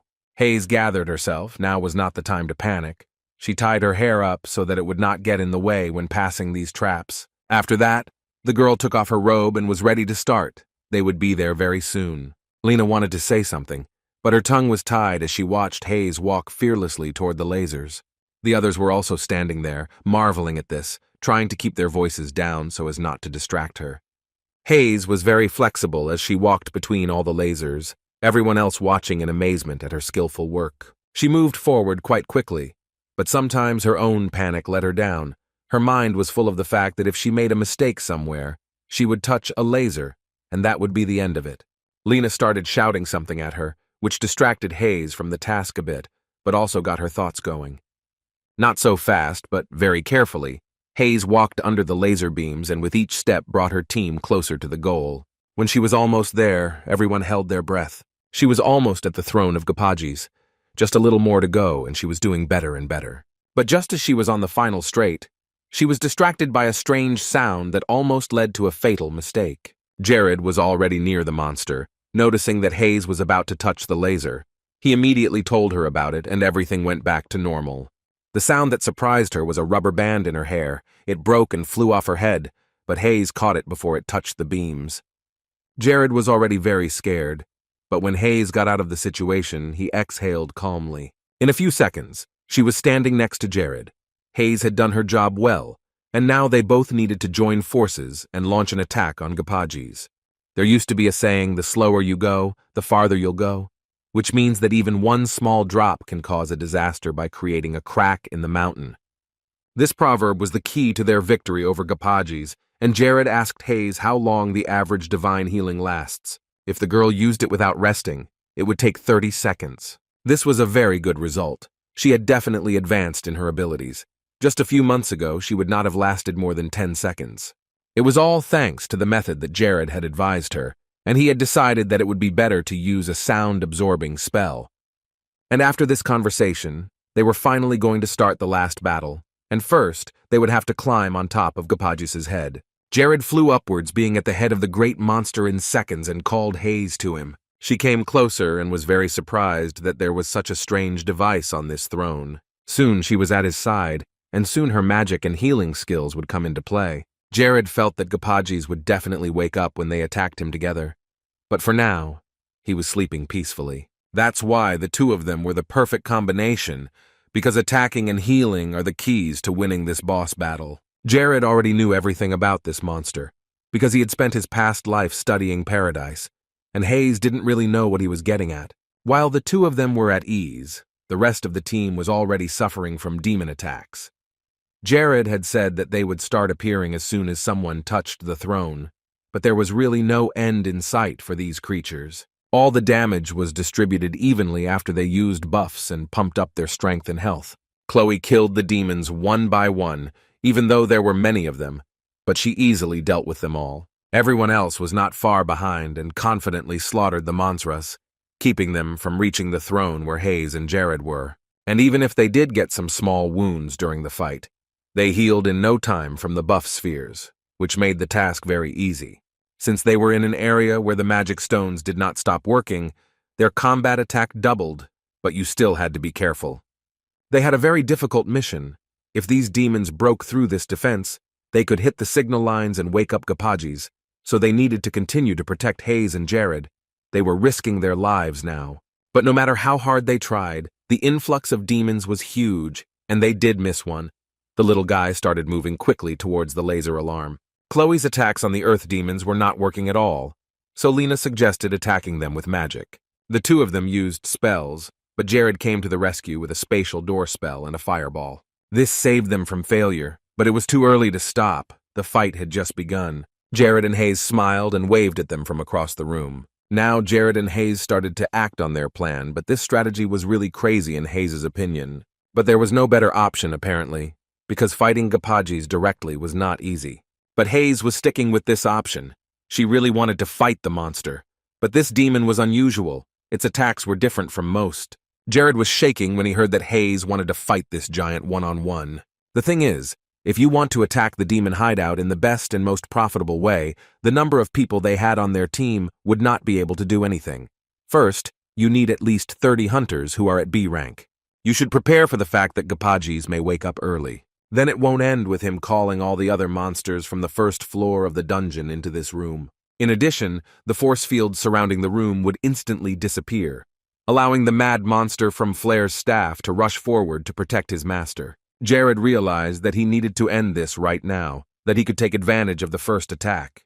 This trick was quite simple in itself, because in order to wake up this giant Gapajis, only 2 conditions are needed. The first was to touch the signal line in front of the monster's throne, and the second was to strike Gapajis 3 or more times. However, the problem was that the basic attack that Jared used took about 5 points, but if they could add a skill that would restore 2.5 points per second, it would be possible to adjust the strength of the blows for less than 3 points. He warned Hayes that if they went any further, they would see the part connected to the brain, so they couldn't stop now. She nodded, asking if she was doing well now, and Jared praised her again and told her to synchronize their breathing and keep going. Hayes was thrilled that they had made it this far, because even if a whole pack of hunters had come here, they wouldn't have been able to take down Gapajis. But it was so cool that they were now killing this monster, albeit slowly. And that was the advantage of this trick, so all that was needed now was to finish off this monster and take all the rewards. Gapajis had a perfect recovery, which is why he was always in a state of sleep. But recently he started to feel a very strange sensation. The feeling was getting a bit annoying, but it seemed as if it was still just a pleasant dream and nothing more. However, on top of that, he was also experiencing a headache that was unbearable to the point of being unbearable. He still blamed it on the dream, but it couldn't go on for long. Jared and Hayes were about to finish their work, and he suggested that they finish the monster right now and deliver the final blow before it woke up. However, when they joined forces, Gapajis screamed very loudly, a mixture of screaming and animal growling, and he was tormented by a feeling of fierce pain in his head. The monster raised his hand. Now he was no longer in a state of deep sleep. But it was all over for him, because before he could strike, Hayes and Jared quickly finished him off with magic. The 2 of them clapped their hands, laughing with joy. The mission was successful. It was a very sad death for the king of these demons. The 2 of them had just crushed his skull. The others who were fighting the demons had already noticed that the main boss had been destroyed, and the small creatures in the form of demons of various kinds began to fly chaotically from side to side, not knowing where to go. As always, Lacis admired his lord. He could do anything, and Jared had gained a lot of experience thanks to this victory. And yet they succeeded. Despite the complexity of this mission and the danger of the raid, they worked together like a real team. In addition, Jared received another good bonus, a special ability called Ultimate Amplification. Now he had the power of Gapajis in his arsenal. It was hard to believe that such a powerful energy and amplification of attacking magic was now in his hands. In the game Paradise, the first user who attacked Gapajis noticed that it was possible to get a unique bonus given by the spirit of Gapajis himself. As an advantage, mages get the ability of Transcendent Attack. This is the type of magic that dares to exceed all limits and established boundaries. It is known for enhancing and increasing existing fire magic, evoking the transcendent power that is inherent in magic itself. It can be amplified 10 times more than the maximum value, but even with all these advantages, there was still one problem. For each subsequent exceeding of the magic, it increases 1,000, then 2,000, 3,000 times, and so on. That is, to put it in other words, an A-rank magic missile with a double overrun would take 2,000 mana points from the wizard. He thought about it. Jared's magic had about 6,000, so in theory, he should be able to use at least one fireball with double the amount. While he was thinking about all this, Hayes approached him. She was scared, but she said quietly that someone was following her. Jared turned around, looking around, and another artifact of the Gapajis' wing caught his eye. It was a pair of boots, and Jared ran to the others, saying that they needed to be tried on immediately. Mia put them on, and they moved as fast as when Jared had used acceleration magic on them. It was like speeding shoes, perhaps a small reward for each of them for such a long and difficult journey, which they had very much deserved. Jared smiled. It was a nice gift for their efforts. The fighting spirit of Gapajis had fully settled in his left hand, and now Jared could safely use transcendental magic whenever he wanted to. He decided not to hesitate and try out his new abilities, so he tried to use a fireball with double amplification. Everything around him was filled with bright flames that enveloped everything in its path. It was indeed a unique and very beautiful sight, and the whole team was fascinated by what was happening before their eyes. Jared was very pleased that this was the powerful magic that was now under his control. Everything went perfectly. There was a happy ending for everyone. As they had planned at the beginning, everyone returned with a baggage of unforgettable impressions and experiences. It was another successfully completed task. Now they were all going back safely, and there was even a shortcut that could be used to get back faster. Those hunters who decided to attack this dungeon after them could also use this passage to save their time and energy. But as soon as they came out of this passage, Jared happily announced that they would block this passage right now so that no one else could use it. There was to be no free space. None of them would get any advantage for it. Then Hayes thought that it could be an easy way into the dungeon for someone who didn't belong here at all. So they all decided to help block the passage. After the tunnel was no longer visible, they headed home. They hadn't been in Civia for about 4 days, and after such a raid, they wanted to have a good and quiet rest. He remembered his first experience with this magic, when in the dungeon Jared had used a fire sphere with double the power. Then he had only been able to double the power, but with the help of Modus's prayer, he could now use the same magic, but with triple the power. Now he will have to use the staff more often, as the amount of mana required for use will increase each time. Long ago, during a fight with the Mage criminals at the beginning of his stay here, he had gotten this staff, and now it was useful to him. Jared had saved Aki on that very day, and now it seemed like a long time ago, even though it had only been a year. He sighed, leaning back against the back of the couch, and as soon as he did, a cat jumped on his shoulder. But after a couple of seconds, the guy jumped away from the couch, screaming in fright that there was a cat. The animal carelessly came closer to him and continued to meow. It was the same cat that had been trying to get into the mansion several times and was hanging around the grounds. The maid was about to tell Jared about it, but he had just gone to the dungeon. When the heavy rainy season began, this little guy came here looking for shelter, and Jared noticed that the cat liked this place. He thought it would be nice to have a pet, and Hayes would love it. Jared decided that now was the time to try out the reward he had received in the dungeon. But the cat was not very happy, because Jared had gotten this strange thing called the pure spirit of Gapajis, which is the pure energy left over after they destroyed the monster. And the animal that is possessed by this spirit will have special energy and special communication abilities. Jared went up to the cat and tried to put the spirit into it. The cat perked up its ears, starting to meow again, and a sign appeared in front of Jared that 5 people who are close to the target can impose buffs, debuffs, magic, and curses on the subject. Now the cat had unlimited potential. After such machinations, the cat began to speak, calling Jared simply man. The cat meowed at the same time, saying that it needed a nickname and would be very pleased to be called Cat. The maid was shocked by this sight, but apparently the cat could speak through this spirit of Gapajis, and this cat was also quite good at human speech. Jared came closer to the cat, looking at it carefully, and then a familiar name came to mind. From that moment on, this little cat would be called Terry. The cat didn't understand anything, because he had no idea what Terry meant, and looked with his big eyes directly at Jared. But in a moment he stopped caring, because the girl began to pet him, and the cat was happy. It was raining heavily on the streets of Civia, and the weather was gloomy. It was the best time for the strangers to reach their target. This well was their last landmark. Klaus gave the order to dump the luggage right there. Several men holding a bloody sack threw it into the well, obeying their master's order. They had tied stones to the corpses they had cut into small pieces, so that the sack would sink very far under the water, right to the bottom of the well. Klaus then asked what the results of the latest tests were, and the answer was positive, because the test with the young subjects went perfectly.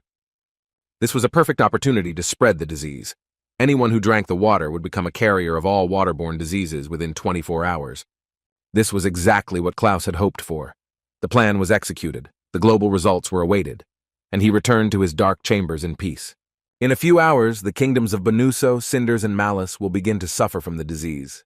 And then, they will react to this infernal water that the sect has kindly given them. At the same time, everything was calm in the territory of Civia, and the mansion with the cat that could talk became even more cozy. Jared always found something to do, and now he was interested in the artifact given to Fatalin, which was definitely not for nothing. This jewelry had some terrible options, and the best thing to do was to keep it away from the people. Now this artifact would never see the light of day again. Jared stood next to the window.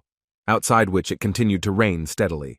Their mansion was well constructed and equipped with measuring devices, so none of this should be a problem. It was a cloudy morning, but at this time someone started knocking on his office. He opened the door and saw Valdez standing there. He apologized for disturbing him so early, but Jared was glad to see him. He had an important conversation to have with the Lord. Valdez had mentioned it before. The thing is that according to Radius's laws, no natural disasters are expected in Civia this year. Jared said that this was true. Valdez could forget about it as a sacred injunction, but still, Civia was really safe this year. That was all Jared could say, because he didn't have the energy to explain the system and the Grand Lord's title to him. It would be a bad idea. Valdez didn't really want to know what Jared meant by those words. He had come here to pitch the idea of making a video of the Lord saying prayers for the safety and well-being of the country's citizens. He had already discussed this possibility with the temple itself. They had enough spiritual stones of light so they could start the presentation at dawn without any problems, so they could start right away since they were already together. Jared was still surprised by Valdez's abilities. He quickly came up with new and improved ideas, but he shouldn't have expected anything else from such a person. Jared agreed to it. He liked what Valdez had to offer, so he was ready to start right away. One of the main qualities a leader must have is to work with the strengths of his or her diligent employees. Jared agreed to the shoot not only for publicity purposes, but also to support Valdez, who is loyal to the kingdom. The priest in the temple was shocked to see everything around him. It was so strange that in other areas there were floods and the spread of all possible diseases, but they were fine. People sincerely believed that it was Jared's prayers that helped, that it was because of them that they could now feel at peace and continue to live happily. All the people wanted to see the video with their own eyes. They sat quietly so as not to miss a single second of the movie called Prayer to God. The people praised this video. It was beautiful. The citizens of Civia were very moved by this video. The hearts of the people were filled with loyalty, and Jared had accomplished another task of winning the attention of hearts. And as the loyalty of all citizens increased dramatically, it reached up to 1,000, which is why the Golden Age began in the territory. And with the beginning of the Golden Age, within a month, the total production capacity increases by 100%. Other lands and kingdoms outside of Civia had already begun to sink underwater. People were getting sick, dying. Famine was starting to set in due to the destruction of farms. Fields were flooded with water, and nothing remained of them. Infectious diseases were spreading across the land, and ordinary people's homes were flooded due to heavy rains. Therefore, it was quite logical that all the residents of Civia who had not suffered from natural disasters and diseases had such an attitude towards Jared. They felt that the clear sky above their heads was thanks to Jared and his prayers. The horrors in other areas did not stop, but after a week, the Lord decided to go down to his underground laboratory, where he had unfinished business. Jared brought Isabella here again. This time she was in a good mood. Perhaps the raid helped her to relax. But when she entered, she was very surprised. Looking at everything that stood in front of her, the girl noticed that something new had appeared here since last week. Jared picked up a potion that had been prepared by the master in anticipation of the terrible rainy season. According to this formula, it has 10 different kinds of herbs mixed in it. It is a general medicine and should be added to the oni, which has been purified with mana beforehand. It was amazing, more than 10 kinds of herbs. Isabella had been surprised by Renella's treatments, but here the potion was even stronger. It was certainly something new, but that wasn't the real reason Jared had called her here. Jared was going to cast a spell on this potion, a technique she had heard of before, but she hadn't understood why he would do it to his own potion. The reason was that the effect of the potion was extremely strong. It could be too dangerous and even fatal for the body, and it was necessary to weaken the effect of the medicine first to see if it was suitable for treating the disease. Isabella then asked if it would be possible to get another sore after using the potion, and in general it was true, but Jared assured her that she should not worry. Before she drank the potion, Jared asked her how the ring she was wearing was working. It was a purification artifact that could destroy negative emotions, and she had taken it from the demon's hideout. She could feel the effect of it. A lot of negative emotions and dark feelings were gone. It was as if hatred and a crazy need for something disappeared, which meant that the ring was fulfilling its function. She felt much better before, as soon as Isabella saw him, Her emotions would explode and she would get angry. She still liked Jared, even though she was sure it would fade away with time. He had no desire to start a relationship. He had enough on his plate and no interest, and he wasn't as soft and white and fluffy as she'd imagined. Despite the artifact she was wearing, Isabel seemed to snap. She started screaming that he had no right to pry into her emotions. He shouldn't care whether she liked him or not. She was the expert, and she could handle it herself. Jared was startled to silence, looking at her. Now she had completed her emotional monologue. She wasn't as pleased as she had been at the beginning, but she asked if Jared had thought about how he was going to use all these potions. There were at least 1,000 of them. No, but he had a plan, as always. He had it all mapped out and knew what was going where. Isabel looked at him in silence and waited for him to speak. This silence was broken by Hayes, who was looking everywhere for Jared to tell her something, and when he was nowhere to be found, she decided to go down to the dungeon and knocked. She barged in without waiting for an answer from him. It was urgent news. There were big problems in Civia, because the ambassadors of the kingdoms of Bonus and Malice arrived at the same time. Jared and Isabel had to postpone testing the cure for a while, to receive the guests, so the Lord and the representatives of the other kingdoms entered the VIP room. The two also did not expect to come here at the same time. The ambassador of the Malice kingdom was a young boy who looked very tired. As the representative of the Bonuso kingdom, he was also very tired after a long journey. As they entered the room, they could not start a conversation for some time. They looked at each other, not knowing where to start. One of them looked at the room, and it seemed too big for him to call it just a living room. If someone had told them that this place was some part of a royal or imperial palace, they would have believed it. As they admired the design of the room, Jared entered and greeted the guests. He had never dealt with both kingdoms at once before, so he was surprised and asked what was going on. At first, they couldn't get started because they were arguing about who would speak first, because they both wanted to be first. So Jared decided to take control and suggested that the representative of the Bonuso kingdom should speak first, because they had a lot of time and discussion about all the problems. So the guy spoke first, and he said that this year's rainy season had caused the Optatio River to overflow its banks, and there was much more water than in previous years, and all three kingdoms were suffering from a large influx of water. And if we compare this case with the previous year, the amount of precipitation more than doubled and massive floods began to appear not only near the Optatio River itself, but throughout the kingdom. They were not fully prepared for such a natural disaster. People there know that floods are possible this season, but no one thought it would go this far. The ambassador from Malice also decided to join the conversation, adding that this level of water is causing more and more casualties with each passing day. They were doing everything they could to recover and save lives, but that was not the only problem. There was also an epidemic that was spreading through the flooded areas. 3 days ago, he held an official letter from the mercenary corps of Arcunius, stating that the Lord had recently created a certain remedy that could cure infectious diseases. Jared didn't say anything. He was frightened by Aki's speed. He had leaked all the information about the potion that hadn't even been tested yet. But since they already knew about all this, they had to make fresh decisions, so the conversation promised to be short. They were not asking for saviors, but for a cure that would save people's lives. And the Kingdom of Malice wanted the same thing. The price didn't matter to either of them. They just needed to get everything that was there, and both kingdoms were willing to give Jared any amount of gold coins for it. Jared agreed without any further ado and said that they would get everything ready now. The promised amount of drugs would be transferred to the border between the states, and depending on the severity of the symptoms, the potion could be distributed to 5 people, but the effectiveness of the medicine would not be reduced at all. They stood up and thanked for such help, because now Civia was the only salvation. But this conversation was suddenly interrupted by Hayes, who quickly burst into the room. She had come to tell him that the ambassador from Cinders had also arrived in the kingdom, and it was Princess Mara herself. Jared was surprised that it was a princess and not a servant of the kingdom, so it could only mean that the situation in Cinders was extremely difficult, and they needed help urgently. She sat down next to Jared, and he offered her tea, but she refused it.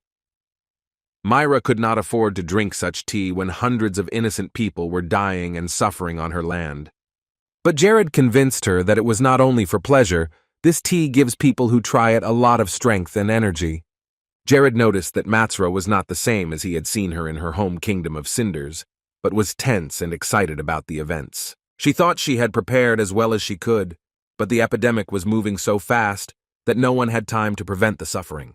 Then Jared asked her to fill him in on the details of what was happening in the kingdom of Cinders. Mara bowed her head. Floods and pandemics were their constant friends, so they continued to prepare for more serious disasters. They had enough medicine, and at first it seemed that the kingdom would cope.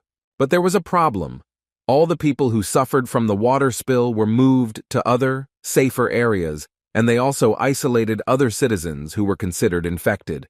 But nevertheless, the infection rate was still growing. They could not prevent the pandemic from breaking out, but they planned to stop it from spreading. It was an unusual kind of spread. Something was wrong. At the same time, the epidemic appeared in other areas that were not affected by the water at all. And there was also something wrong with the well that people used as their main source of drinking water. Corpses were found there, which were likely the source of the infection and the beginning of a major pandemic. Jared had expected this, but he never thought they would go this far with their plans. He assumed that the Umbra Church and its followers were responsible for all these troubles. Unlike the Lynx, the priest under the veil, that is, Klaus, was famous for continuing to terrorize the world and destroy all life without remorse. When Jared got involved in the civil war of the Kingdom of Cinders and completely ruined all of Umbra's plans, it became clear that the sect would try to take revenge on him by any means necessary. Jared confidently told Mara that it was the Umbra sect's fault, as there were not many organizations around that were capable of such global decisions. And since it was the Umbra, they already had enough information about Cinders thanks to Fthalin and Jess, but Jared had a solution. First, he told the princess that they had a cure for this epidemic, a magic potion that could destroy all waterborne diseases.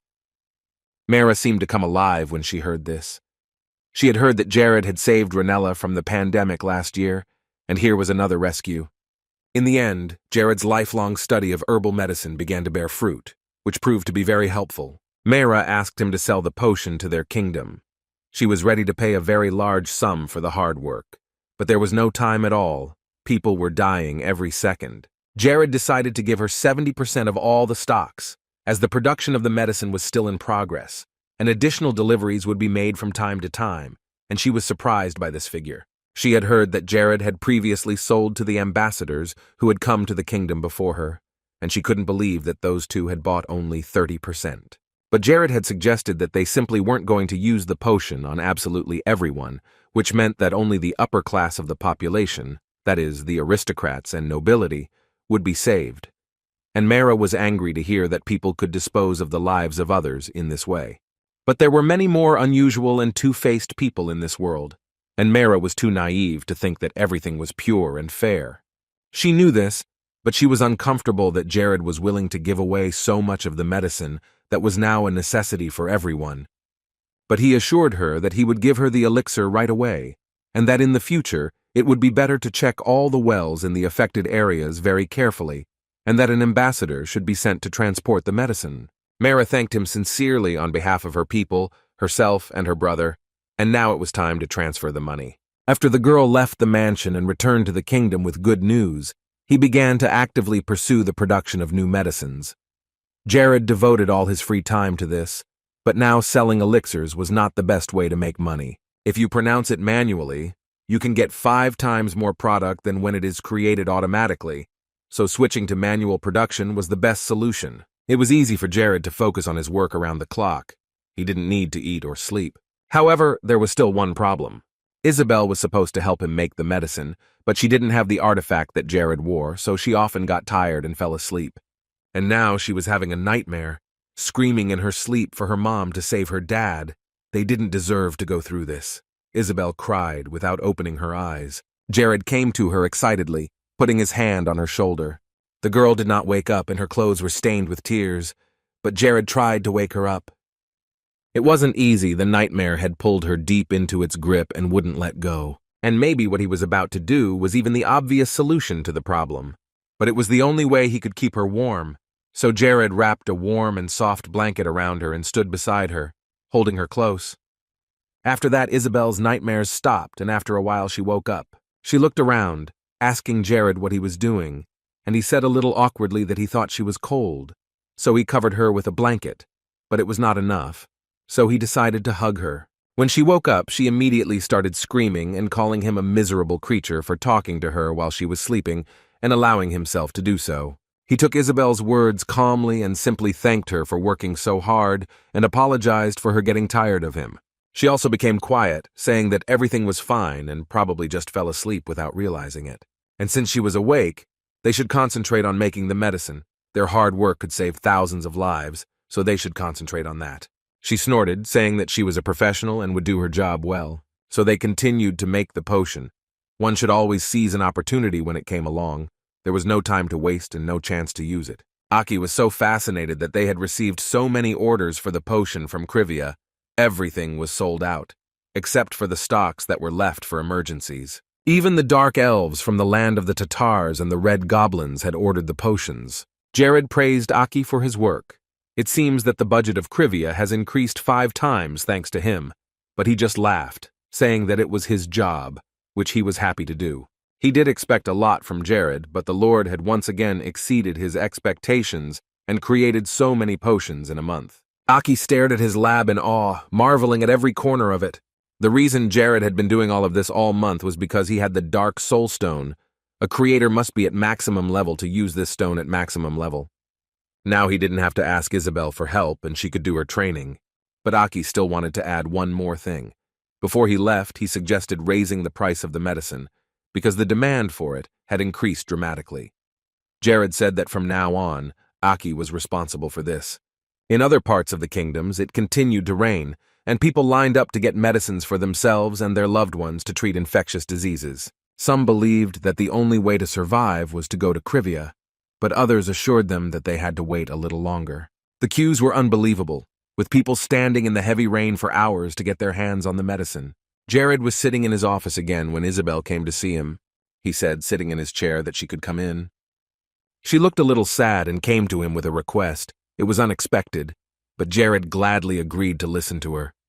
Jared had promised her earlier that he would give her 9% of his income for the potion, but she said that it was not a necessity for her. But he didn't understand why she objected. It was just payment for her hard work, and Jared hadn't asked for free services, so it was fair.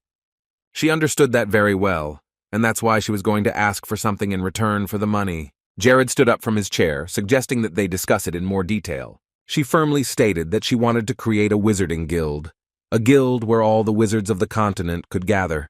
Jared supported this idea, because wizards had very different mechanisms, and a guild would help develop their abilities even further.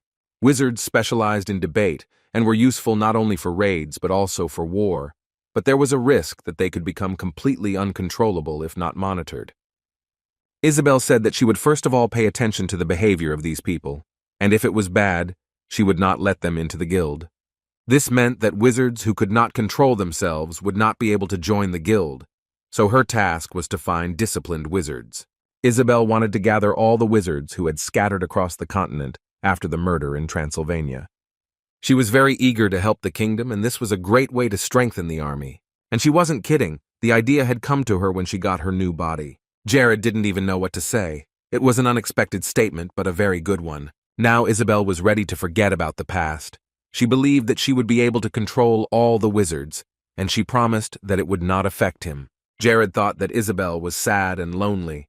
He remembered all the wizards who used to be around him, but she assured him that this desire was only because she wanted to help the country. Jared said that he was ready to fully support her idea, but that she would have to be responsible for running the guild. He was worried about the possibility of mages touching forbidden dark magic or turning to the dark side and contacting the Church of Umbra. Jared asked if Isabel had a plan for such a scenario. Isabel replied, just as clearly and firmly, that she would destroy anyone who tried to connect their lives with the Dark Church. He didn't have to worry about it. Isabel hated them more than she hated Jared. Then they decided to go ahead with the plan to open a guild. Soon the news that Isabel was going to start a guild spread to all the other countries.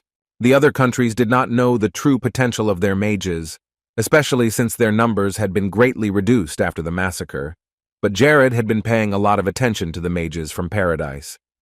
If trained properly, it can offer many advantages in war. A lot of time passed, and it was August, the 19th, and on that day, what they had been talking about for so long began. A lot of people gathered in the streets. It seemed as if the whole country had to evacuate. It was very suspicious. Jared had expected a certain number of refugees, but not this many. There were 3 times as many people as he had thought. If you looked at their clothes, you could tell that they were fleeing from Bonus and Malice. Jared didn't understand what was going on in those 2 countries, and why they were allowing this to happen to civilians. The 2 kings were just out of their minds. Jared was so angry with them, but now something had to be done immediately. Jared turned to Terry, telling him to have the cat detect dark magic in the crowd. He didn't have to say who, just how many, and the cat agreed, but he had to give Jared a treat when they got back. Lacis approached Jared and asked if the plan they had discussed earlier was still on. For starters, they were going to call the area Sanare and declare it a refugee area. They had managed to get all this land to Civia, but there were not enough resources and forces for development on that land. But for Sanare, they would allocate all the necessary resources that the refugees would need. Lacis asked in surprise if he understood correctly that Jared was selling the potion for this very purpose. Larod remained silent. This was not the time for such questions. There was something much more important. If the population of Civia grew to such proportions, they would have to worry about how to live and where to get their money. But there was no dungeon to work in or anything like that. It's not profitable for commercial parties and for resource extraction. And that's why the other masters left the land, leaving it untouched. And the only piece he could use here is to create a shrine for the pilgrims. No one in the congregation of Radius Church could refuse to visit such a place, so Jared decided he would create his own shrine. Meanwhile, Terry the cat went for a walk among the people to determine how many of them were followers of the dark faith. And suddenly, Terry came across something very strange. As the kitten approached a large stone, he noticed several people in black robes discussing something very suspiciously. It was Klaus, and he had been watching the whole situation closely, but he hadn't expected so many people to come to Civia to seek shelter. And he was even more surprised that Jared had made such a quick decision and decided to give them shelter. Suddenly, the cat's eyes began to glow red, and he suspected that something was wrong with this group and scanned them with his eyes. The doctors were actively setting up various tents, bringing people food and water, blankets and rugs to give them at least a chance to keep warm. Jared walked into one of these tents, where Lacis, Hayes, Isla, and Oberyn were sitting, and he thanked them all for their participation in the Sanare Neighborhood Holy Land project. Jared had specifically called them all here to stabilize internal affairs as quickly as possible in the face of the large influx of refugees. First, he emphasized that Lacis's role here would be the most important. Jared had given him the order to take over the entire formation, and there were only 2 things to pay attention to. The 2 key words were carrot and stick, like a cipher. The carrot meant helping the victims who were trying their best to adapt to this land and start a new life here, and the stick meant punishing all those who dared to commit crimes in such confusing and difficult times. Lacis listened to him with restraint and took his every word seriously. He felt that he now had a very big responsibility. After that, Jared added that he would even let him decide everything according to his own will and vision, because it was unacceptable to commit violence and persecute people in a new land pretending to be a refugee. Lacis nodded, saying that he had everything memorized, and Jared still had to distribute roles and orders to everyone else. Hayes and Oberyn had to deal with the refugees through official aid policies. First, a full loan to build houses in the Sanare district, with a long-term repayment period of 20 years. Secondly, exports of manufactured goods obtained as a result of the cultivation of this land, for which you could get a 100% tax exemption for the next 4 years and 50% for 2 years. And the last thing Jared wanted to talk about was that if someone participates in the construction work of a large-scale project for the Sanare territories, these people will be treated not as a contractor, but as an employee. This was the end of the matter, and these were the 3 main points of the policy. As the number of people at the borders increased, guards from the Aggressio Guard kept order and sometimes came across suspicious people.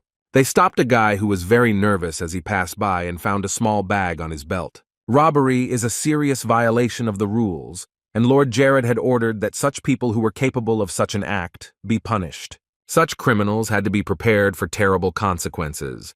The control in these territories was immediately introduced very seriously, so as not to let anyone who wanted to go against the law through. The guy said very quietly that he was very sorry that this had happened, and there was no end to the refugees from the kingdom of Bonus and Malice. Now the situation was such that the population of a small area had doubled. Jared wondered what would happen if these migrants settled here and continued to stay on his land, which would be a plus for him, because in this case, there would be enough strength to make the neighboring kingdoms feel threatened by their competitors.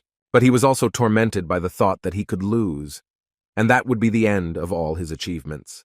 And there was a very high probability that hell would break loose on Earth. However, Jared knew that sooner or later the kingdoms of Malice and Bonus would regret what they had done and feel the full force of the army of Civia. He stood away from the crowd. Where only Terry could find him, he finished the search. The cat came here because he noticed suspicious actions of one guy, whom the others were watching very closely. Jared looked around and looked at the cat, asking what happened next. Terry told him that the guy had gone over the mountain and headed for his hiding place, and the cat also told Jared the words he had heard from Klaus's mouth, and the Lord began to guess who he was talking about. The four-legged friend confirmed that it was exactly who Jared had described, and after that, Theory received a tasty treat and said that this strange guy had fled from here with his subjects. Jared was not amused by this information. He was sure that Klaus would go deeper into the camp that was set up here, but in the end he just recognized the situation and slipped out from under their hands while they were actively watching him. But Terry jumped closer to him and asked if he could take Jared to the guy's hiding place. Jared was impressed by these words, despite the fact that the cat himself spoke very calmly and evenly. During the Battle of Armageddon, the name Klaus was very powerful. It was unrivaled. Hearing this name, people were terrified and coldness went down their spines. The Wailing Wall, that is, Lena, who was very strong, still seemed like an amateur in front of Klaus, but there was something that made Jared happy.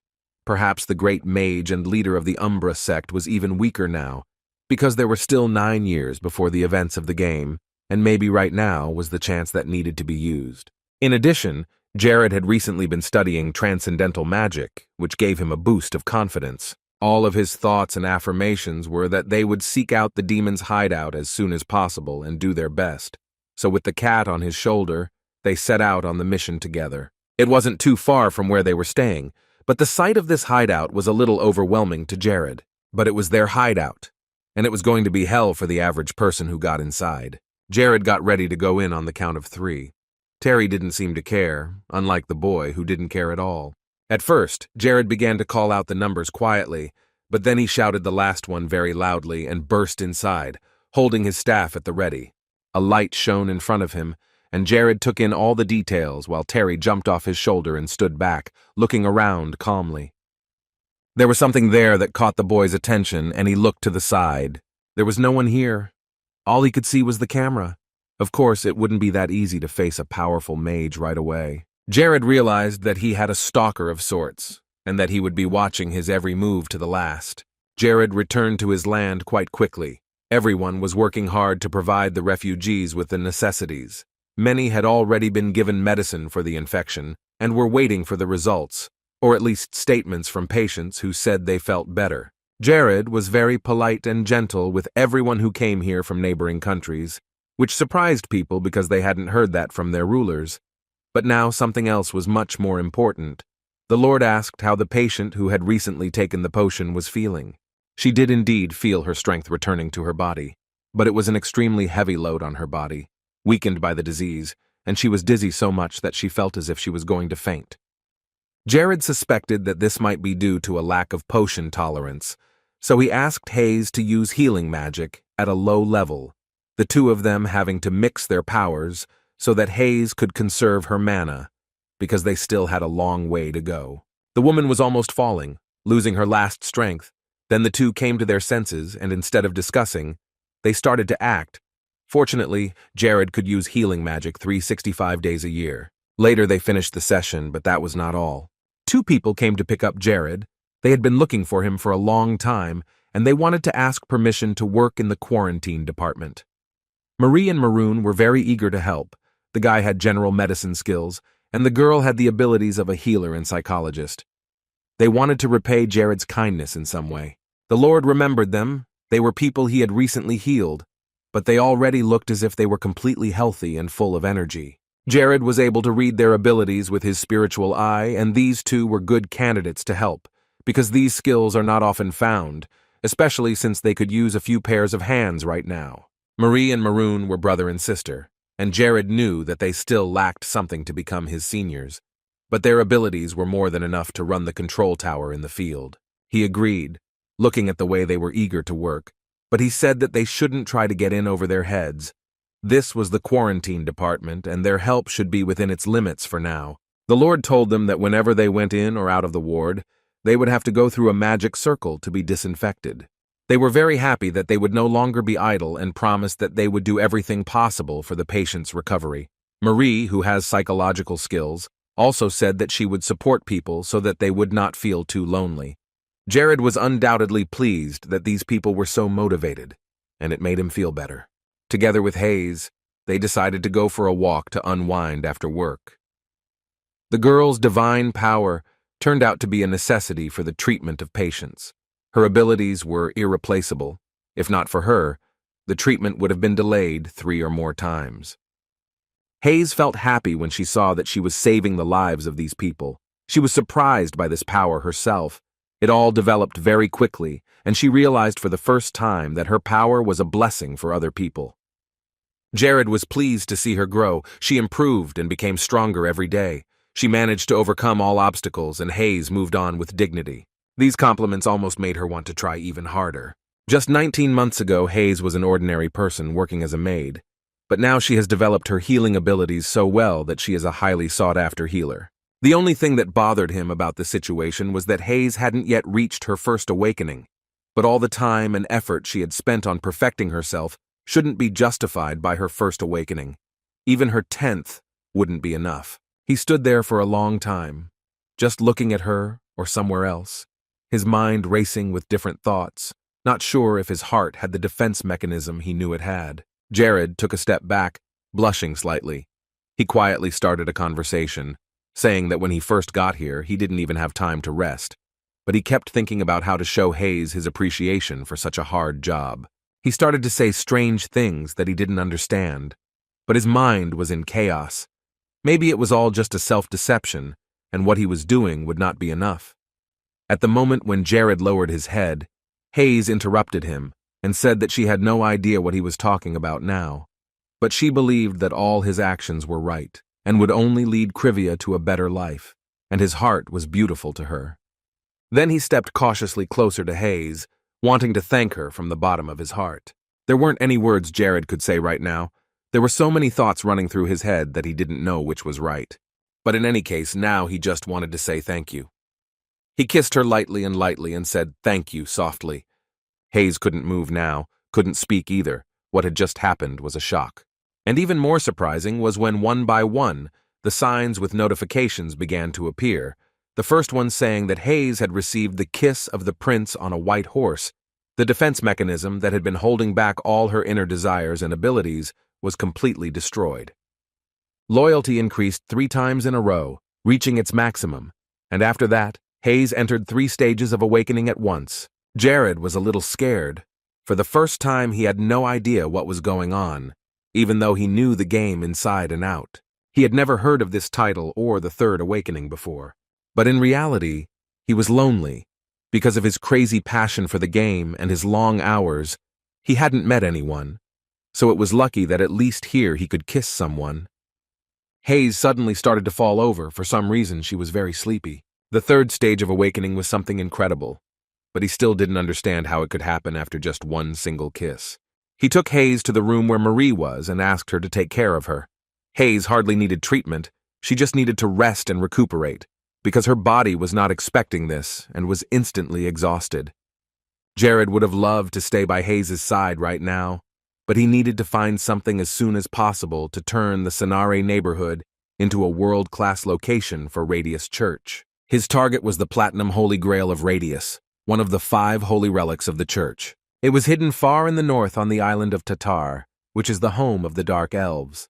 He had a very long way to go and had to cover the distance as fast as possible. It was his first trip across the sea, but there were no other ways to get there only by crossing the sea. Now that Sonare's neighborhood has been cleaned up, they need to find the last piece of the puzzle. When they do this trick with the artifact, they will be able to give Sonare a divine blessing. The territory of the Dark Elves should not be an obstacle to this, so he confidently moved to the north. In the lands of Civia, They continued to help people, and many were getting better, but there were many who still needed more attention and treatment. In the Temple of Civia, two people stood in the middle of the dark hall, discussing something with each other, standing next to the only lights there. Saint Luna noticed that the high priest of Civia, Niod, had been very disturbed all day, and she asked if he was all right. She could tell that something was bothering him, but Niod replied that everything was fine.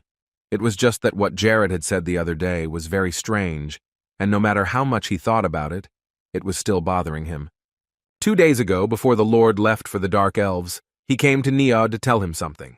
Jared asked him to be quiet, saying that he had just received information that the Platinum Holy Grail of Radius was somewhere in the Cenari area. Jared wondered if Niod would be able to officially recognize the Cenari district as a holy place if he could find the item. The Grail was one of the artifacts that had been lost in the distant past due to wars, looting, and frequent robberies, and Jared finally decided that he had to find this relic. It was 2 days ago, and if he could actually find the relic, it would be a great blessing to their church. There was no arguing with that. It was the truth. But even though the power of the church was being used, Niod did not believe that Jared would succeed in bringing the Grail here, because even the two saints could not do it. Yes, Jared was certainly a successful lord, wizard, and duke, and he still needed someone's help. But after the artifact is found, this place will become a holy cathedral, and the surrounding area will become a shrine. And in that case, the ruler himself can come here and put a sword to his neck, but the Holy Land will not move to another place. Once the valuable and long-lost artifact was found, the church would unanimously recognize it as a holy site, and Niod hoped that Jared would follow through. He wanted to see the Holy Grail with his own eyes. Luna was equally excited. It would be a great event if they managed to find such an important thing, and she would be able to see with her own eyes the relic she had dreamed of all her life. Though Niod hoped for the Lord's success, he assessed the situation as a whole and realized that it was unlikely, but Jared had gone there with such confidence that he had to prepare for his return. First, they should pull up all the archives containing the Platinum Grail and check them first. Jared kept moving forward across the sea, but crossing such a huge body of water at dawn and in the heavy rain was really scary and difficult. The only source of light was the moon, and below was pitch black, the black depths of the sea. But he had a good reason to keep moving forward, because if the Holy Grail is still there, then unanimously Cenari will become a holy area. That's how much the Radius Church wants to get the holy artifacts. They had no holy relics to rely on, and that is the main reason why Radius was attacked by the Dark Church. The Church of Umbra and Kako has the Black Shroud of Umbra, and a beautiful relic called the Skull of Kako. There was no rush to begin with, so the search for the next artifact was significantly delayed. But since Jared had decided to check out the Cenari area for a holy place, the artifact trick was the best option, because time was now running out. Jared mentally turned to Saint Radius. He hoped that he and these desires to transform the land would be understood. As the sun began to rise and the rain subsided, he found himself on Tatar Island. He took his first step into the land of the Dark Elves, having traveled so far across the sea. This place also brought a lot of trouble. Back during the Battle of Armageddon, the Dark Elves teamed up with the Demon Army to attack the humans. The Demon Army is still considered the most powerful force and race, so it was not surprising that everyone perceives them that way. However, Jared, in his previous life, had researched the history of the Dark Elves, and the one who published it did not think the same way as others. About 4 years later, the Dark Elves begin a full-fledged human trafficking operation after they let the decades-old law of the territorial sea slip. And thanks to this, the territories with which Civia traded were able to obtain magical devices and weapons. The only problem was the greed of the stupid kings. Instead of paying a lump sum to buy the devices, they thought it would be much better to conquer the Dark Elves and take their knowledge. Jared remembered that this was precisely the reason why this race had given up theirs, as they no longer trusted humans, and why the elves sided with the Dark Army at the Battle of Armageddon. Anyway, Jared's intuition told him that he had already come to the place where the Holy Grail might be hidden. He put his palm to the trunk of the tree, feeling a very powerful energy from it, and the relic had to be right under it. He took a small shovel in his hand and started digging. It didn't take too long. He found it almost immediately. Now the boy held in his hands something that others had dreamed of at least seeing, something that was considered lost many years ago. Now all that remained was to check the Grail's parameters and name. But Jared heard a strange rustling behind him, something moving in the bushes. It scared him, and he gripped the artifact tighter, looking around. And when Jared looked up, he noticed that on top of it was the Tatra Nexus, the weapon that the Dark Elves used in the Battle of Armageddon, the ultimate in magical engineering. The transcendent body of Tatra Nexus was called Thanax, and then Jared hid. He didn't want to be caught by the locals. The truth is that tonics are very frightening, regardless of a person's physical capabilities. The moment you put on a tonic, you can get more mobility and quick adaptation to various factors. But it was strange to see such a thing in front of him, and Jared noticed that the creature was holding a test pistol. If he was in a game, he would have needed a pilot to maximize his combat capabilities, but there was no one there now. This made Jared feel even more nervous. Jared had a new idea. He wanted to take Tanax and do some research of his own. This was a chance to take his army to the next level, so he didn't think about it for long. As soon as Jared came out of his hiding place, he used mirror magic. At that very moment, this robot was right above his head. The object had only one goal in mind, to kill the target in front of it. Jared decided to turn back to disappear from the eyes of this creature. He hid behind a tree and watched it from there. However, he couldn't stay there for long, because Tatra next noticed him and snuck after him, and only then did Jared start to run away. For a while, he just dodged him and tried to confuse him by circling over the treetops and climbing higher into the sky. Later, Jared finally came down to the ground and quickly ran into the forest, with Tatranex keeping pace and running right behind him. The boy saw that this object was about to catch up with him. The speed of this iron was higher than the usual human speed. Then Jared started running again, and the robot kept shouting only one word: kill. When the blond man hid behind a mahogany tree, Tetranex was almost immediately there, and that was the moment. Jared held up the hand on which he wore the ring of space and commanded Tanax to enter it. He couldn't see much around him, but it worked and Jared was almost there. He had almost no trouble getting Thanax out, and then he decided to hide the cup to be safe. The sign popped up again with information about a new object that was now in the ring. The Thanax added the effect of maneuvers to the user up to 5 times. It could also be used to disrupt up to 7 bombs that were created by condensing magical energy at a time. It could also give you better health, and it gave you the opportunity to protect your vulnerabilities with magic stones. Jared reread it all, even though he remembered all the functions of this magical find. The Tanax was the creation of a very famous Dark Elf, Sabio, and he would probably be very angry if he found out that his creation had disappeared. Now Jared had it all, the sacred cup, and as a bonus, Tanax, his goal was 200% accomplished. He had neither the desire nor the time to face the Dark Elves, so it was time to get out of here. But things weren't as great as he thought. He was being spotted. And this girl wasn't going to let Jared off easy. He was going to be an interesting opponent. Jared saw the terrifying creation of Tetranex and was not afraid to fight it alone, and he was able to take it for himself. He was definitely no ordinary person, especially considering that he was able to reach their lands, which are accessible only through the Dark Sea. She couldn't see what he had dug up, but she assumed it was some kind of treasure. But that wasn't what mattered to her, so she decided to just forget about it. She wondered how Jared would do as a pilot. She pulled out a small remote control and began to press some buttons. After the screen came up, she entered a number, and from that moment on, all the user's patterns and information would be transmitted in real time. This was enough for her. There hadn't been anyone worthy among the Dark Elves for a long time, so maybe there would be someone among the humans. Besides, it was a level 5 mage, and she hadn't seen anything like it with her own eyes for a long time. So it was definitely going to be an interesting study. Jared had been flying for quite some time, so he decided that it would be safe to check all the notifications in this area. After Jared said that, he opened them in front of him, but did not stop moving forward.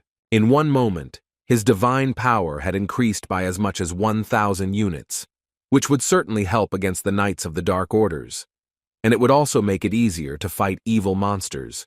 So from now on, he needed to continue pumping up his divine power. The use of this energy was very simple. If the enemy has the characteristic of evil, then in magic attacks and sword attacks, the damage will increase by a percentage equal to the number of divine energy. For example, if you use 100 units, it will be equal to 100%, which means that the damage will increase by 2 times. If you use 900 units, the total damage will be increased by 10 times. Jared was indeed leveling up his abilities very quickly, even managed to get Taniks, so he hoped that he would be able to withstand level 7 mana. If you think about the next target, you can go to the kingdoms of Bonus and Malice without any 3 of them. Everything could be left to the Wanderers, and it was better to think about everything else later. The boy sped up and flew for a moment along the sea under the sun, which was only slightly covered by clouds in the sky. Luna saw what he was holding and quickly ran to the high priest Naod. The man was still working on his papers when Luna ran into his office, breathless, unable to believe that Jared had done it. Luna caught her breath after running in quickly, but the news was worth it. Jared had found the sacred goblet of their order, something to be proud of. Without realizing it, he asked if it was true, because it was beyond common sense that after all these years, when this grail had been called a lost artifact and never hoped to see with their own eyes, they now had it. Luna almost cried with happiness when she heard the news from Jared. Naod almost passed out on the spot, unable to believe that it had really happened. Jared did not even rest. He immediately gathered all those who served at the church near Lake Margarita. It was hard to believe that they were seeing such a valuable thing in their hands. People believed without a doubt that Jared was the one sent by Radius, because there was no other way to find this cup, this divine blessing. Right now, they were all staring at the Holy Grail, not taking their eyes off it, and it was something incredible. Jared didn't want to be called a messenger from a higher power or anything like that. He just wanted it confirmed that he had found the cup, and that was all. Even though they had said that the Grail was deep underwater and couldn't be found there, Jared had taken it out to make sure it was real, but he didn't see any problem in putting it back. Naod wanted to believe that Jared was the only one who knew about this place, and he couldn't let anyone else know where the cup was, not even Naod himself. Jared understood perfectly well what the High Priest of Civia wanted to convey with these words. Naod also added that during the night they had received a message from the Church of Radius in Transylvania that from now on Lake Margarita and the lands around it were to be recognized as holy, that the Grail was the perfect sacred object, and no one was to doubt its authenticity. This is the object from which the light of the Radius itself comes. Now everything was complete. The High Priest recognized this object as sacred. The man very carefully took the thing in his hands. A very powerful and light energy was coming from the cup. Everyone who served at the church was delighted and very happy to hear that Naod recognized the cup. Radius presented his gratitude to the ruler of Civia, and the others began to shout Jared's praise and admiration. Naod also could hardly hold back his tears, feeling a strong surge of happiness. He thanked the Lord once again and wished him that the blessing would continue to stay with him and accompany him wherever he went. In fact, Jared could feel the blessing flowing throughout his body just by saying that, and at that moment he felt a certain peace, and his divine power immediately increased. Although it could not be raised by points, it increased by as much as 50 points. The head must personally come to this place to confirm the validity of the proclamation of these places as holy. Now Jared had to prepare properly for his visit. Naod hoped for his lord, and he was also very grateful, because this was a very important find for the church. Jared could be relied on to make Sonare a holy place, and he would get it done, no matter what it took, because after that, the divine energy would have no end. And there was one more thing he wanted to check immediately. Since Sonare was now a holy place, Jared was curious to see how the status had changed. He almost fainted when the window of the holy site appeared before him. Of course, this window was different from the others only in that it included the sacred faith, but the name Holy Site Window sounded so special that his heart involuntarily began to beat faster.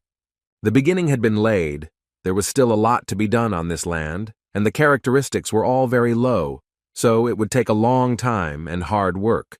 But there was a silver lining, because the gods were showing interest in this place. In fact, there were many gods who were watching this world with interest, and the fact that he had died of extreme overwork in his previous life and was miraculously able to start over must have had something to do with the influence of a god. However, he would never have been able to find out which of the 4 categories did this and gave him a new life. There were 4 groups in total: the lowest, middle, highest, and most powerful. The first sacred land of the strongest order in Nars, the Order of Radius, if developed. This project will bring a lot of money in the future, so Jared thought about organizing an even larger project. They say that a crisis gives you new opportunities, so he got them. Of course, compared to the crisis, the opportunity he got was much bigger. But there was something else, and this something was keeping him awake at night. He had a new enemy, and not just anyone, but Klaus himself, a powerful magician who would never give up. Soon it was completely dark, and Jared entered one of the tents in Sanar.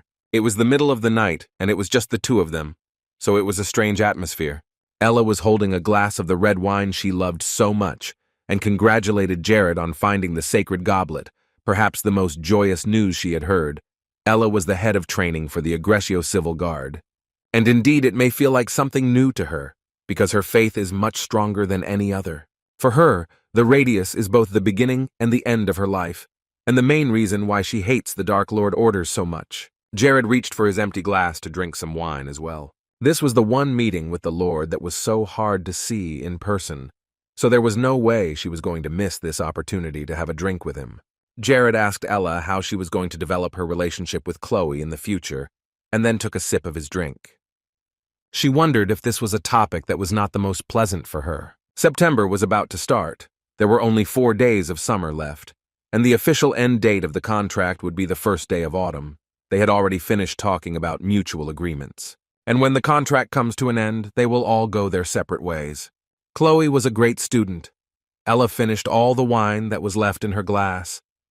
She used to think that if you told Chloe one thing, she would understand a few more points, even a little greedy. A student from the Dark Elves is something special, and she was really very talented, embracing on the way and striving for more every day. Jared was only interested in one thing. He didn't see the point in letting go of such a capable student.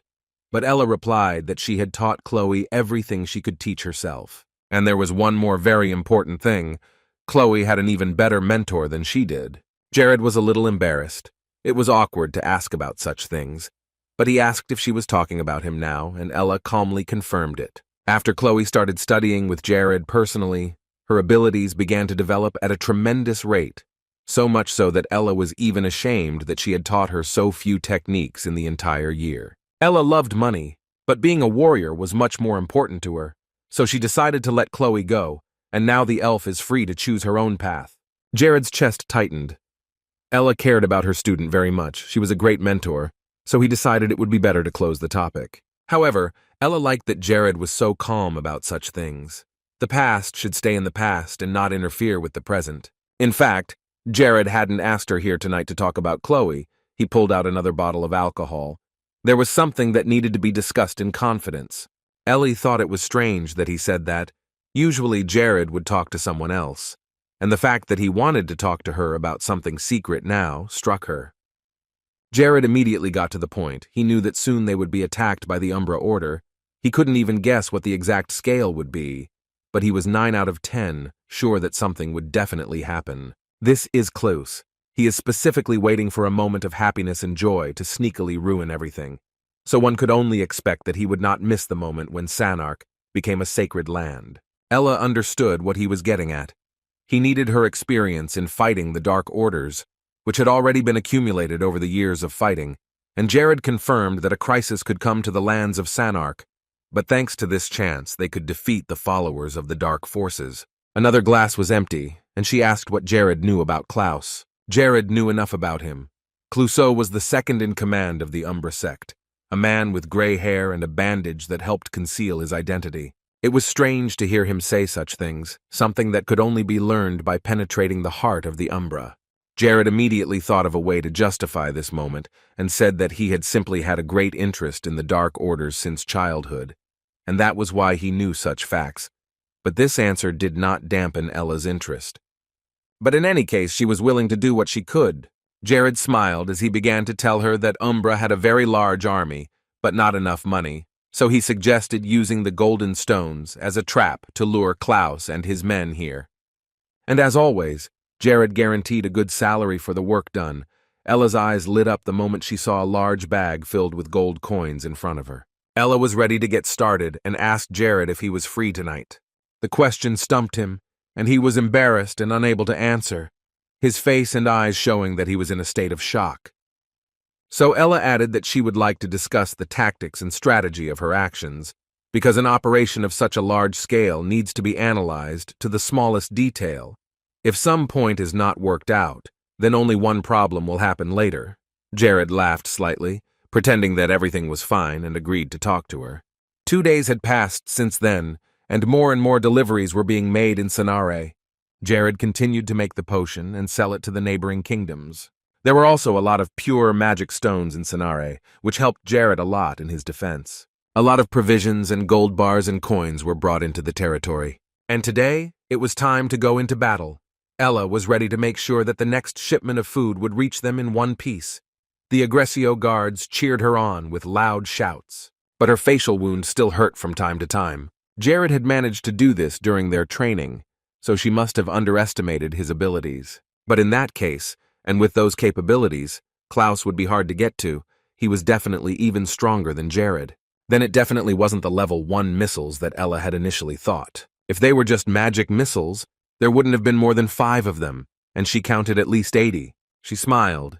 It was a shameful past, but as she said, the past should stay there. So Ella confidently exclaimed that right now they were starting their operation. She gave the order to speed up, so that even if someone was hunting them, Ella and Aggressio could trap them and kill them.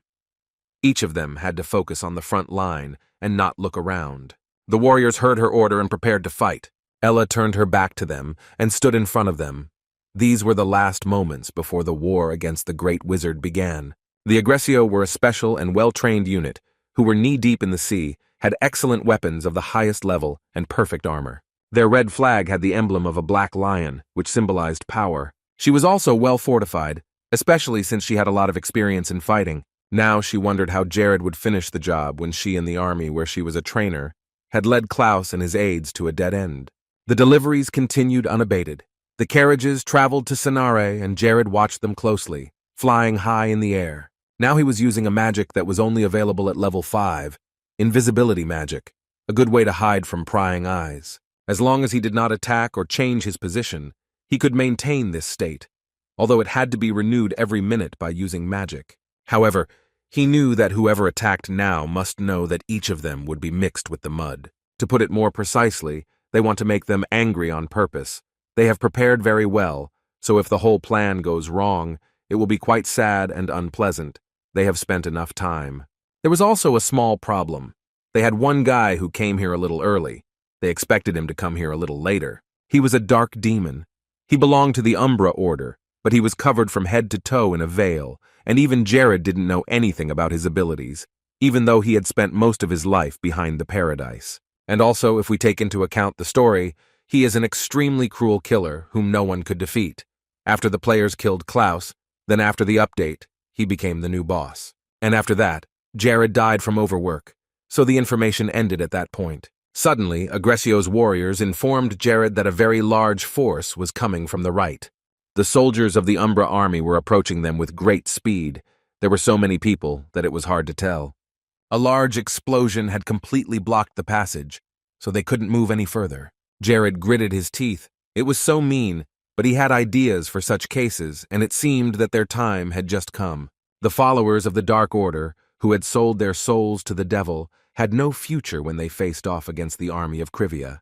He picked up a staff that could increase his mana and swore that he would not leave a single living soul among these scum. At sunset, as Klaus stood in the middle of the broken gorge, he realized that it had all been done on purpose, and most likely, someone knew he was coming here, and that's why they had prepared a trap and waited for the mage to fall into it. Jared was a true master.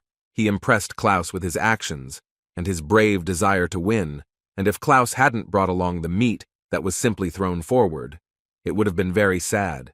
There had never been anyone so clever here before, so Lord Curve had become interested in the Dark Wizard.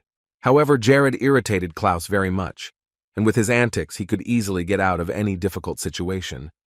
Later, Clouseau was holding a small dagger in his hand, in memory of those 500 dead soldiers whom Aggressio had killed in a few strokes, and he wanted to give them a real hell.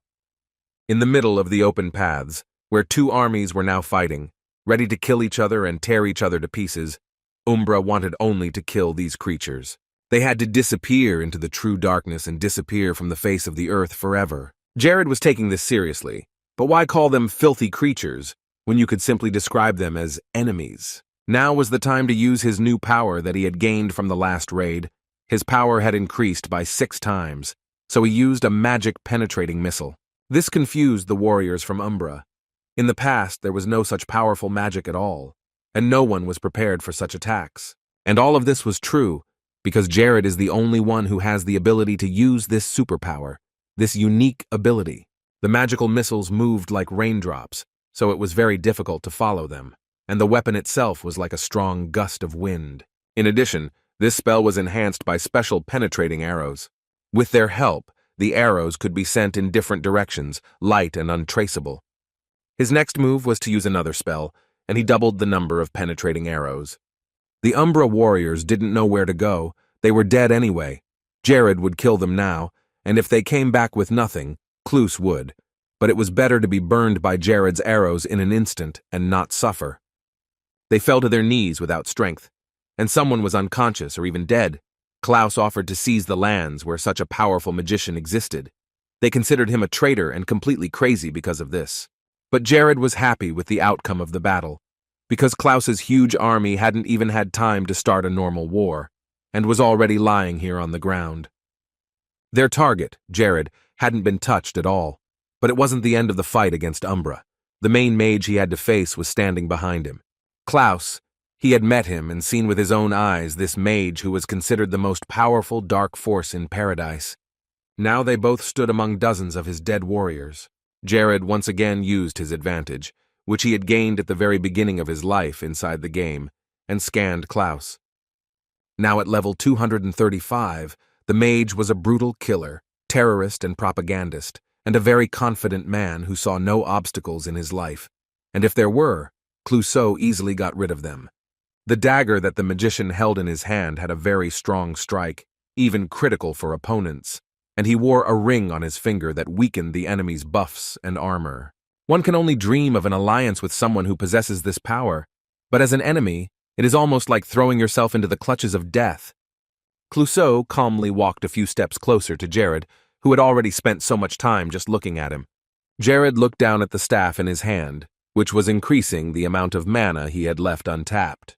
Clouseau approached him again, and then Jared began to slowly back away, which made him want to destroy him even more. Because to Clouseau, his enemy trying to move away looked very insignificant in his eyes. All Jared could do was fall to his knees and beg for mercy, but he was already too late. When the boy had gotten far enough away, he kicked up the sand with his foot and aimed it at Klaus. It looked like a joke to the little idiots, but the wizard covered his face from the sand and wanted to show Jared all the sorrow that life has to offer. The wizard stepped back and used his passive skill, the separation technique. Jared knew about it from his past life. It was neither magical nor physical. It was a mixed technique, which was why it was difficult to resist. Of course, the best option was to just kill him right there. But if he couldn't show him that trick, then the ring was definitely his target.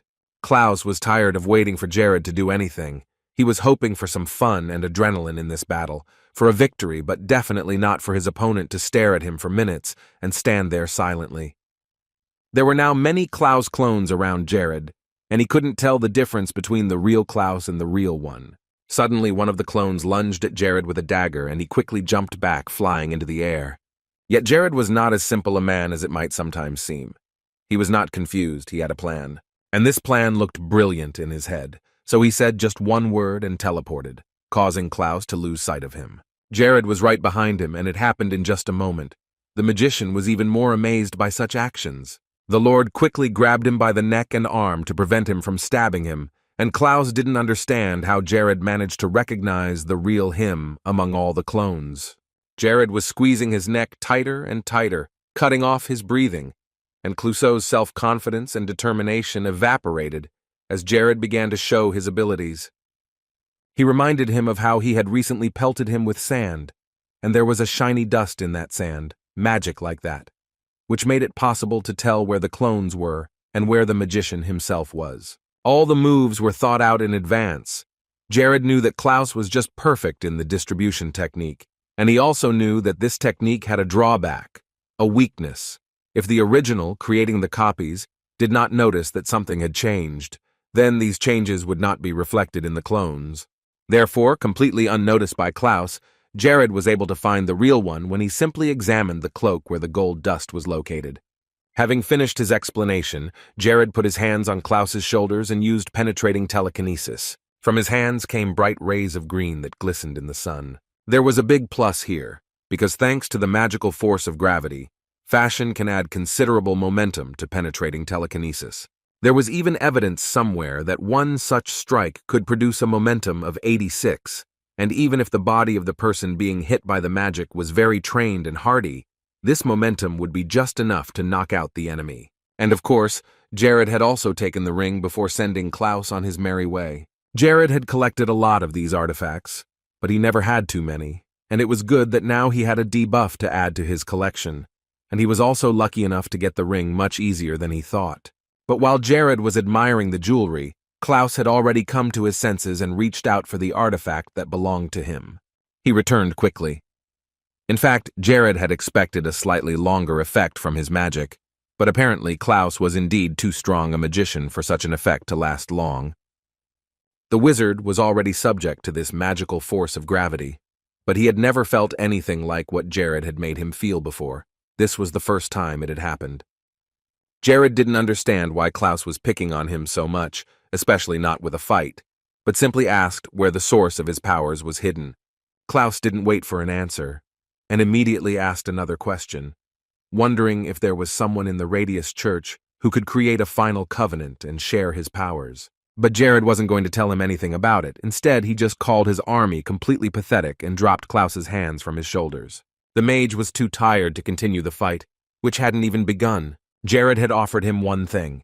If Klaus managed to defeat him, all of Jared's soldiers would become his army, which should have made the mage fight harder. But then the boy glanced at Klaus's dagger, which he kept on the post. All this time, no one had wanted to see and discover the true and full powers of Clouseau that he had been hiding. In the last few decades, no one had ever seen Clouseau use his magically transformed body. Jared prepared himself that Clouseau would soon be attacked.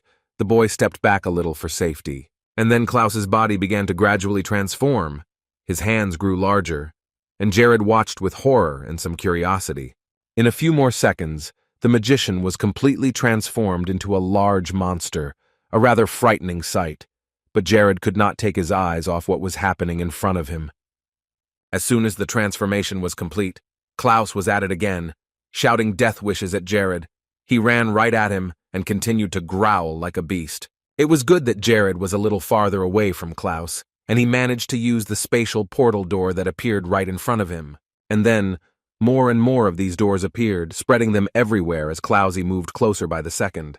For a brief moment, the monster stopped, seeing the doors of the 10th dimension in front of him, as if he began to go even more insane.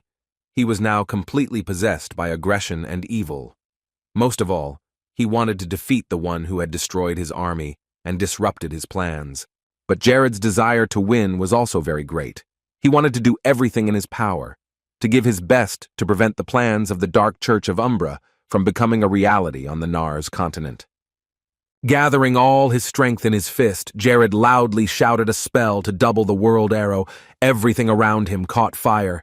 He stood among the fire, creating a large sphere of flame. Klaus stopped this move.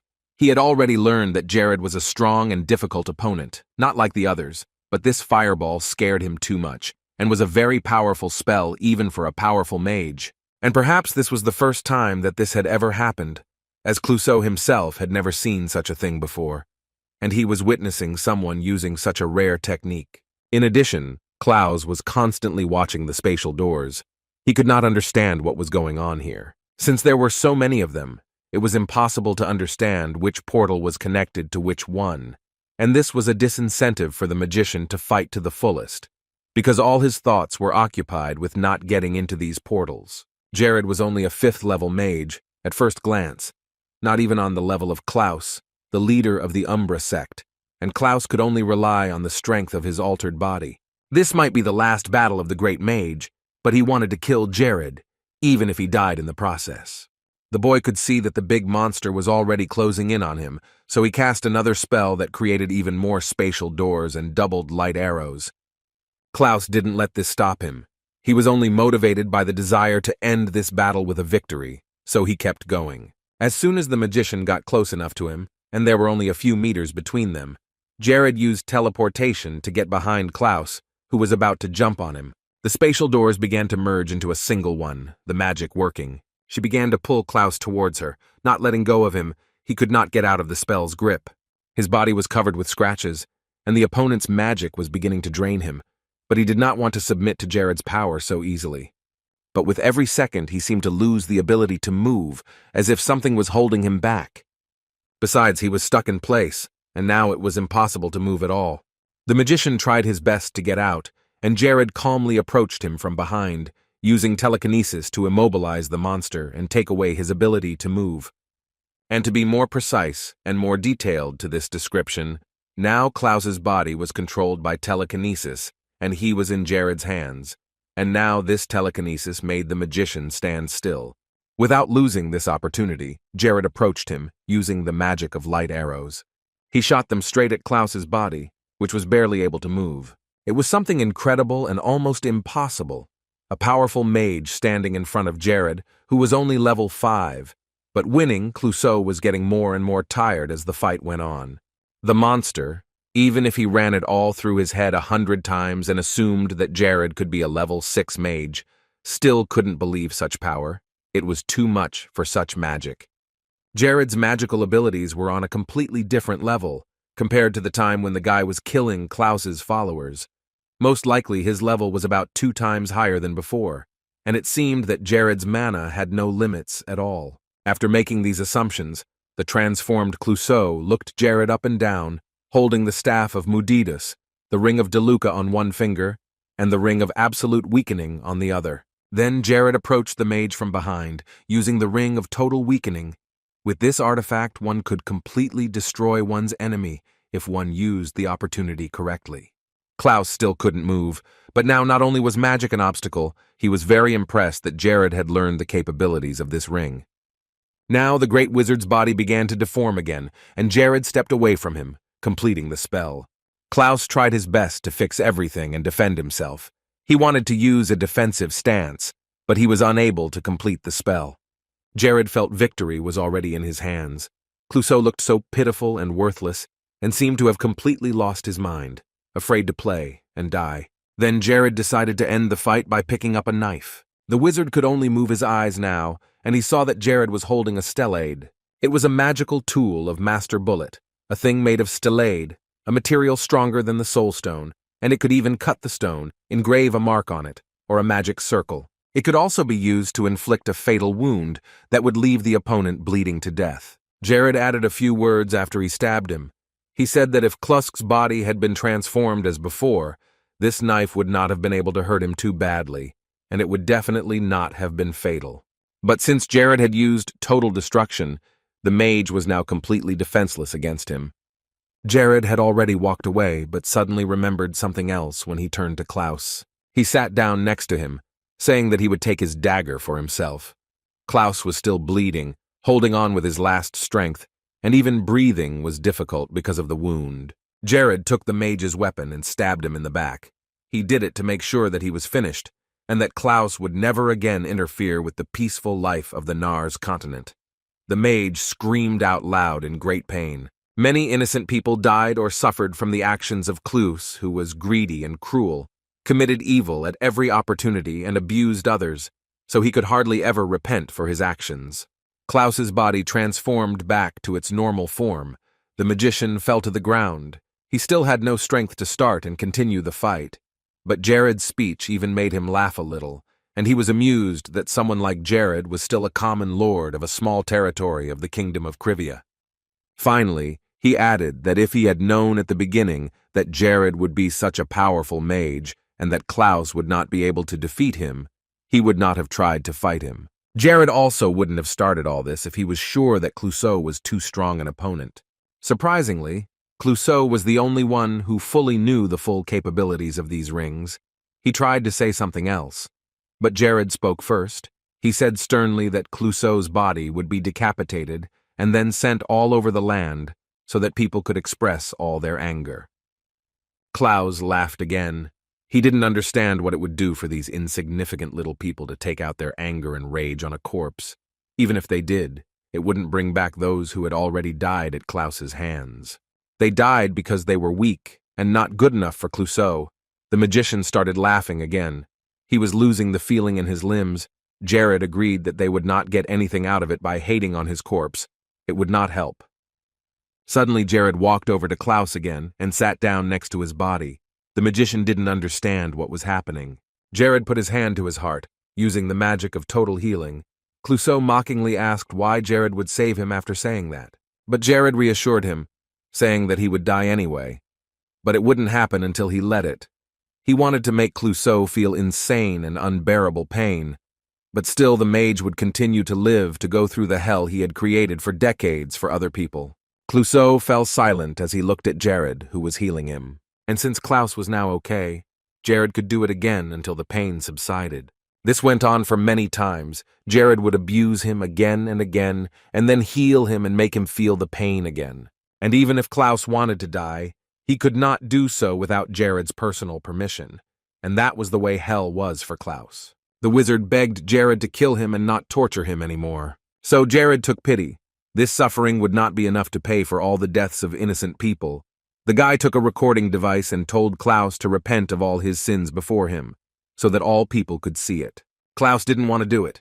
He killed those who deserved it, and he deserved it because he was a weakling who didn't deserve such happiness as life. Jared took the magician's already powerless body, telling him to say his last words. All Klaus said was that even if he died, the Umbra sect would still exist and would definitely avenge the murder. But that only made Jared feel better and more satisfied, because he hated people like these sectarians to his very bones. He wanted to put an end to all those who sided with evil, with Clouseau, and followed the dark faith of the Umbra Church. Clouseau laughed again, this time in agony, as he said that he would be waiting for Jared in the other world, in hell, where they would meet. Jared's only reply was that he had no desire to follow Clouseau to hell. He didn't think he deserved it. When the boy put Clouseau's dagger to his throat, the magician cursed him. He hated this bastard who started protecting weak people. At this moment, signs appeared in front of Jared's face, the bark notifying him that he had reached level 100. But the boy decided to postpone checking the status window for now. First, he had to get Klaus's body out of here. Jared exhaled a calm breath, realizing that everything was over and that his main and most powerful enemy was already dead. It was time to return to the real battlefield now. Ella and the knights had become mere spectators at some point, and Jared didn't need any help, even if he was fighting alone. In front of Aggressio and their coach, when the fire came, they stepped back a bit. But after that, the soldiers began to overwhelm their lord. There were top-level mages, and those who were considered invincible, but their lord was the best of them all, and the fact that Klaus, the king of evil and chaos, himself died at his hands would be a real sensation. Jared said it was all right. Now Klaus was dead and no longer causing trouble across the continent. The other supporters of the Umbra sect were extremely angry, excited, but now very helpless. They could not believe their eyes as they watched their leader die. Ella herself could hardly believe that such a magician had been killed in front of her eyes, and she was glad that it had ended that way because she hated everyone who represented the dark forces. Jared flew up into the sky, shouting that none of the representatives of the Dark Church of Umbra would escape his eyes. They would all be punished for all the evil they had done. They will all be punished for the crimes they have committed against innocent people, and that punishment must be death, for nothing short of death can redeem the lives of the dead. So, without wasting any time, Jared used his magic again to put an end to the terrorists. Jared's movements and magic made it impossible to even touch him, as he was in the midst of daggers being thrown in all directions, as if he were in a dance. The lives of Umbra's followers came to an end in a split second when he used magic against them. Jared killed 1,000 people and was promoted to the rank of executioner, after which he was awarded the new title of Devil's Game, and his spiritual eye level was increased to 100. Without waiting, Jared used the new spell along with the triple spiritual eye. He had never expected to get his hands on the Devil's Game, such a powerful force. This is an artifact that is produced after killing 1,000 people at once. It means that 10,000 people killed would be equal to 8 stars, 100,000 would be 9 stars, 1 million would be 10 stars, and he was showing that this was the score. Behind Jared stood Ella and the Aggressio soldiers. She was very surprised to see him. She quickly approached him, asking how he had managed to defeat Klaus and the entire army of this powerful magician. He smiled, saying that it was simply the skills and experience he had gained. The only answer was between himself, who had gained the spell of space. There was too much difference between what had happened here.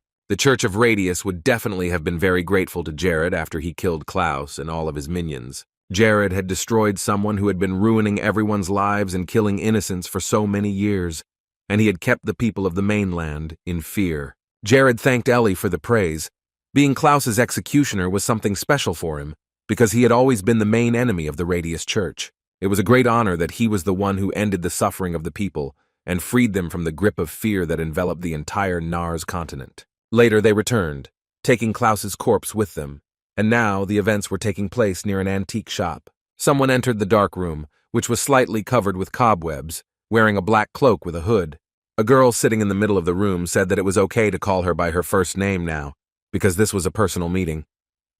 The dark hood hid someone's face, and the figure quietly spoke Linkisa's name.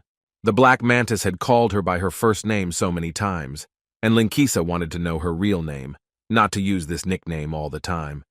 But Black Mantis was the only name the man had ever been called. Linkisa smiled as she said that it was only a nickname. She was still trying to find out what this mysterious man's real name was, and maybe it would be better to even choose something else. If it was an order, Mantis would agree, but if it was just advice, he would object. This person hadn't changed, but Linkisa had been calling her ward Mantis for so many years that she was used to it. But that wasn't what she wanted to talk about. Linkisa wanted to talk about the fact that Klaus was already dead.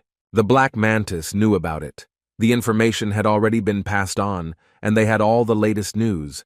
And they also knew that it was that same bastard Jared who was behind it all again. And besides the fact that this small kingdom lord had taken all of Klaus's artifacts, Jared had also displayed the mage's corpse on all the streets of the cities. Linkisa held up her hand, saying that she had ordered all of Jared's movements to be reported to her. Otherwise, not knowing about his idiotic plans could have ended badly. The Black Mantis then asked about the Oath of Allegiance, to which Linkisa replied that she had received it when the Klaus sect surrendered. In any case, they weren't happy with him either, so there was no other way out. Umbra had lost a key face in their sect, and that would definitely affect their pay, an outcome that was very ironic. But that was life after all. The church was also a place where people ruled, and the girl also wanted to talk about the position of deputy. The Black Mantis immediately replied that he would rather refuse such an honor. The head asked if the Mantis was really planning to become a deputy in the future. However, the mysterious person said that he did not like such positions, especially since everyone is now busy trying to destroy the Dark Church. And there was trust in the current deputy who was already known to everyone. Mantis pulled off his hood and showed his face, saying that he wasn't going to act like Klaus and go crazy over Jared. So the best option was to finish all of his and focus all of his attention on Jared to find out all the information about him. From the day he was born to the day he died, he needed to know everything. And there was another topic of conversation, namely that the Church of Radius had recognized Sonare as holy ground, and now the area would receive more attention than usual, so it was time to lay low. Still, it was a good thing they hadn't needed Klaus's help in the first place, and now they hadn't lost too much. However, Linkisa did not want to lose another strong person, so she advised Mantis not to overdo it, even though she did not know what the life of her ward was worth. Linkisa exhaled, saying that sometimes she wondered if God really existed. Too many people had died just because of the name Dark Church. Mantis, as always, calmly replied that it all depends on whether she believes in it or not. But whatever it is, or wherever other deities other people believe in, the god Mantis believes in is right in front of her eyes. Linkisa smiled and took this as an attempt at flirtation. However, this thought was too stereotypical.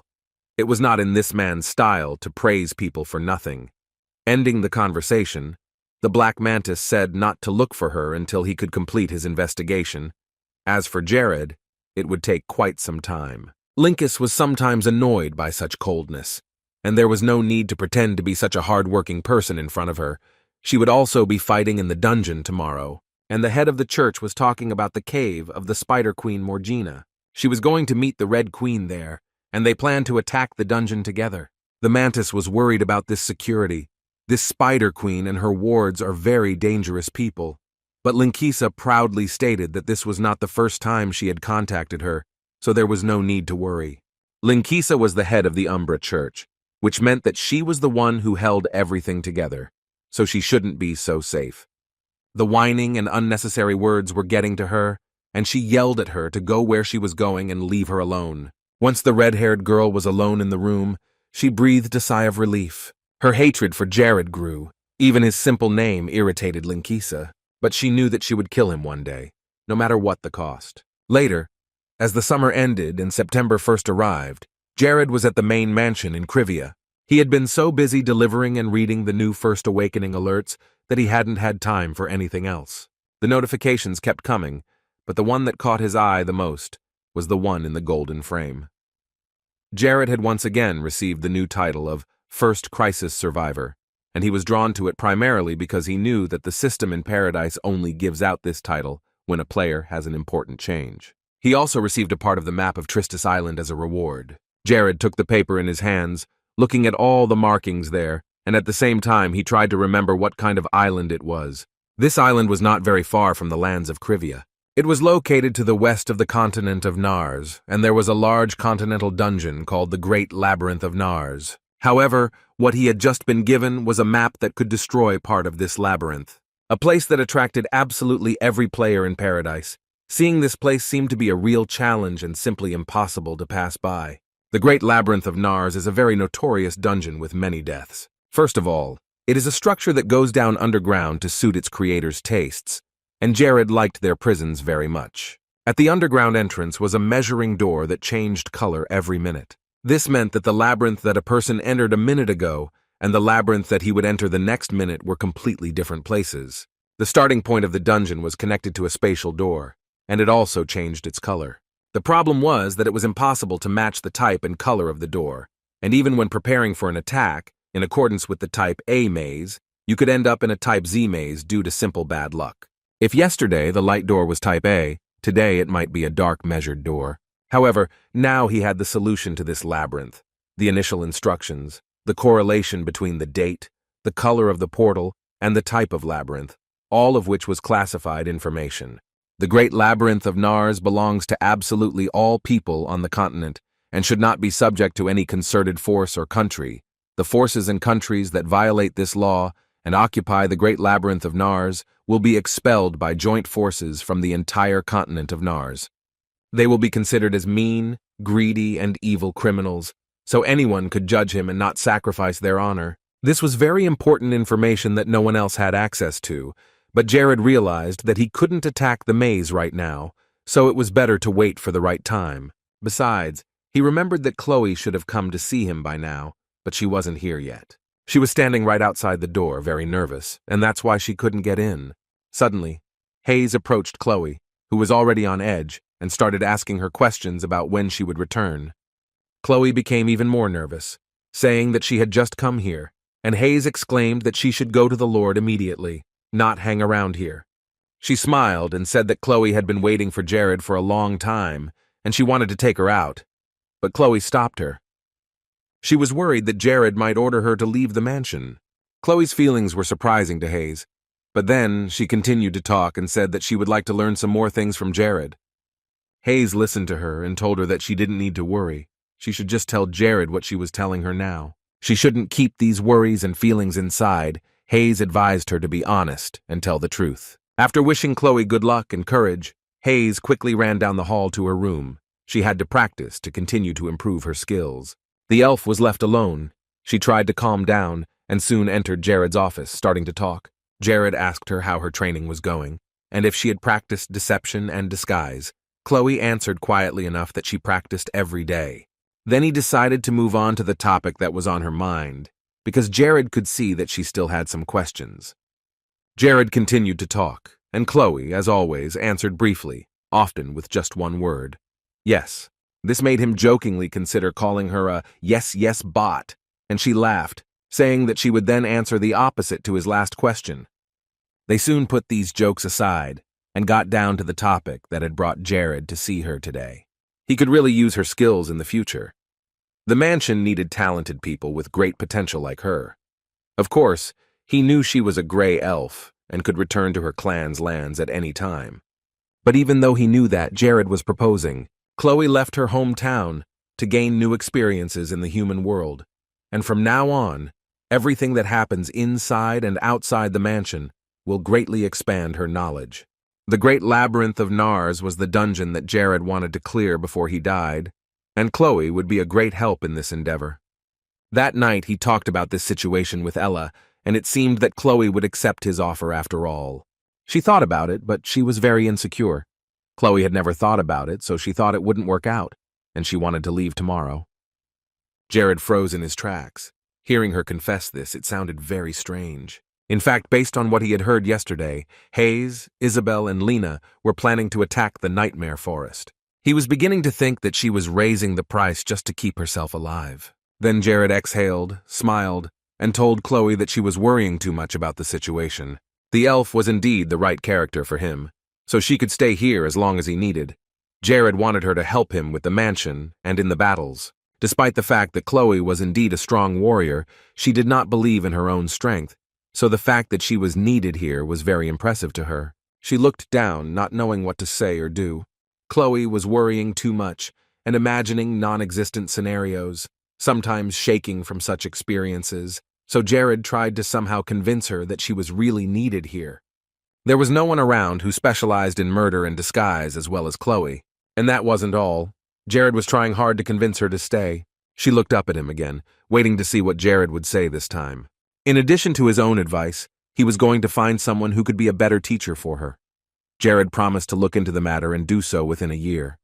He wasn't lying. Jared really wanted to give his students everything he could to improve her level. The guy promised that this person would teach evil even more than Ella herself. He already had a candidate for this role, Formido, now 70 years old, and someone who had spent his entire life following the path of the assassin to achieve his goal. Unfortunately, Formido was not present in 1424 at the Battle of Armageddon.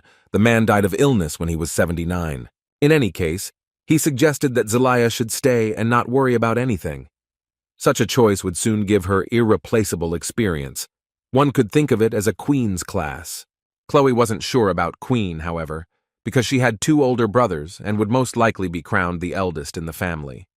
However, Jared immediately cut off such assumptions. He stopped for a moment, but he had already started talking, so it was impossible to change the subject.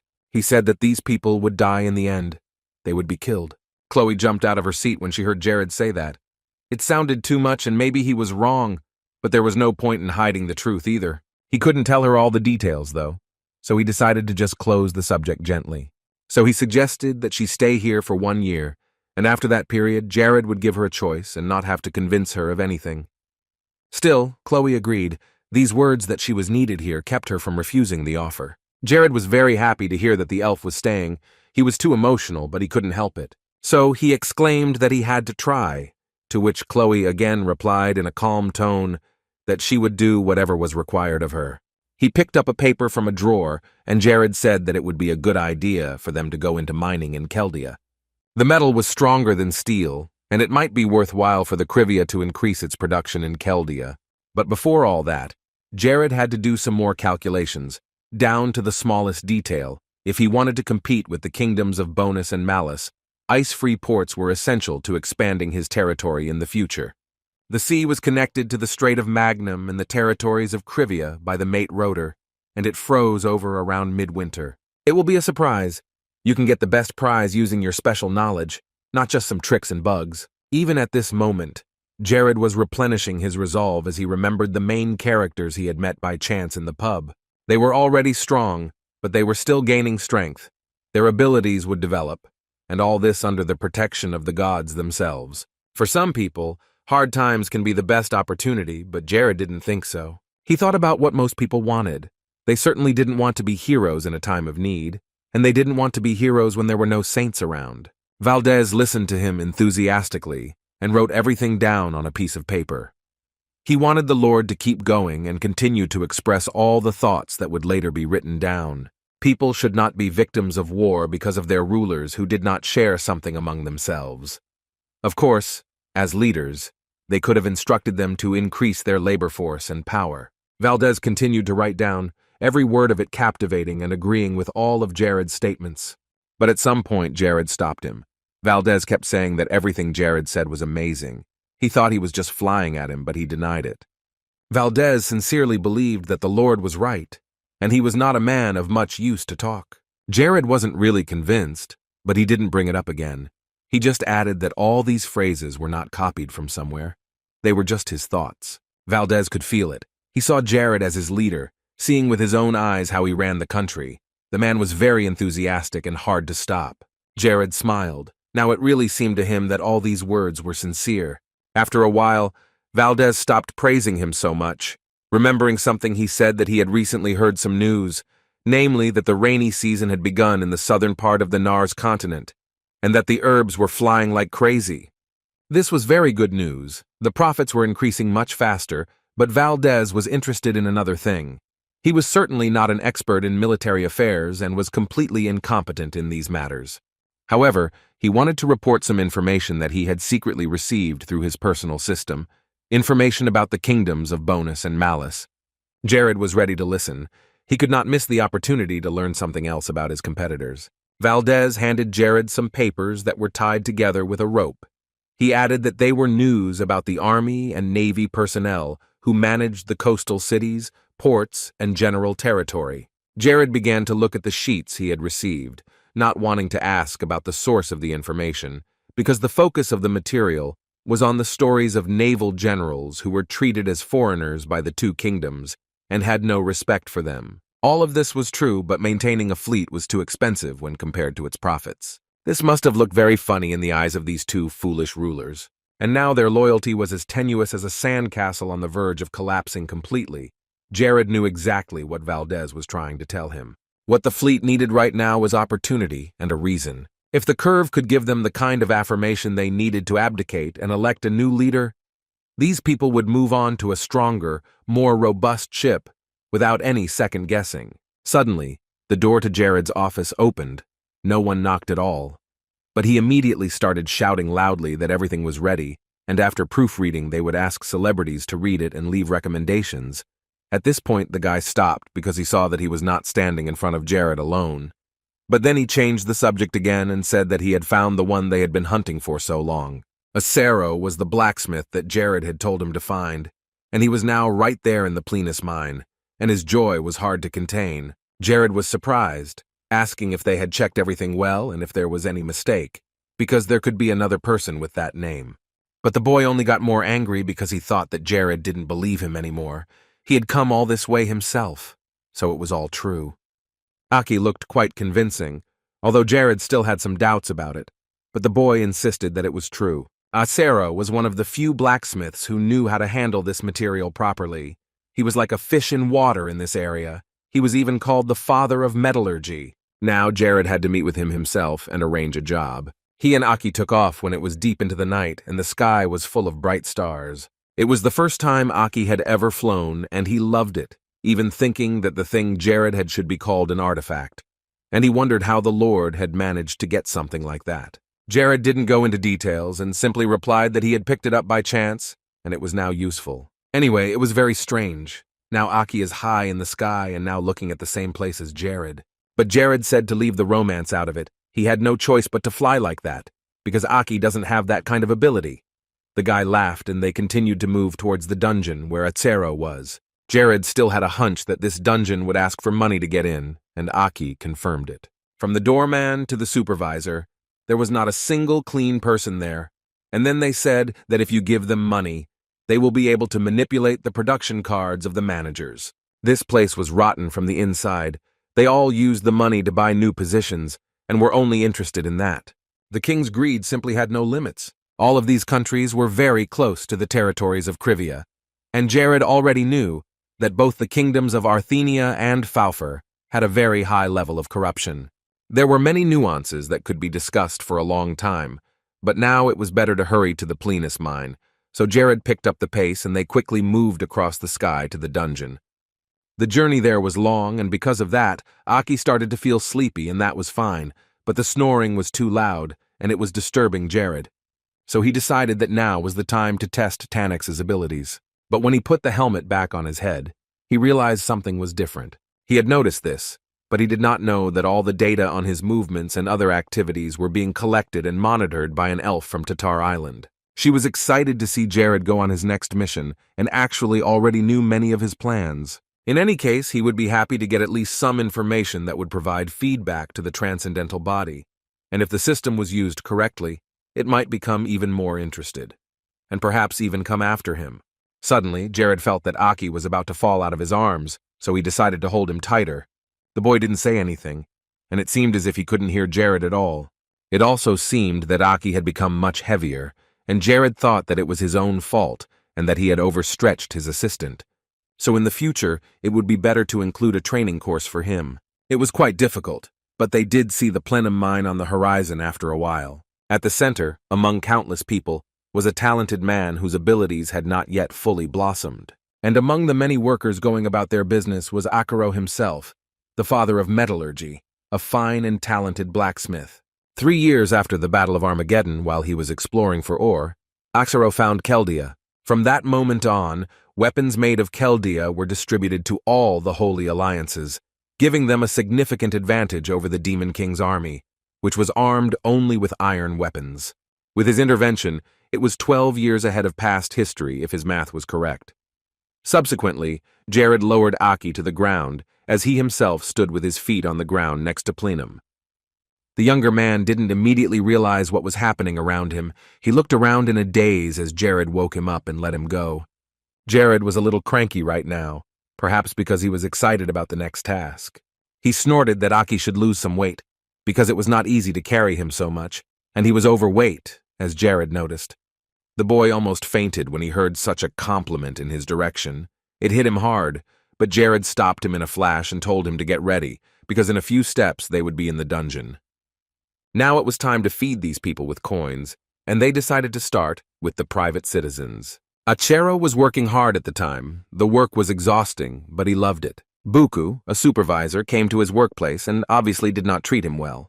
Buku came with a complaint against him, saying that he had previously ordered him never to use iron in his work, and he was angry with Achero because he was spending the kingdom's wealth so easily. As soon as he saw this man, Achero broke out in a cold sweat, and he knew that when he showed up there was no good news to be had. Sometimes Buku could actually do it, and it happened this time. Buku had already warned him so many times about all the prohibitions, so he justified the beatings with that. Achero was just a worker, and the boss was annoyed by such disobedience. And because people like Achero ignored orders from above, all the other candidates were just waiting for the moment to take Buku's place. This morning, Achero will set an example for all his colleagues. Buku has already prepared to hit him as hard as he can to punish the worker. And the next moment, the blacksmith was hit hard, screaming loudly when the whip touched him, and then it happened again and again. The wounds on Acero's body began to bleed, and he tried to crawl away from Buku so that the whip would not hurt him so much. Then the blacksmith replied, barely audibly, that he was not using iron without permission, using impurities from other blacksmiths. He was just conducting experiments after hours.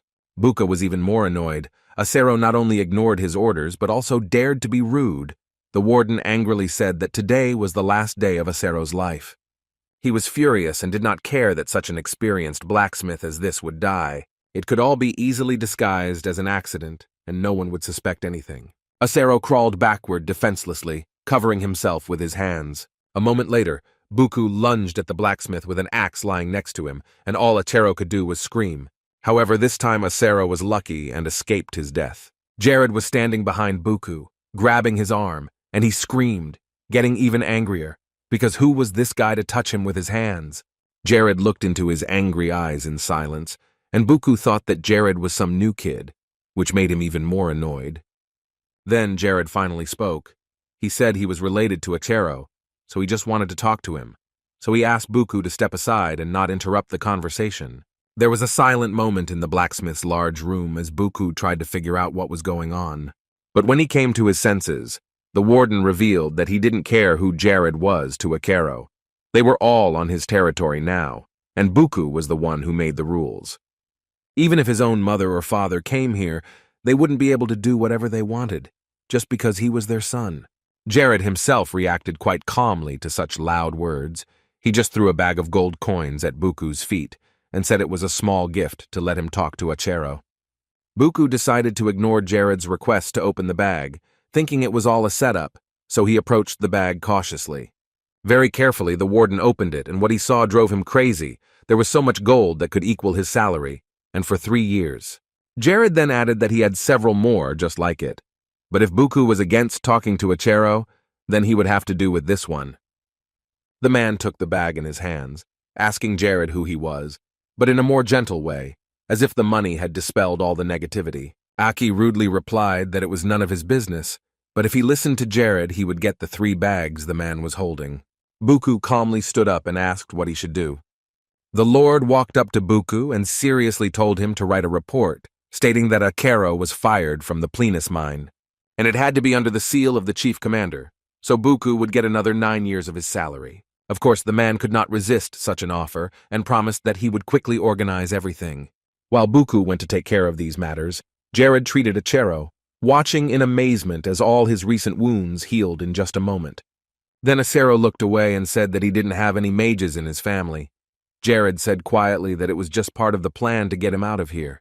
When Jared looked down at Achero's hands, he realized that this overseer had already abused him and treated him very cruelly, but this behavior by the elders was not uncommon in the Plenus mines.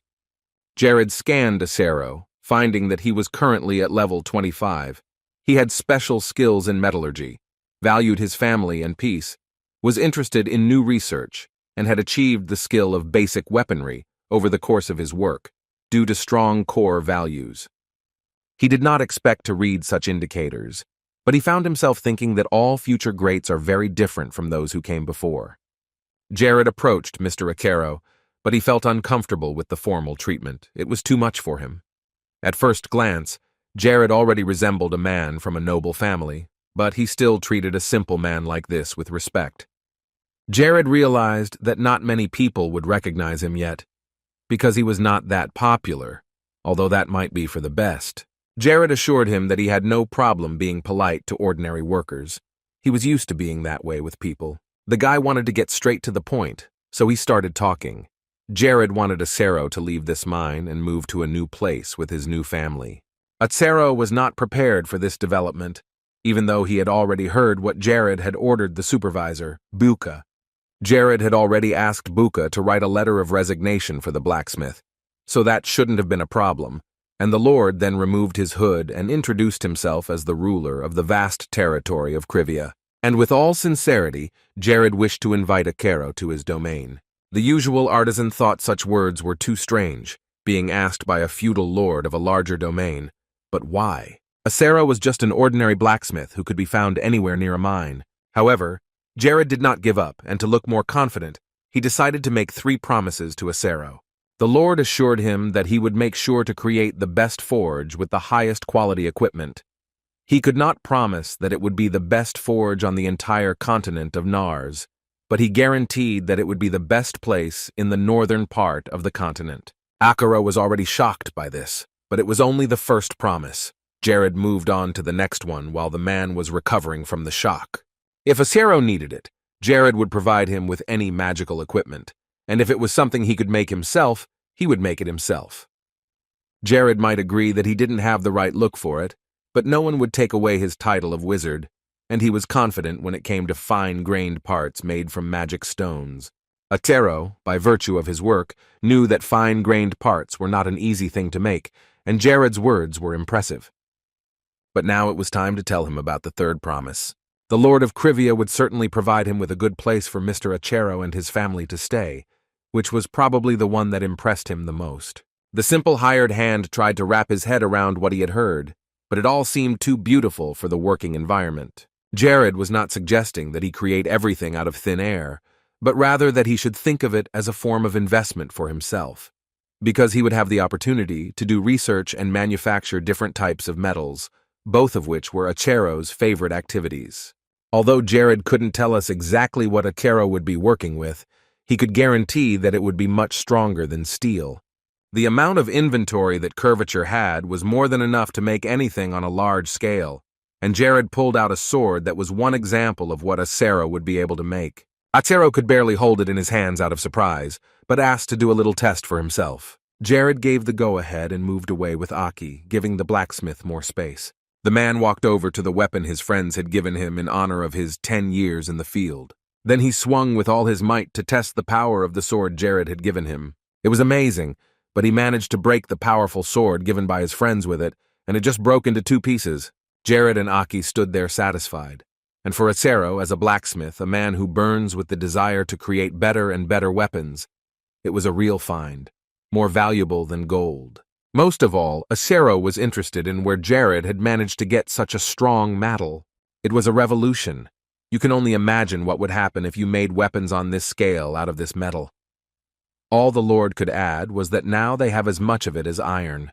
Here the power was on a completely different level. Acero was overjoyed. He even felt a certain responsibility holding this sword in his hands. Jared said he would be generous if Acero needed support. Whatever it was, he tried his best to persuade him to come with him. This was the man Jared needed. The man didn't hesitate, but he was surprised by the 2 perfect conditions, and after looking at the sword again, he finally made up his mind. Acero began to bow to Jared, saying that he was happy to accept his offer, even though he lacked strength. If his abilities were needed for the Lord, he was ready to help and follow him wherever he went. Jared smiled and looked at Acero. It was still a little strange for him to have people react like that when they talked to him. Later, Buku burst into the office, exclaiming happily that he had finished the paperwork. Of course, he didn't understand why Jared and Aki were interested in someone like Acero, but the main goal was money, and he would get that easily only if he let the blacksmith go. The warden was ready to let them all go with a smile on his face, wishing them all the best. But Jared still had one more request for him, saying that he would give him another bag of gold if Buku agreed to fulfill it. Because of his excessive love of money, Buku agreed, asking what exactly the Lord wanted. The request was very simple. Jared just had to hit Buku once, that was all he needed. The Lord laughed, thinking that life had been good to Jared's face and he was stressed out to ask such a thing. But Buku agreed. He was very resilient to blows, so he told Jared to show his best and he would try to take it with dignity. Jared smiled, and his magic appeared in his hands, which had been enhanced several times with the new abilities. When Buku was ready, Jared punched him in the face with all his might, which was probably not exactly what the man had expected. He was thrown back with such force that he quickly flew somewhere far away from Jared. Along with magic, the protagonist of his favorite game used transcendental reinforcement, which further enhanced his punching power. He wanted to show that violence is not the answer, and this punch was a retaliation for all the abuse that innocent workers endured. Jared threw another bag of gold coins in his face, but warned him that Buku should never dare to attack innocent people again. After the work was completed, Jared turned to Acero and Aki, saying it was time to leave for Civia. The 3 of them started walking to the exit of the mine. On the way, Jared asked Aki if he had done everything he was supposed to do. Aki said that he had already collected all the information about Buka, and since he had already sent it to the authorities, all these statements and allegations would be submitted to the court. Acero went to get ready to go to his future home, so Jared decided to wait for him at the plenum bathhouse, which was a nice place to relax, and there was no one there, and Jared assumed it was because of the high entrance fee. Aki also entered the bathhouse, and Jared was surprised, saying that he had to wash before entering. It was rude to just walk into a place like that. Aki blushed and told Jared to rest here alone, but he wanted to see this bathhouse first because he had never dreamed that he would be able to get to these hot springs. In Jared's opinion, it was just an ordinary bathhouse, so he reiterated that Aki should take a shower and then come back to him. Aki did not know how to answer Jared. He lowered his head, blushing even more. Jared was surprised by this reaction. There was nothing unusual about the royal's body. The younger man tried to speak again, but he couldn't get anything out. He felt embarrassed looking at his naked body. The Lord interrupted Aki again and said he would go first if the younger man was so embarrassed. The boy just nodded his head quietly in agreement and looked away from Jared, his cheeks still red. Later, the blonde was in the water, finally able to relax. This hot water allowed him to forget about all his troubles for a moment. If they built such a luxurious yuanyu next to the Forest of Nightmares or Mahat's tomb, it would definitely bring in a lot of money. Civia needs to expand the industrial district significantly now, not only to sell alcohol but also for people to enjoy nightlife and cultural life. Even though Jared spoke out loud, there was no response from Aki, so the Lord took a small towel off his eyes to at least see if he was not alone. The kid was sitting next to him, but for some reason he didn't go into the water, and Aki just put his feet down slightly, trying not to look at Jared at all. Arcunius started to say that he couldn't stand the hot water, so he didn't go in. But then Jared asked why he had to wrap himself in towels. He could just put his legs down, and then Aki came up with a new excuse so that Jared wouldn't touch him so much. Then the blonde man reassured him and told him that he could take the towels off. There was nothing to be ashamed of. However, realizing that Aki would not agree to this, Jared assured him that he would close his eyes while he was also in the bathhouse. Aki was more comfortable with this option, but his body was so tired that he was about to fall asleep in the water. Later, when the stars were shining brightly in the sky, they both went to bed to gain strength before leaving. Aki wrapped himself in a blanket and fell asleep in his bed in no time. Jared was starting to worry a little about him. He suspected something was bothering Aki. He was acting strange lately. Whenever they attended a formal meeting, the younger man would talk to him informally, but his reaction would change immediately when they were alone or when it came to tactile contact. Jared could not understand what was going on in his head. He was completely unaware of his feelings. Aki's shyness was meaningful, but Jared couldn't be sure exactly what the younger man was feeling. It was all just confusing and hard to concentrate. Soon, morning came to the kingdom of Faufur, and the sun rose high in the sky, illuminating all the dark corners. Akaro, his wife and 2 children were ready to leave, and they took several sacks with everything they needed. But the blacksmith still didn't know how to thank the Lord for his kindness. Jared was saddened that all the things they had brought with them fit in the small bags. He tried to broach the subject, asking if that was all they wanted to take with them. But Akaro assured him that it was okay. They travel very often, so the less stuff they take when they leave, the better. Acero replied a little embarrassed, still feeling uncomfortable in front of Jared, because he realized that he had nothing to return the favor.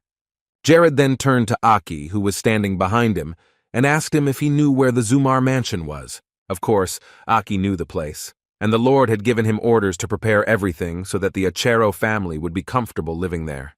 Aki also had to make sure that they would have the best possible furnishings in the house, everything they needed. Aki understood the order, and then Jared turned his attention back to the blacksmith. But then Aki interrupted him, asking Jared why he wasn't coming with them. The guy was going to use a large teleportation circle, so it wouldn't take long to get there. But Jared said that he had some unfinished business to attend to right now. He promised to come back as soon as he was done. Aki was surprised by Jared's sudden departure, as he hadn't said anything about any urgent business until then. Later on, Jared left them, leaving the matters concerning the Akero family to Aki. The Lord himself was already in the place where he had to fulfill his task. As soon as he reached the premises, the guard stopped him, saying that he had to pay for the entrance first. Jared gave him a gold coin, which should have been more than enough. Jared thanked him for the work he does here every day and continued on. But the knight in armor stopped him again at the door. Before letting Jared in, he needed to search him. Those were the rules. Jared grinned broadly, thinking that he was very tired by now, having been standing here for a long time. He figured he would have an orgy nearby. Using a few simple tricks, he managed to get inside without any obstacles, avoiding a search, and the guard apologized for not recognizing him as a local merchant. He calmly entered, and another guy tried to follow him, who was stopped by the guard at the entrance and got in trouble for trying to get in without paying a cent. And here you could see the whole truth of the Faufur kingdom. Corruption reigned at every step. They all needed only money. It seemed that people here were not interested in anything else. It was a place where any questions or problems could be solved with coins, an underground temple that was destroying itself from within. And it was the dungeon that Jared had been planning to conquer even before he met Acero. But to get in, you had to wait in line, which was quite long. So Jared decided to get around it all in a different way. He approached one of the guards and handed him a piece of bread, saying that if he was hungry, it would be a good peroxide. The guard took it in his hands, wondering what Jared had to say. And inside it, the guard noticed a gold coin. He almost shouted in surprise. The knight immediately realized that Jared was a nobleman and ordered all the people to disperse and let him pass. In his mind, Jared knew that if he did not change this country, the absurdly corrupt structure would never fall. In the end, he wanted to bring change to this kingdom, to bring it with his own hands. Everyone around Jared started shouting after him that he could only meet death on this path. The survival rates for courses A and B were too different, but he knew that, and that's why he was going there? To outsiders, the fact that he was going to Course B meant only that Jared was looking for a place of death, because no one had ever made it out alive. He looked around and thanked everyone for their concern and excitement, but said that he would be fine. It was another tragedy. They lost another good hunter, which is not too many here anyway. The ruined underground mosque hid two paths. These two courses led in different directions, and most people tend to choose Course A because it is easier. It was much safer, and since everyone shared knowledge about this path, there was an idea of how to go through it. The way B was the exact opposite. It was known only for being extremely dangerous. All the stories of people who entered it ended in disaster. At least 15 people were needed to create a squad to go through the way B. But Jared came here as a genie. He was confident in himself, in his abilities and capabilities. One of the reasons he came here was to beat the boss and take all the rewards for himself. And he also needed to upgrade his bracelet, which he had won in the battle with Duca. In the present tense, it had 810 out of 1,000 nightmares. So Jared decided to try to increase his stats while he was here. He didn't know when he would have to face someone or something more challenging. The continent of Nars was very large, and there were a lot of different monsters, some weak ones that anyone could fight, and some that you just couldn't survive. Jared was haunted by various thoughts, but there was no fear that he would not be able to, and eventually he found himself standing in front of the entrance to the infamous B course, which has taken hundreds of lives outside its doors. He braced himself, and his skin crawled with goosebumps, realizing what was about to happen behind that entrance. And since he needed to have the Tannex with him to complete the course, he needed to get it right away so he wouldn't waste any time there. Sabio would probably be very happy if he saw his creation here, helping him through such a difficult path. Jared shouted the word equip to be in the suit and calmly enter inside. Its magical power was 100%. Its condition was perfect, and there were no malfunctions at the moment. Jared felt protected in the Tannex. A creation like this is hard to defeat even for strong monsters. He thought that this must be how a superhero from a movie who saves everyone must feel, but he didn't want to waste any time. As long as he was in a good mood and in perfect condition, it was better to deal with everything as soon as possible. When the aisle opened for Jared on Wednesday, he moved quickly through the dark door. The elf watching him was very surprised to see this strange stranger enter the decaying underground temple, which was one of the most dangerous places on Nars. She thought Jared might be taking advantage of the dungeon to get what he wanted. But she couldn't believe her eyes when she saw the techniques Jared used to get past all the monsters in the dungeon unnoticed. The boy flew high above the heads of the goblins, who couldn't reach him even if they wanted to. He flew right under the ceiling so that the monsters could not grab him. Apparently, Sabio did not expect his creation to be used in this way. It was a really interesting technique. Jared was sure that he would get out of here alive, and could confidently say that he was much more suitable for the role of the best pilot of the Tetra Nexus than Sabio himself. The elf couldn't believe what she was seeing on the screen. Jared felt like a fish out of water in this suit.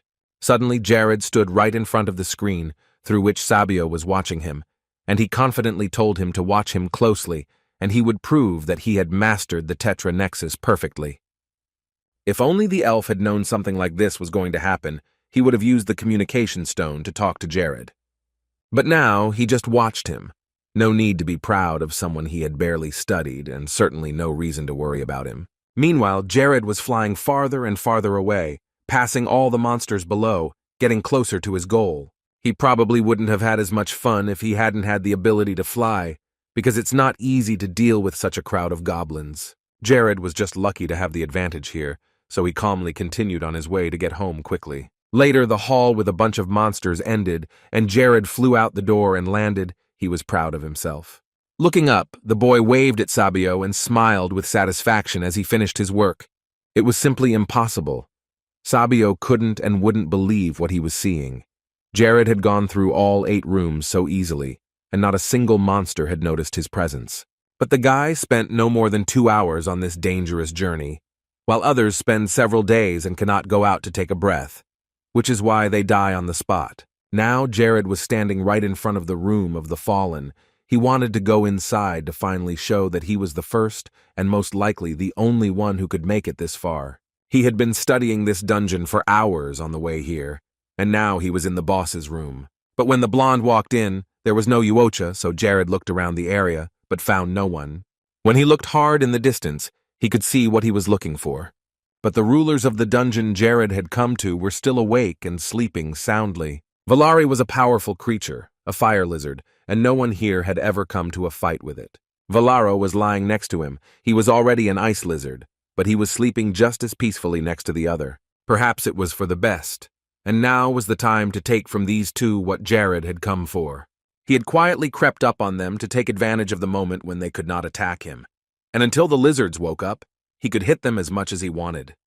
In his past life, he also went to this dungeon and was drawn to Path B, where he successfully passed the test and was able to defeat the two monsters. He often recalled those moments when he played Paradise, and it was not his reality. Even then, it was clear that a lot of experienced specialists worked here to maintain this huge system, this world. As a result, there were a lot of different ways that could lead the player to victory in an easier way. And because of this, it became more common for several messages about changes and fixes to appear on the same day. This was because Paradise was not perfect. It was a game that was trying to be a better version of itself. However, the point at which Jared was reborn was on the main story 10 years ago, which meant that at that point most of the Yuan had not yet been disqualified. He was saying that he wasn't going to compete with Valari and Valaro in a fair fight, but since there was still the possibility of using bugs, it made no sense for Jared to miss this chance. Soon he found the same place, the safe zone he remembered from the game. Of course, it was hard to know the exact number of people who had been sacrificed to find this one spot that could be used as a decoy. All the other areas were to be traps into which the player would lure them. The plan was good, and it was only a matter of executing it without deviation. However, something went wrong. When Jared approached one of these places, he realized it was fake. All of them were fake, and the only good thing was that Jared hadn't had time to attack them from here yet, because that would have ended badly. The two lizard brothers would have eaten him in a heartbeat, tearing his body to pieces. All they would have needed to use was an unexpected jump. He would either die from being squeezed by their terrifyingly strong paws, or be eaten alive, and while these monsters would enjoy the taste of fresh human flesh, Jared would slowly die of excruciating pain. He would die if he let himself be caught.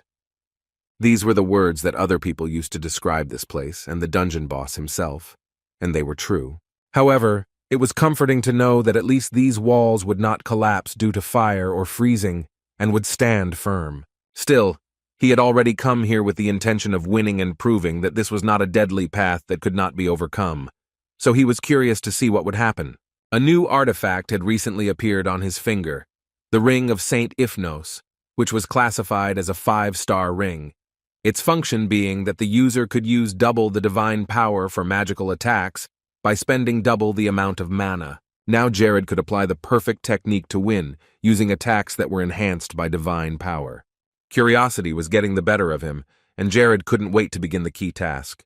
So after creating the magic ring, he decided to act. Once he was in a safe area, he used the magic projectile, and with a bolt of lightning, it flew straight at the two lizards that were still sleeping soundly. As soon as Jared managed to hit the monsters, one of them woke up and screamed, its eyes glowing, as the giant lizard was immediately angry at the intruder. Valaro also roared with all his might when the magical lightning touched his snake body. The ice monster was more enthusiastic and was the first to charge at Jared. The boy was standing right in front of the giant, but he remained calm because he was in an area that they could not touch. What happened was as expected. Valaro was unable to get through the barrier of the safe zone and attack the criminal who had so stealthily snuck up on them. But these monsters had another problem that they shared. Valaro closed his eyes when he realized that he could not get to his prey through the magical shield of the safe zone. Suddenly, the ice lizard opened its eyes again. They were still glowing yellow and glistening in the dark. The monster kept screaming and eating through the shield to get inside. Because their eyesight was degrading, and they could see almost nothing now, players trying to sneak through this way had an advantage in the last stage.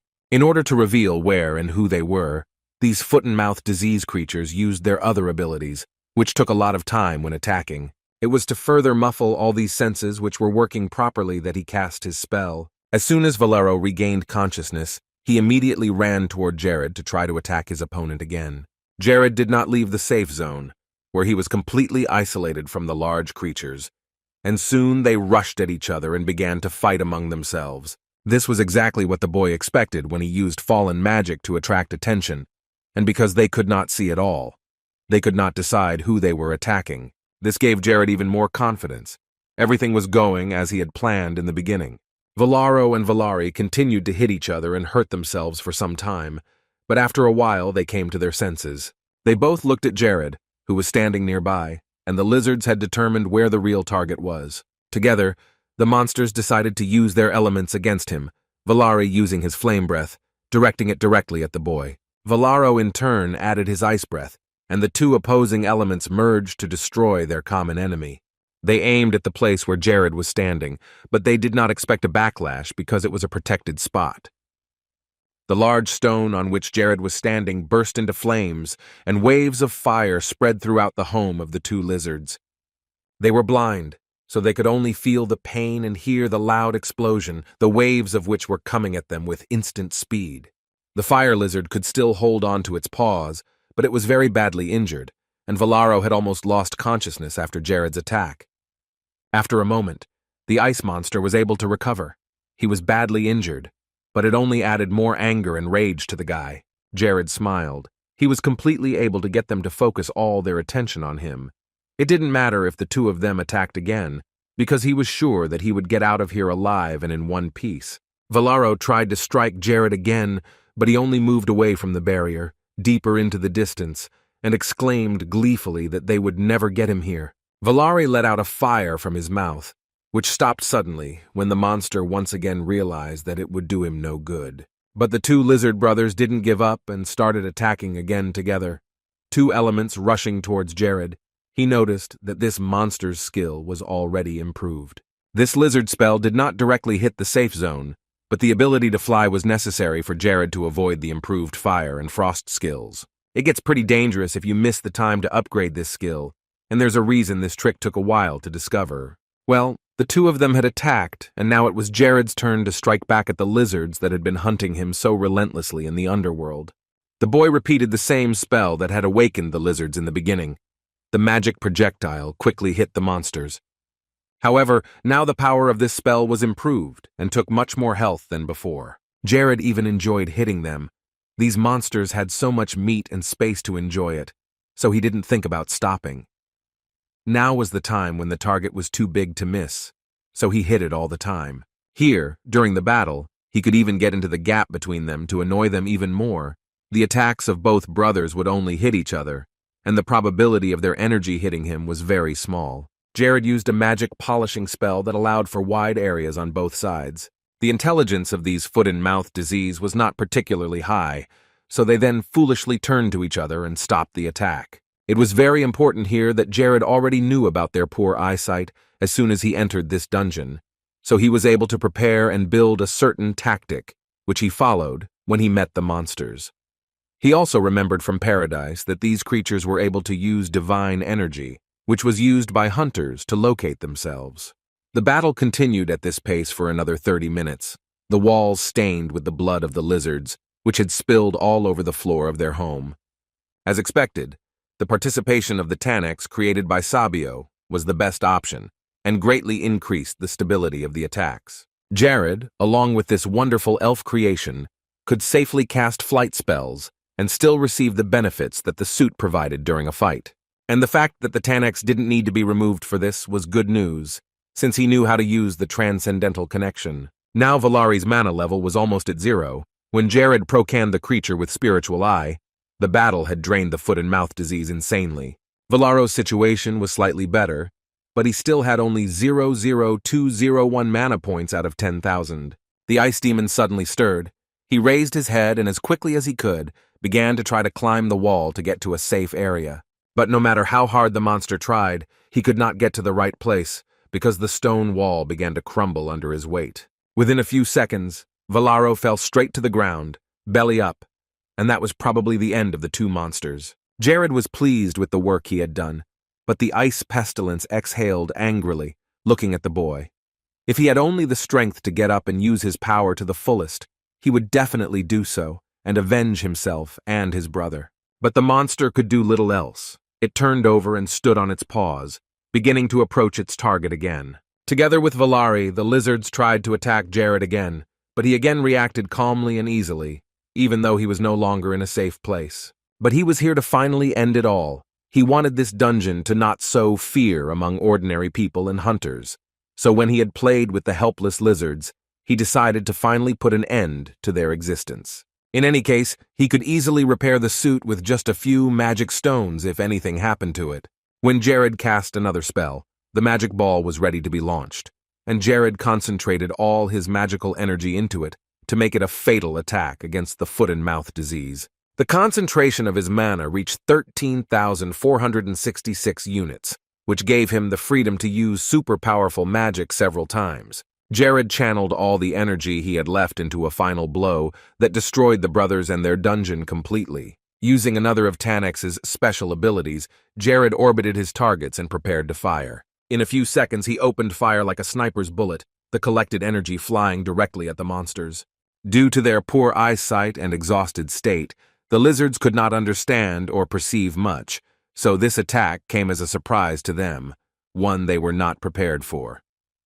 After the magic had blown away what was left of them, Jared saw a familiar blue sign in front of his eyes, informing him that Valaro and Valari had been finally destroyed in their own home. The boy stood among the two bodies of what seemed to be powerful foot and mouth disease, but in fact, they were very helpless and weak. The main thing was to choose the right attack strategy. Song of Fire and Ice. This is the new title Jared received for being able to defeat these two monsters. He used to think that such a title could only be obtained after conquering the 10th floor of the Great Nar's Labyrinth, but it turns out that these foot and mouth disease were as strong as those he would have met in the underground corridors of the labyrinth. When it came to fire and ice, humans had only weak enough defenses to dodge these elements simultaneously. The system also notified Jared that he had raised both elemental skills at once. It was really cool, and he didn't get tired during this mission. In a short period of time, the bodies of the lizards turned into mountains of colored ash, and soon only the so-called prizes remained. The haul was better than Jared had expected. Everything was at least 5 stars, and it was very rare to find such a thing at one time. He was happy, but decided to hide it all for now, as it was not a good idea to look at such a surprise here. Jared decided that he would look at it all a little later, when he returned to the others and could please his friends with good gifts. There should be enough for everyone. Sabio just couldn't believe his eyes when he saw how Jared had dealt with the foot and mouth disease. The guy was just crazy, because the elf didn't know how else to do it. Of course, Sabio already knew that Jared was an extraordinary person, but what had just happened in front of him exceeded all expectations. What was most striking and puzzling was that Jared knew exactly where the safe zone in the dungeon was, and he was just playing with 2 bosses that no one else could even reach. On top of that, the total damage to his body was only 2% of his health, which he lost. And these were the results in the battle with the famous and powerful monsters of the fallen dungeon, Valari and Valaro. It was only now that Sabio began to really worry about it all. At times, he even felt like he was watching a great pilot with a godsend. Sabio made a promise to himself that one day he would meet Jared in person, but for now he would continue to watch him closely and study his tactics. The boy flew for a few more hours and soon found himself in his mansion. As soon as he arrived, he immediately called several of his wards, who immediately came to his office. Aki, Julian, Mary, and Valdez stood in front of Jared, all of whom had dressed very nicely before coming. Jared was a little shocked at what they were all wearing, but he put it down to the fact that he hadn't explained to them why he had called them in so urgently. He was especially surprised by the way Aki looked, wearing a hat and a tailored suit, but when the blonde man commented, the younger man said that such clothes were a trend among the courtiers. Jared looked at Aki again, who was standing in front of him in a skirt. Indeed, he looked perfect and complete, wearing earrings and eyeliner.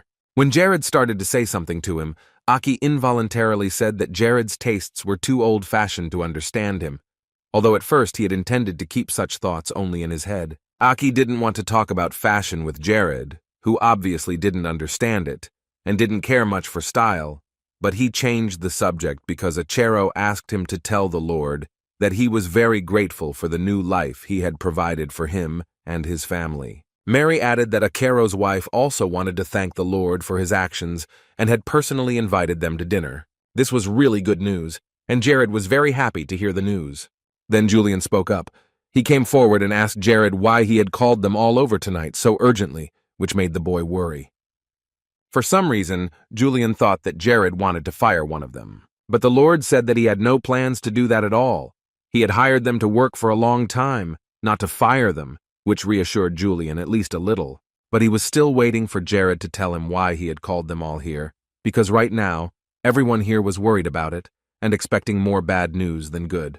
Jared looked over at Aki, Mary, and Valdez, who were also shifting from one foot to the other in their anxiety. Jared decided not to give them any more food for thought, and motioned for Julian to come closer, who seemed to panic even more. Julian tried to smile, but there were a lot of emotions inside him that did not let him rest, and everything turned out to be not as scary as he expected. Jared simply held out his hand with a pendant, saying that it was a gift, and asked him to accept it. After a moment, Julian pushed his hair forward and hooked the jewelry around his neck. It was strange, but immediately afterwards he had a refreshing and inspiring feeling of freedom that made him dare to do all the things he had avoided before. This pendant was supposed to give its owner just such an effect, so Jared told Julian to wear this artifact whenever he performed his tasks. It would sting him with inspiration for future accomplishments. When Arcunius came up to Jared, he handed him the Diary of Fortune, a gift that surprised the younger man even more. It was the famous trader Fortuna, and Aki had wanted to get it all his life and read the man's notes, but he could not find a single copy wherever he looked. Perhaps, for Aki, who was so passionate about trading, this was the best gift he could have received. He owned the original and promised to keep it as the apple of his eye. After Aki returned to his seat and kept his eyes on Fortune's diary, Jared called Valdez, who gave him a thing that at first glance resembled an ordinary cuckoo. And he was right. This artifact was called the Cuckoo of Truth. You didn't need to play it. To use its powers, it was enough to keep it with you. The idea behind it was that the more truth Valdez told, the better his people skills would become, which would help him in negotiations. Now Mary came up to Jared. He had purposely left her last, because now everyone but Mary had to leave Jared's office. He suggested that they try to use their artifacts alone. The three thanked him and walked out the door, and Valdez added that he would always tell the truth as long as he had the cuckoo's cage with him. Now Mary was left alone with Jared, and he waited until the door closed on the other side. Jared started the conversation, though he didn't look very confident at the moment.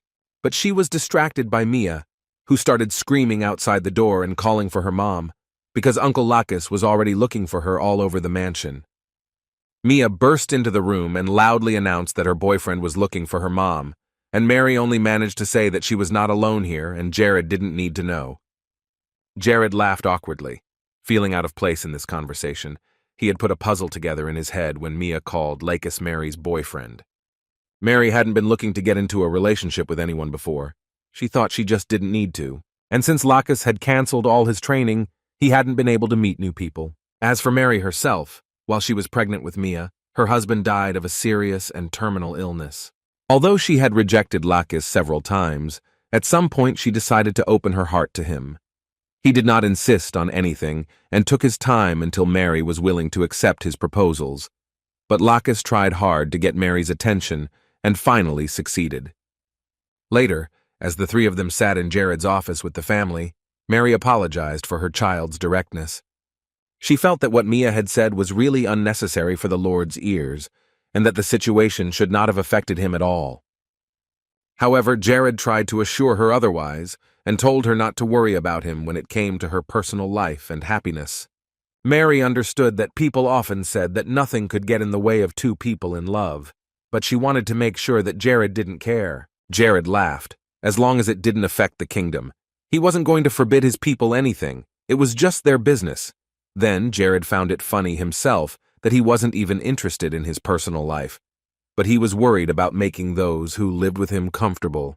Especially, he didn't want to be the one to get in the way of lovers. Mary also smiled, but she was still embarrassed by what Mia had said, so she apologized again.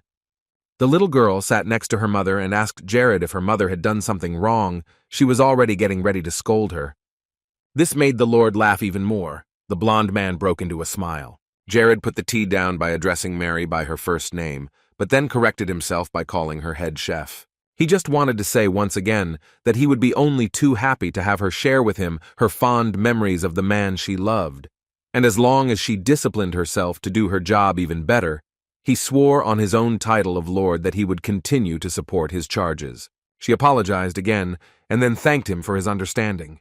But he also wanted to tell Mia something else, namely that if her mother and her boyfriend had a fight, she should run quickly to report it to him. Mary's daughter smiled and said that she would tell him everything, even without her mother knowing. They just laughed at Mia's comment. Jared had forgotten that he was supposed to give Mary a gift in the form of a special artifact. So when he remembered, he immediately handed her the ladle. Like all the other artifacts that the Lord gave to his wards, this ladle was unusual. It had previously belonged to Saint Ifnos. In addition, the object had healing magic. He hoped that Mary would continue to work with it, so that the other mentees and Jared could enjoy the meals she prepared under her guidance. She made a promise that she would, but she also felt warm and energized just holding the ladle in her hands. Jared then drew attention to her important position in this place. He emphasized that sooner or later there would come a time when her abilities would become essential and indispensable, and he told her to be prepared for that time to come very soon, so she had better be ready. Mary nodded and then patted her daughter on the head, and she promised to do everything in her power when the kingdom needed it. Jared realized even then that if they could make and sell her concoctions in large quantities, it would bring them a lot of income and help, whether they were on the battlefield or not. Unlike the conventional potions they had always used, Mary could create a recipe and prepare food that could increase the healing and restorative powers of those who ate it. Later, Jared and Mia walked out of the mansion, and he led her by the hand and asked her if she was doing well in her training. She happily replied that besides spending time with her mom and eating, she was practicing hard and working on her magic. Then he remembered the next question. He wanted to know if Mia still practiced only wind magic, and the girl's answer was yes. In her opinion, elements such as ice and fire were very boring, so she did not pay attention to them. Now her dream was to become the best at using wind magic, so that in the future she could meet the wind elemental face to face. Even after trying different types of magic, Mia had settled on just one, wind magic. Her current level was 65. Her characteristics were very good, especially considering that she was still a child. But Jared saw great potential in her, and knew that she was already capable of great things. The most impressive thing was that the girl was able to reach rank 5 in the Wind Song in just a year and a half. Then Jared realized that all these trainings gave her incredible results. She was talented and spent a lot of time on improvement, and it paid off. But according to his calculations, such progress would have taken at least 3 years, even in paradise. Mia couldn't hold out for long because of her rather low mana levels, but if you looked at the child's magical abilities alone, she was unbeatable. Jared looked at her with a very serious expression on his face, which confused her a little. He suggested that she go on a trip to the Animos Plateau by next spring. Hearing the name made her light up. Mia had heard that cool and refreshing breezes roamed there, and there were many beautiful flowers in the field. Jared stopped, adding that there he would teach her how to maximize the effectiveness of the wind power. Mia was so excited that she couldn't wait for the moment they would go on the trip. But now it was only September on the calendar, and spring was still 6 months away. So she suggested January, the girl's birthday, so she suggested going then, and that convinced Jared to agree. After the walk with Mia, Jared went back to his work. He studied in detail everything that was in the open sources about the Dimio's magic unit and their fleet. He thought about what Isabel had said, to recruit a personal army that would consist of strong mages, just like Agressio's guard, which included unrivaled swordsmen. After that, you can create a fleet that is large enough to defend against attacks from the river. Since the kingdom of Cinders protected them from the south like a solid barrier, it shouldn't have been a problem for Civia to take advantage of the kingdoms of Bonus and Malice. Jared began to mark something on his map on his desk. In 1416, the kingdom of Bonus would be Civia's first target. Jared stuck his pen into the map and left the office. That night, he met with several vassals to discuss everything in detail. The Lord also gave them some artifacts that would support their existing abilities. After that, he visited the Atzero family.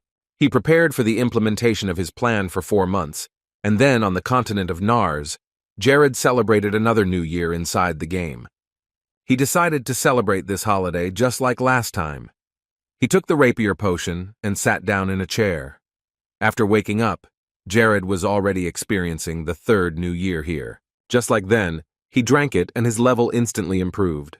He was lucky that he could see his own stats. Jared was very happy with the fact that he could literally improve his skills endlessly. Jared was looking at himself in the mirror when someone entered his office. Ella was standing in the doorway, all armored, leading the Aggressio army, and they were already preparing to move out. When everyone was in place and the parade began, Jared wanted to thank all of his followers from all corners of the curve. It was only because they supported him that he could dream of a happy future for this state. The Aggressio Guard had updated their flag, and instead of a lion, it now had an emblem of flowers. The flag of the upstart Dimios mages was exactly the same, but the flowers were on a red background.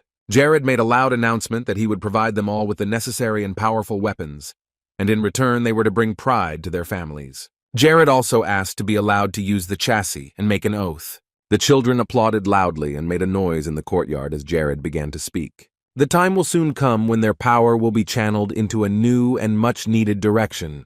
Until that day, they must train to perfect their abilities to the maximum and then show their capabilities on the battlefield.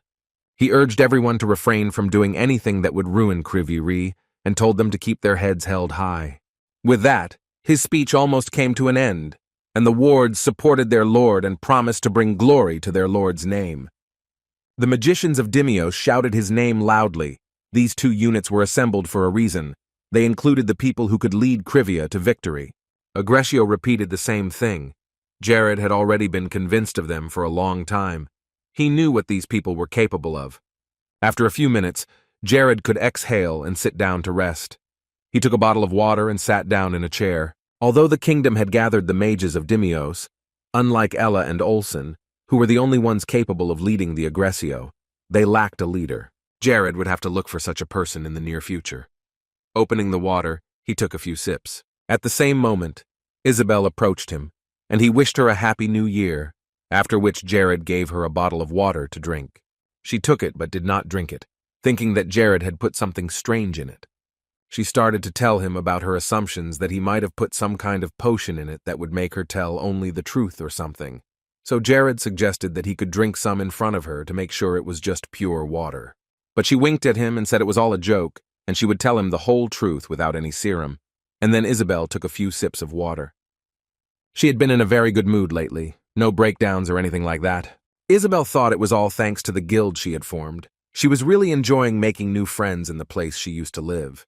Even though these people are no longer the people who lived in her neighborhood, they are the children or even grandchildren of these people. Jared was surprised by her eagerness to tell him about her past. Apparently, Isabel did not remember what she had told him before. The less he knew, the better it was true. But still, it was good that now Isabel was no longer trying to hide her past and was talking about it so easily. After she told him, Jared asked about the name of the shaman's guild, Diraj, wondering why she had chosen it. Anyone could have read his name, just backwards. But then Isabel told him that she had actually taken the name from the ancient word Diraj, which meant honor. Isabel laughed when Jared thought she would use his name, only backwards for the guild's name. However, without explaining the truth that Isabel had put into the name, all the members of the guild thought the same as Jared. But they were grateful that thanks to the Lord, they could settle in better conditions and start a new life. Jared was pleased to hear this, but Isabel continued to speak, saying that she had recently developed a new goal, namely, that all people should always remember the name Diraj. Isabel would succeed. The main thing now is to lay the right foundation for the further development of the guard. While Jared and Isabel were talking, Lacis approached them, seemingly waiting to tell the Lord something. He greeted her, and then the girl went to rest, leaving them both alone. Jared gave her a look and immediately looked at Lacis, calling him the lover of Chief Mary. He smiled, laughing slightly. Lacis said a little more quietly that Jared should have stopped with his jokes. It had been 4 months since then, but he was still amused. If the Lord was enjoying himself, that was certainly very funny, but Lacis hadn't come here for another round of such unfunny jokes. He handed Jared an envelope he had recently received with the name Sabio on the front. Lacis suspected that Jared knew the name. When he opened the envelope, he saw a secret document sent to them by the Arcane Guild, so the letter was sent to the Lord immediately. He read everything carefully, but the first few lines were enough to realize that the time had come. Jared had been using Tannex for more than 4 months now, and Sabio was eager to meet such a person in the port of Mate. The elf said he was ready to wait for him until the Count died.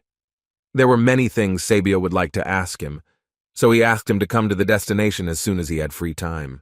Jared felt that this letter was too arrogant, and he clutched the paper in his hands, bending the edges. The Lord knew that Sabio valued his knowledge of magical skills, but he never thought that the elf would send such a letter of order. Despite his words, Jared agreed to the meeting and was soon in Port Mate with Lacis. Lacis asked Jared if it was okay if they didn't bring at least a few more soldiers for protection. Jared assured him that it was okay. Sabio was not an elf he had a bad relationship with. Jared could see how worried Lacis was, so he let him go for a walk and visit some local people who worked near the beaches. But even before he left, Lacis said it would probably be difficult to get the attention of the Admiral of the Northeastern Navy of the Bonus Kingdom and win him over. He wasn't the kind of man who could be easily lured by a small pile of money. He was a soldier from birth, but that didn't mean that hope was completely gone. Jared suggested finding some reason for the Admiral to betray his country. Apparently, in this case, it was impossible to avoid bloodshed, and if so, it would be sure to demonstrate the great difference in power between the two kingdoms. Lacis added that over the past 2 years, they have been able to gather information that the budget of both kingdoms for their navy has hit rock bottom. And with the current strength of the Civia, the army should be capable of conquering the coastal cities of the kingdom of Bonus and Malus. Jared thought about it and looked at Lacis silently. He said that for now they needed to wait a bit. The Lord wanted to make sure that the state would be able to control a constant source of Chaldea to provide the troops with the necessary weapons. Lacis and the rest of the military were watching very closely to make sure that Acero remained safe, and after a short conversation, Lacis left to fulfill Jared's request. The Lord was left alone in the middle of the fleet, with only a short time to go before Sabio arrived. Then he thought that it would be good to appear before the elf in Tanix to show the creation to his master. Sabio, like Chloe, was the being who held the keys to the future. And if the research data he's been collecting all this time is handed over to the Dark Church, then there really won't be a future for humans. Hundreds of soldiers with technology similar to that of the Tanix will face defenseless people on the battlefield, and then the real carnage will begin. And even if Sabio dies, his research data will resurface, proving that his death was in vain. Jared was flying high in the sky, and below his feet he saw Sabio coming to meet him. He had finally found him. Sabio was wearing a dark robe and moving forward, but Jared was ahead of him. He turned his head and looked at him and smiled. Sabio clapped his hands as soon as he turned around and saw Jared, who had so strongly interested him in person. He hadn't expected to see Jared in person, but he was genuinely surprised when he came to meet him at Tanix. Despite everything, Sabio smiled and greeted the heroic Jared, whom he was glad to meet. The elf extended his hand to him, introducing himself again and telling him his age, now 27 years old. After that, they both shook hands. Jared didn't make a fuss and spoke to Sabio very calmly, and he added that they were the same age. After that, the Lord of the Kingdom of Civia assured Sabio that he could address him without a title, only by his first name, because the worlds in which they lived were very different. The elf was satisfied with this offer, so he continued. Sabio watched Jared very closely in the dungeon and paid attention to the way he used the Tanix. But he didn't understand one thing, and that was how Jared could know he was being followed. Then Jared pointed to the top of the Tanix that covered his head and said it was because of the little hole there. The guy noticed that there was a small device that was transmitting all the images from Jared's location to Sabio. Sabio calmly agreed with this statement, even though he was going to place the device in a place where no one would notice. But Jared had a sharp eye. Sabio actually admired Jared's abilities. He had realized that this guy was special the first time he used the Tetranex. The Dark Elf held out his hand to Jared, paused for a moment, and then started talking again. The most impressive thing was that from the very beginning, Jared knew how to use the Tanix and all the features of this invention.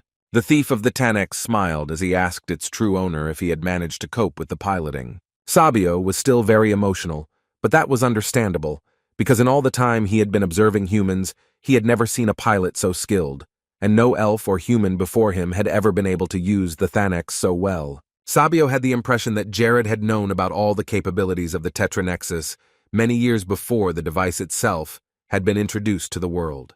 In general, these assumptions were quite correct, but of course, the boy could not tell him the truth about what had happened to him and how he knew everything. Sabio started his experiments at the age of 19, and more than 8 years have passed since then.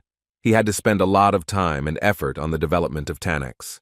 But the fact that the elf had no idea whether he had chosen the right path or was on the right track was troubling, and the fact that Jared was able to easily control the Tetra Nexus aroused great interest in Sabio. The elf tried to use his creation so often that at some point he lost count. He never managed to use the Tetra Nexus to its full potential, no matter how hard he tried. But there were always some limits that held him back. However, Jared was able to prove that all of Sabio's efforts over the years were not in vain.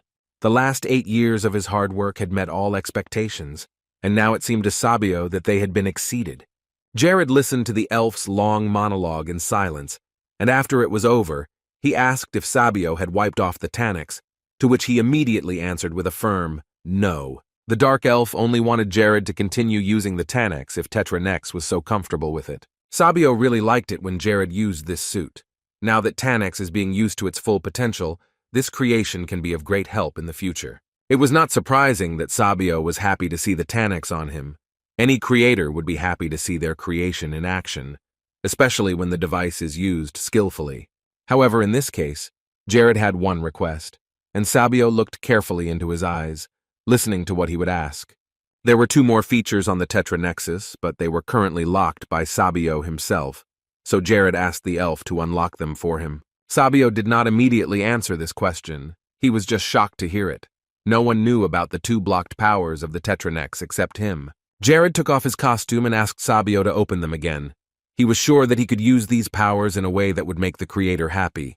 The Dark Elf didn't mind, but Sabio wasn't going to do it for free. So he thought about how Jared could repay him for his request. Then Jared asked what Sabio wanted from him, and he was about to agree to give him anything the elf wanted. Sabio thought a little more, and then decided to do the following. If Jared could pass one test that the elf would prepare for him, then the powers of Tetra Nexus would be unlocked. Lord Civia agreed, asking what the test was, and the elf replied that he would only need to kill the guardian of the Island of Chaos. Sabio was talking about Nemesis, a large monster who protects the island from uninvited guests. The elf did not think that Jared would even know the name of this giant, but Jared was again helped by the knowledge from his past life, which he had foolishly lost. The Island of Chaos was located very far to the north of the Island of Tatars, and many of the locals did not know the name. Jared didn't have anything to say to that, because he had to hide the truth, which would hardly be taken seriously here. But in any case, Jared had agreed to the following conditions. If he succeeded in this task, Sabio would be forced to unlock the blocked abilities of the Tanax in order to use the suit to its fullest potential. The elf was still surprised by Jared's self-confidence, but he merely offered to sign a contract. If the boy defeats Nemesis, Sabio, as the creator of the Tanax, will recognize him as the official pilot of the Tetra Nexus. And if the task is unsuccessful, then Jared must immediately return the costume to its owner and pay any amount specified by the elf. Well, the contract was agreed upon, so it was time to start the task. Sabio said that Jared would need time to prepare for the mission, so he asked how long he should wait. However, 2 days was too much for Jared. He was ready to go right now, without waiting for any 2 days. So in a few minutes they were on the Island of Chaos, using teleportation. They set off as soon as Sabio had stated his terms. Jared did not hesitate for a moment to make the decision to kill Nemesis. The reason for this confidence was that Jared wanted to prove himself to Sabio as the best pilot in the Tanax, and this was no joke. He really enjoyed using the Tetra Nexus, so he wanted to prove himself worthy of the role of pilot. Sabio came up with this task for a reason. The fact is that Nemesis was a great threat to the Dark Elves. The monster never attacked. It used other methods to cause damage. He sent his monsters every 3 months, which surrounded the island of Tatar from all sides and did not allow the elves to live in peace. If these monsters came from the sea, the Dark Elves would at least have time to build a fleet and use it to stop them on the coastal areas. But the problem was that Nemesis simply teleported these monsters directly to the elves' home. It was not easy for Sabio to talk about this, although such events were frequent and very painful for them. But he was glad that Jared knew well the actions of the monster, who sends his wards at the most unexpected moments, and that was the worst part, because they did not know where exactly and when the enemies would attack. Then Jared asked Sabio if their relations with the Dark Elves would improve if he managed to defeat Nemesis. Sabio, of course, could not guarantee anything, but they definitely had a chance to improve trade because Civia had a trump card, Arcunius, who was well versed in these nuances. If Ibanaba agrees to this, then negotiations with all the others will be a little more difficult. However, Sabio encouraged Jared to try, because if he succeeded, their lord might be interested in him, and the Dark Elves would definitely be grateful to Jared for doing so. Still, it wasn't hard for Jared. The monsters of Chaos Island weren't the strongest anyway, so he figured he could try, since he had nothing to lose. There wasn't a single monster that could get Jared if he attacked from the sky. But Sabio was more worried, and he warned him that it was quite dangerous, so it was better not to be too careless. The Dark Elves' army had tried to deal with Nemesis once, but they hadn't succeeded. Jared smiled as he heard this information and looked at Sabio, who had come up with such a dangerous task despite knowing full well how it could end. The elf immediately responded to him, saying that he could give him another task if Jared was afraid or not ready to do it. Jared didn't like that. He didn't want Sabio to even think that he was afraid, so he said that he was thinking about how to deal with this monster. Nemesis was described as a big red monster that had a rhinoceros head and walked on its hind legs. And to kill it, you need to act with non-standard tactics. No matter how many blows you strike it, it will do little good. You need to hit it only once, but hard, and then you can expect victory. This monster is not as weak as some others. It cannot be defeated by cunning or simple traps. And all this is thanks to its ability to absorb the basic damage it receives. So any weak tactics will bring almost no result. In addition, Nemesis has very good regeneration, so it is difficult to do anything with arrows or magic, because even if you hit him, his body will recover in a flash. But usually spells were useless at all, because of his thick skin, which did not let them through. The only weakness of this big man was his sharp, accurate, and powerful attacks. Sabio asked once again if Jared was sure he was ready for this. He did not insist on performing this particular task because he knew the danger behind it. But realizing that Jared would still be committed to this mission, he asked if he should take the seal on Tetra Nexus before Jared started the battle with Nemesis. The boy shook his head, which meant that he was absolutely against it.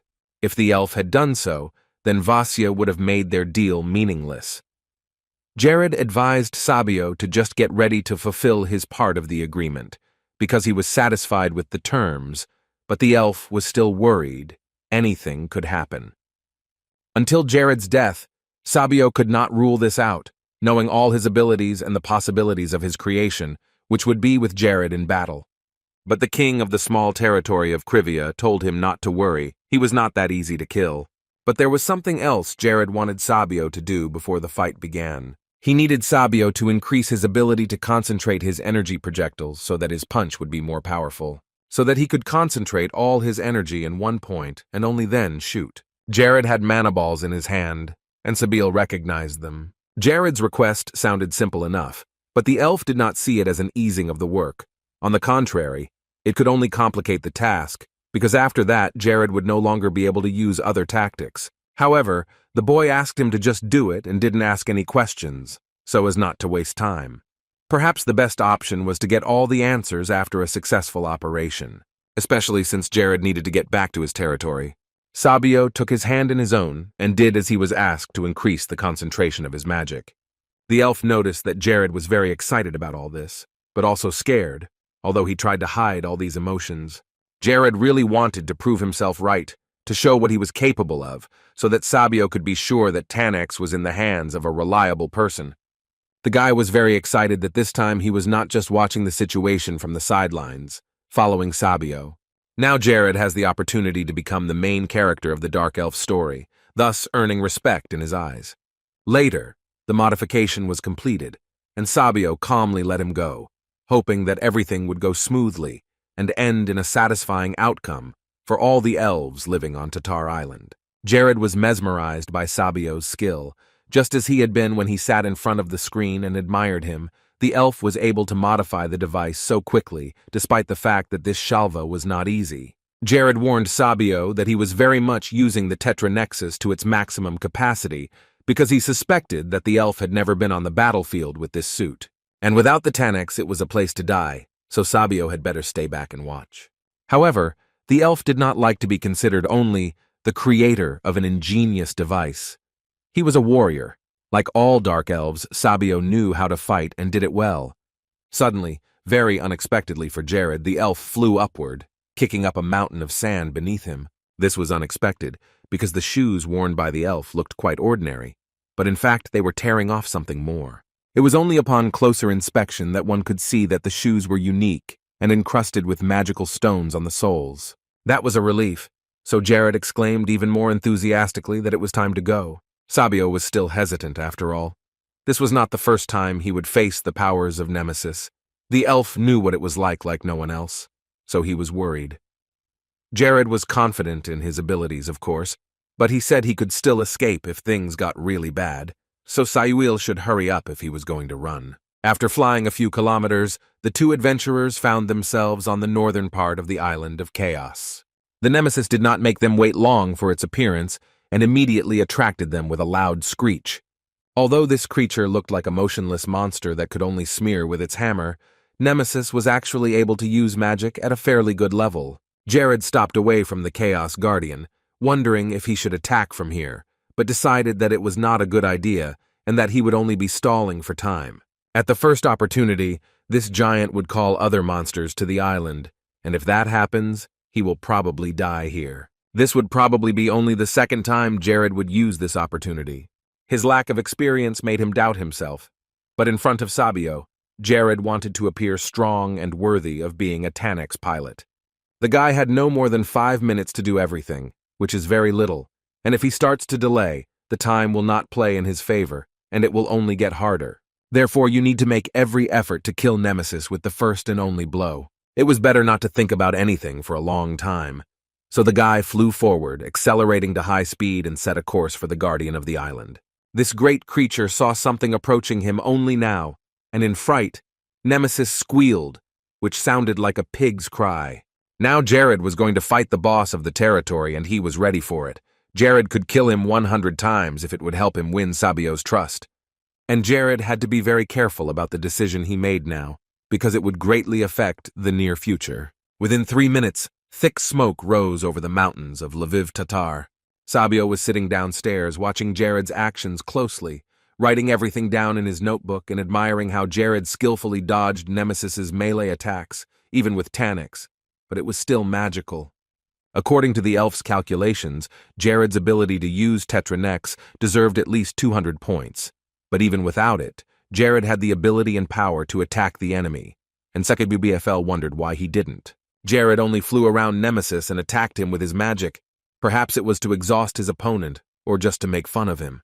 Even though Sabio had asked Jared to fight this monster and saw the boy's abilities, he still didn't believe there was a chance of victory, because even the Dark Elf Knight had suffered with Nemesis, and the fact that Jared had Tetranexus didn't mean he could easily defeat someone so strong.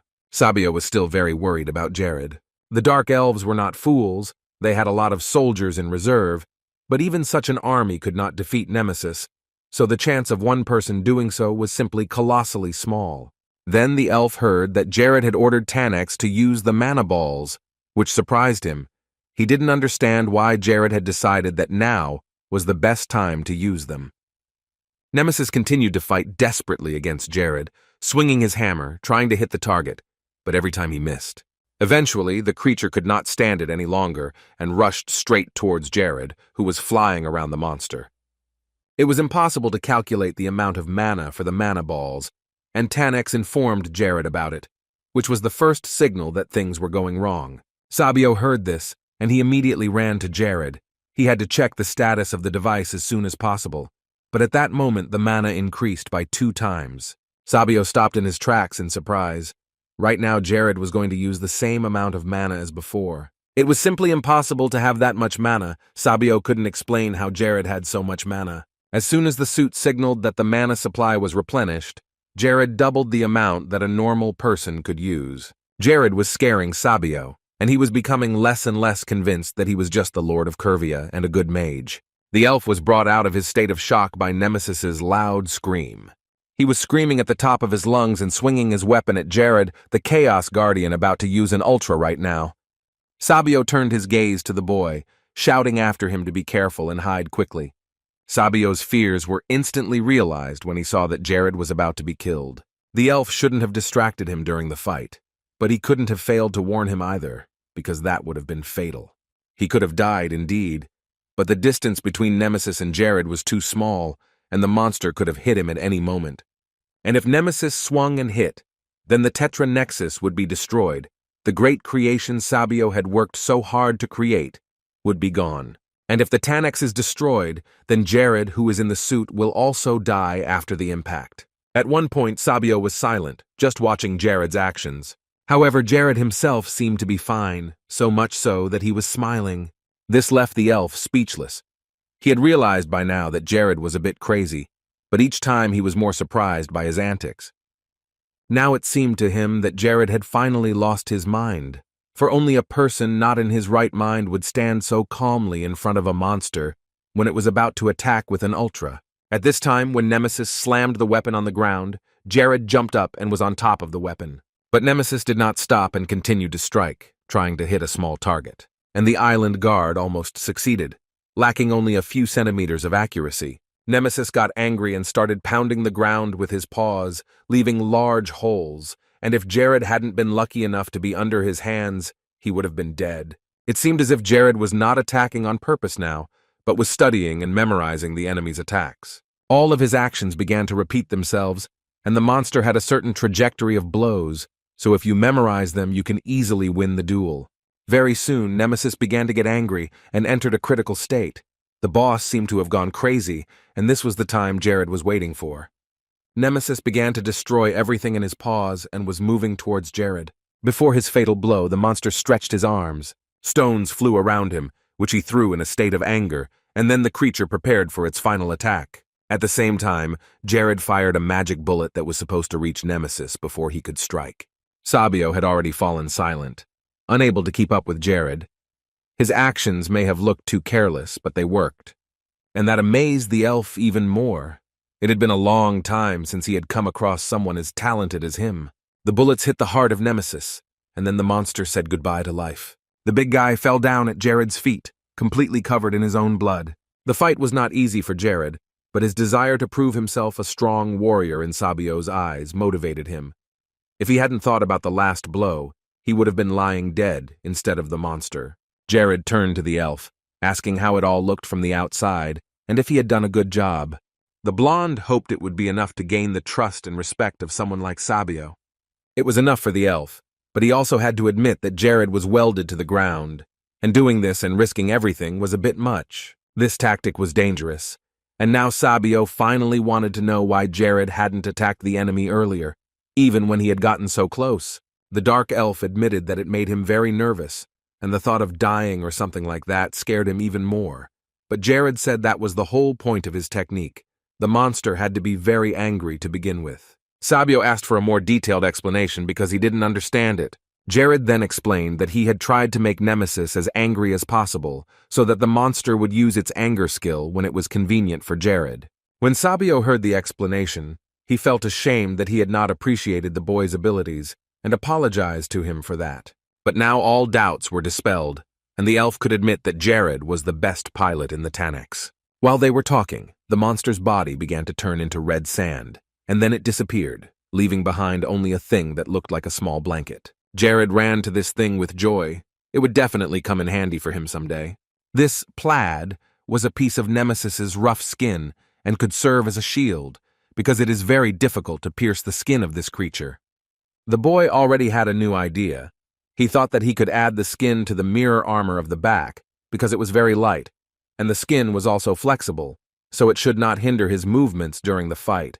At first, Sabio did not want to believe Jared and took his phrases about Nemesis's death as empty words, but he managed to prove the opposite. The elf didn't bother to ask Jared any questions. He carefully examined the Tannex and wondered how the suit hadn't received a single scratch during the battle. And now it was time to unlock the last two abilities of Tetra Nexus, as Sabio had promised. However, at that moment a golden plate appeared in front of the boy, and he immediately turned his attention to it, while Sabio looked at it with interest. Apparently, the elf realized that he would not receive any explanation about this, so he decided not to ask any more questions. He decided that it would be better to take things slowly, and let Jared do his thing and leave him alone. Perhaps the blonde man hadn't heard what the elf was saying, but the sign said that he had received the blessing of the goddess Nephria, and that Jared was currently under the influence of that blessing. She must have seen him when she was checking on Nemesis, and Jared caught her attention, and this was the result. But since he knew very little about Nephthys, he decided that she was not a higher deity. Jared was nevertheless very happy that he, like Cakeley and the Red Queen, had received the goddess's blessing. However, not only was he happy about this, but this goddess was only interested in him because he had managed to kill Nemesis, not because of his personality. Although in the overall situation, he now had the upper hand, because he had the power of the god on his side. Nephria was known for her unearthly beauty, and even if he did not quite like the reason why Nephria chose him, it was very good. Although some deities were interested in him, they did not want to bless Jared. He received nothing from them, but some of them gave him their blessings, which gave him a lot of protection, and it felt good to know that. After that, Sabio came to Jared again. He was going to unlock the abilities of the Tanax, as he had promised earlier, and he wanted to see what he could do with the powers of this suit. So the young man took it off and Sabio began to unlock it. Jared offered to build the elf a laboratory in the northern part of his property, and of course he promised to make sure that Sabio had his own private corner, and he was ready to make sure that no one else could enter the room and to put a guard there around the clock. Sabio thought about it without stopping his work. He realized that Jared was asking him to come with him mostly because he wouldn't be able to get to the depths of Tatar Island by himself.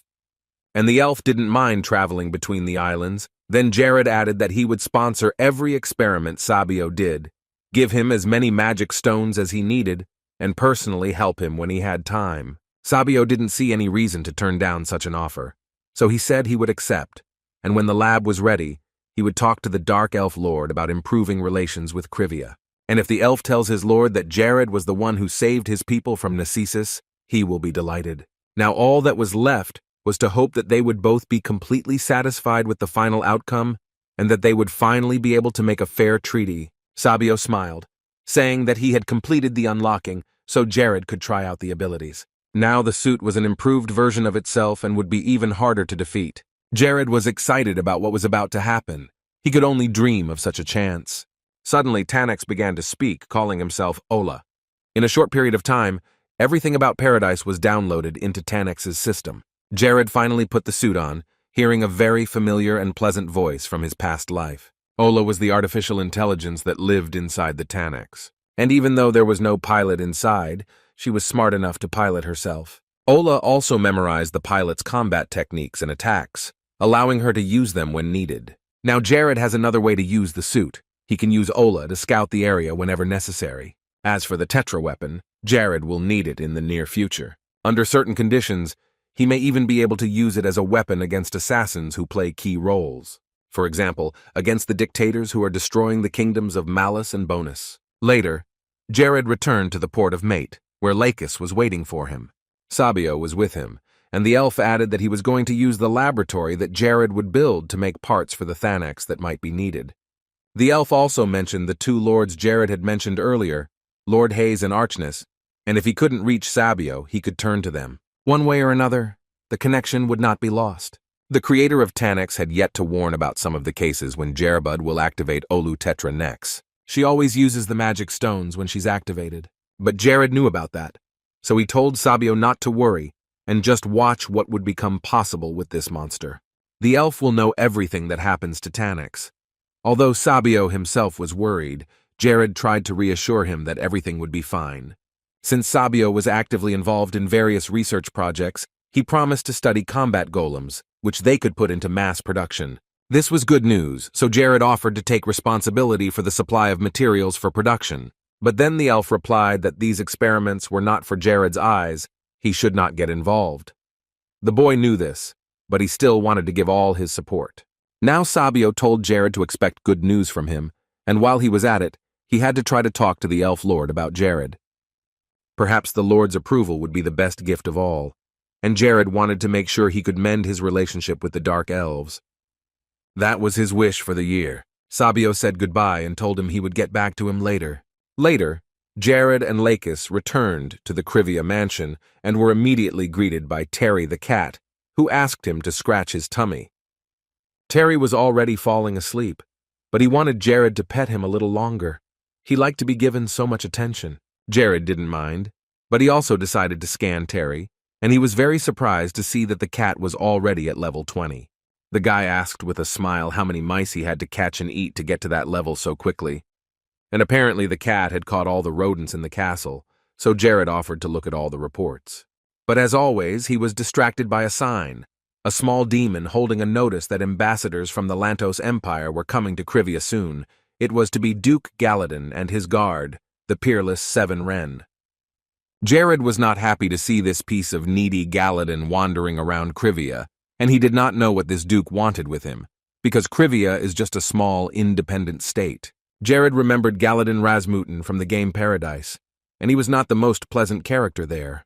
The man who was known by this name was a great swordsman, and he was also the leader of the Knights of the Lantos Empire. And as a militarist, Galladon was the reason why the Empire had so much power, because his influence instilled fear in the citizens. The fact that the leader of the Knights of Lantos chose to appear here, in the territories of Civia, means only that it was by order of the Emperor himself. First of all, Galladon loves war, and the only thing that was constantly on his old man's mind was newly conquered lands. This is sad news, even though the army of Civia has grown significantly and become stronger, but still. The news reminded Jared of something he had posted about Galladon on his blog once. This was it. Start either as enemies or as allies. In the end, the result will be the same. You will become his hunting dog and meet your end. And then there's Seven Wren. Now there's not just one, but 8 damn paradise thieves. The conversation was not going to be pleasant, so Jared decided to prepare himself. Galladon was powerful and influential, and if he was going to compete with Jared, he would have to put his life at risk. It was so serious that he would have to sacrifice Tetranexus. Meanwhile, Galladon and his guards were already in the small lands of Civia, and he was amused that these territories were almost called a separate state. Despite this, these people could not be distinguished as a separate nation. He had heard that things were getting better inside Civia, and that everyone respected their ruler, and the number of soldiers that country had in its army was very impressive. The first of the 7 Wrens, Zweigender Vansel, was sitting in the carriage with Galladon, and he warned his master that the carriage was almost there. Galladon did not expect that they would get to the right place so soon, but it was good news, because 2 long travels were exhausting. Apparently, this was due to the fact that there were good roads in the territory of Civia, which were convenient for the carriage to travel on, and Galladon himself was impressed by the quality of the roads. Galladon remarked that this young lord should not be treated too lightly. He seemed to be no ordinary man. Vansel also did not think that a small kingdom would have such good roads. Galladon asked them to speed up, since they could accelerate the carriage here, and he wanted to meet Jared as soon as possible. During this time, the Lord gathered all his wards and warned them of the arrival of an important person, so after a while they were already standing in his office. And soon each of them saw with their own eyes this cruel lover of war, Galladon. The leader of the Knights of the Lantos Empire looked unfriendly and frighteningly strong and at level 601. He no longer looked like a person, but rather a glowing steel wall. Jared asked to make tea for his guest and himself, and when they sat down to talk, Galladon noticed that Jared was rather silent. He was holding his tongue because he was not sure what he should say and what he should keep quiet about. Besides, the territory of Civia and the Lantos Empire were quite far from each other, and Jared could already guess why Galladon had decided to visit him. His goal might have been to get the people of Civia to fight on their side. Galladon wanted to use Jared as a device to achieve his own goals, and the main topic for this conversation would most likely be the Kingdom of Cinders. After listening to Jared, Galladon decided to move on to the reason why he had come to the Civia mansion. The knight asked if Jared was building up his power and army in order to increase the territory of his own domain, and the lord of the small kingdom agreed. This was exactly the answer Galladon needed, and he set his cup on the table and smiled. His next offer was to go over to the side of the Lantos Empire and fight with their warriors against the soldiers of Cinders.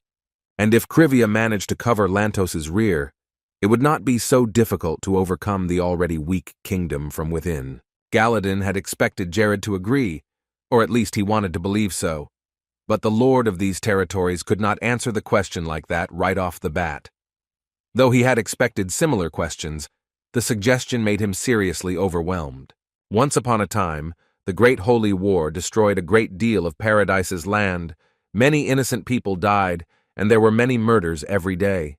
And it all happened while they all served Radius as their god. These people had gathered a huge army and conquered one nation after another, which had lost their power and people during the Second War with the Demon King's army.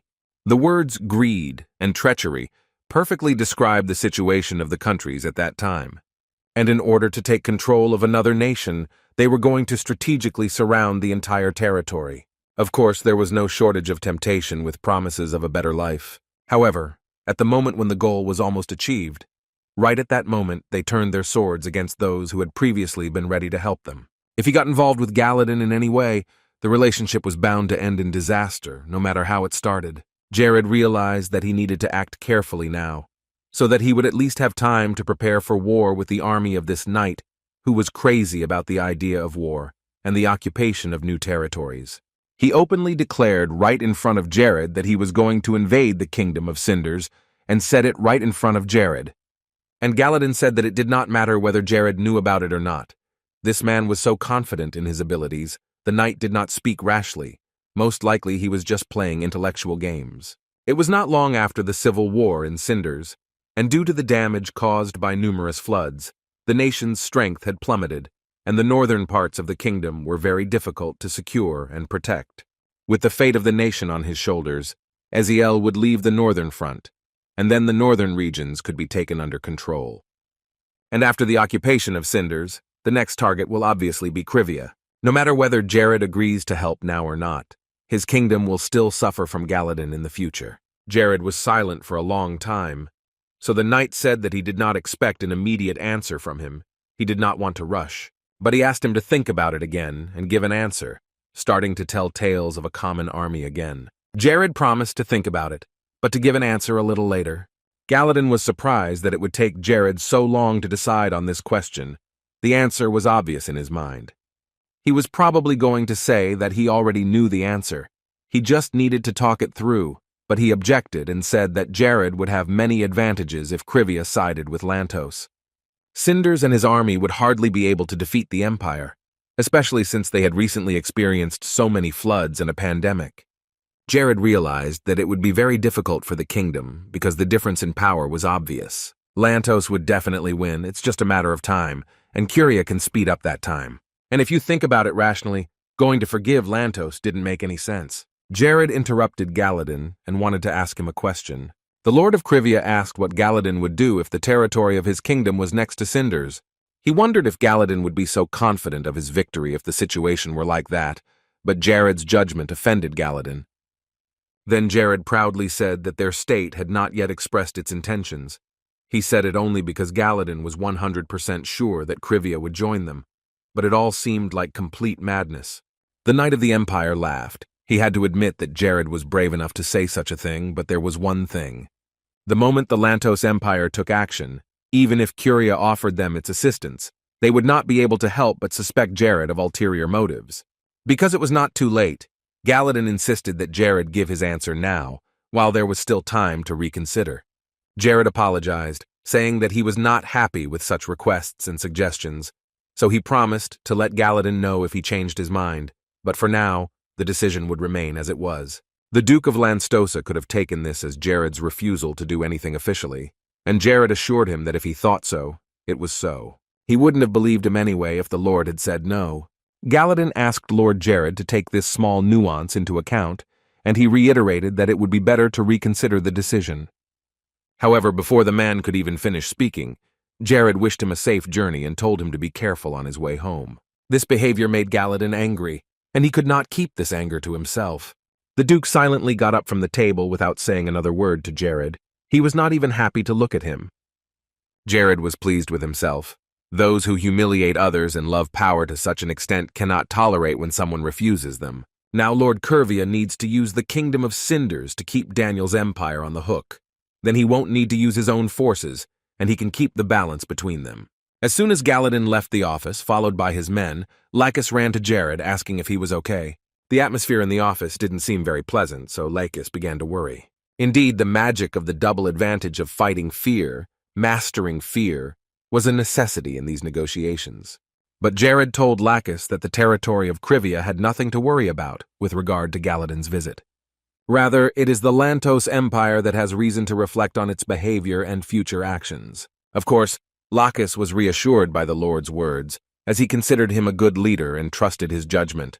Galladon and his soldiers went back to the carriage. Vansel, sitting next to his duke, asked why he did not kill everyone in the palace, but simply decided to retreat. He was annoyed that this insignificant lord behaved as if he were the most important among kings. Galladon explained that even though Jared was acting so respectful, he was still trying to maintain good relations with Cinders, and that was how he was winning over the warlord from the north.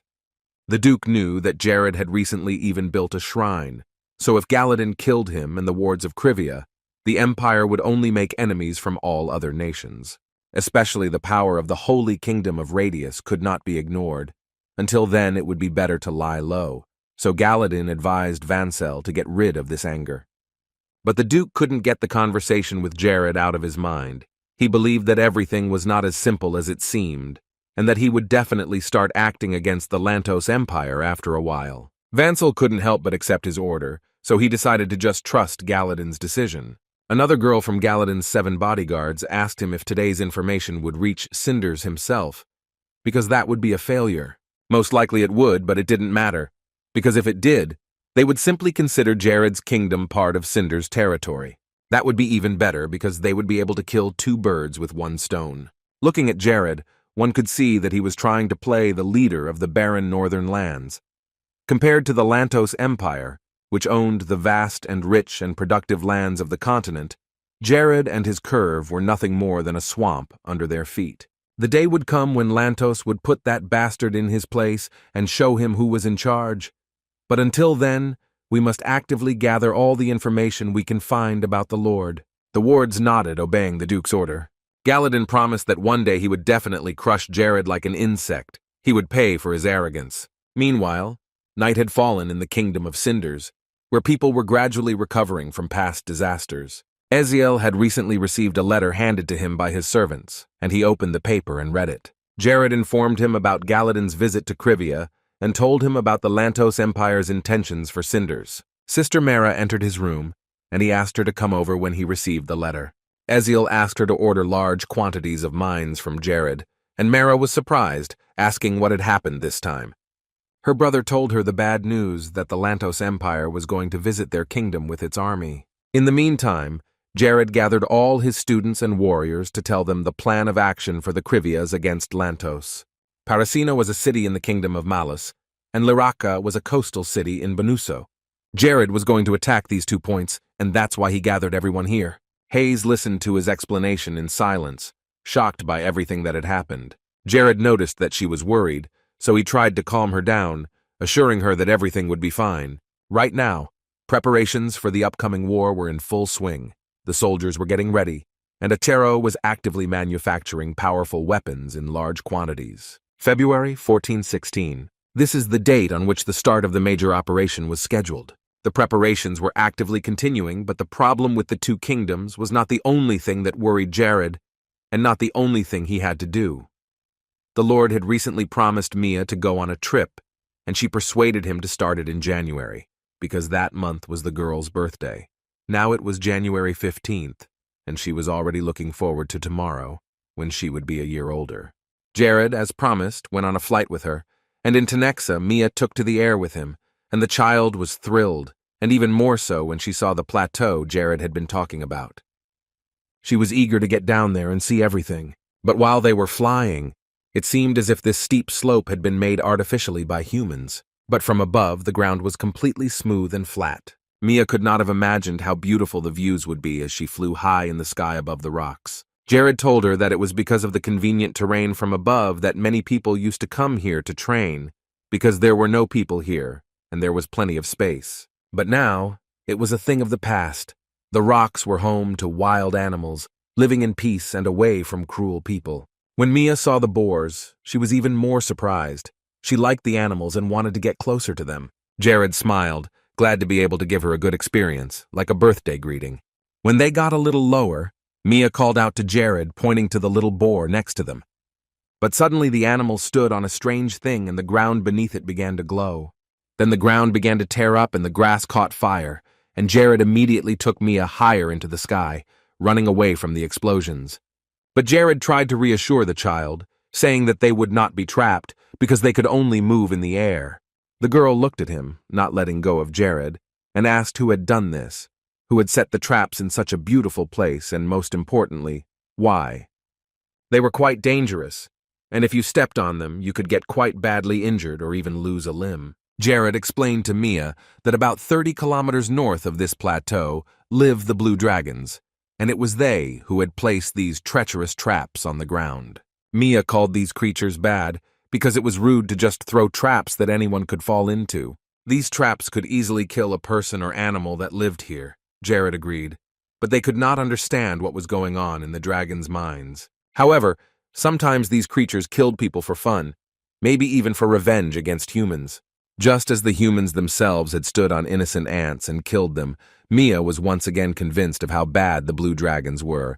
But that was the law of the jungle, and she had to survive somehow. Jared encouraged her to train hard to outmatch the blue dragons in strength and defeat them so that justice could reign. This was his personal goal as well. He wanted to become a wizard who would be better than the dragons themselves. There was nothing more magical. The Lord warned the girl that they would be flying a little faster now, and he assured her that he would close the window against the wind, so Mia could enjoy the scenery. Jared created a small barrier around them both to protect them from the wind, and then he accelerated and flew forward. After a while he spotted what they had come to see. It was an incredibly beautiful and fascinating place. The plains of the Anamua Plateau are a golden place for windbenders. While Jared was flying with Mia in his arms, she managed to fall asleep. So when they landed, the boy woke her up, to which the child replied that she had not slept well. She hadn't had a chance to take in all the views of this magnificent place when Jared put her down, so she simply asked if this was the place where the training would take place. He nodded, but before the training, Jared still had a few things to explain to her. The Anamu Plateau was a place blessed by the winds, and the wind spirits had been roaming the area since ancient times. Mia liked this story. She found it very interesting and somehow felt that she would become stronger when she started training here. Jared thought that if they could summon the spirits and their queen, Mia would be able to achieve more. He was confident that he and Mia would be able to get the spirit queen interested. The girl was ready to start, but Jared suggested a little warm-up first.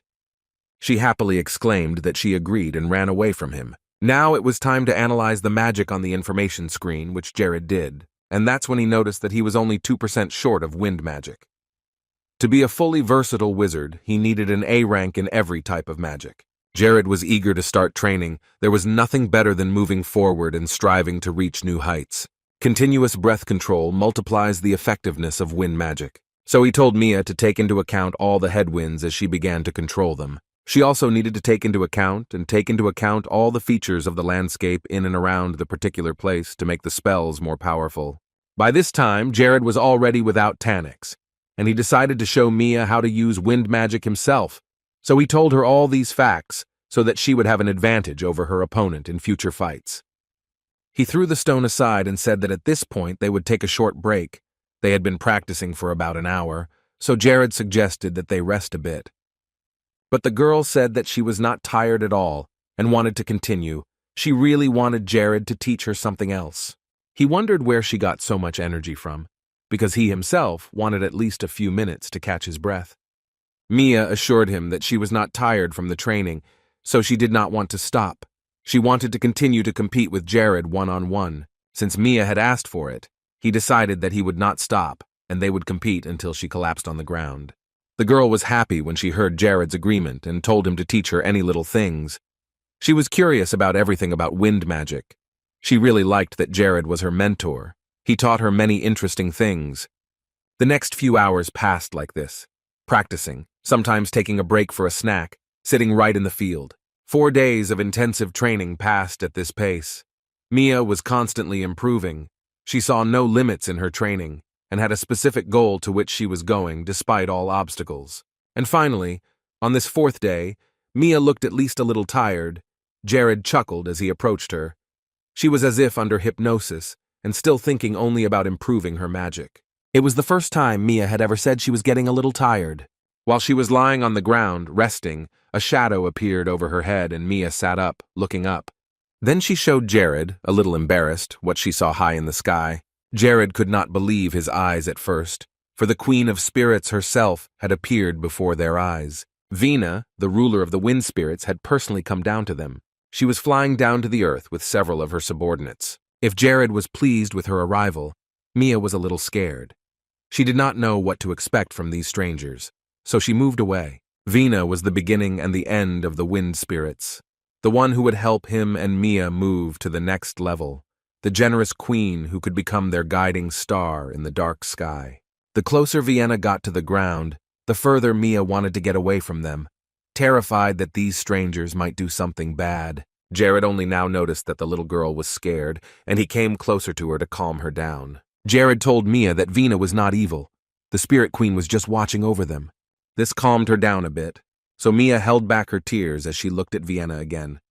This goddess was also called the spiritual Queen of the Winds. Mia remarked that Vienna was incredibly beautiful and her appearance enchanted the little girl. Jared then reiterated that no matter what happened, he would always be there for her, so she shouldn't worry. Mia had stopped being afraid and was calmly waiting for Vienna to come down to them, but Jared was a little worried that he had been called the spiritual Queen of the Winds. Maybe that was a little blunt, but anyway, Vienna had already stepped onto the ground where Jared and Mia were.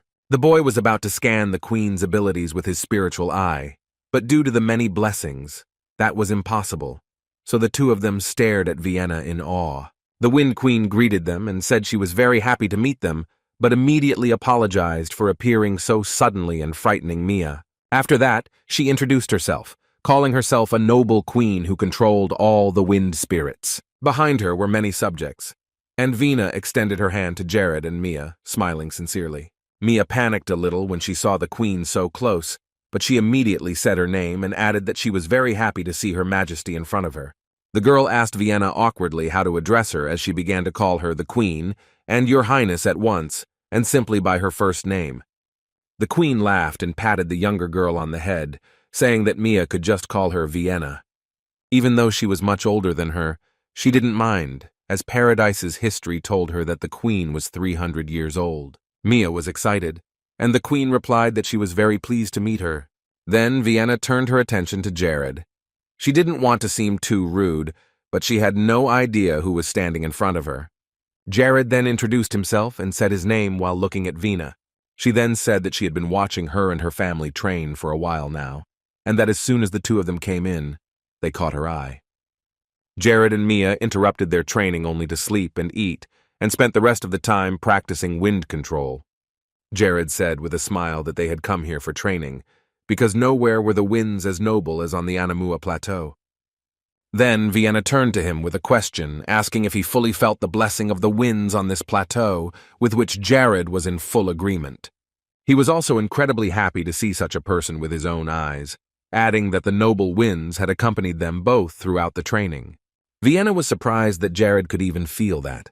To this shock, he replied to Vienna that a mage has no right to overlook such details that seem small at first glance. Especially for a magician who controls the winds, it was only natural for them to focus on the state of the environment. And in fact, Vienna was truly surprised by what she had seen during these 4 days of training. She watched closely as Jared taught Mia. She was especially impressed when he showed her the ultimate spells, the apotheosis of magic, something not everyone could do. Vina had long been a lurker in the winds, watching the magic of the various mages who came here to train and improve their skills. But this was the first time she'd ever seen anyone who could control wind magic so well. And Mia was nothing like Jared, as Vina had pointed out. The queen could sense that the girl was very closely connected to the wind and could communicate with it with just one breath, as if she had an innate talent for it. Vina came closer to Mia, and Jared, on the contrary, stepped back a little. He didn't want to make a sound, realizing that it looked like Vienna was about to bless Mia. The queen asked her to come a little closer. She wanted to add something to the melody of the winds that Mia had. The younger one approached Vina a little nervously, wondering what the Wind Queen was going to do. Vina liked the fact that Mia was very sincere. This childlike purity of soul that had no evil intentions inspired her. So Vina took Mia's hand and suggested that they feel the beautiful, refreshing wind together. The moment the queen picked the girl up, they soared above the ground and a strong wind rose around them, and Mia waved to Jared, saying that she would be back soon. Jared watched with a smile as Mia and Vienna disappeared into the clouds. When they were out of sight, Jared turned to Vienna's wards, still standing on the ground in the middle of the field. One of them responded in a rather rude manner, glaring at Jared. Jared then made his request. He said he would like to practice using a certain method of using the winds, so he asked them to help him with it. The boy was amused. He laughed, asking why Jared was so interested in wind magic. Jared realized that he couldn't just answer the question in the affirmative. It wouldn't have the same effect if he laughed sarcastically, which wouldn't be good either, so he didn't know what to do. So he decided to simply answer that he had always thought that wind was the most important attribute. This answer amused them all, and they called him a good magician after he said that. Jared laughed, realizing that even spirits can flatter. They were now more friendly to Jared, and even happy to help. One of the spirits remarked that Jared's wind magic was fascinating, so she asked if he would show them some more spells. The spirit soared a little higher, continuing to watch Jared from the sky. Jared gladly agreed to do it again. He felt a great responsibility, because he was being watched by the real masters of wind magic. But he was beginning to worry that Vienna and Mia were very late. He still hadn't seen them return. But Jared exhaled, thinking that Vienna wanted to teach Mia something very important. That was even better. But maybe the boy was just trying to calm himself down with that. Suddenly, one of the wind spirits that Venus had controlled spoke to him again. The spirit decided to give Jared one piece of advice: never block the flow of the wind by force to change its direction. Instead, it was better to banish the wind, to make a new path for it. And now the spirit personally decided to show Jared an example by practicing the wind magic response. When the spirit asked Jared to repeat it, all the spirits were amazed at his skill. He was teaching them more than they were teaching him. Jared sincerely thanked them from the bottom of his heart for their attention and for such advice. Then the guy who had been actively talking to him before started talking again. He wanted to see what Jared could do, so he cast a spell, telling the magician to be careful and try to stay on his feet. Jared assured him that he could safely attack and not worry about him. The boy smiled slyly and directed all his mighty wind power toward Jared. At first, Jared was surprised at how powerful the energy was coming at him from the heavens. The rules were as follows: adapt, direct, capture, and remain calm to maximize the effectiveness of the attack. All of these instructions were deeply ingrained in his mind, and he knew them like the back of his hand. So Jared began to carefully pave the way for the wind, allowing it to find a new path and continue on the new path. It was like dancing with the wind. He stopped trying to overcome nature by force and began to interact with it. And when he began to act on the spirit's advice, it was as if Jared was in a trance. He felt that he was one with the wind and simply paved the way for it. He had to do a lot of work to get the wind spear back, and everything went back to the way it was. Jared released the wind and it flew in new directions, soaring higher and higher into the sky. The gust of wind also touched the spirits, who watched in fascination as the wind broke through new paths further. It was really exciting. Jared was taking in all the information on the fly. Jared happily asked them if he had succeeded, and the spirit replied that everything had gone perfectly, although the technique of wind manipulation was difficult even for 9th grade mages. The boy was very happy when a sign appeared, informing him that he had met all the requirements and was ready to move on to the next level, level 6. Jared bowed to the wind spirits, thanking them for the lessons and the time they had spent with him. These short lessons had given him a lot of new knowledge and confidence. On the plateau, he learned exactly what he needed to achieve 6th grade magic. But even after this achievement, Jared also received a new quest called the Hard Adventure. Lord Curve had to complete all the quests offered to him to be reborn as a 6th the 8th level magician, 3 in total. The first of these 3 quests he had to complete was a task involving fire, namely to find the Fire King Ignis, pass his test, and understand the essence of fire, and after learning Ignis would send him to the next test. It sounded like some kind of curse. The first thing he had to do was meet Ignis, whose middle name was Pride. This king did not recognize modesty. And during this time, while Jared was being trained, Vina and her family returned. The girl exclaimed that she was delighted with this trip. She really liked what Vienna had shown her. It was probably the best birthday present she had ever received in her hard training. Jared waited for them on the ground and greeted Mia when they were close by. She added that she had a lot of fun with the Wind Queen. When Mia came a little closer, Jared felt that something had changed in her. But since he couldn't put his finger on it, He scanned her and found that she was now wearing a midnight pendant, an artifact that greatly enhanced the wind magic the child so admired. Jared was the first to see such an artifact. He didn't even know it existed, and there was nothing like it that he had ever come across. Because of this, Jared started to think about who Midinessa was, and Mia asked Vina if it was really her father's jewelry. Vina confirmed that, although Mia's father had left everything in the past and died as a mere mortal, he was a great man, and Midiness loved his wife and daughter more than anything else. This made Jared's day even longer. He expected it to be some great person, but definitely not Mia's own dad.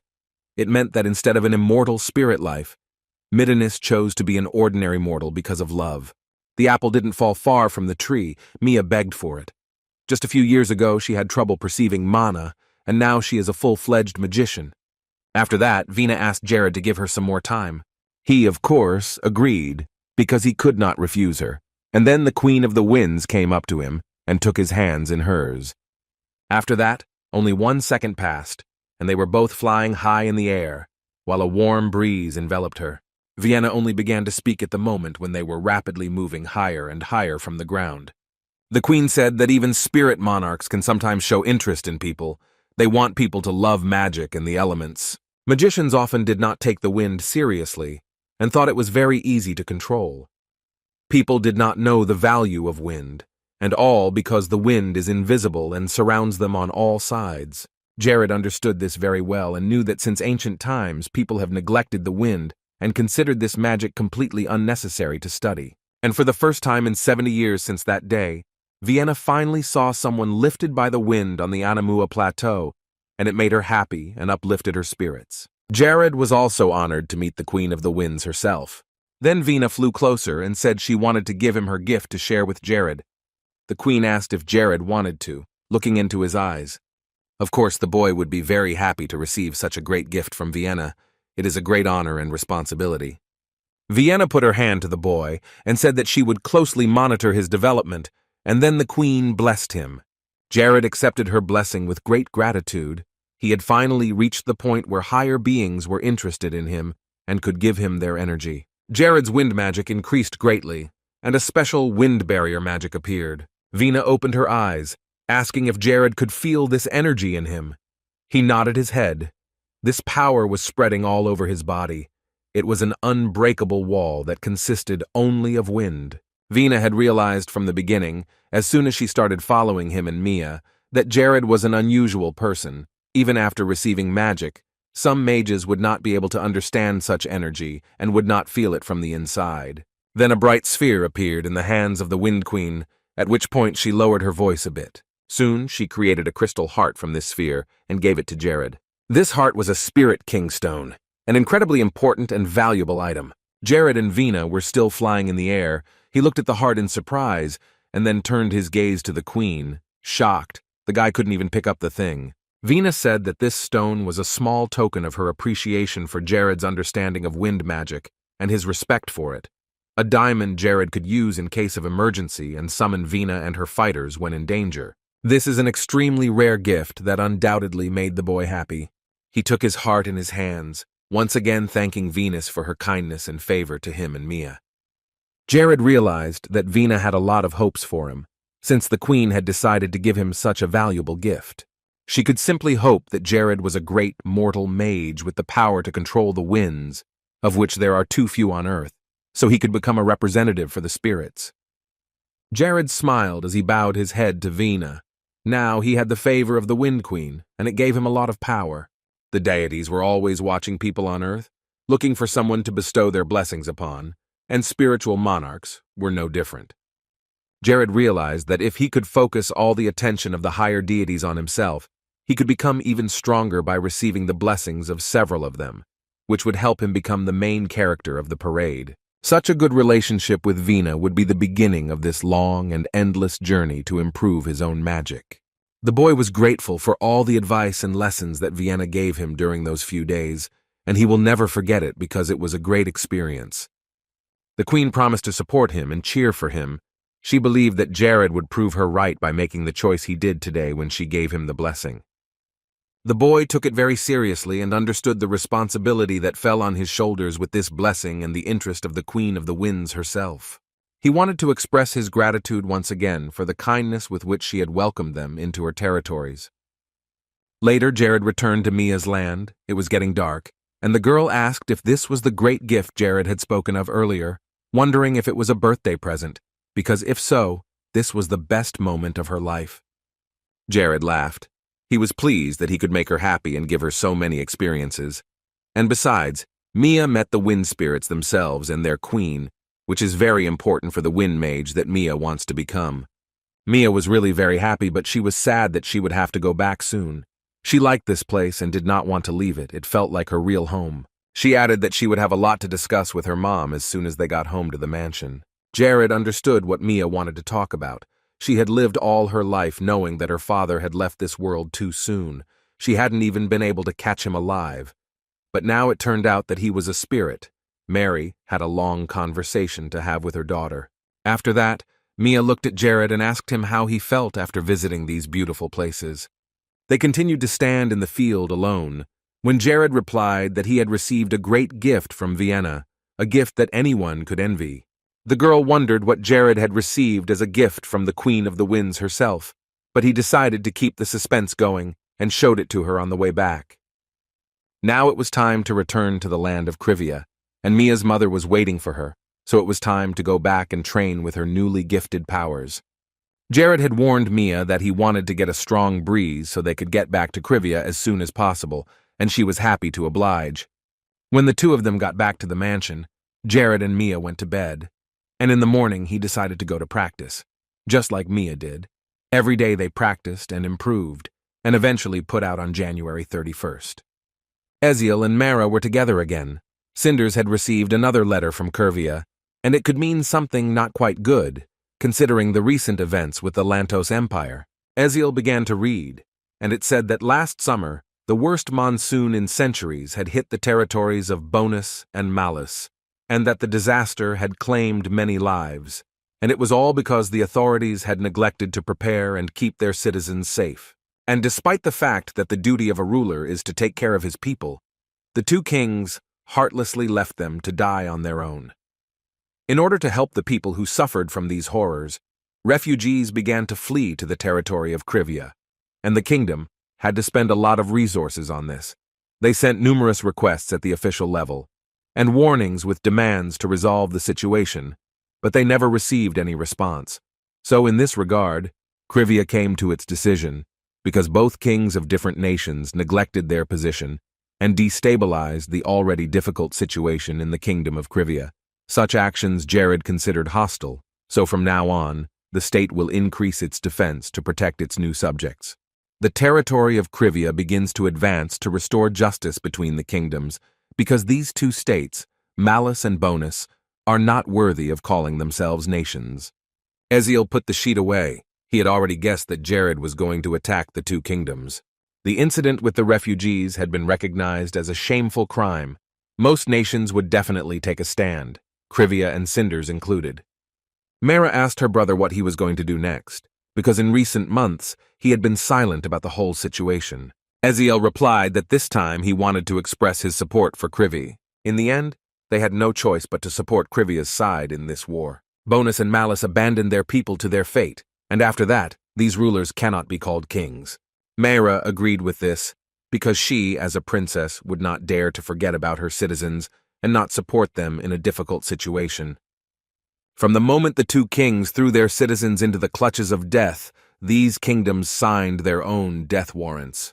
They had been following the news and suspected that Jared had already crossed the border. The territory would be vast if Jared succeeded in conquering it.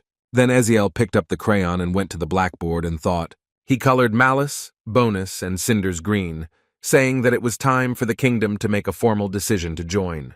It was time to show our support and gratitude to the new king. And midnight of February, Jared and his army were on their way to the kingdoms. There were many of them, and Jared announced the beginning of the attack. The first target was Liraki, the coastal city of Bonus. Lacis was in one of the first lines of soldiers and listened to all the orders of his lord. Suddenly, Jared stopped when he saw a certain signal. This meant that they had been spotted by the kingdom's intelligence. At that moment, Jared used the teleporter and entered the portal. As he walked through it, he noticed the kingdom's guardian, Bonus. He quietly sneaked up on the man and hit him with all his might, making him fall off his horse. The warrior begged Jared to take pity on him and not kill him. The horse immediately ran away because of the loud noise and panic, and Jared grabbed the soldier, who was already lying on the ground.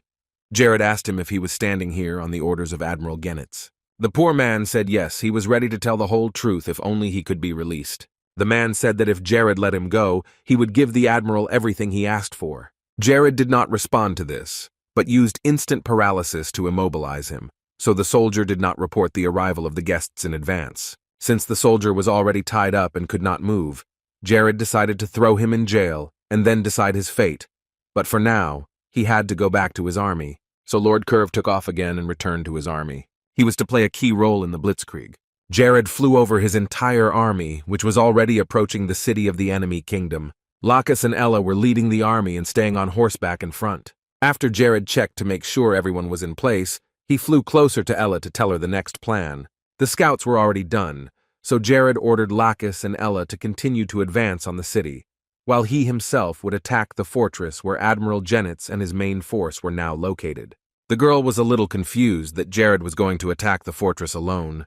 She wasn't sure that the Lord would be able to do it, but Jared reassured her, saying that the number of mages at the base was much smaller, and at best they would be at the 4th level of magic, so he alone would be quite enough there. Then there were fewer doubts. Ella assured them that they would destroy the infantrymen on the peripheries as agreed. Jared then turned to Lacis, who was to finish up behind enemy lines quickly and move back into position as soon as Ella broke through the front line. In this war, speed is life, so the rear must be taken without delay or obstruction. Lacis had taken every word of his lord's order into consideration, and now all the army leaders were ready to advance. Ella was leading the Templars and a division of mages, and Lacis was entrusted by Jared with the command of the territorial army, and soon they were to meet at the base of Lyrica. Lacis and Ella, like true warriors, rushed forward to fulfill the combat order. Jared was about to leave them and go to the fortress when he heard a voice calling him from below. He looked down at the ground, and there was Hayes standing there with Terry, waving to him. It seemed that the army would win because they had a great advantage with Isabella and her Dressa shamans, whom she had trained diligently.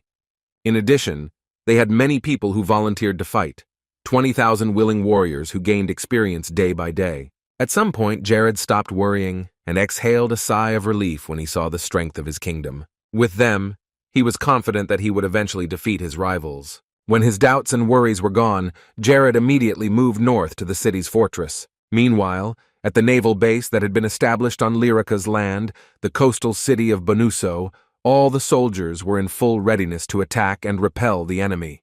Admiral Genitz was immediately informed of what had happened to their soldiers, whom Jared had killed before arriving here. The man also asked if there had been any other redeployments, and if everything was calm around the base. The soldier replied that everything was fine for now, and added that before spring came, almost every soldier in Yongchi helped civilians prepare for the planting of grain. The other soldiers behind him also confirmed that they had seen it. Genitz was surprised to hear this, but they continued to discuss the matter further. After a moment, the admiral stopped and scratched his head awkwardly, asking his subordinates if he was overreacting to their words. He was in a tense state, because when the message about recruitment came from Civia, it scared him to death. Genitz refused only because he couldn't convince himself, and according to the scouts, everything in Civia was quite quiet. There was too little suspicion to strengthen patrols and move infantry, even though their military positions in Liraki were very precarious. Suddenly, the military guard at the entrance to the base alerted them to an intruder, and they noticed a mage approaching. Each of them prepared to attack Jared with a bow, and they took aim when they heard the order to start the attack. The admiral decided to go outside himself to see how serious the situation would be, but his expectations were exceeded when he recognized the person approaching the base. Meanwhile, military arrows were already flying towards the magician who was rapidly approaching them. Despite the fire from all sides, Jared managed to reach the fortress of Mayan in the kingdom of Bonuso. The admiral froze in place, both disbelieving his own eyes and realizing that soon they could be finished. Jared perceived this attack as a game. He realized how pathetic these soldiers looked against him, so he had no fear of them. When the numerous arrows that were fired at him came within a few meters of Jared, he deflected them all with magic, and they fell down. Genitz could not believe what he was seeing. It was probably the first time he had ever encountered magic of such a level that could easily deflect dozens of arrows. But after seeing this, the soldiers did not give up and decided to attack Jared again. There was so much aggression in their eyes when they saw how easily one man could deal with a whole group of troops. However, no matter how many more shots were fired and how well they aimed, the result would still be the same. So Jared created a shield again, and all the Sturls fell. He didn't have to worry about such attacks at all, keeping the temporal artifact of spatial deviation with him. Admiral Genitz still stood in a stupor, realizing that this guy was none other than Jared. The old man quickly came out of the tent, starting to call out the name of their magician, but no one could find Ganoff. Then one of the soldiers told Genitz that Ganoff was in the rear, and at that moment, the last thread of the Admiral's hope was broken. They couldn't compete with the enemies in the air. They simply wouldn't be able to attack Jared. The man was beginning to panic, but his excitement was cut short when he heard a familiar voice.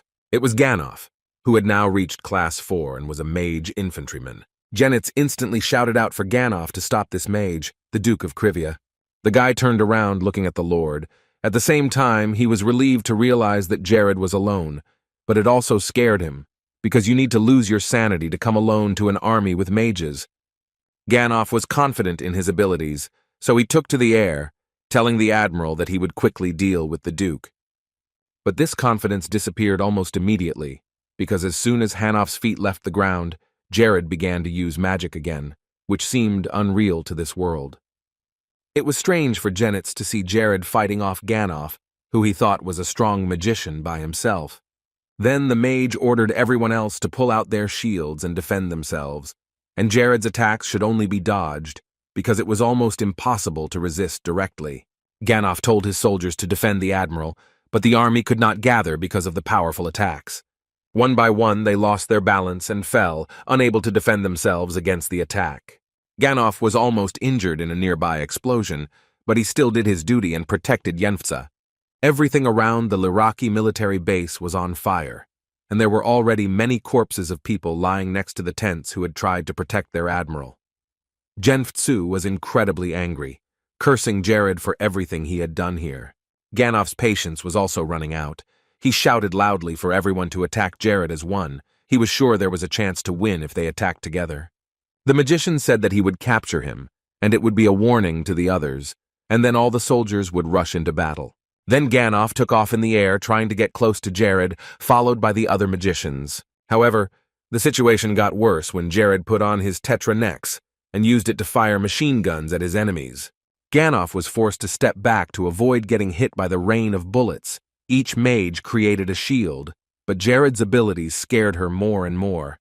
Ganoff was annoyed with Jared, annoyed that he was lowering him in the eyes of his admiral and the army. But when the leader of the mages was distracted for just a brief second, Jared was already close to his face. Then Ganoff seemed to go mad. A strange smile appeared on his face, and he proudly said that Jared would die here and now at his hands. In Paradise, one conceptually important indicator was rarely used: the morale of the soldiers. If the level of this indicator falls, the physical and mental condition of the soldier also falls. In addition, the level of morale is greatly influenced by the leader, who can be an admiral, commander-in-chief, centurion, or general. Therefore, if you defeat Ganoff in front of all the people, the whole morale of Admiral Genitz's soldiers will start to deteriorate and soon disappear completely. But there was one small problem. Ganoff was thinking exactly like him. Soon the two of them were even higher up than everyone else, and this attitude of Ganoff Jared's was a little disconcerting. However, the Lord of Civia himself did not want to retreat. He had come here to put the wizard in his coffin, not to be defeated. This conversation only provoked Ganoff to do something more, which would make him use the full power of his magic and prove to everyone that there is someone stronger. To him, it was all just empty talk. Ganoff wanted to act and get this annoying duke who had scared the admiral almost to death over with, so he cast one of his spells. But Jared immediately approached him and grabbed his cloak tightly, pulling him close. The magician tried to get out of his hands, but he was not very good at it. Jared did all this in order to move away from Ganoff using the teleporter. Now that it was just the two of them, and no one else would interfere with their battle, The Duke began to use his power to the maximum. And as strong as Jared was, he had to admit that Ganoff was a great mage who was very skilled with his abilities, so he knew he needed to move to a more favorable situation to ensure that his enemy would be defeated. When Jared tried to cast a spell, the mage skillfully dodged it, starting to laugh, saying that he would never have fallen into such a cheap trap. Ganoff moved closer to Jared to attack again, which was quite unexpected, so the boy barely had time to create a barrier to protect himself. Suddenly, when Ganoff tried to grab Jared, he realized that there was no one in front of him, only the magic smoke. Ganoff became even more angry and used an ice storm, thinking that this would be enough for Jared and he would not be able to resist. But apparently, he underestimated Jared's magical abilities, who easily dodged the attack with his shield. This technique was very easy for Jared, and he even got bored fighting the magician, because the spells he used were too simple. Ganoff was shocked when he noticed that Jared had blocked his ice storm, which he considered to be one of his best spells, but when he looked more closely, he realized that Jared had simply slowed down his magic, and that only a certain artifact could produce such an effect. When the storm ceased to exist, Jared took the shield and smilingly told his opponent to give up. He would never defeat the Duke. It would all be a waste of time. What Ganoff saw confirmed Jared's words, but at the same time irritated him greatly. The magician had never given up without a fight, and this time would be no different. And while the magician was angry, Jared decided to attack himself to show his true capabilities of magic. Stones appeared around Ganoff, held by the magical wind, which forced him to dodge, but this did not cause too many problems for the magician. He sped up and began to move instantly closer to the enemy to strike again. When the guy was close enough, he decided to cast an Ice Will spell on Jared. However, it didn't work on the Duke of Civia. He fought it off very easily, and the spell didn't even have time to touch his feet. But Ganoff did not stop there. He tried again. This time the ice storm was coming at Jared much faster than before, which made him a little worried. The Lord quickly jumped even higher to break away from the ice. Even though the magic was fast, it was still too slow to catch him. The battle was only getting fiercer. The competition and desire to win was growing. Ganoff wanted to prove that he was strong enough to overcome a wizard like Jared. And this time he almost managed to injure his competitor. He got very close as never before. At the very last moment, Jared managed to shield himself with a barrier from the shards of the ice storm that were coming at him at breakneck speed. No matter how hard Ganoff tried, he failed to hit or even slightly injure the Duke, who was still unharmed, even though the mage was getting very close to him. When the spikes of ice ended, Jared exhaled calmly, but he was prepared for an even more difficult fight. When the Lord was just going to the fortress and expected Class 4 mages, he did not expect that this level would be so difficult to overcome. Ganoff stopped. He noticed that Jared's reaction was much slower this time. It was very different from the previous one. He couldn't give an exact answer to that. But it was good, because this behavior could indicate that Jared would eventually back down due to lack of strength. He grew more confident that maybe now was the moment when Ganoff would be able to finish him off.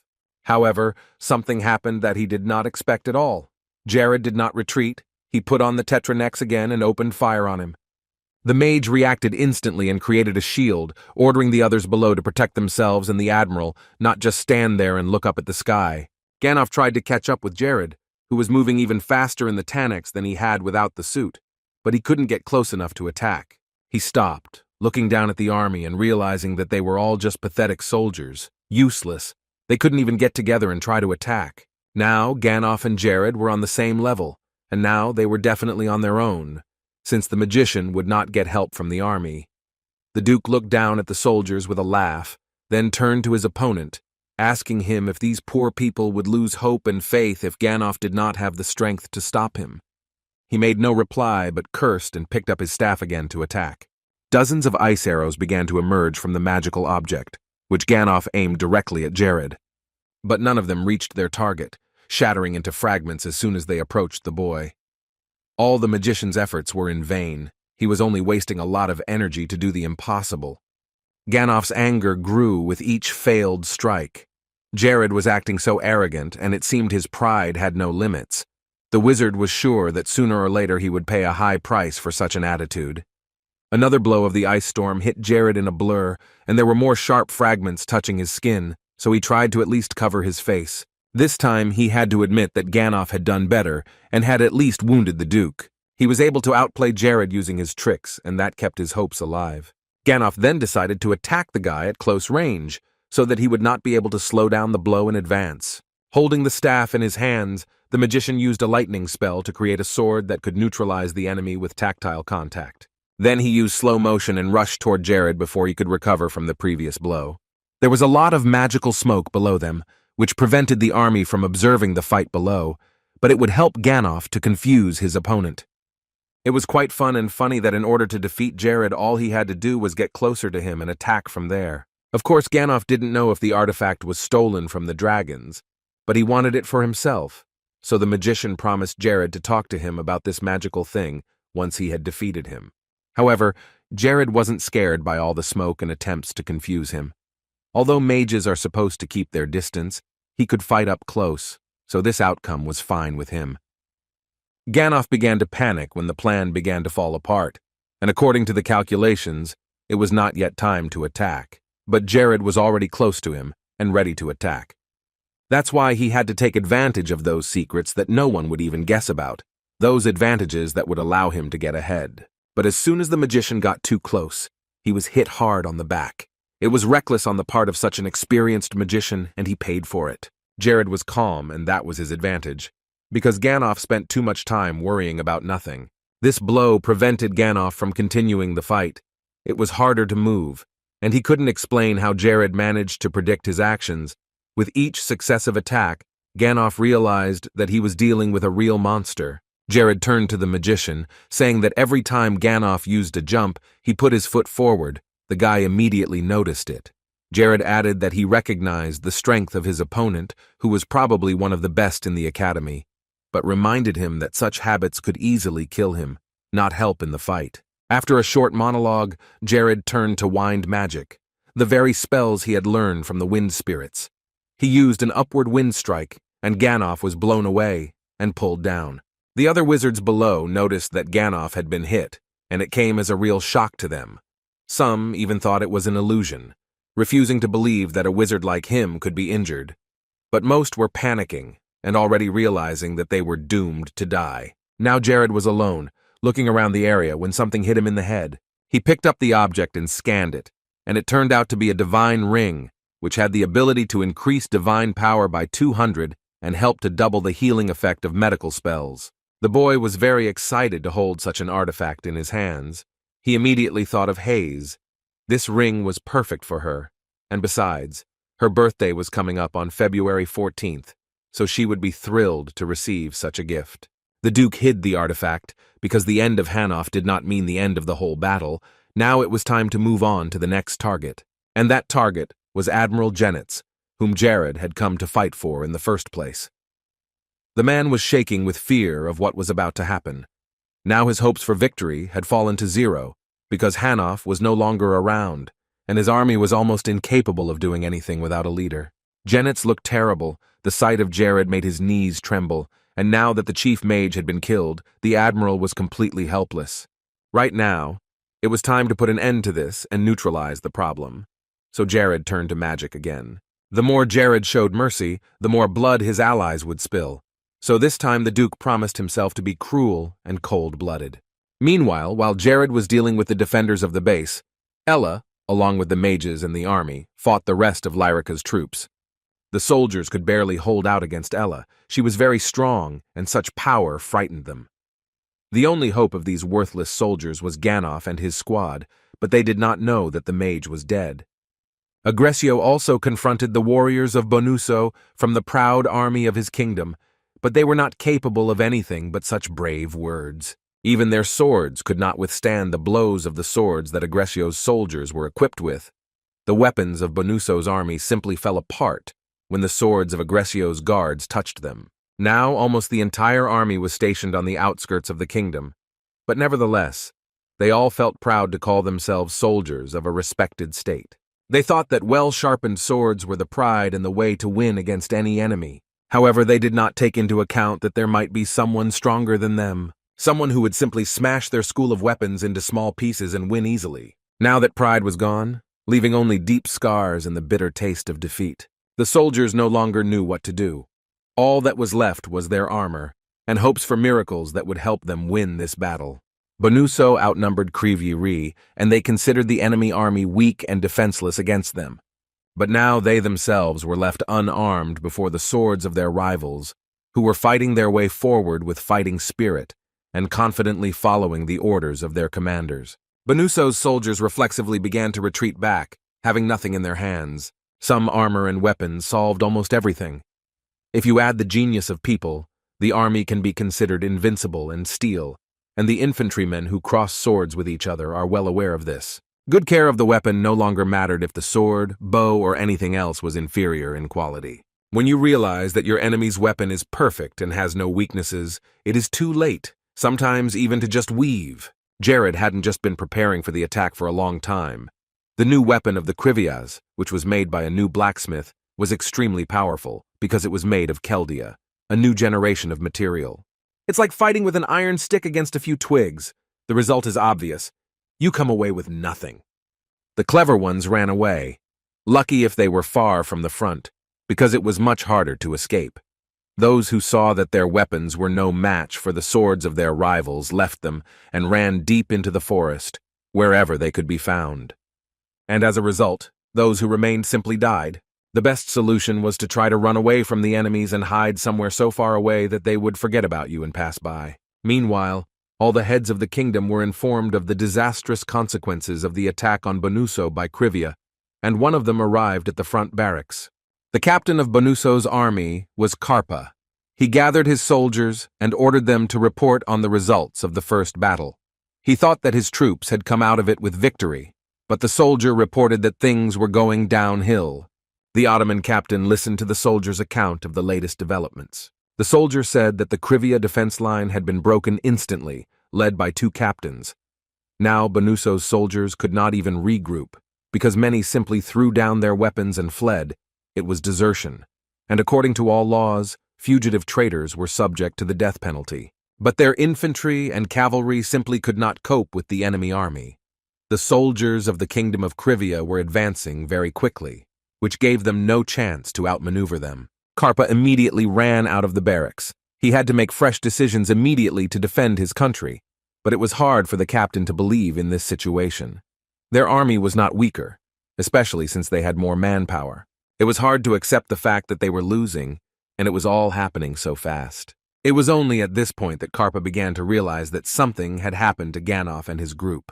When Carpa walked a few more meters, he saw that the enemy was already there, right in front of him. He became angry and started shouting at all his subordinates, scolding them for not reporting the arrival of enemy troops here. He was most angry with Captain Chen, who was doing nothing at all, although he was supposed to be at the head of the army. Then one of the soldiers Carpa attacked frightenedly replied that Chen was dead, as was most of Bonuso's army. The guy turned back even more frightened and pointed to Ella, the one who had killed them all one by one. To meet Ella in her path meant only one thing: instant death by her weapon, which she used with great skill. No matter how many warriors attacked her, she fought them all off. It was like a game for her. Very exciting, but still too easy. Carpa looked at Ella, realizing that she was in charge. This girl was the biggest threat to the entire army, because it took her a few seconds to tear apart the bodies of soldiers, so the captain took the bow and arrows of his subordinate, who could not move from his seat in fear, and went forward. He understood what was needed to restore the morale of the Bonuso army. Carpa aimed his bow, and if he could kill her, Bonuso would have a chance to win. Killing the enemy commander was the only way to prove to his army that there was still something worth fighting for. Carpa has almost fulfilled his plan, but catching Ella is not as easy as he thought. Having dealt with another enemy, the girl turned back, catching sight of Captain Carp, whom she was looking for. The soldiers standing nearby and Carpa himself panicked when she caught their eyes. They were about to scatter, just to avoid her hot hand and sharp sword. Ella stepped a little further away from the group of soldiers, keeping her sword at the ready. And then Captain Bonuso ordered everyone here to take their swords and attack her, surround her, and kill her to get rid of Commander Civia. There was no other option than to obey and fulfill his order, so the unfortunate soldiers surrounded her from all sides. But it did not work. With one swing of her sword, the girl cut their bodies in half and killed several enemy soldiers at once. The soldiers began to panic and emphasize that they would not last that long and that they had to retreat immediately. But Karpa realized that if they retreated now, the Bonuso kingdom would definitely not have a chance. Ella turned in their direction, then abruptly jumped off her horse and thrust her sword forward. She quickly ran straight for the group of soldiers where Karpa was, intending to kill them as well. Karpa could not take it anymore. He was the commander of the army of the Bonuso kingdom, and he would kill all the enemies to avenge the dead soldiers who had fallen by their swords. Ella liked this attitude. She was bored fighting those who trembled just at the sight of her and barely held a weapon in their hands. And Karpa was full of confidence and courage, so she would play with him to the fullest. The commander of the kingdom swung his sword, trying to hit her, but Ella moved quickly and skillfully, which prevented him from doing so. Then Ella gripped the sword tightly in her hands, casting a divine sword dimension spell on it and creating an aura around it. When she struck the ground with the weapon, the ground split, and people standing nearby fell to the ground. She again neutralized several enemies. Ella had lost count. Later, she approached them, mockingly asking if they still wanted to fight against her and put their lives down the drain.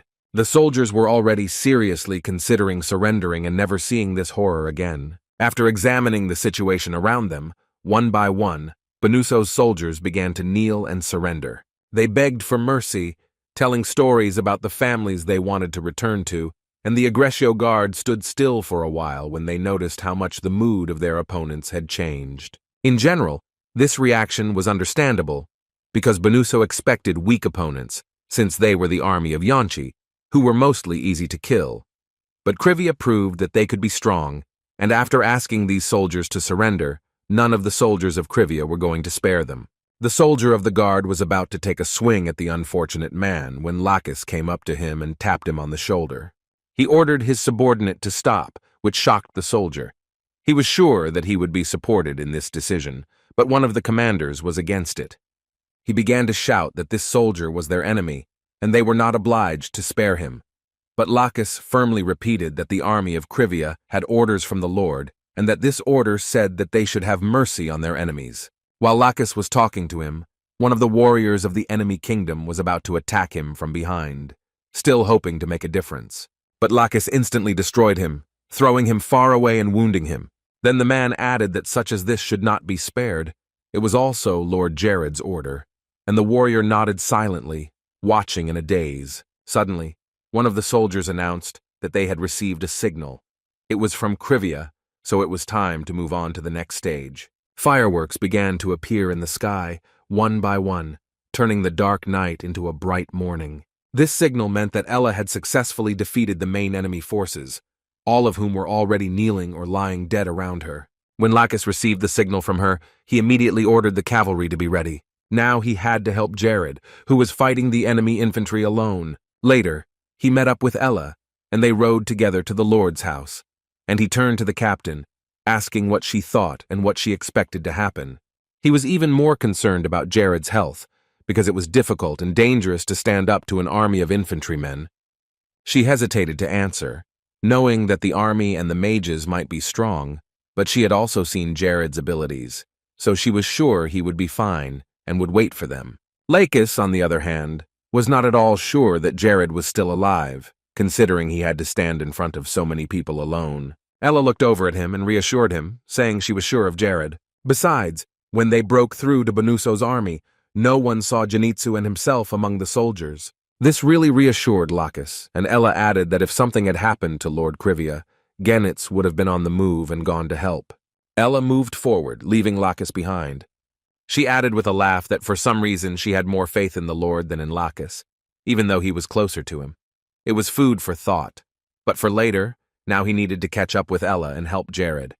After some time traveling through the dark paths of the dense forest, they finally reached the clearing where Bonus's troop barracks were located, and Lacis and Ella dismounted, continuing to walk alone. But as they looked around, they both realized that it was already over. They were too late. The magicians and the army raised white flags and knelt down, and Jared, like Ella and Lacis, had successfully completed the mission. He was excited to see them both in front of him, not expecting them to come so quickly. Ella and Lacis came closer to him. The task they had been preparing for was almost complete. Each of them had done their best and successfully completed the mission, and Yenitz's former temporary barracks were no longer his. Ella and Lacis smiled as they looked around the area that was now theirs.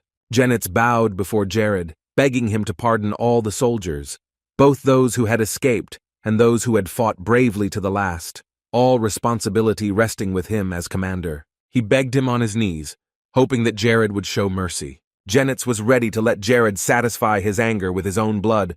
All he needed was to save the lives of his men. These pleas had already gone on for several minutes, and Jared watched him silently, not even knowing what to say. Yenitz bowed his head before Lord Curve, but he did not stop begging for mercy. In the end, the Duke decided to give Admiral Bonus an answer, and there was no desire to delay it. He went up to the Admiral and said that in order to be reborn in the future, he could help him and become the head of the Civia fleet. Jared smilingly held out his hand to Yenitz, who was sitting in the corner, begging him not to punish his soldiers. Yenitz was simply defending the neighborhood, relying on his 40 years of experience in this area, but he himself was able to build an admiral's fleet on a single sea route. The admiral noticed that he had never been treated with such respect and attention. Even his wards did not show it as much as Jared alone. It was really strange for Zenitsu that an enemy leader would show him such respect and not treat him like garbage. The admiral sat there for a long time just looking at Jared's hand, and Jared took it away, not knowing what to think, since he hadn't received any response and there was no action from Zenitsu because of his group status. So the Duke decided to speak first again. He wanted to ask Zenitsu again for what he had written in a letter recently. Jared knelt down in front of the admiral and asked him to protect the Crivian fleets from today. For some reason, Zenitsu was very frightened by this proposal and automatically exclaimed that he was against it. In general, he was more surprised by the fact that the Lord bowed before him. The man rose and begged to get up. He was uncomfortable with such a person kneeling before a commoner. Yenitz approached Jared and asked him to stand up, and he was ready to agree to his request as long as he got to his feet. From now on, Lyraki officially becomes the territory belonging to Jared, and the port area of this city will become the base for the restoration of the fleet. After that, Jared said that he wanted to create a long-term plan to make the port of Lyraki and the Civia Navy the best on the continent. In addition, Jared and the entire state have been working tirelessly to secure the necessary funding. The size of the budget, the urgent fleet to be built, was estimated to reach 500,000 gold pieces. This amount scared Zenitsu even more, and Jared figured that 500,000 gold was about 500 million won in his past life. The admiral thought it was too much money, so he didn't know if it would be a wise decision, but Jared assured him that it wouldn't be a problem. It was not a small amount, of course, but there was a lot of space on their territory, and Civia was making a steady income because of its advantages over other kingdoms. In addition, Civia has been attacking dungeons such as the Tomb of Mahat VIII, the Forest of Nightmares, and the Demon Haven. While the infrastructure will be built here, most of the hunters of the Nars continent are based in their territory. A large number of their guild headquarters have already moved to the country, and the entertainment, housing, and alcohol industries have been bringing in a lot of revenue for the kingdom. This should have been enough to convince Zenitsu, because 500,000 gold pieces could easily be allocated for the needs of the army. Therefore, Admiral Zenitsu's 40 years of experience is simply a tremendous experience that cannot be ignored. Jared said outright that he would willingly put him at the heart of all the Crivias. There were very few like Zenitsu, and not enough for the entire army. The admiral himself was not as confident in his abilities as Jared himself, but the Lord of Civia was determined to do so, and to give people hope, the admiral created the strongest fleet. In order to cross the suffering of innocent people that was caused by the tyrant king of the Kingdom of Bonus, a lot had to be done. It was far from over, but the guy wanted to stop this chaos and save the lives of civilian innocent people. Jared understood that Zenitsu would be very useful for Civia. He scanned the admiral, reading his special abilities. He could build ships and build a defense strategy. Besides, the man was well versed in the ocean currents. Zenitsu knew a lot about the sea routes of the northern and western parts of the Nars continent better than anyone else. Jared mentally hoped that Zenitsu would accept his offer and go over to the side of the curve. The admiral hesitated but decided to help Jared, but unable to stand it, he simply burst into tears. His bitter tears slowly fell on the table where they were sitting. If his modest abilities were important to the Lord, then Zenitsu would be only too happy to help. He wiped away his tears and stood up from his chair, placing his hand over his heart and vowing to do everything in his power to devote the wretched old man's life to Civia. Jared was overjoyed, but this reaction and sense of responsibility touched him. He thanked Yenitz by giving him a hug, and the admiral was happy and very grateful to the Duke for his kindness. In the end, Yenitz and his entire army surrendered to Civia. The coastal city of Liraki fell into Jared's hands. Moreover, all the naval forces of the kingdom of Bonuso, which were under the jurisdiction of Yenitz, surrendered. When they made this decision, all of his ships were taken over by Jared. At the moment, the boy and his assistant commanders were in the city. While there, they cooked a lot of delicious meat, which was rare there. All the sailors sat down at a large table and began to enjoy this out-of-this-world food. It was an incredible combination of wild meat and bread. They felt as if they were getting stronger.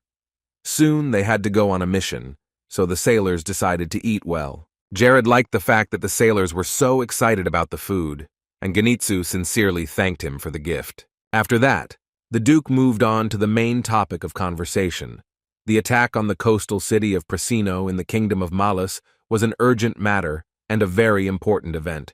Jared suggested that Zenitsu also rest before starting. But the old man's only response was that Prasino was run by an admiral like himself, and that he and his friend Luke had been friends for 40 years. Jared was surprised by the admiral's confession and stared at him with round eyes, confused. Yenitz asked if the Lord could trust him to send him to Prasino himself. He was sure he could definitely get his friend to Jared's side. Jared still looked at the admiral in shock. He had planned a war and to capture the coastal city, of course, but the option to do it without bloodshed was even better. The Duke agreed to this proposal. He added that all conditions and treatment of Luke would be the same as for Yenitz. No revenge and no cruelty. The admiral bowed his head to the Lord and promised to bring his friend to him, and it had to be done as soon as possible. But suddenly Jared had another idea. He cautiously asked the admiral if he had ever flown. Soon after, Jared found himself on the outskirts of Krivi Rai near the barracks. He walked over to one of the tents that were pitched on a small area. He walked closer and gently opened the door, looking inside. Ella, Lacis, Isabella, and Hayes were there, all of them very tired and falling asleep as soon as they got inside. Then Jared quietly came out and closed the tent, giving them a chance to rest. Suddenly a blue sign lit up right in front of his face, catching his eye. It was a notification that Jared had caught another title, this time called Mage Slayer, which increased his magic powers by 500, a title given when a player killed 10 or more 4th-class mages. His achievements were frozen after Jared killed Akron, and this battle apparently fulfilled all the conditions. A 500 magic boost. This result was simply unbeatable. Of course, the guy wasn't sure that it would achieve all his goals, but it was much more than he had been. In general, the status of killer was given only after killing more than 100 people, and to earn fighter, he would have to kill 1,000 people. All the useful achievements in Paradise were earned in this way, and Jared liked them very much. But there were also achievements where killing a certain person gave you special bonuses. He sat down on the rocks away from the tents, thinking about how he hadn't been interested in such achievements before. But now he was serious about earning them all, so he decided to review his credentials, which he hadn't checked recently due to his busy schedule. Finally, he had the 10,000 he had been waiting for. Suddenly, memories flashed through his mind, and he closed his eyes, trying to concentrate on them. Jared remembered the moment when he first opened his eyes in this world. It was 2 years ago, and he clearly remembered his feelings at that time, and the horrible, neglected state he was in. The fear of realizing he only had 75 points of magic, and everything else that came over him as he found himself inside the game. But over these months of diligence and tireless work, Jared managed to get stronger and improve his skills and became strong enough to defeat a 6th-grade wizard. Like all the other characters who could potentially be the main characters in this story, he has been training hard and doing his best to become better than he was yesterday. And now the time had come when Jared would have to fight her, and he was strong enough to do it. He was thinking of a 6th-grade mage, a girl who had been assigned by the Kingdom of Malice to his neighborhood, and her name was Naomi Grace. Just as Jared entered the tent where Ella and the others had already entered, he was again distracted and unable to speak to them. When Jared was called, he immediately ran to meet Yenitz, who had already returned from a small errand. Ola, the artificial intelligence, accompanied him throughout the flight, and finally they arrived back, and there was another man next to Zenitsu and Ola. Jared guessed that it was Admiral Luke, so he was happy to greet him, Commander Prasina was also very friendly and eager to greet the Lord. The Admiral got down on one knee, showing all the respect for the Duke, and when he called him Lord, it immediately calmed Jared down, because he realized that everything went well, and Genetz had managed to convince him. Jared smiled, telling him to get off his knees, and that he had been waiting for him to come for a long time.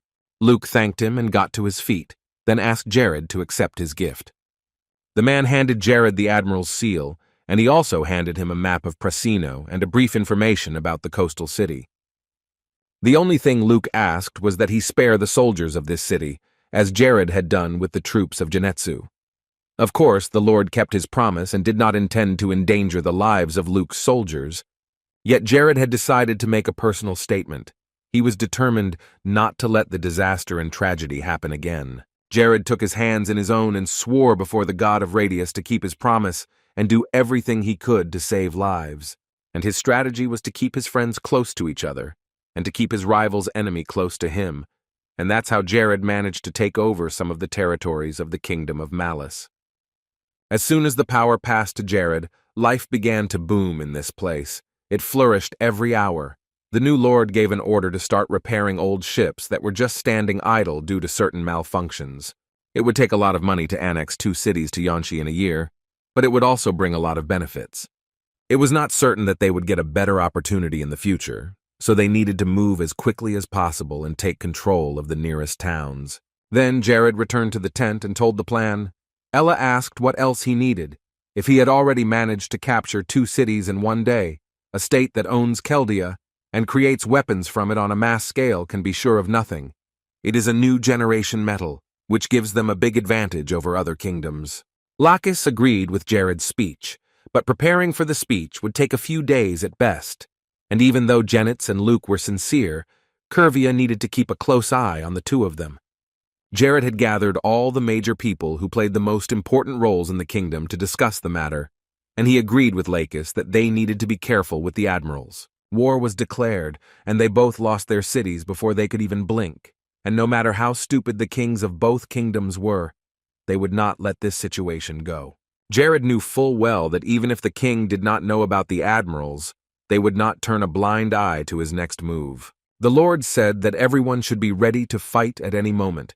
It would be necessary if the enemy withdrew his troops, and this would obviously happen soon. But he himself was not going to just meet the enemy. The Duke decided to prepare a small surprise for them. Isabella, like everyone else, was still sleepy, tired, and barely listened to Jared's stories about the offensive and the enemy's troops. It was bound to happen, because they had enemies on both sides, so it was not profitable to sit still. The Kingdom of Malice and Cinders were enemies with a common border. So the question was whether they would send a large and powerful army to the neighborhood in such circumstances. If they did, the Kingdom of Cinders could easily attack across the open border. At the same time, the kings of Malice and Banuso would face a dilemma, because none of them would be able to fight on 2 fronts, and if they decided to defend themselves, they would never be able to break through the defenses of Civia, unless they want to blow up a crowd of soldiers on landmines and send them to their deaths. Jared and the others discussed the situation calmly, but the peace was interrupted when a soldier ran into the tent with an urgent report. The soldier quickly told us, almost in one breath, that the army of the Banuso kingdom had urgently gathered its infantry and was on the move. Jared stood up, asking him how many men had gathered. Fortunately, there were only 4,000, but they had also been joined by several mages and knights from the kingdom's capital, but there were only 200 of them. Jared had one more question. He was interested in whether the commanders of the knights and mages of the Banuso kingdom had personally appeared, and the soldier said that they did not appear personally, and that the deputy captain led them into battle. Jared tried to recall the names of these 2 people, and after some thought, the names Carson and Kent came to mind, but in general it didn't matter much. It was important to focus only on the number of the army. But in any case, the advantage in the struggle will be with the one who is smarter and knows how to build a strategy, not just attack. Later, another report came in, and it turned out that only 3,000 infantrymen had gone into battle.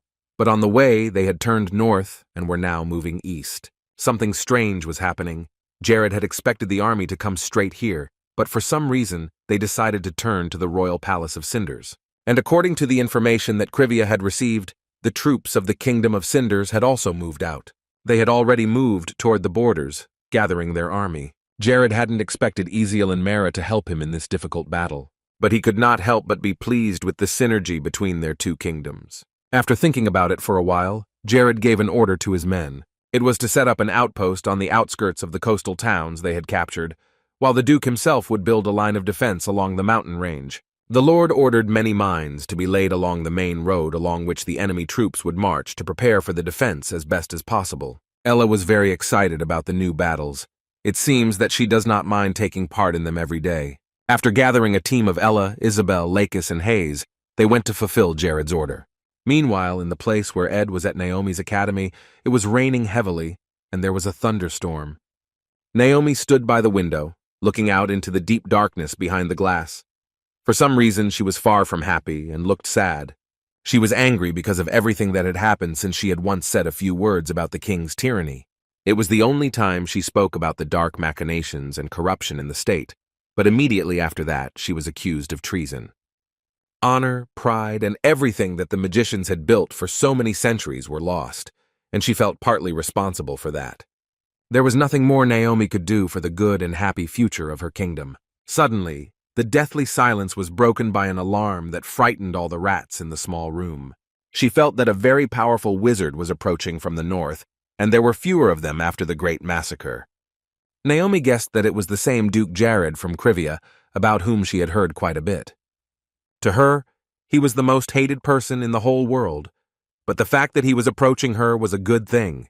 She needed a punching bag to take out all her anger and rage on. Now was the perfect time for Naomi to get rid of him and be the death of Jared. She walked out of the small room, opened the window wide, and took off in the direction where she felt Jared's energy.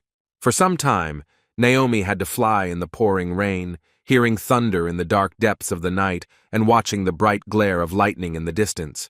But soon she found Jared, who was also flying alone high in the sky. The guy was flying south and didn't even seem to be aware of her presence. Naomi continued to keep her distance from him and watched from afar, then prepared to attack him by surprise. She sincerely wanted Jared dead. Naomi hated him with all her heart, so she wanted to end him and make sure his name was forgotten as soon as possible. It was only when she created a large, bright sphere in front of her that Jared looked back and noticed Naomi. And it was only because his alarm alert magic had been triggered that he saw her. The 6th grade water storm magic was so close that he was almost blown far, far away. Jared instantly reacted and created his most powerful shield, but even here he wasn't sure he could withstand the attack. Indeed, it was much harder than mages of his level. He was literally swept into this storm, lost his balance, and had already stopped orienting himself in space. This water storm and the rain was too much for him to handle. This magic was 3 times stronger than normal. Naomi did not stop attacking him until Jared had fully discovered where the girl was and what tactics she was using. But it was only the beginning because of the distance, Naomi couldn't fight at full strength yet, so it was better to keep her away from him. His barrier was barely withstanding the girl's blows, and any moment now it would have cracked, and Jared would have been well and truly knocked out. It seemed that Naomi was only hitting harder with each successive blow and trying to get closer to him. Her attacks were continuous. Naomi did not stop and did not give Jared a chance to catch his breath, and at least figure out what to do next. If Gannoff's spells could be classified as first-level magic, Naomi's were at the 5th level, so as a candidate for the post of commander of the magic division, she was far from weak. Once again, the spell came closer to Jared, and he was on the verge of taking off his shield, as his strength to withstand such blows was getting less and less. Then, after several blows from Naomi, his barrier began to break apart, and Jared panicked. It took a lot of strength to break through a barrier that had been upgraded twice, and it was almost the first time Jared had ever done it. It turned out that people were right about how you become a real and powerful magician only after you reach the 6th level. But he was only at the 5th level, and he had to compete right now, so he was going to solve this problem in a different way. When he finally removed the barrier, the aerial ropes instantly flew at him, and Jared immediately regretted taking the shield away, because they could have hurt him badly. But on the other hand, the whole situation made him very interested. He had heard a lot about Naomi, and wanted to see her live one day, and now he had the opportunity to fight her. Now it was time for the debut of the powers that Vienna had given him, and Jared cast the spell of flight to its fullest potential. Even when the wind was blowing or the rain was pouring down, he could make his way through the air, and even Naomi would have a much easier time of it. When he had more space in front of him that wasn't covered by rain, Jared began to give. He shouted another wind path spell, and then everything around him became too bright to keep his eyes open. Now Jared could approach Naomi more confidently and try to attack her first, instead of just defending himself or dodging her blows. Right after that, Jared used the change in wind direction to confuse Naomi more. Now was the time to take advantage of the chance he had, so Jared moved forward. The wind spells he had learned from the spirits, and Vienna had been very helpful and useful against one of the most powerful wizards. Now, although Naomi was strong, she would have a harder time fighting, and the rain was the main problem. Naomi couldn't see as well because of the heavy downpour, so she relied more on feeling its energy to hit her target. Everything was going well, but after a while she noticed that Jared managed to deflect her attack and was not hurt. Or rather, the guy just changed the direction of the magic. It was unlikely and a scenario Naomi had never imagined, but now her own mania was backfiring on her, and a strong wind was moving directly in her direction. In addition to her own air whips, Jared added his own. Though his magic was weaker, it definitely distracted her attention from the main attack. Now the sorceress had only one option to get out of this unexpected situation. It took her only a few seconds to distance herself from Jared so that the impact was less, and then Naomi used an absolute shield, one of the most powerful barriers available to wizards.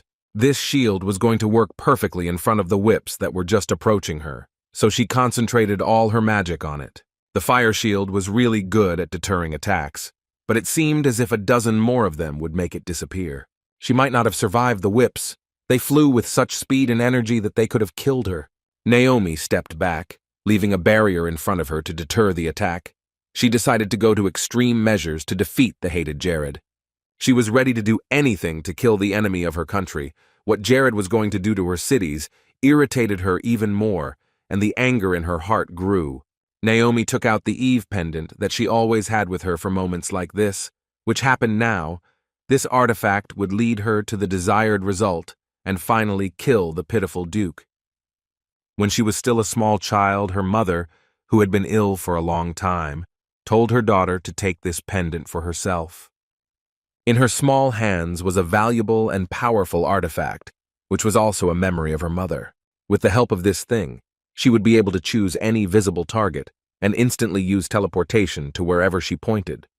After Naomi hit it, she asked her mother why she decided to give her the artifact. But she interrupted her because she had something else important to say. Her mother emphasized that this important artifact could only be activated by the magical energy that was concentrated inside it, something Naomi had to remember for the rest of her life. And one more thing, it would take a whole month to fill Eve's pendant with magic again, so the artifact could only be used in an emergency. The little girl screamed, telling her mother not to say another word. It was already hard for her to speak, and Naomi was very worried that the things she feared most might happen soon. She could not die. Leaving her little daughter alone, Naomi cried a lot when her mother got worse again, and later she just lay in bed. But Naomi continued to believe that her mother would recover. But this strong desire was not destined to come true. That day her mother died was the worst day of Naomi's life. It was a hard blow, and after that she was left alone. But it made her so confident, because from a young age she had to fight on her own and survive without her elders. Eve clutched the pendant tightly in her hand. Jared was the reason for so many problems in the country. He was the reason why all the mages lost their dignity and some of them died, and he had to be punished for all the things he had done. Anger was boiling in her blood, and Naomi would never miss this opportunity to kill the enemy of her people. She commanded all the powers that were inside the artifact to come out and show their true power.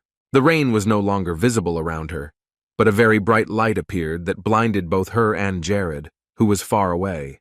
When the light slowly began to fade, Jared realized that Naomi had disappeared from his sight, which was something unusual because he could see that it was not like a normal teleportation spell.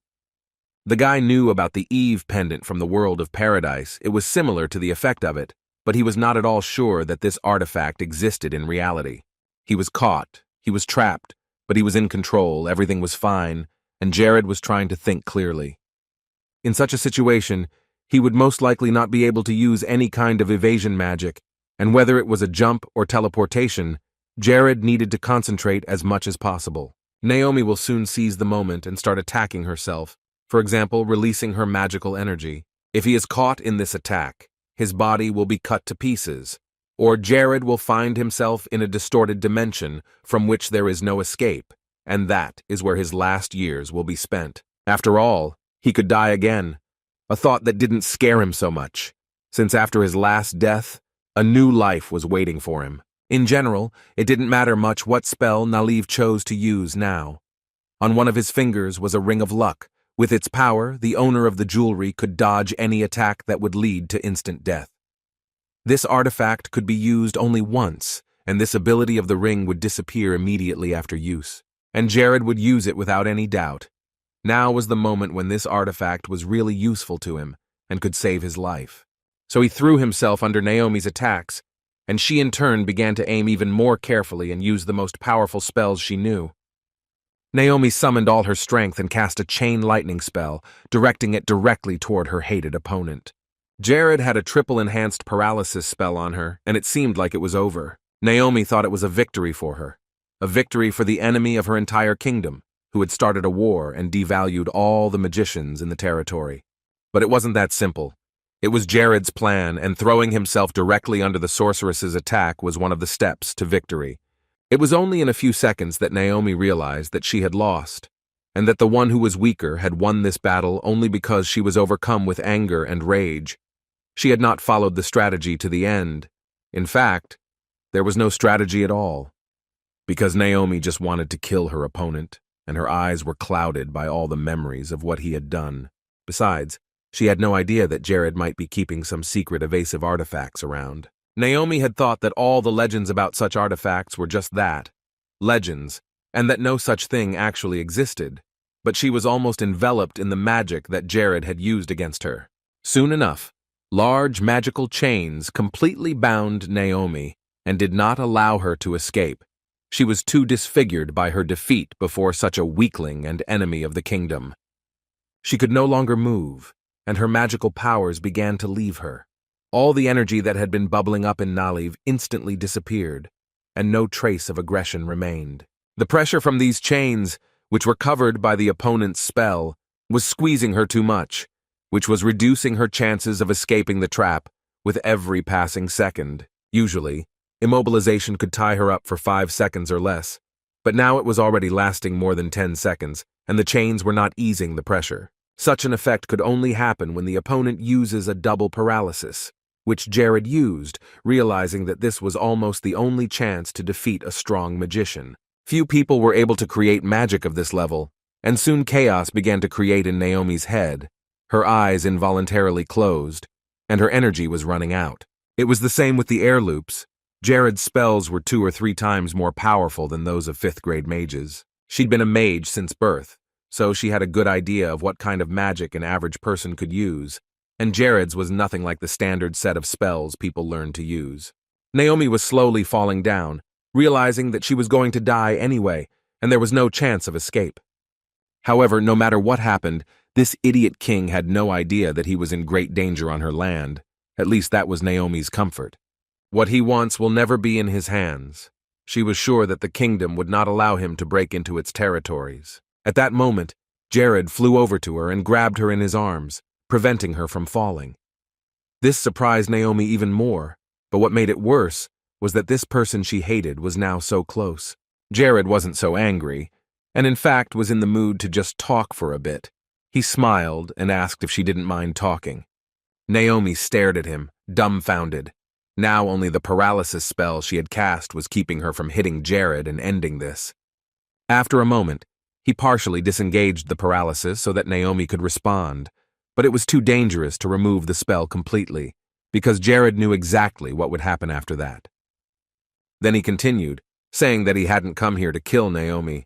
Jared had only come here to talk to her, but she had other plans, and that's what started the fight. Naomi was still unable to form even a few words into a sentence, which was due to shock, because it was unusual to see your competitor treating you well, so it took Jared a while to get a response from her. In general, she was uncomfortable being in this position, in the hands of her enemy, and with a paralyzed body. It is not the most pleasant feeling. However, this situation was not the most surprising at the moment, because the state of the kingdom of Malice, which already suffers dozens of people every day due to disasters and pandemics, is still getting worse. And even more so, the king does not even notice the best mage Naomi in his country. She didn't have the energy to tell him everything she wanted to right now, so she just asked him what he was trying to say and where he was going with it. Jared spoke again, and he was also brief, saying that he was here to win Naliv Grace's heart. With every word he said, she wondered more and more, not understanding where he was going with this conversation, and why he was avoiding the main topic of the conversation by 10 ways.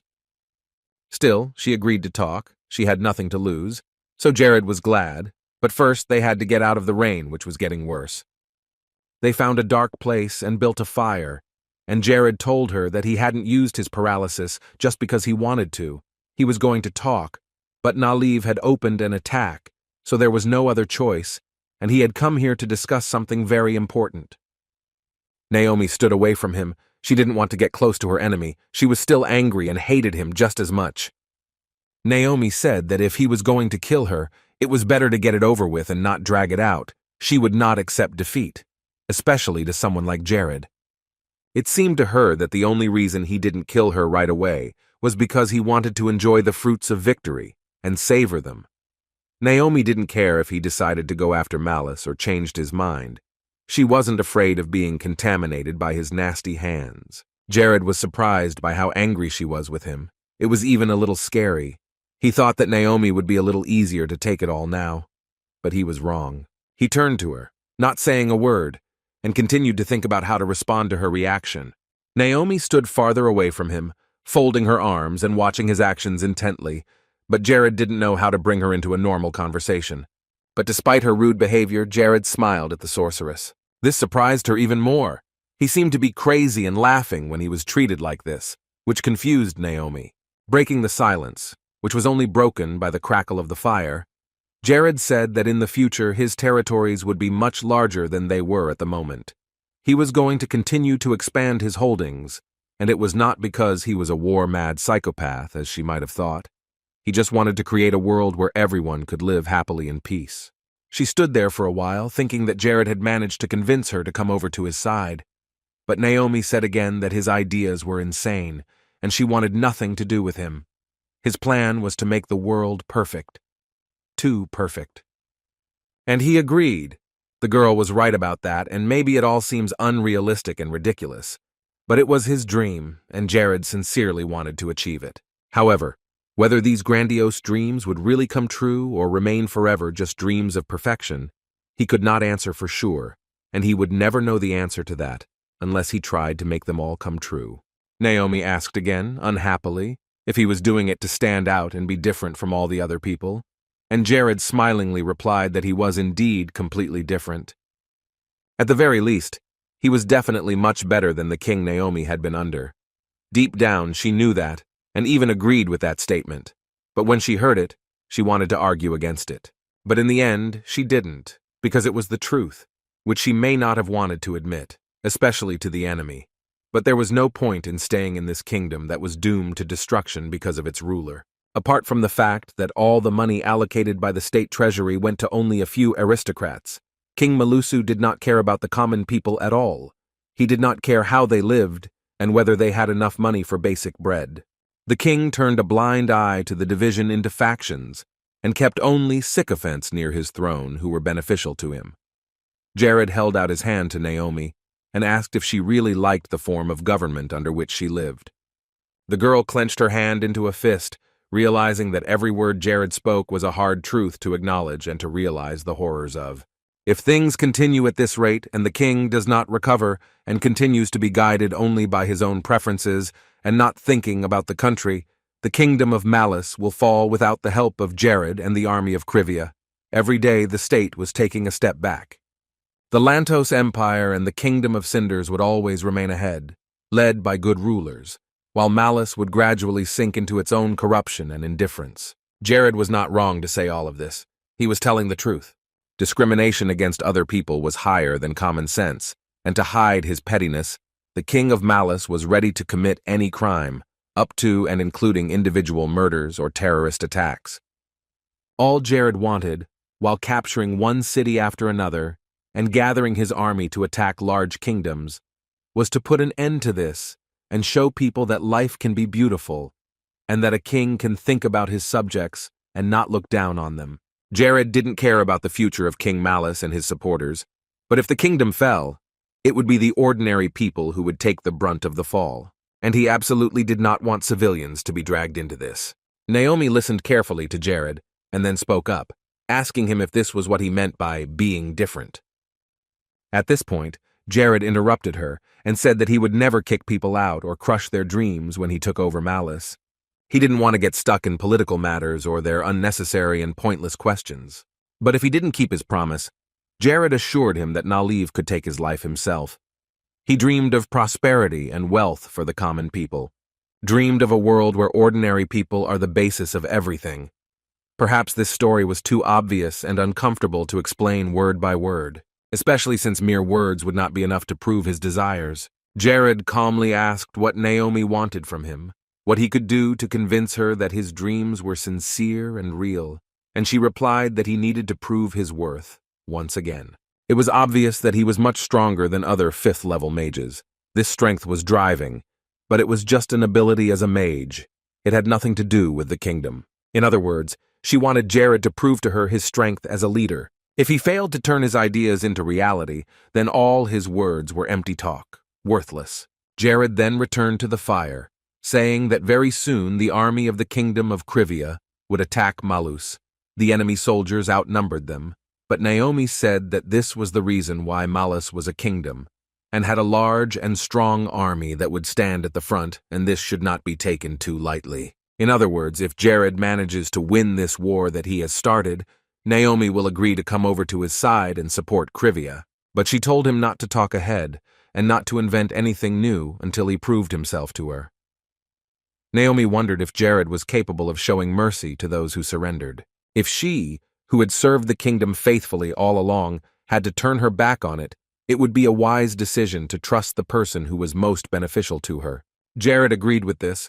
These words were a wise decision. He would have done the same in her place, so he understood Naomi perfectly.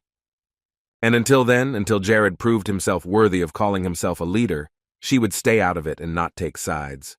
Of course, he had hoped otherwise and thought she would be easier to convince, but they both decided that this was the best choice for now. Jared needed to show his worth and ability as someone who would lead his country, so they would wait a little longer. Jared exhaled a calm breath when he realized that things were starting to move forward, and he had chosen the right path to get Naomi to come over to his side. The girl moved away from him when the conversation ended. Then he left the cave with the fire and walked to the exit, knowing that sooner or later he would win her heart. Meanwhile, the soldiers were already actively moving towards the borders. Everything was not as calm and simple as one might imagine, so a big surprise awaited them there, after which they abandoned their weapons in fear and began to flee. The order to retreat was given, so no one looked back and ran as far as possible. When the enemies noticed that the army of Civia was retreating, the kingdom's soldiers were ordered to pursue them and catch up, and then kill them all. Every single one of them. It was their chance to regain their glory and dignity and regain their lost territories. Carlson, the deputy of the Knights of the Kingdom of Benuso, ordered to follow the fugitives and not to take a single step back. The warriors of Civia retreated only because there were much more enemy people. No one expected or prepared to confront such a number. Besides, they were all professionals and fought well, which further complicated the mission. Benuso's army was not far behind and quickly advanced on the soldiers, and later they drove them into the Valley of the Pythons. Jared's men fled further and further from the kingdom, and Carson ordered them to continue to follow them, because if they followed the same path as the enemy soldiers, they would not hit any of the mines they had laid. All they had to do was to catch up with them and kill them all, which would not have been so difficult, because Benuso had more men and weapons powerful enough to do so. Soon they should be on the road that leads directly to Laraki, a coastal town, and the Valley of the Pythons is the last line of defense for Civia. So if Benuso manages to cross this border, it will be a very easy task to retake the city that has isolated itself from the kingdom. And if there is no reaction from the enemy forces when they get halfway across, it will only mean that they were not ambushed at all. The enemy soldiers had been riding their horses to catch up with the Crivian soldiers, and now their mission was to chase down specific ones, and this might be their only chance to get back what had been taken from them. When Deputy Carson and the others got a little further, they realized that there were no traps waiting for them. The area was clear. This made the task even easier. The enemy was almost cornered, so it was only a matter of not missing the right moment to destroy those who had become a rival for the entire Bonuso people. Carson had seen them most of all. His blood boiled with rage, and it was a real pleasure to see his rivals running away from them. But suddenly he was lifted into the air, and Carson was confused, and his confidence began to fade. It was 5th-level magic, telekinesis, a spell that could have been disruptive, but its effects only lasted a short time, and that was reassuring. But there was something very strange about this magic. Carson felt as if his body was paralyzed, and he could no longer control it, no matter how hard he tried. Over time, these sensations began to disappear, but the deputy commander began to be lifted higher and higher into the air, and then he was drawn into a magical circle of darkness. The effect of the spell was not weakening, which was a little confusing. Carson knew all these tricks, but for some reason the magic was still holding him in its grip. He was even more frightened when he flew up to the sky, Carson screamed, trying to get out, but nothing worked. He held on tightly to his spear, which was nearly torn from his hands by the strong gusts of wind. The magic of teleportation had taken him very far away from his army, and he could not go back. A sphere of fire flew straight at him, which he could not dodge because he had no control over his body. Carson had heard of such spells, but he had never experienced them. But he was determined to tear this magic to pieces with his gauntlets, so he picked up his spear and prepared to repel the attacks he encountered in enemy territory.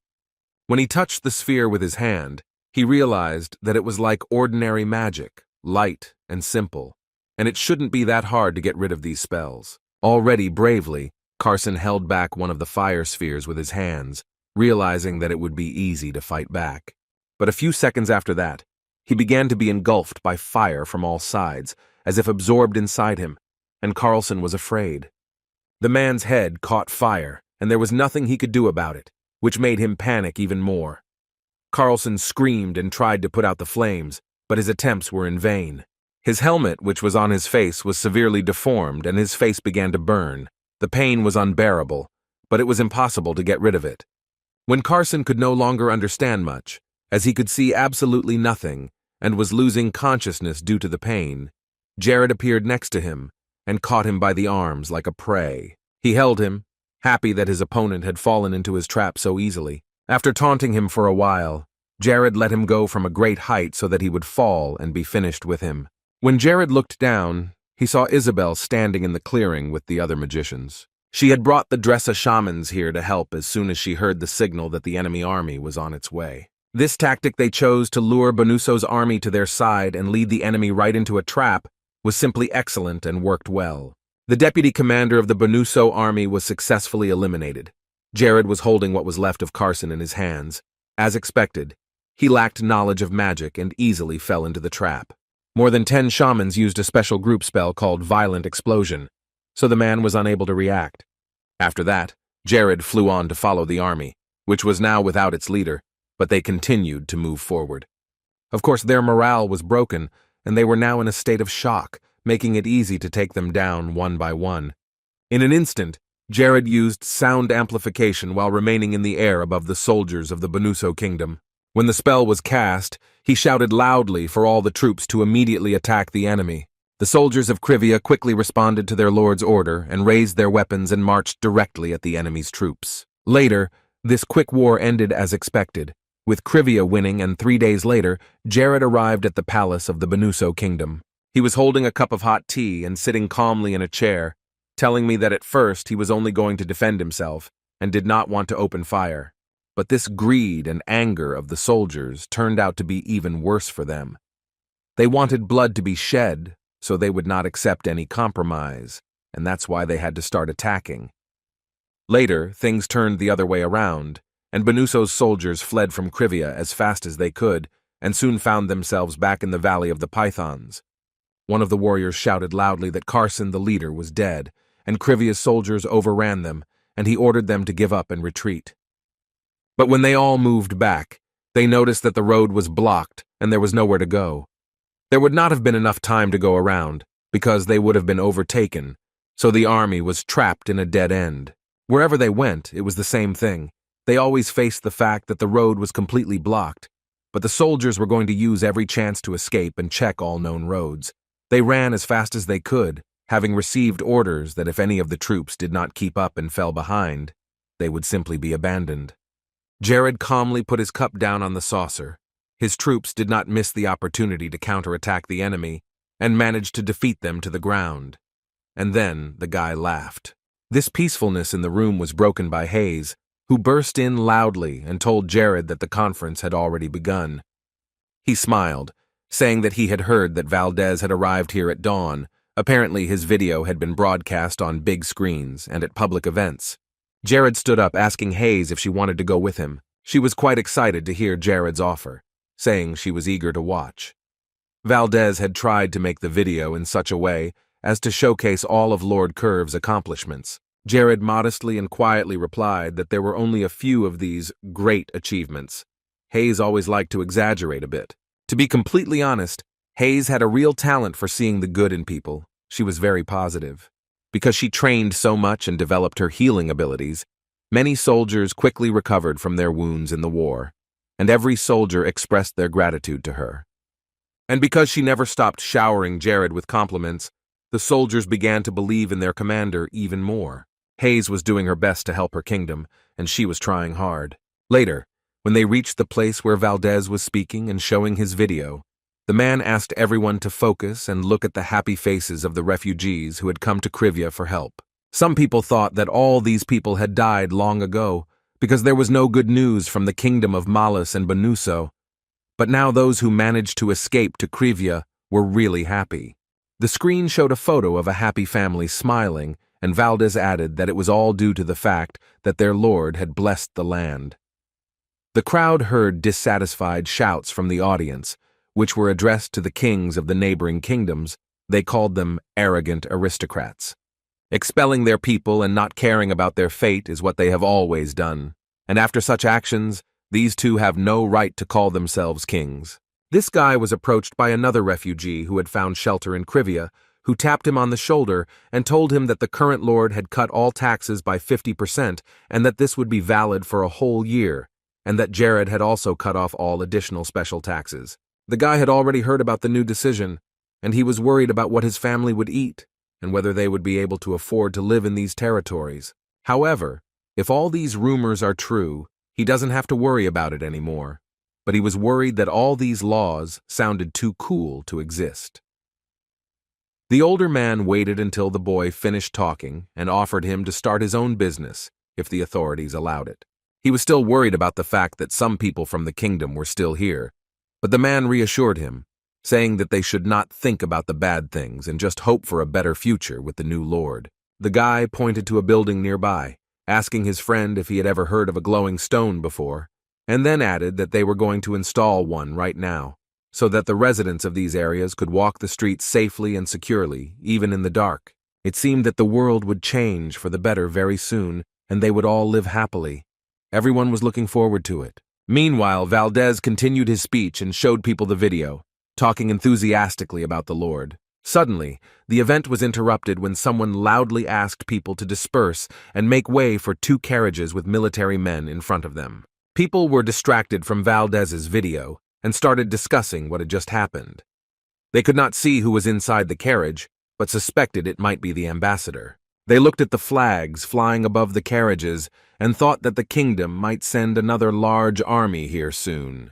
But even that conversation was interrupted, and they turned around when they heard a voice from behind them say that they shouldn't worry about it. Jared assured them that there would be no war. Most likely the kingdom had sent a delegation here to negotiate a ceasefire. The two girls looked at him in shock, not expecting to see Lord Curve here. Jared added that it was better not to think about bad things and go about their business, and Hayes stood happily next to him, watching the people. After a while, Jared got to the room. Apparently he knew the reason why the opponents stopped attacking them and surrendered. Jared sat next to Lacis, saying that Cinders had probably quadrupled the garrison on the border. However, Lacis saw more than just good news here. He suggested that Malice had suspected an agreement between Cinders and Civia, but that this outcome was to be expected. Also, the Lord's aide seemed to be impressed by the Chaldean weapons production, and Admirals Genitz and Luke said almost the same thing. Jared agreed with him completely and then thought about it.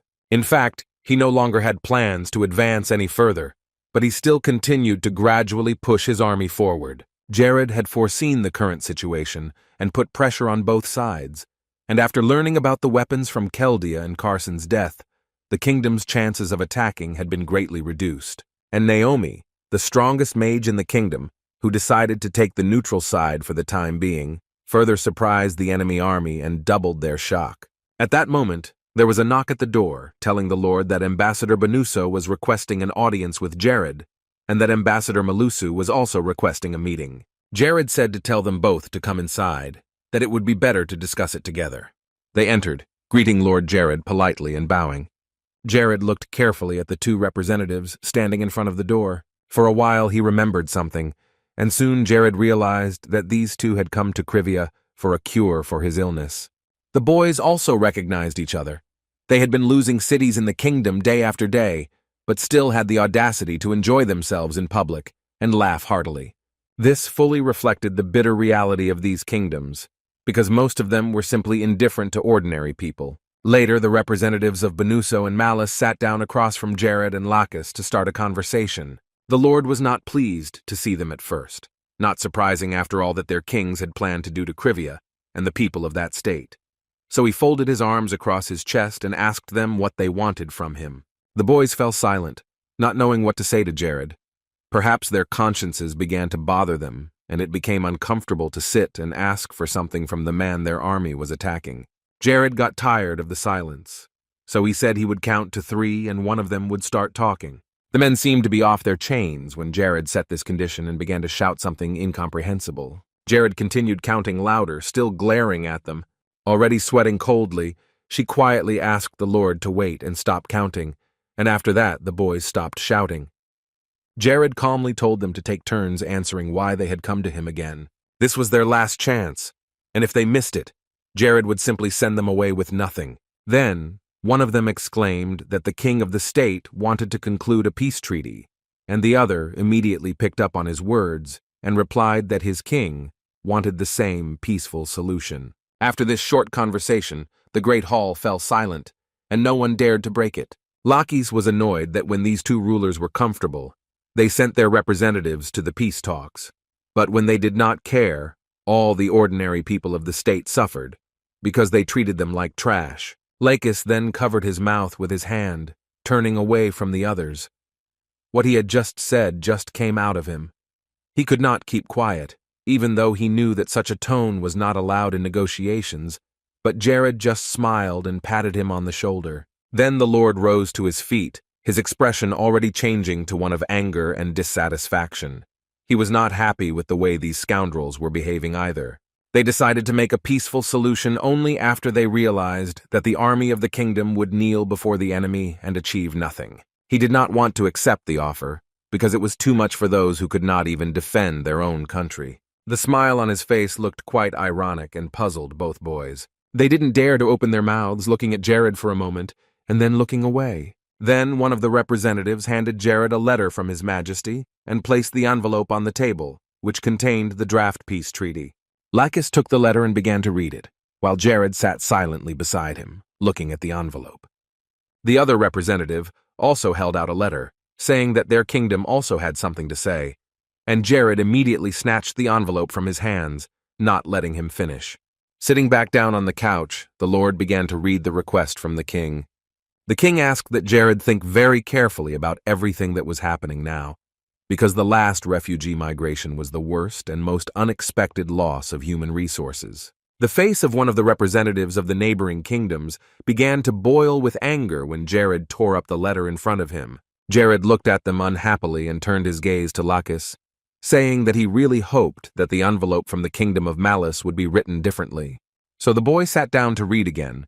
The King of Malice assured that this full-scale war has a full impact on both kingdoms and worsens the situation of both sides, so he insisted that Jared should come to his senses and stop his army immediately. The Lord of Civia just sighed and closed his eyes. These two kings were just writing some nonsense, so Jared immediately tore up the next letter in front of these young representatives, who were already sitting together in despair. The representative of Malice at least hoped that the message from his king would be worth reading, but he was wrong.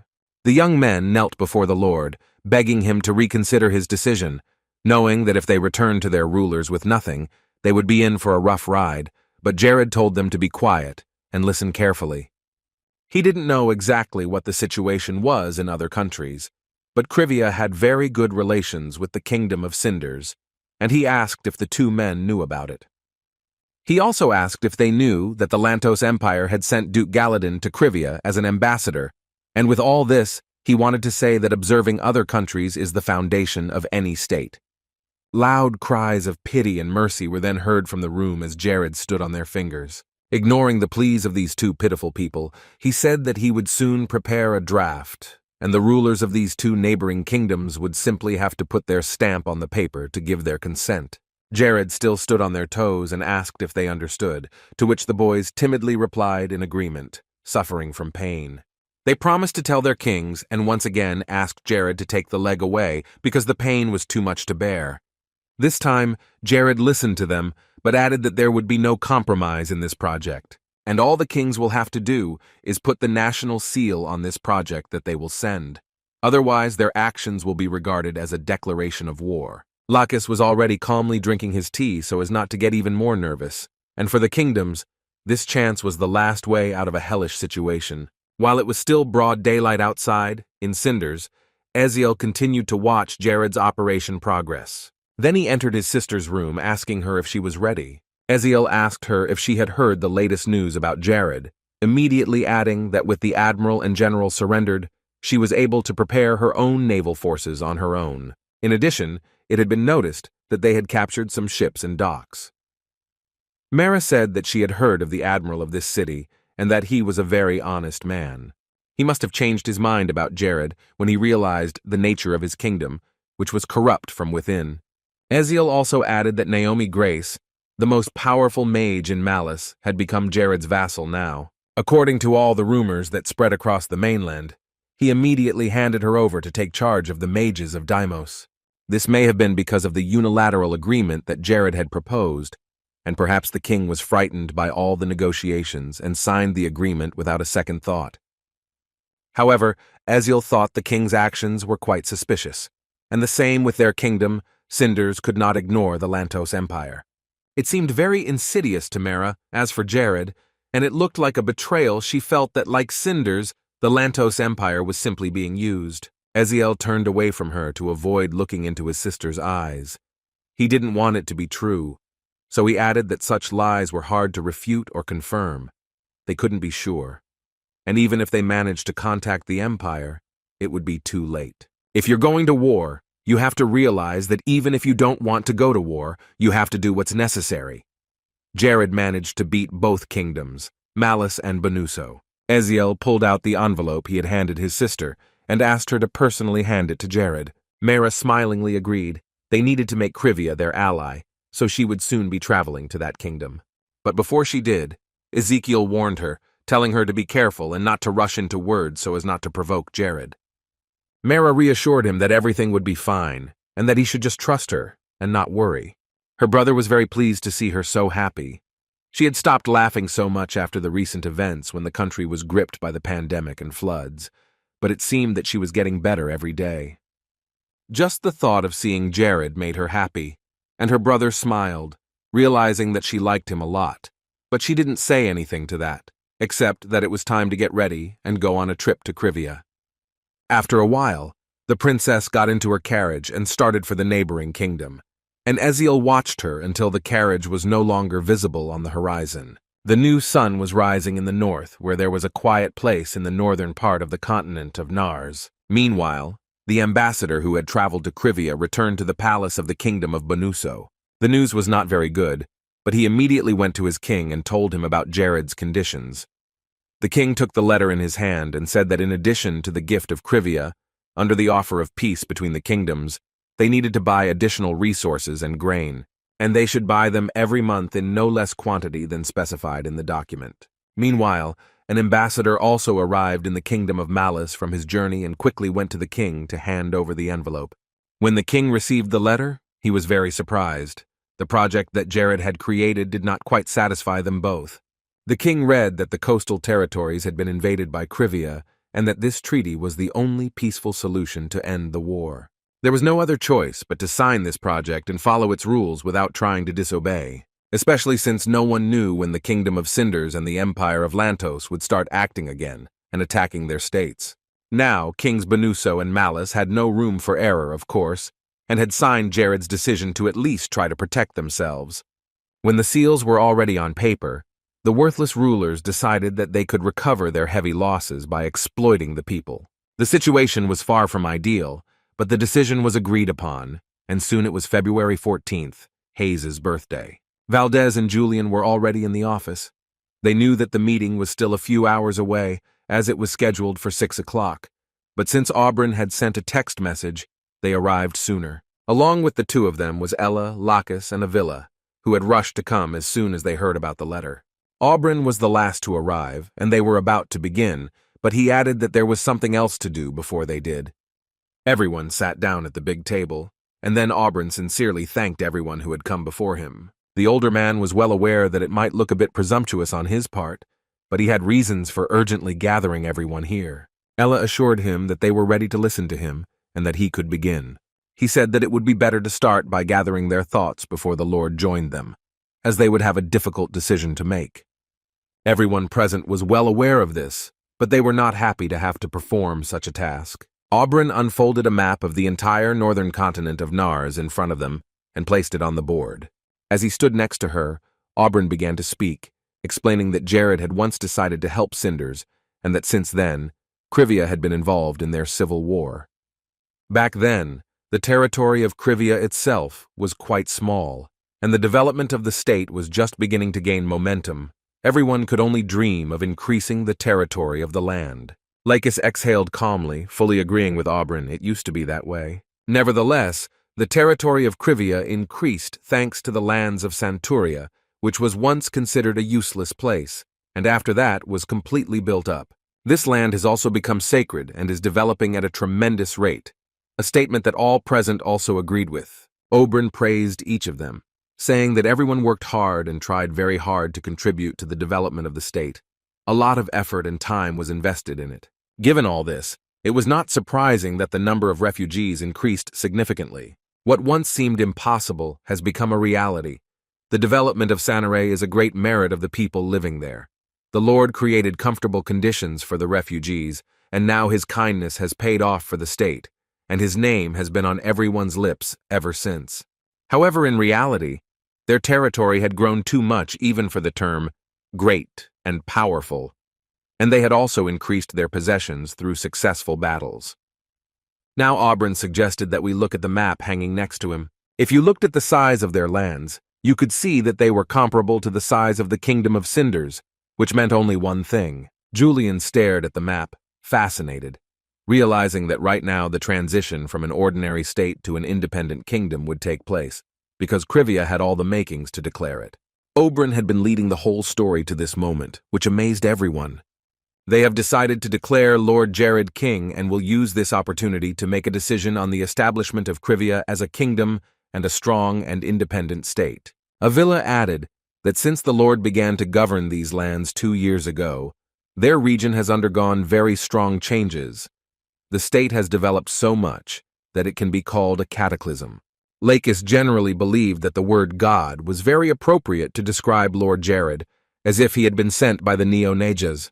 Jared's mines, magical glowstones, image transmission, a potion against an ominous pandemic, a cure for Renella's disease. The list of his achievements was enormous. If the kingdoms of Benuso and Malice had such hypocritical and paltry kings, then Jared was more than worthy of it. The scribe behaved like a king just because he had royal blood in his veins, and the rulers disregarded ordinary people and servants, considering them inferior. Auburn simply could not stand to see this any longer and did not want to put up with it. Everyone supported Auburn's words about making this important decision, which they had long dreamed of. The man was a little uncomfortable calling Lord Jared king by himself, so he suggested that they join forces and approve Jared for the title. Before doing so, however, Auburn said that if anyone disagreed with him, they should speak up right now.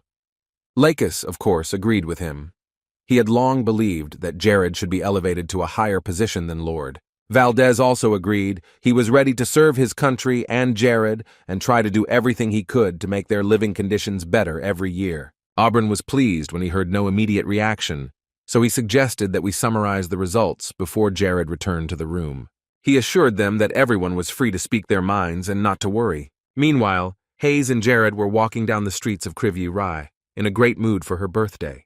When they came to a bench, the boy suggested that they rest here for a while, and Hayes agreed, so they stopped there. It was at this point that Jared wished her a happy birthday, giving her the gift he had been saving for this occasion for several days. He said it was nothing special and grandiose, but he wanted to make her feel good, so he prepared a gift. The birthday girl was excited. It was nice to receive gifts, but she felt a little awkward about it. However, Jared handed the small box to the girl, assuring her that everything was fine.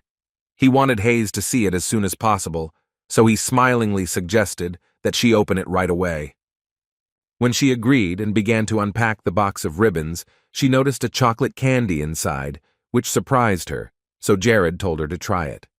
After that, something strange happened for her, because when she lifted the candy to her mouth, the chocolate began to glow. Hayes looked at her in amazement, and then a small ring appeared from the candy, which was inside all the time. Jared laughed, saying that it was a divine artifact and it was supposed to fit her. The girl was fascinated by this gift, which made her feel uncomfortable in front of him.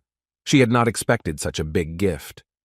Nevertheless, Hayes carefully put it on her finger to see if it would fit her. Only a few seconds passed, and the girl already felt her body filled with divine energy, a feeling that cannot be expressed in ordinary words. Later, she opened her eyes and asked Jared how he got such a valuable artifact. He laughed and said that he was lucky to have found it by chance, and then immediately thought of Hayes and wanted to present it as a birthday present. Jared was very pleased that Hayes had always stayed with him, despite the hard times she tried to do her best, and he thanked her for looking after Isabel and Chloe, as well as Mia and Lena for a long time. Hayes didn't understand why he was thanking her so much, because it had been her responsibility since she started working at the mansion. She didn't want Jared to take it too seriously, but he was really touched by her saying that she was ready to stay by his side forever. He asked Hayes if she wanted to get a higher title or start a different life, wondering if she had any such dreams. Hayes did not answer right away. She waited to answer him. She wanted to answer him honestly without any lies, because she believed that this relationship should remain pure. She looked down, telling Jared that she had been imagining something for a long time, but she didn't know how to talk about it. Hayes began to get very nervous. Just thinking about what was going on in her head began to confuse her. After a while, she finally spoke up, wanting to go to sleep and face each new day with Jared. Her words were as sincere as every sentence she spoke, but Jared was struck by her frank confession. She looked down, telling Jared that she had been imagining something for a long time, but didn't know how to talk about it. Hayes began to get very nervous. Just thinking about what was going on in her head began to confuse her. After a while, she finally spoke up, wanting to go to sleep and face each new day with Jared. These words were as sincere as every sentence that Hayes spoke, but Jared was struck by this frank confession.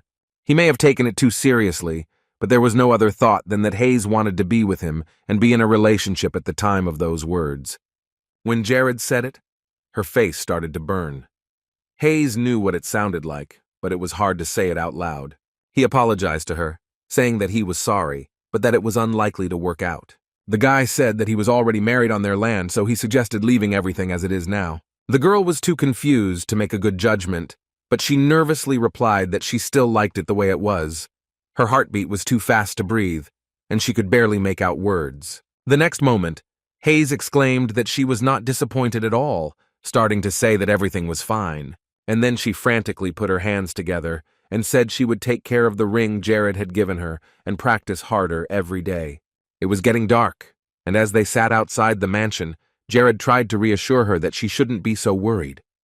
He tapped her on the shoulder and thanked her again for always being on his side, and only then did Hayes start to feel a little less worried. The past Jared, who was the character in this game, often made fun of her and his other wards, and Hayes herself was brought to tears more than once. But this did not happen with him. But there are no one who is always happy, even if someone pretends to be. She was currently at level 158, and every day she practiced hard to get even higher. When Jared decided to look at her characteristics, he realized that everything was fine because her level of loyalty and support had increased, and her divine sacrifice had resumed. Sooner or later, Hayes would reach the 4th divine level without any problems. In just the next 2 years, Hayes would become a famous 4th-level healer, all thanks to her special talent. Jared spoke her name once more in appreciation and thanked her, making sure she was on the right track. When Jared got up and was about to leave for the mansion, Hayes remained seated on the bench, watching him. He had to get back, because the monthly meeting would start in a few minutes, and he didn't want to be kept waiting too long. Jared then entered the office where everyone else was waiting for him. He began the meeting by thanking everyone for their time and effort in Civia, and praising them for having all the reports for the new territories ready, and for being able to settle in without any problems, just as he had with Admiral Genitz and Luke. All the resources that were received from the kingdoms of Bonus and Malice would be used for the development of the military. Then Jared asked if there were any who were against it. All unanimously said they were in favor of this decision, so this issue was closed. And the next event will be the visit of the Supreme Pontiff Arcunius XVII to Sonare. Jared has already asked Minister Neod to discuss this with Julian. Mr. Neod confirmed that it was decided today that the visit will take place in a month, on March 14th, and that the itinerary and personal delegation will remain completely confidential. The Lord thanked Jared and announced that this was the end of their meeting, as they had discussed everything they needed to in a short time. However, Aubrey immediately stood up from the table and said that he still had more to say to Jared. The Lord was eager to listen to his subject, asking him what he wanted to talk about. Aubryn added, before he began, that they all shared the same opinion and wanted to inform their Lord, so the man asked Jared to listen to his sincere request from all the subjects. The guy started to feel a bit of a tense atmosphere around him. Things very rarely changed when Aubryn started to speak. Jared timidly made the assumption that they wanted to take away his title of Lord. The boy laughed awkwardly, scratching his head. After that, silence filled the great hall. It was strange that he thought of that, but Jared really had no idea what was really coming. Then Aubrey began to speak again to the Lord, who was staring at him. The man said that Jared, including all of them and all the people of Civia, would allow him to serve such a great Lord for the rest of his life and help him rise even higher. These words did not calm Jared down, but on the contrary, the whole situation began to confuse him even more, so he asked Oberyn to stop for a minute. But Lacis could not stand it, and said that they wanted Jared to become the king of Civia, and to be the one who would restore life on the entire continent of Nars. Everyone supported Lacis and began to say the same thing, and asked Jared to give up the title of Lord and become a great king who would create a new and beautiful world. Oberyn said the last word, and added that each of them sincerely wanted this, and asked Jared to become their leader with a new title. Jared could barely stand up after hearing that. It was hard for him to believe that this was reality and not a beautiful dream. Of course, he thought about moving on to the king title at some point, but he didn't think that this crucial moment would come so soon. In Paradise, this title was given only to selected players who did something really special and grand. There are an extremely large number of candidates for the role of a good king and protagonist, which is why he won't be better than the others, even if he becomes king. Jared closed his eyes for a moment. He needed to think it over and convince himself that being named king did not mean the end. A king is not only the center of attention, but also under the watch of many hostile countries. But to be a good king, he needs to respect people and return their kindness. Some people in the audience began to shout out requests for Jared to accept the offer. But this decision could not be taken lightly, so another part said that it was better to think about it and then express their opinion and make a final decision. Jared said that the title of king would not always mean good for the country, and if he accepted the offer, a significant number of citizens would be happy. But there would be those who would be unhappy with this outcome, and it could have a negative impact. Everyone was now looking at Jared with both anxiety and hope, hoping that he would accept their offer and become king. Jared thought that he could provide the people of his country with a good life and the goods they needed if he became king. But that wasn't what really worried him. Jared wasn't sure he really deserved the title and could call himself such a respected title.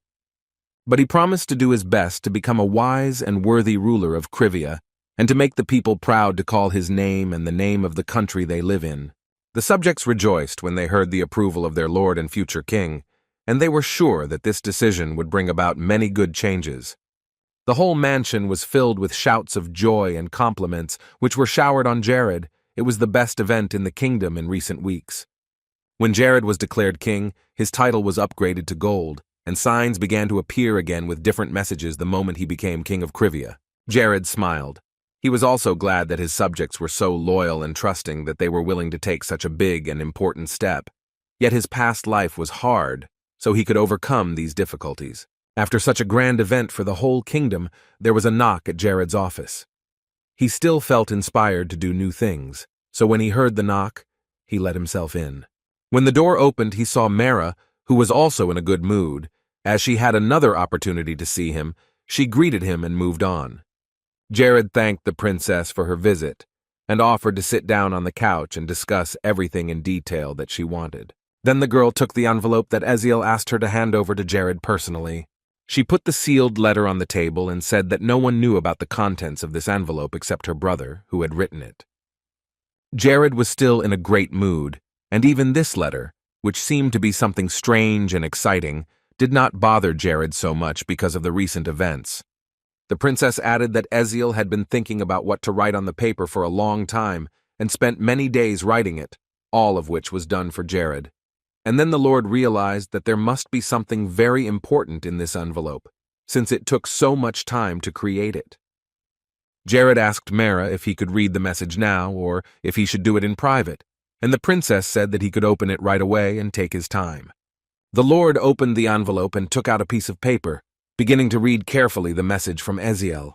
The farther Jared moved, the more he clutched the thin sheet of paper sent from Cinders in his hands. In it, Eziel asked to accept his sincere congratulations, adding that he had never doubted Jared's victory over the other kingdoms.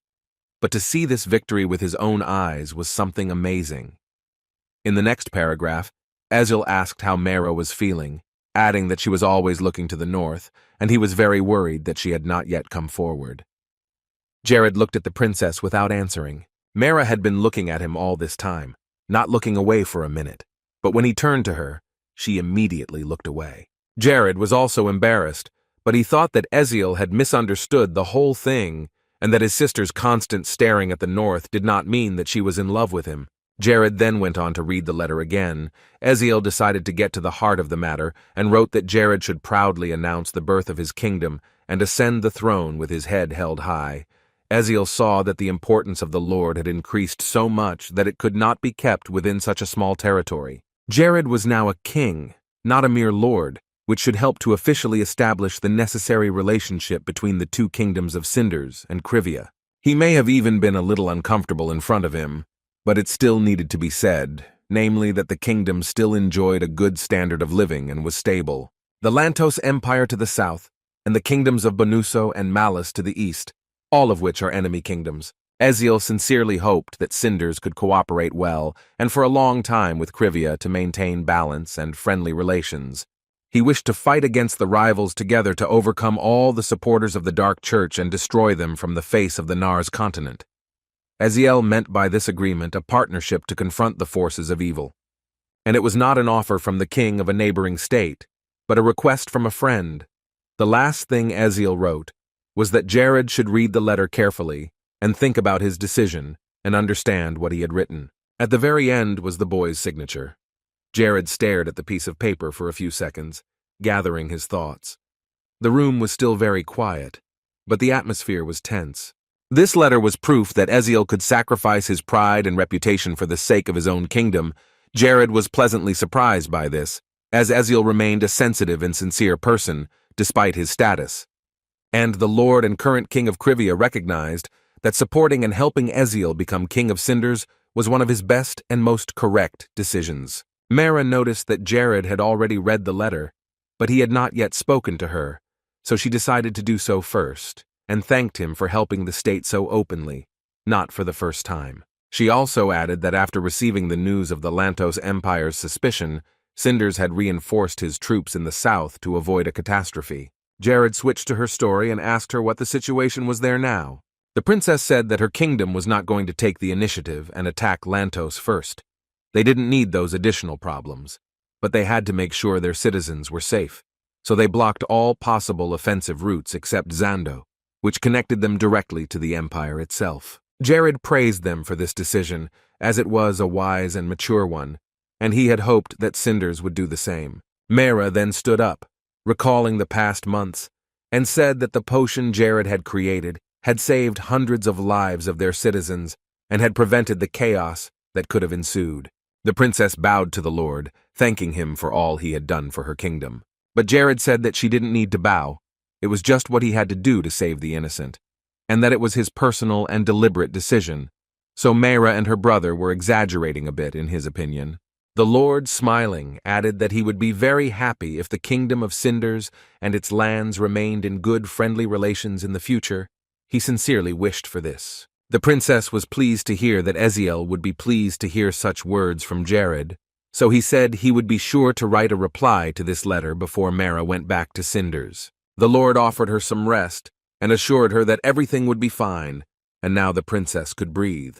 However, there was something else she wanted to tell him, not knowing if it would be useful under the circumstances, but it was something too important to leave out. Jared agreed to listen to the princess, as she said that this topic was very important to her, so he assured her that everything was fine, and that she could continue. The thing was that they had discovered the whereabouts of her brother Jess, who had left the kingdom almost immediately after the people learned the truth about him and his ties to the Dark Church of Umbra. And for the last few months, nothing had been heard from him, but now it was known that the prince was in the Desmond Empire. Jared remembered the energetic young man who had nearly killed him on his first visit to Cinders. Then the Lord of the Curves asked if Jess had any companions with whom he continued his dark path, or if he had simply joined some group. All Mara knew was that he was traveling with a man named Agred, who was a rather well-known merchant. This information was not good, because Jared remembered that Agred was even worse than the terrorist Mage Klaus, so Jess's association with him could end badly for many people sooner or later. Back when Jared was actively fighting the rocks, goblins, and other evil spirits, one of these monsters told him that Agred would be the one to avenge him when Jared killed him. Even at that time, Jared was very surprised by this name and could not sleep at night.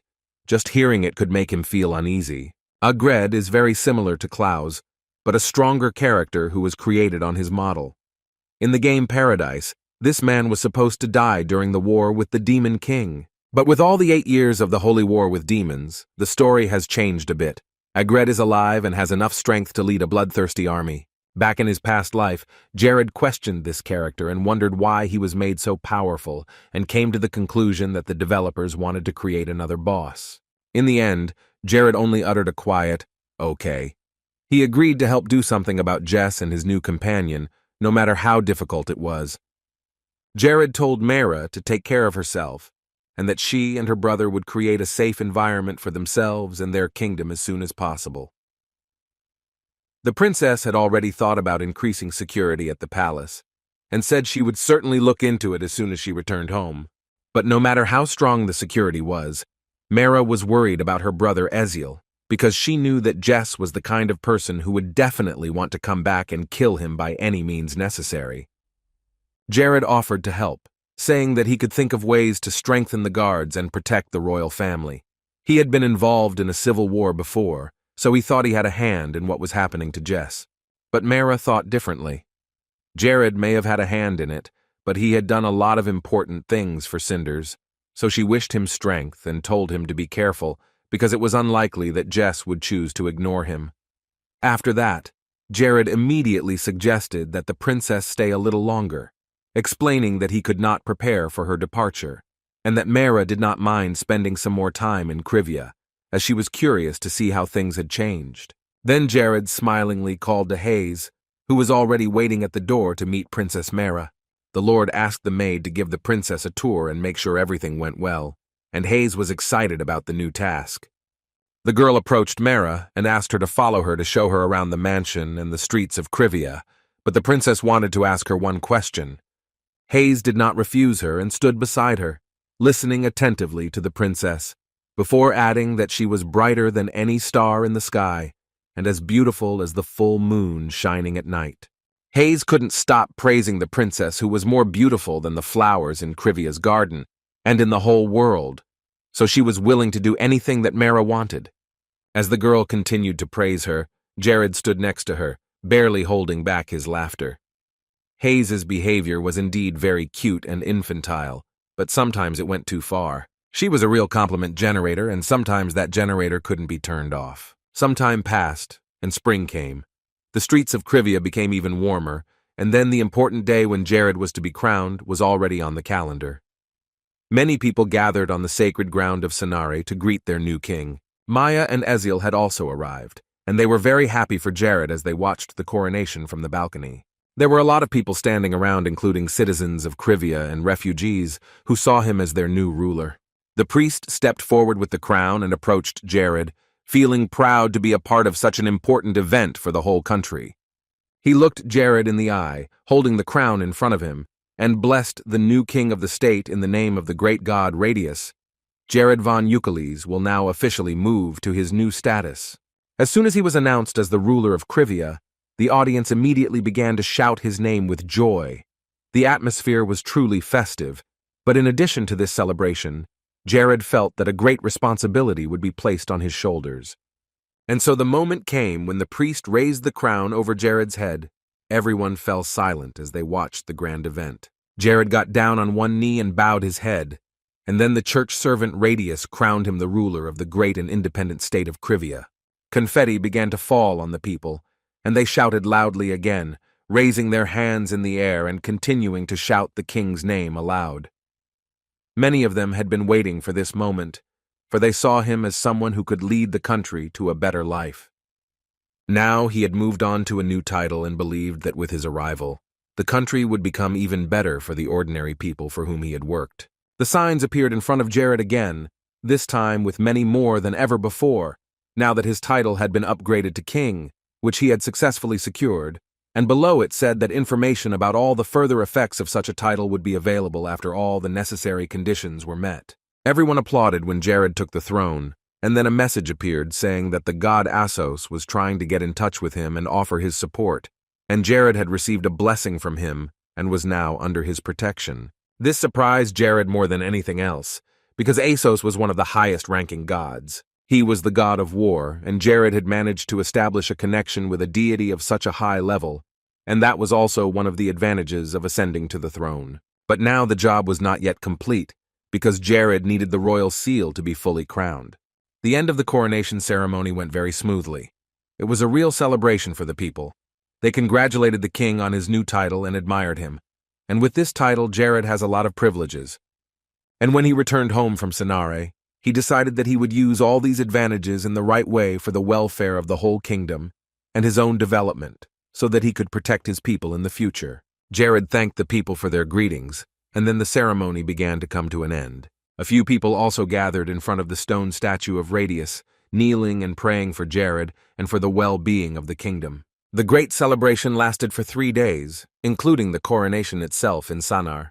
The kingdom of Cinders sent a very large delegation, including Princess Mera, to welcome the new king of a country with great potential. Some people from the kingdoms of Bonuso and Malus also arrived and greeted Jared, but unlike the others, their greetings did not contain a single sincere word, especially since they sent low-ranking officials as a silent protest.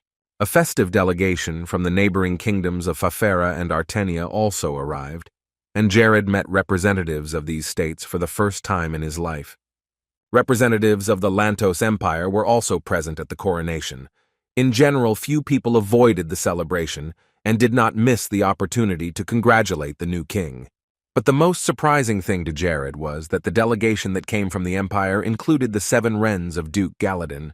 That was how the 3-day celebration of the birth of the new kingdom of Crivia went. Afterwards, Jared went for a walk with the priest to unwind and talk. The priest was supposed to turn 80 this year, but probably few people believe it because he looked so young. He was well aware of this, so he asked Jared how old he thought he looked. Jared thought about it, looking at the priest, who looked like he was 15 or so at first glance. Perhaps it was a blessing from heaven. but he had heard somewhere about a rumor that had spread through the Dark Church of Umbra, that it was because of some kind of curse. Jared then asked him how he was feeling, and if his health had deteriorated. And the priest replied that although he was old, his body was still young. So everything was fine, and then he remembered that he wanted to thank Jared for helping him find the sacred relic, which was a very important find. When Jared shook hands with him, he immediately felt divine energy filling him to the very tips of his fingers. And yet Jared could not read his characteristics, which meant that the difference between them was more than 10 levels, which impressed him even more. It was getting dark by the time Jared and the priest walked a few more streets. The king's burden was quite heavy, and the man asked if Jared was getting tired from all the hard work. Jared felt that with the new title of king, a responsibility had been placed on his shoulders, but he was ready to accept it and lead the kingdom forward. But this was not exactly what the priest meant. He could see and feel it all, even though Jared kept quiet. It was obvious that Jared was a brave and great ruler who wanted to make his country prosperous and famous. Jared remained silent, not knowing what the priest meant. He wanted to say something, but the priest interrupted him again. As a man who had devoted his entire life to serving the Radius Church, he was not in a position to do too much. But he wanted to help at least minimally, and he could give Jared his strength to make it easier for him to carry his burden. When the man took the ruler's hand in his, he shared his divine energy, which radiated a bright light and shone in the dark streets of the kingdom. Jared immediately felt the effect of this energy. It was something incredibly beautiful. He looked up at the sky, realizing how much strength he had gained after just one touch. This is the gratitude for life, the strength that fills you with energy and inspiration and gives you the desire to live on. Jared recalled his past achievements, when he found a sacred relic and killed the great magician Cluse, who was promoting the faith of the Dark Church. He thought that these actions had somehow influenced the Radius Church, and now they were even more favorable to him. Previously, no one in Paradise County had ever received much magic, but now he had a gratitude of joy that craved many new opportunities. This energy could be used to save someone, up to and including complete healing. A person who was on the verge of death could live happily again if this unique magic was used. The priest added that since Jared is now the king, the Dark Church of Umbra will hunt him down and the desire to kill the ruler will increase. So Jared needs to be very careful. He also promised to select some men and send them to help Jared. The new king thanked him. He was sincerely grateful for his kindness and sincerity, but he assured him that he always prepares for such situations very carefully and carefully. Finally, the man told Jared to take care of his kingdom and himself. Jared bowed to him and told him that everything would be fine and he would look forward to their next meeting. The king promised that he would never forget the duty he owed him. The priest also bowed, blessing him once again, and said goodbye. Later, he went to his home and Jared returned to the mansion. The past few days had been hard and he wanted to rest. But he didn't have much time for that, because as king, he now had many more responsibilities. So the next morning he set off for the Desmond Empire. Everything seemed to be in order there, and Jared and Lacis walked the streets of the Empire, looking at every corner of the city. It took them a long time to get there, but they finally arrived at the right place. However, Lacis was not sure that he should accompany the king to the dungeon, so the man asked Jared again if he was sure he wanted to. But the king immediately dismissed his doubts, saying that if Lacis wanted to lead all the knights of the kingdom, he needed to be strong enough to do so.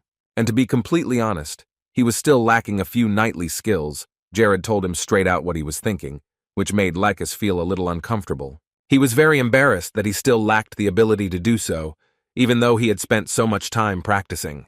But Jared didn't blame him for that, and he didn't mean to offend Lacis in that way. All he was saying was that he should train harder and improve his skills. They closed the topic. It was not the time for discussion. They came here with specific intentions, and it seems that Chloe's Crimea worked well, because they remained unnoticed.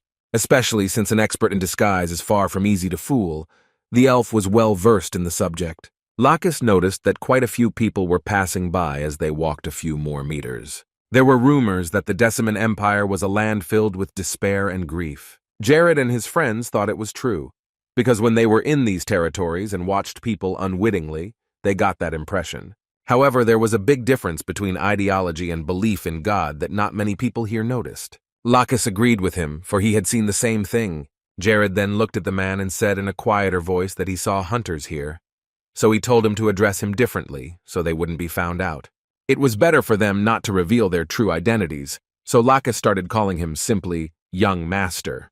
Suddenly, they both stopped, and Jared remembered something and completely forgot where he was. The phrase sounded and felt completely different from the first time he'd been called that, because the first time he'd opened his eyes in the Paradise game, Hayes had called him My Lord, a day that would always remain in his memory, and Young Lord was what he had been called before he was reborn in the new world, because in his past life, that term could be used as a common address to a commoner.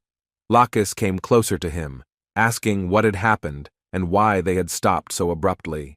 Jared immediately turned his attention to him and apologized, saying that he was thinking.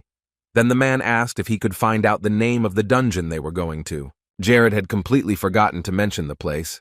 He was very tired, and it was impossible to keep everything in mind. The name of the dungeon they were about to reach was called Land of the Vanquished, a symbolic name, but one that didn't particularly please Lacis. They moved on, not stopping, because they wanted to get to the right place as soon as possible. And soon enough, Jared and his faithful assistant Lacis were in the same Land of the Vanquished, a place that looked miserable and empty. Lacis turned around, realizing that this city in the Empire was teeming with hunters, but there were none of them here, in fact. No one was trying to get close to it.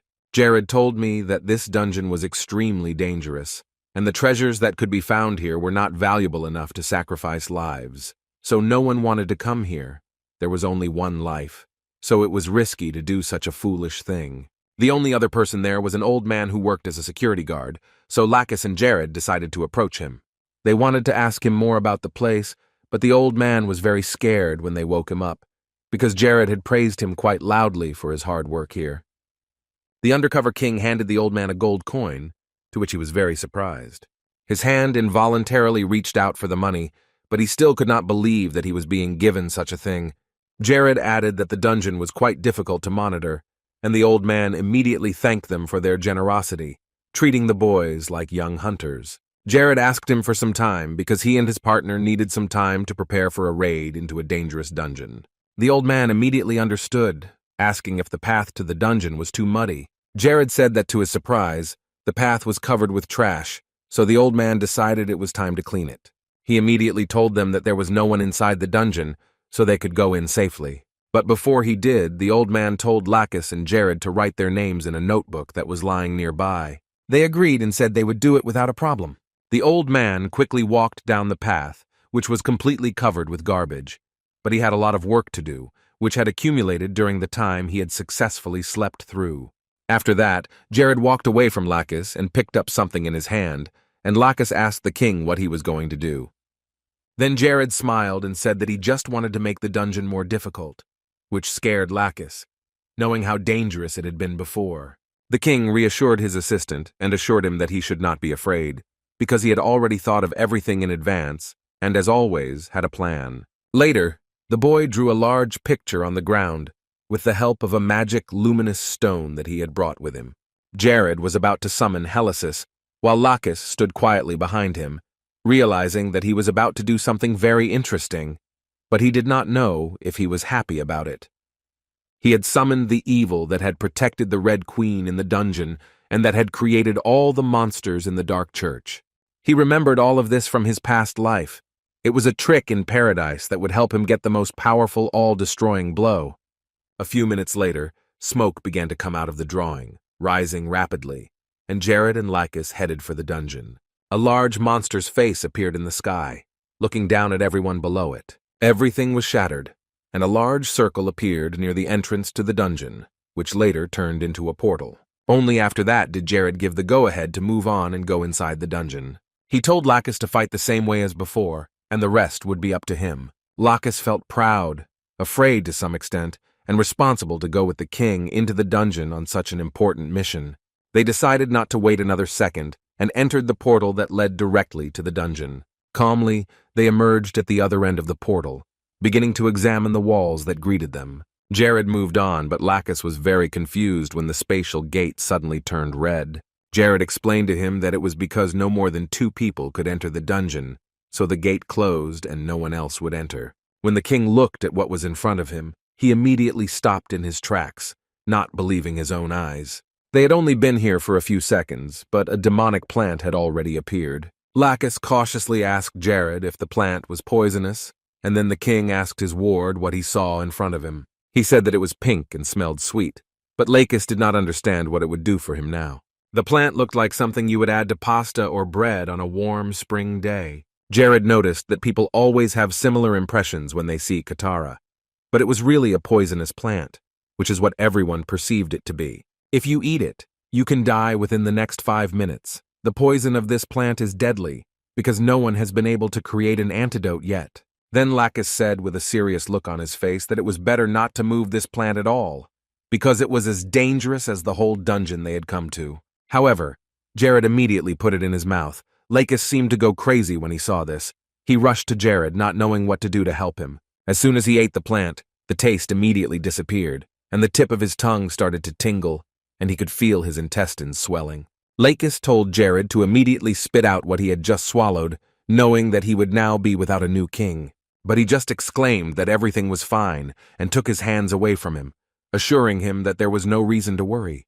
Lacis was at a loss for words after that.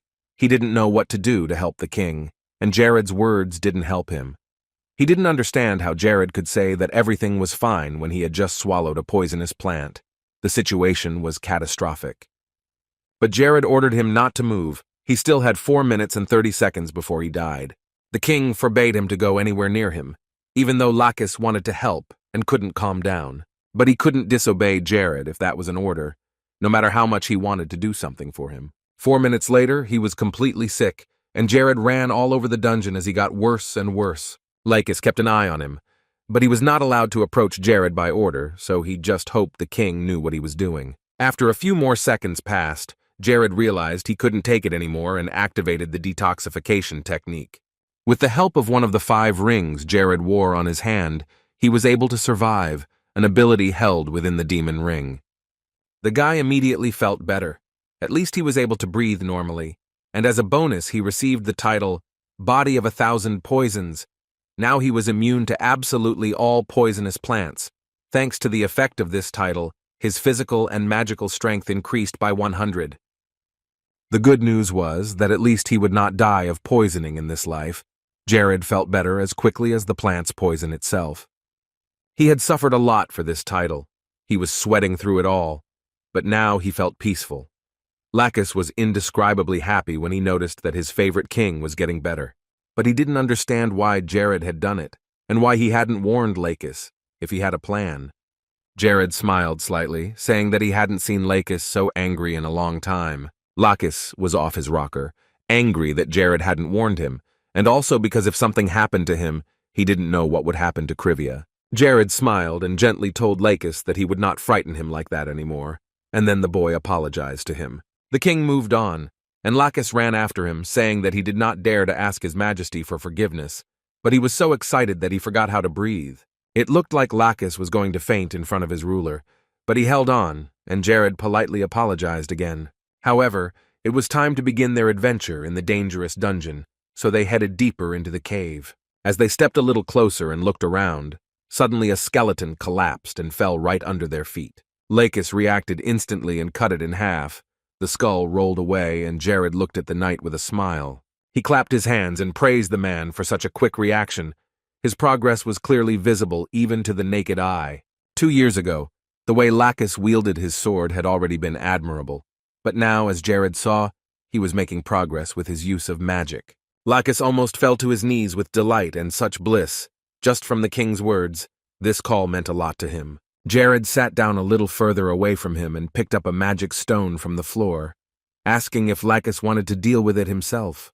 They were now in a reinforced dungeon, which was difficult to get through, so the monsters here would be 2 or 3 times more powerful than usual. But Lacis assured him that it wouldn't be a problem at all, because thanks to the divine gift Jared had received, it shouldn't be a problem at all. Jared pulled off the glove, while answering Lacis that this divine energy was indeed helpful, because it enhanced his existing fighting abilities. Then the knight admitted that if it were not for this power, he would feel devastated, and often it was she who helped him out. Lacis also added that just being next to his majesty, he already becomes 3 times stronger. And yet at times it could be reminiscent of Durahan. There were a lot of monsters that were filled with pure evil, that resembled the devil. But Jared had watched Lacis grow very closely from the moment he arrived here. He never neglected the time he spent training, and even when he was tired, he continued to improve. Lacis was worthy of the title of knight. He really put all his efforts into becoming the best of the best. He tried to spend all his free time on the training ground, and was interrupted only by eating, sleeping, and making love. When the two walked a little further, Jared suggested that Lacis rest here for a while, so that he could have more strength to fight the monsters later. The knight was already tired. It had been a long journey, it was hot outside, and he had no water all this time. The only comfort was that it was a little cooler in the dungeon. When Jared went a little further to check his stats, he saw that he had already gained 5,082 points out of 10,000. If you defeat absolutely all the monsters on the land of the vanquished, the scale should fill up to the brim. However, if this were any other dungeon, they would hardly have gained even 10% of the required amount, and Jared had already gotten the title he wanted, so everything was going just fine.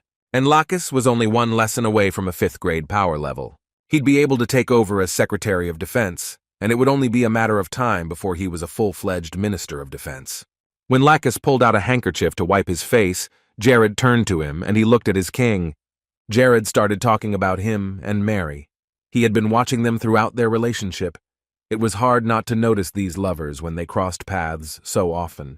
But that peaceful moment was shattered by the monster pack that burst into their midst, and Lacis quickly forgot about everything but his sword and rushed forward.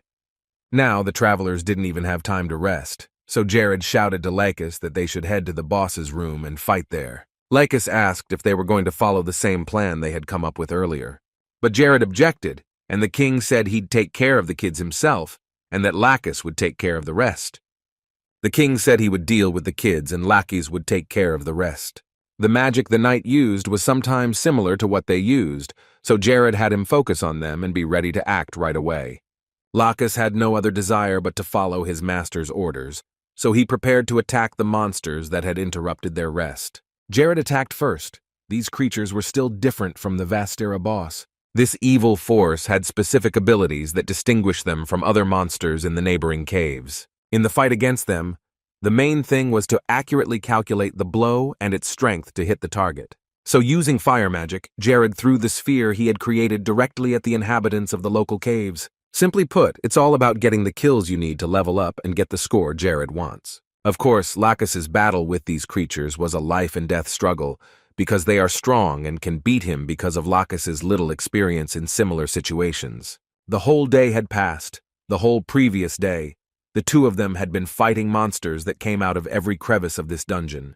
The fight was exhausting, but still, they were able to defeat most of them, and it seems that at this stage they will not appear here again. Lacis, who could barely breathe, stood among the numerous corpses of these vile creatures. And Jared had only 1 point left to reach the coveted 10,000, and that's what he was trying to do. If he killed the boss, this scale would be filled completely. It would serve as the last point, so Jared wanted to do it quickly. It was after killing the main monster that he would be able to unlock the last, 4th spiritual eye ability, at level 150. The fourfold spiritual eye gains abilities in the form of enhanced intuition, improved health, magical and divine power, and the current status of the target were to be displayed in the form of spheres. This was going to be very useful, as seeing the enemy's characteristics is very useful for the adventurer, so he will be able to defeat more opponents that he will have to face here.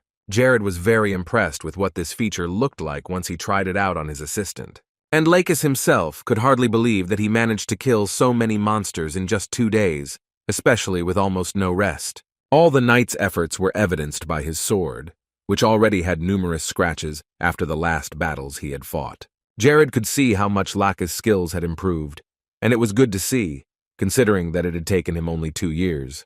To this, the knight replied that there was no limit to his self-improvement, so he wanted to try harder, and such battles energized him.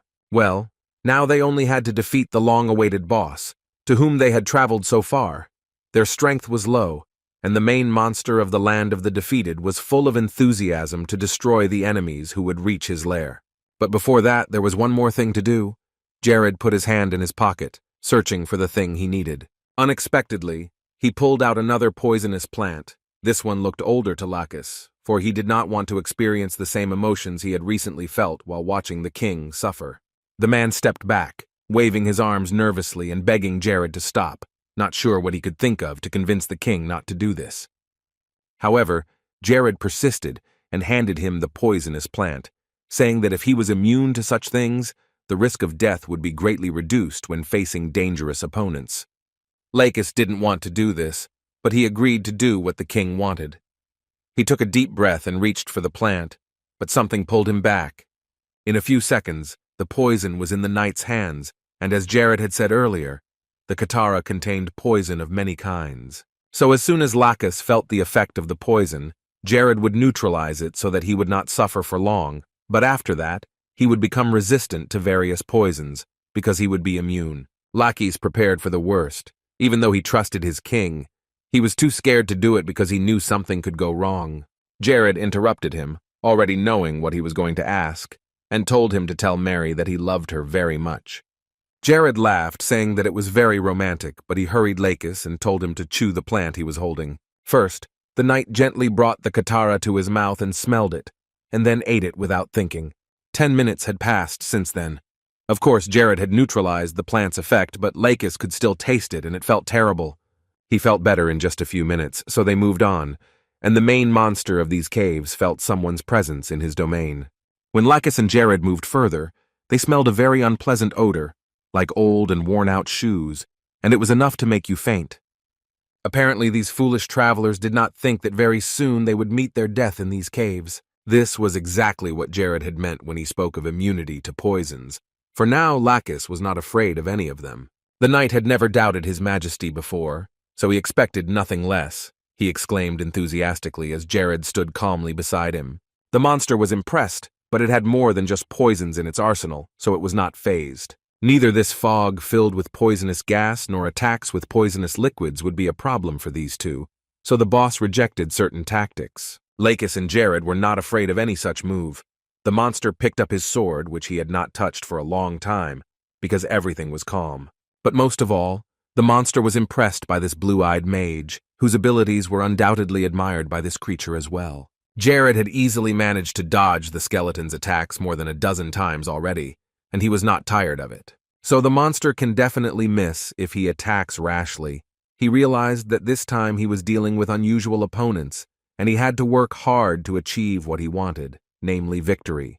Previously, the skeleton thought that he would be able to kill Jared without much effort, literally hit him the first time, and that would be it. But it turned out to be much more complicated. But he was not afraid of any of Jared's abilities. He is the king of the Death Knights, and no matter what, he will defeat anyone who wants to break into his possessions. Here the advantage is on his side, because having a whole army of the dead can do a lot. He can use all kinds of poisons, and despite the fact that some of his abilities were limited, the monster had a few tricks up his sleeve to get them out at the right time. Now was the perfect opportunity to use the skill he had spent so long perfecting and working hardest on. Without keeping his guests waiting, the King of the Dead used his unique slashing sword mod, which immediately flew straight at Jared. The boy was able to react in time, even though the spell was coming at high speed and could have hit him at any moment. When the sword flew even closer to King Civia, he simply blocked its effect, and this really impressed the Lord of the Dead, because even a person who was considered a master of his craft, or a great magician, would have died immediately, with just one blow. The cleaving sword is a magical object, very powerful and rarely used. It combined magical and physical power together, which strengthened its blows. The advantage of using such an item was that this sword, unlike others, easily pierced any defense, even if the magician was really strong. Also, this sword pierced all hits, destroying the person afterwards, so the fact that Jared easily repelled such a strong attack had already begun to worry the King of the Dead. To put it simply, the sword's power was comparable to the weight of an entire dragon, just as powerful and just as invincible. And this sword was made specifically for killing, as its name implied. The King of the Dead was suddenly excited, realizing that now was the time to show these two his trump cards. Meanwhile, Jared was also in a good mood, happily telling the skeleton that his attacks were too weak and could be dodged by anyone passing by. But that wasn't all. From the outside, it might look like the King of the Dead had created a simple wind wall, but in reality it was a more powerful spell. Jared quickly dodged it again, and it simply bounced off the wall, which didn't hit him at all. Now the skeleton realized that his magic was bigger and stronger than ordinary human magic, because ordinary people cannot use such spells. However, he was still far from elemental magic, and the monster came to the conclusion that this was a unique magic given by the spirits and the Wind Queen Vina. The only thing he didn't understand was how a human could have spiritual magic. He knew very well that unless Jared had personally learned from the Spirit Queen, he could never have gained such magic.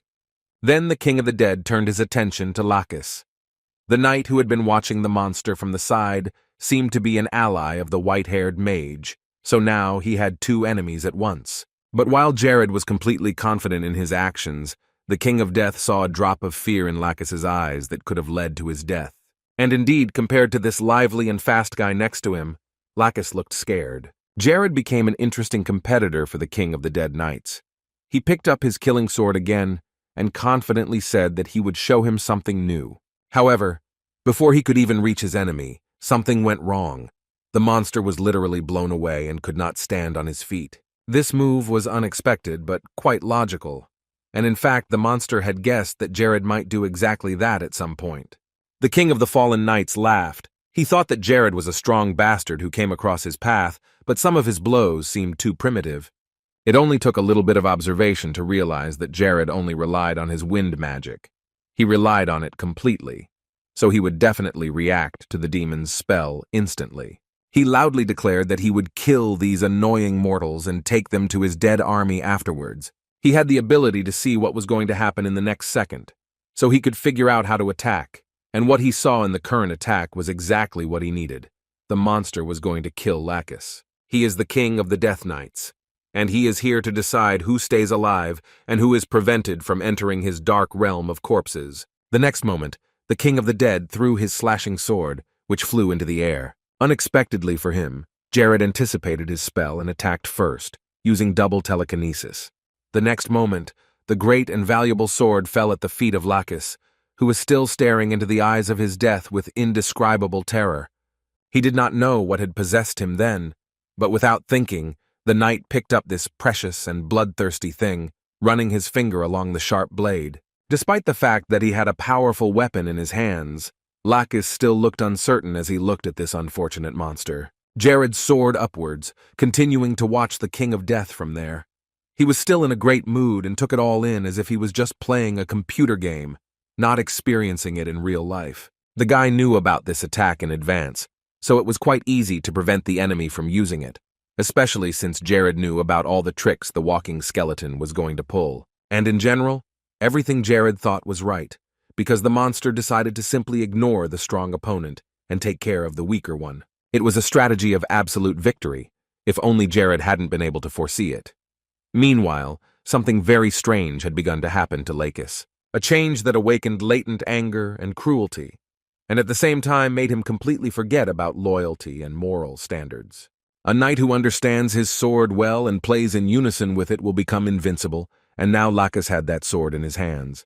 As soon as Jared announced that it was time to move on to the next stage of the plan, all the knight's uncertainty disappeared, and he immediately took a stance and prepared to fight.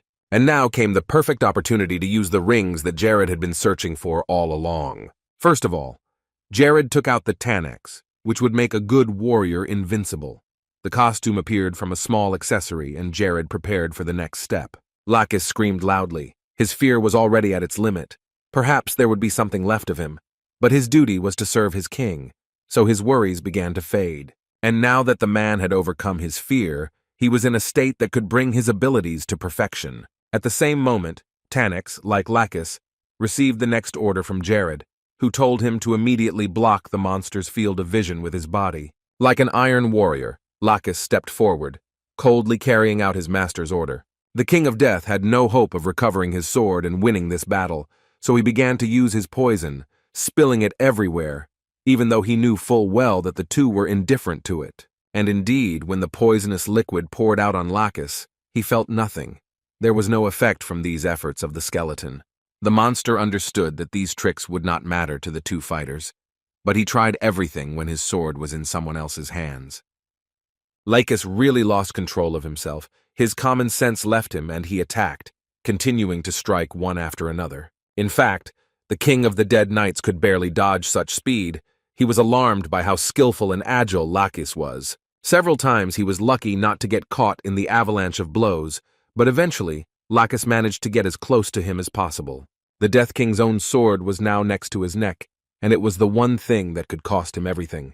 At that very moment, Jared joined in and sprang into action using his magic. The wind magic given by Vina is strong and powerful, and finally he managed to take aim, and now he can attack the demon. Tetra Nex, controlled by artificial intelligence, also rushed into the battle, along with Lacis, who was already confident in facing his fear with a sword. The King of the Dead was trapped, and Jared's spell was only getting closer to him. This wind weapon and the devil without tears or blood were keeping him from getting out. However, the King of all the Dead did not give up. He was eager to kill these miserable mortals and show them the true horror. But while the devil was trying to get out of the difficult situation he found himself in, Jared once again managed to outrun him and knock him down, and the monster screamed as he fell into the abyss. After such a successful attack, a sign appeared in front of Jared, announcing the new title of Killer of 1,000 Blows. And he received this title because he performed 1,000 chopped blows, and now the artifact Devil's Game has increased from 7 to 8-star level. The ring Jared was wearing glowed, and he held it up. It was more than just good. He had achieved so many goals in 2 days in the difficult Devil's Dungeon, and defeating the Demon King was the greatest achievement. Lacis was slowly recovering, not letting go of the monster's sword. And when the demon was gone, the knight said admiringly that His Majesty had a terrible power, that even a skeleton as strong as this one could not resist. Lacis thought his abilities were nothing short of a miracle of the world. But then Jared went to his assistant and said with a smile that he had not dealt with Buster alone. The king praised him, saying that if Lacis had not immobilized the demon at the last moment, Jared would not have been able to deliver the final fatal blow. Lacis stood there in awe, not sure if these words were exactly addressed to him, because hearing such praise was like being lifted up to heaven. When the night came to, he looked at the sword of the King of the Dead in his hands and said that he would like to give it to Jared. But the latter immediately refused, saying that he did not need to do so, he had other plans for this weapon. Jared added that this sword had an inner ego. He would never let a weakling be its master. It struck Lacis that a weapon had an ego. It sounded very strange indeed, but he couldn't help but believe the king. Then Jared spoke again and said that the sword was an introvert and would not listen to his words. With every word his king said, Lacis was only more surprised. He looked at him in shock, not knowing if this could be real, but realized that Jared had already known about it, and that was his plan. The boy confirmed the knight's guess. It was true, because it would be too dangerous to do otherwise. So His Majesty offered to take the knight's sword and proudly go into battle holding it, and he would in turn take him to the next stage. Lacis was confused. He did not know if he was worthy, but he did not want to give up, so he just trusted him. But the knight was interested in one question, namely whether he had to sacrifice something to use the sword. Seeing how worried Lacis was about this, Jared calmly told him that he was wrong and that none of this was necessary. Especially since Jared was doing it for himself and for the kingdom, they needed to become stronger to ensure the country's peaceful life. But Jared didn't want Lacis to take these words the wrong way or to be too harsh. He just wanted to say that the knight needed to practice harder and not stop improving his skills. The tired Lacis could hardly say anything. He looked at his king in silence, but his desire to do his best for the country was unstoppable. Putting the sword down next to him, the man fell to his knees, bowing to the king, who had done an indescribable amount for him and his development. Now the magic sword of Buster belonged to Lacis. He was its new owner, and Jared wanted the knight to hold it in his hands with his head held high. As soon as you touch this magical thing, you can feel the instincts of a warrior that were previously hidden due to fear of the enemy, and this is what happened to Lacis when the sword was in his hands. The experience and knowledge that were stored in the sword immediately passed to its wielder, and his strength is awakened along with his confidence. So if there was something you couldn't understand, it was only because of insufficient mana or aura. 2 years ago, Lacis was just an average soldier in the cold outskirts of the north. A sword master, or the aura of his own dagger. This was something the Knight of the Tooth could not even dream of. It was too far away for him. And, in general, back then, Lacis rarely thought about it, and immediately dismissed the idea that it could happen someday. But now he really wants it, and he's trying, and his efforts are making it possible. Lacis was still kneeling before his king, and tears began to fall from his eyes. Finally he raised his head and said that he had infinite respect for Jared, and his loyalty seemed to know no bounds. The king smiled calmly and asked him if he could feel the great power of the scepter filling him. Of course the knight answered yes. But Lacis understood that this weapon should never be used rashly. The sword is too strong and can simply get out of control. When the two of them had left the dungeon, Jared turned to the knight and said that he wanted Lacis to show him his full strength. He was curious to see what he could do. The knight was curious to try to use the sword to its fullest potential, so he readily agreed. Lacis prepared himself and concentrated only on the weapon. He wanted to show the best result so that Jared could once again be sure that he had not brought him here in vain, and that he was worthy of bearing such a title. Raising the sword in the air, Lacis used the sword's aura and began to do well. Jared was not expecting such a powerful blow, so he ran away to avoid getting hit by accident. When the magic stopped working, Jared noticed the surprised face of Lacis, who did not understand what had just happened and how he had managed to create such a thing. He froze in place, but still did not let go of the sword. Lacis was on the verge of collapse. This aura of the weapon was so powerful, and using it, you could feel the power filling you. The knight gripped the sword even harder with both hands, realizing how powerful this thing was, and that if you know how to use it, you can do the unimaginable. Jared asked Lacis with satisfaction if he remembered what he had said to Jared some time ago. It happened right after the king swallowed Qatar, and it scared the knight very much, because if something happened to his majesty, there was no telling what would happen to the kingdom. Lacis remembered this moment and nodded his head in response to Jared. The king told him that he was a servant of the kingdom with great potential that was developing every day, so he wished him to use this sword and his strength for the good future of his country and the king. Lacis put his hand on his heart and swore before the gods to never disappoint Jared as a knight, and to do his best for him and the people of the state. The knight promised to serve Civia and his constant king Jared until the end of his days, and Lacis's words were sincere, and the blond man could see that, so he counted on Lacis, knowing that he would never let him down. There was a 15-year difference between them, but it didn't matter at all. Nothing prevented Lacis from becoming a loyal servant and Jared from becoming a king, in whom the knight saw a leader and his mentor. And most importantly, they were friends who would never abandon each other in a difficult situation. After so much time spent together side by side, they understood without words how to act. Jared said that he still needed to deal with something, so he suggested that Lacis go to the portal first and wait for him there, and Tanax returned. The guy gave him a look, and soon he was alone in this deserted place with his thoughts. Now he could get down to the business he had to do before leaving this land. Jared quickly laid out the 10 magical enhancement stones he would use to make the dungeon more difficult. When everything was almost ready, Jared turned to Tanax and called him over. Tanax immediately followed his master's order and flew closer, kneeling on the ground next to his king. Jared took a few more steps toward Tetranex and said in a quieter voice that he had 10 magical power-up stones, pointing to one of them. Jared turned to Sabio, who was sitting in his workshop, researching something again, and told him that he would provide all the materials for the next experiments so the elf should get ready. Jared's appearance was a bit unexpected, and Sabio was a bit puzzled. But he quickly gathered himself and pressed the green button on his desk, agreeing with Jared to do the new experiments in the lab.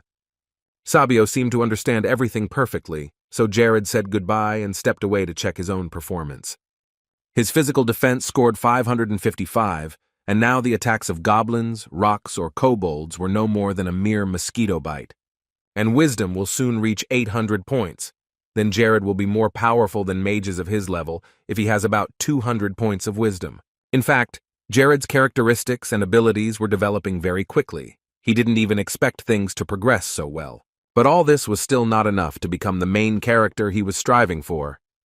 No matter how you slice it, Jared is still a 5th-level mage and nothing more. He still had a long way to go to reach the 9th level, and it would take a lot of time and effort, which is why Jared decided to find Ignis as soon as possible. True, he didn't really want to see this idiot, but he would have to if he wanted to achieve something great. Suddenly, a sign appeared for the boy, informing him that the god Helicis was very angry because Jared was playing with divine power and using it in vain.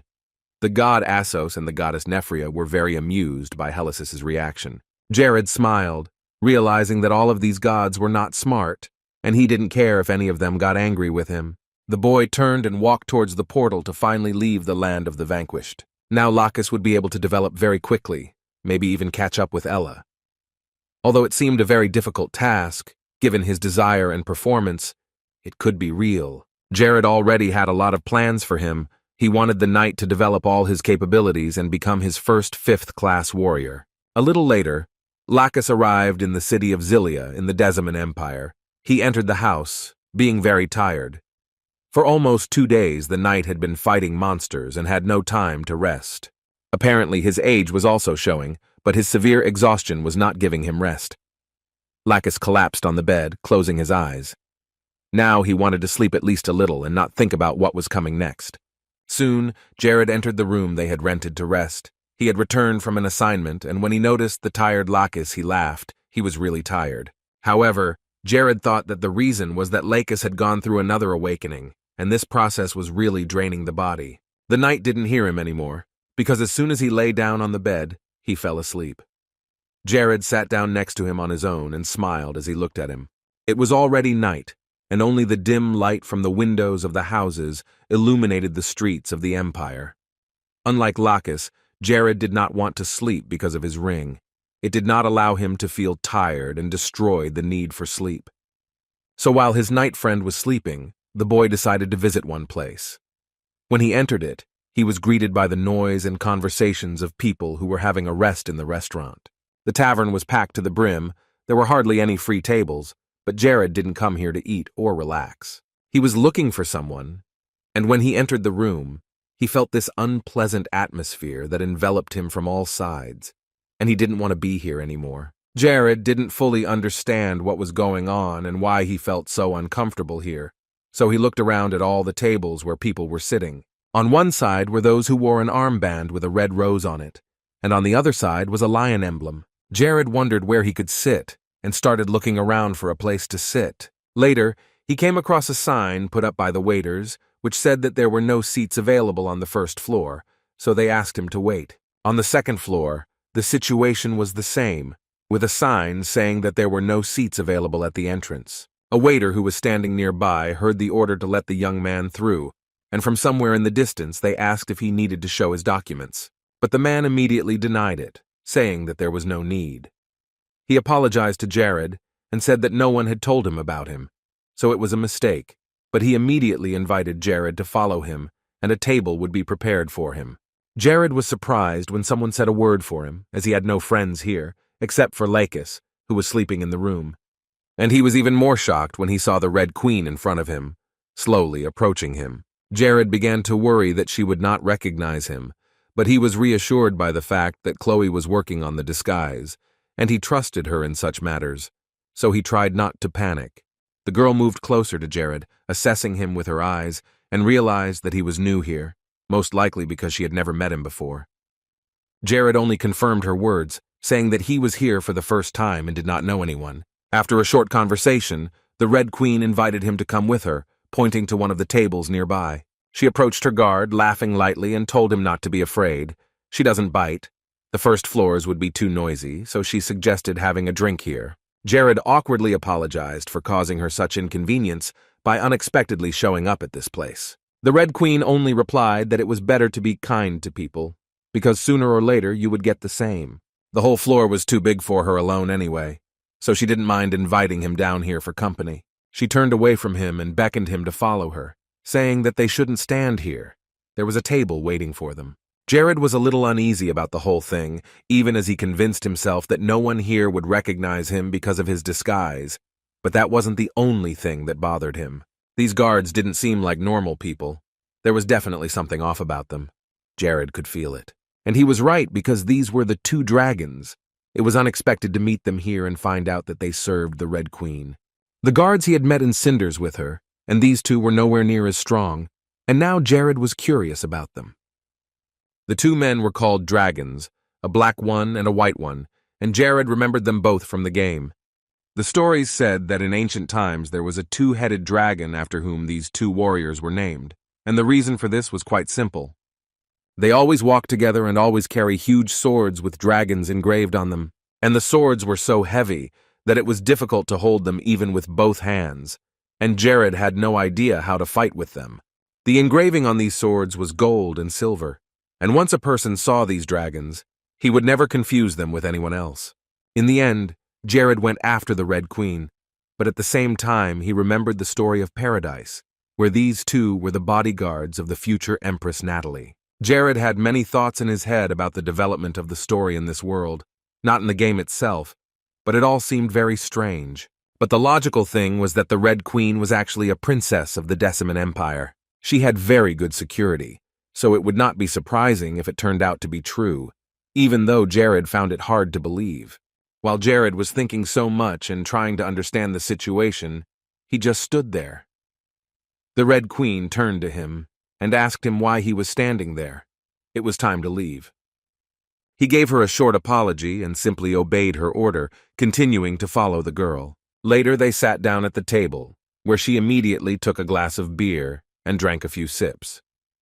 There was a lot of different food on the table, from soups and meat to sweet cakes. Then the Red Queen called one of the Dragon Brothers and said something quietly in his ear, and then he got up from the table and went away. Instead of ordering them to sit closer, the Queen told them to watch the stranger from the side. Jared remembered the girl's gaze perfectly when he first met her.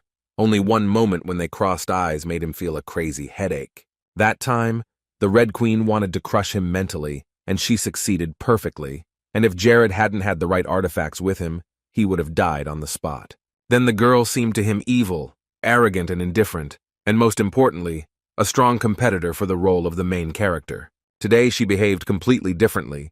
She even treated him with some respect, and he changed his opinion of the Red Queen. She simply had a quiet drink with him, not at all arrogant or cold, as she had been then. She wasn't trying to do anything bad, and now she sat down to read a book. And indeed, she was the perfect candidate to take the throne of this empire. Deciman was one of the 5 empires on the continent of Nars, and it was not at all inferior to the other empire, Lantos, in its power. And this girl, in addition to being a candidate for the throne, also has a dubious past. So in the future, she and Jared can easily become sworn enemies. A princess of an empire who hangs out with evil gods and in a few years will be one of the soldiers in the demon army. She looked up at him, tearing herself away from the book, because Jared was looking at her strangely and couldn't look away. He did not stop watching her, so she closed the book and put it aside. The girl did not approach him and continued to sit at her table. She said her name, and Senerin raised her glass of beer and asked her guest what his name was. Jared didn't know what to think. He immediately pictured many scenarios where she was a spy and wanted to expose him, and that smile was just to fool him. She was pretending to be someone else, walking the streets of her empire and going to pubs to get away from her routine, perhaps looking for something to find out, since this was the second time she had crossed paths with Jared in different countries. Of course, Jared wasn't going to tell her his real name, so she repeated it as if remembering something. It was a rather unusual name. One could tell by the name that he was not from here. Jared nodded, saying that he was, and he began to panic more, because the more he talked to her, the more unnecessary information he might accidentally tell her. But she wasn't going to let that be the end of it, so she asked Jared about the dungeons he had visited, probably wanting to talk about the land of the vanquished. But that didn't work out, because a few seconds later they heard a loud noise coming from the lower floors, and Jared immediately went to the balcony to see what was going on. He couldn't see much. There was a lot of dust and smoke rising up, making it hard to see, and he could only hear someone yelling that they should kill all the bastards and leave no one alive. A few more punches and shots were fired, followed by shouts that this was now the land of these criminals. The restaurant guests began to protest and called security, after which the order was given to fight and destroy the bastards. Everyone took his sword and rushed into battle. There were screams. Some people began to run away towards the exit, and some, on the contrary, rushed into battle. Suddenly, one man who was fighting cried out loudly. His arm hurt badly, and he threw down his weapon. Jared had known that hunters in the south were more aggressive than those in the north, but he had never thought it would be so different. Things were pretty bad in these parts. Jared continued to watch the fight from his 4th-floor balcony. In remote towns, fights like this were not uncommon, and for robbers and criminals it was the perfect place to do their business. Senerin came up to Jared and told him that the local lord was indifferent to everything that was happening in the city, and when people complained to him again, he simply declared the city a free land, after which crimes began to happen even more often, because even for murder, there would be nothing. Free lands. With these two words, they simply described illegal actions for which they did not want to be held accountable. Senerin went back to the table, telling Lohard to just ignore the situation and have a drink with her. They had just been served a warm drink, and the drink would not be the same at a different temperature. Jared listened to her and went to his table. In general, she was right. It was none of his business, so he shouldn't care. He had enough problems as it was.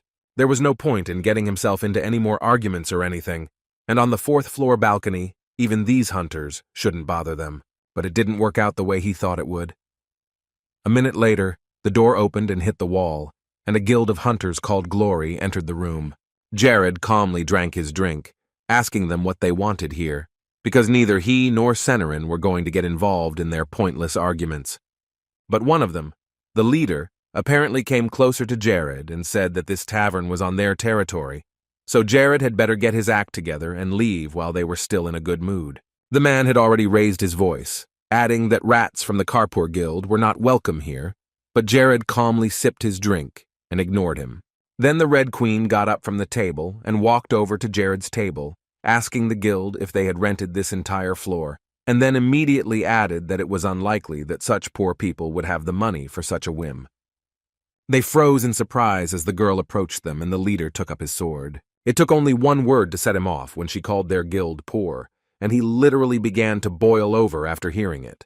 Jared scanned the five of them and realized that the bald one was about Lacis's level, and the others were lower, so it wouldn't be a problem to deal with them. These people weren't good for much, so they weren't likely to be useful for anything, and it was pointless to mess with them either. So Jared took up the alcohol again, saying he wasn't going to fight them. He didn't feel like it, and he wasn't a spy. He just wanted to have a beer and leave in peace. The bald man chuckled, thinking that Jared just saw Senerin and wanted to impress her, so he didn't show that he was in any way affected by the gangster showdown. It seemed to him that now Jared was just trying to get her attention, and the Red Queen was standing behind him, looking at the bastards. The toothless man was holding his weapon and refused to leave Jared's side, who really didn't care about these men. The bald man sneered, asking Jared if he would be as brave when he cut him in half and if he would care about his guild as much. He lunged at Jared, who was sitting peacefully at a table drinking a beer, not reacting to the fact that he was about to be killed. The other members of the gang held their breath, watching their leader, who could not calm down. The Red Queen smiled, folding her arms across her chest and staring at Jared. Unexpectedly for the guild leader, the boy stabbed him in the back with a dagger, and he immediately began to bleed out. The artifact he was holding was called the Dagger of Death, and it could kill any person with just one stroke. Now the commander of the Glory Hunting Guild, in the third circle, a reformed knight and mercenary of rank A, was lying dead in a tavern. The Red Queen was really interested in the abilities of this Lochard, as he introduced himself to her. There were not many good warriors around. In addition, he was at the level of the 5th class of magic and had the ability to teleport anywhere. The members of the guild were not so sure without their commander, and one of them timidly asked his friend who this guy was and how he got such powers. The Red Queen realized that they would die right now if they didn't want to escape from here and leave the idea of killing Jared only in their dreams.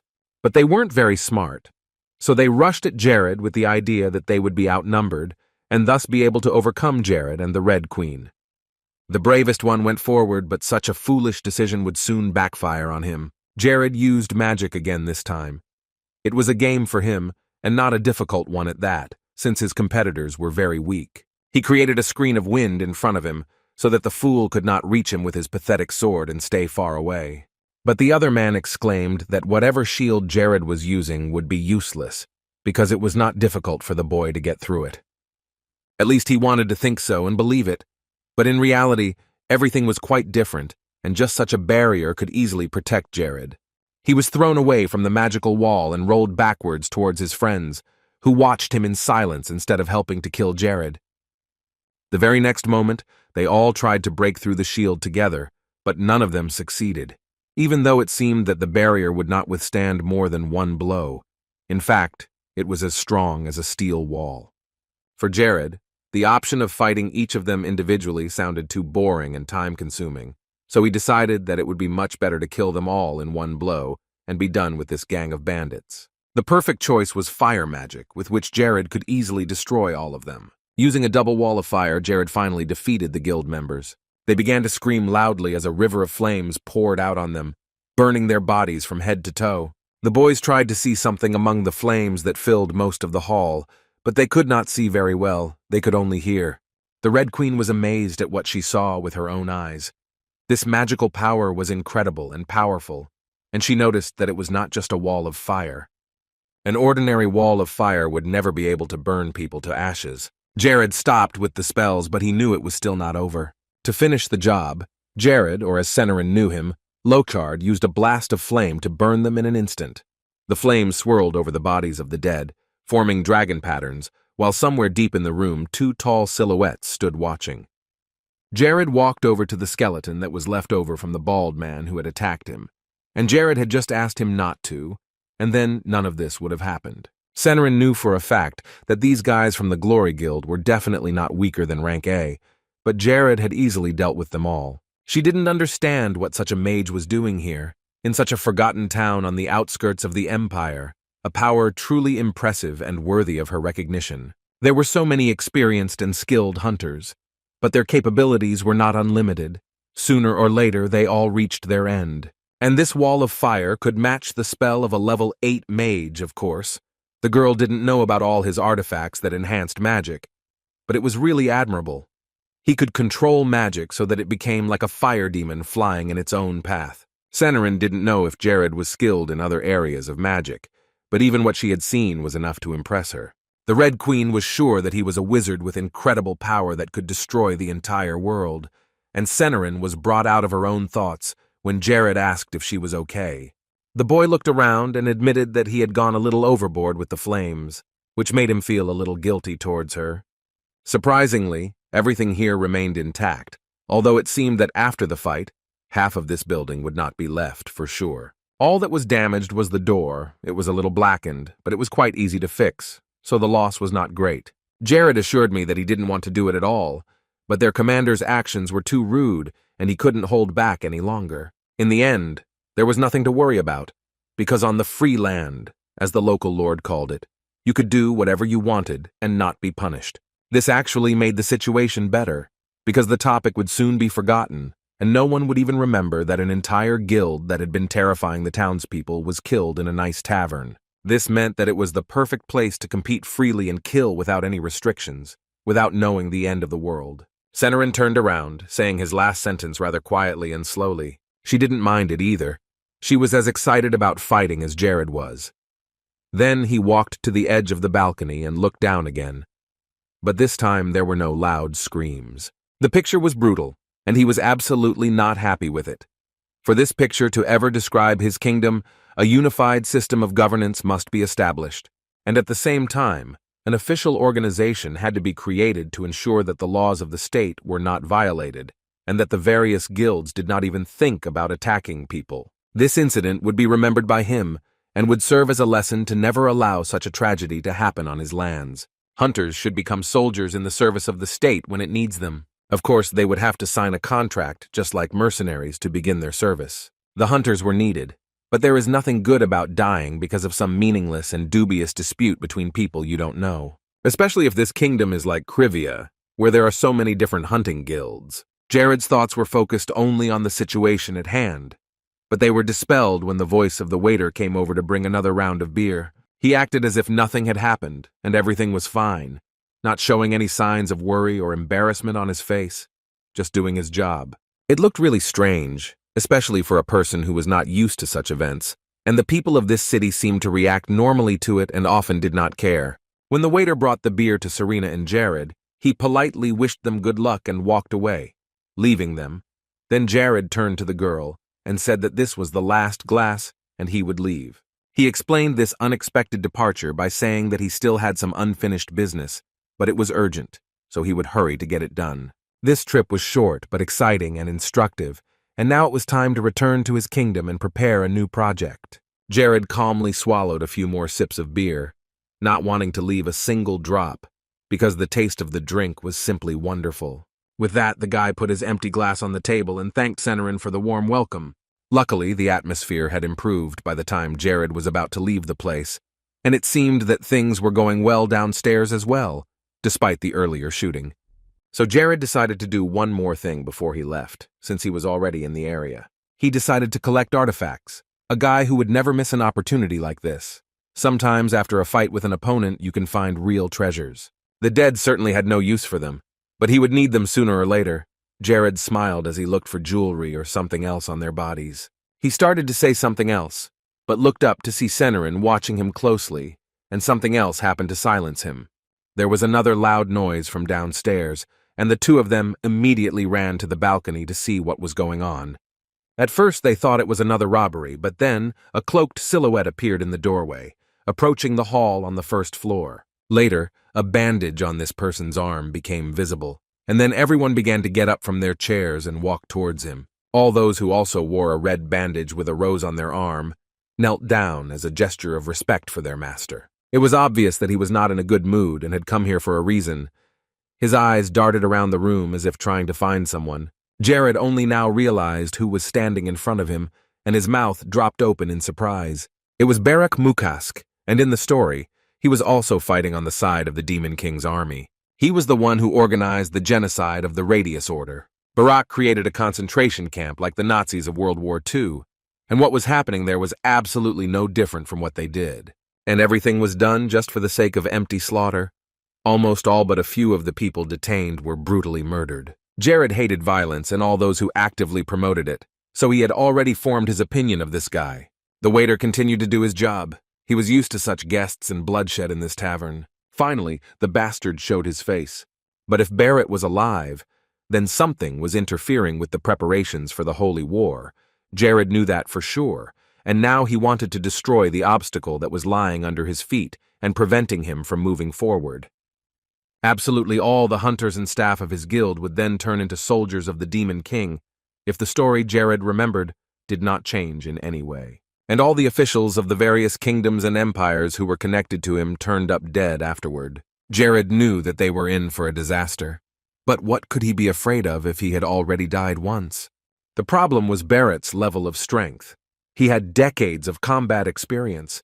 He had survived so many battles and learned so many techniques, thanks to his close observation of his enemies, that all the others seemed like children with a stick in their hands.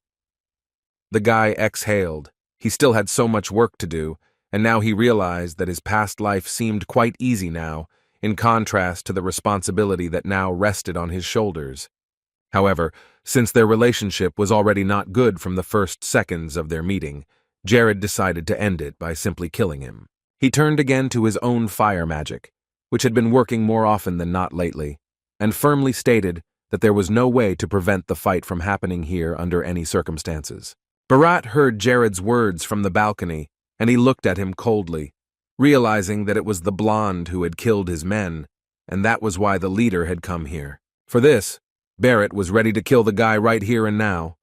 He spared no effort and walked towards him, taking his sturdy weapon in hand. He looked at Jared with a crazed look, telling him that he would tear his muscles to pieces very slowly, enjoying himself, smashing and breaking his bones until he died in agony. Drug stocks and their growing popularity is something like a survey of interest in weight loss. Jared noticed that his opponent's legs were rather weak, so he should aim for the lower part. In other words, Barrett was vulnerable in long fights, so he was used to dealing with his victims quickly, or at least immobilizing them. But his chest armor was much stronger, and it would take a lot of effort to hit him. And the problem was not only with this. Every attack with Barrett's sword could be the last for the opponent, because this weapon is very powerful. As a result, the weaknesses and vulnerabilities of the guild leader were minimized. They were almost non-existent, but the strengths were on the contrary, and this is where the dilemma arose.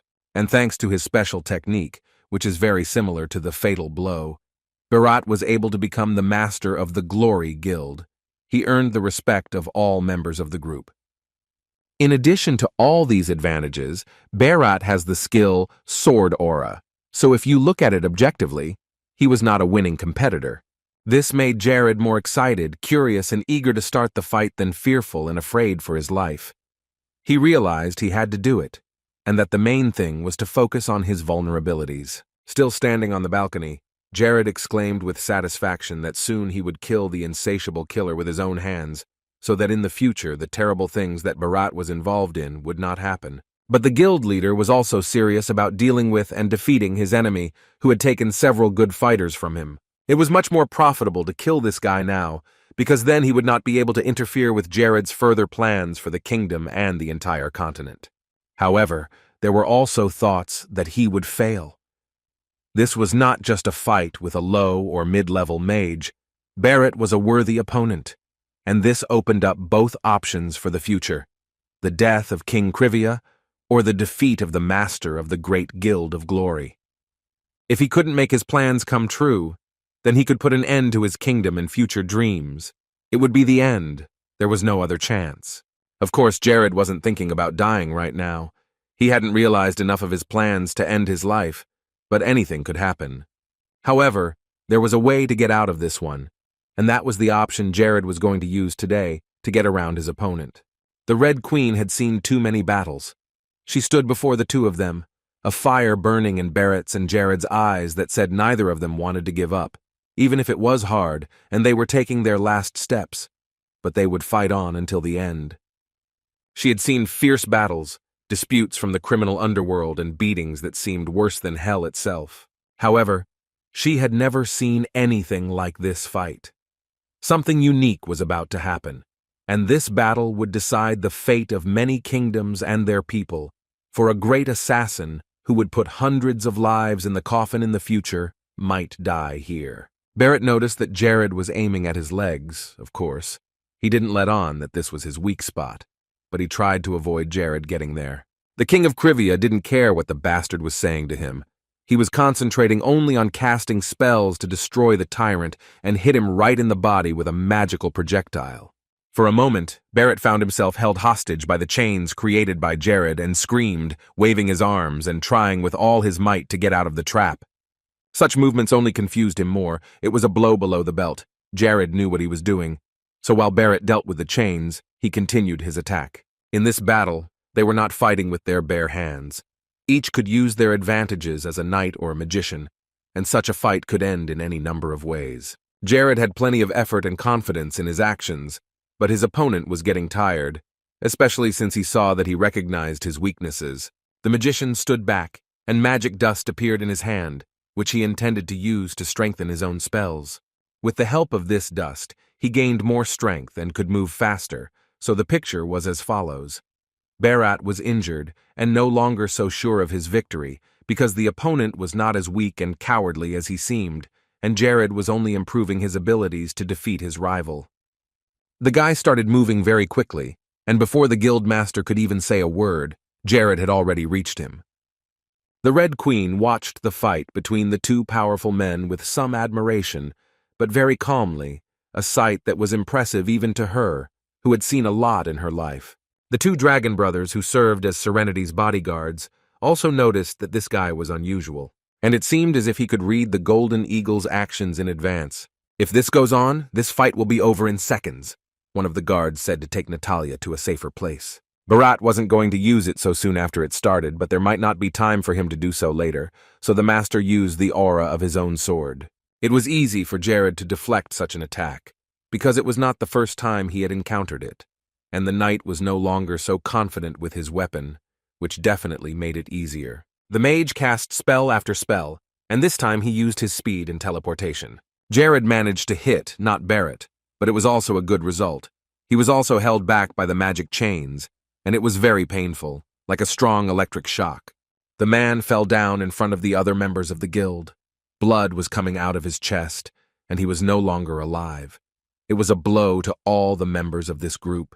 They looked at him in horror, looking at each other. Natalie walked towards the exit, but it all seemed too strange to her. She had long ago realized that this guy was hiding something, but it was still difficult to know what it was, especially since his techniques seemed to be completely out of the ordinary. Jared's magical power was much weaker now than when he had dealt with the pack of hunters recently. She could see it clearly. Maybe it was all just a trap to lure the enemy in and then strike when he wasn't expecting it. It seemed that Jared was deliberately hiding his true magical power from Barrett, and now his techniques looked different from the last fight. This was all done to make Barrett underestimate him and think he was dealing with easy prey. Jared was making his opponent feel stronger, and see his own advantages. Then, when the knight rushed at Jared, jumping into the air for a moment, the mage quickly fled from that place, thanks to the increase in speed, and accordingly, Barrett missed. This undoubtedly shook the enemy's confidence and angered him more, and Jared was just beginning to gain momentum. The 5th class of magic was quite strong, and those who had reached this stage had unique abilities, such as the power projectile, which Jared used constantly, as it was one of the most successful tactics for overcoming an opponent. Natalie was already quite far away, but she could hear everything perfectly well with their shouting, and now she was finally convinced that Jared was a powerful wizard. Only now did the boy begin to use his magical abilities to their fullest potential, and Barrett was just glad to see such a pathetic opponent with weak magic standing before him. He pulled out his sword, saying that none of the magician's traps would work on him anymore, especially since dodging his first-class spells was the easiest thing to do. Right now, Barrett was about to unleash the full power of the sword, and he attacked the magician, holding the weapon tightly with his hands. But Jared was going to stop such a strong sword energy with a simple spell. Natalie became afraid for him. She exclaimed that he would die if he did not immediately create a shield. She froze in the middle of the room, looking at the speed with which the power of the weapon was coming towards the magician. At the very last moment, Jared realized that even 5th-class magic would not be enough to deal with Barrett, so it was time to use the last resort he had been saving for last. Thanks to Jared's unique abilities, he was able to create the same power projectile but with 4 times the power. Natalie exhaled and turned away from Jared, closing her eyes. Surprisingly, he was very skilled and agile. Sometimes it seemed like he was using it to survive.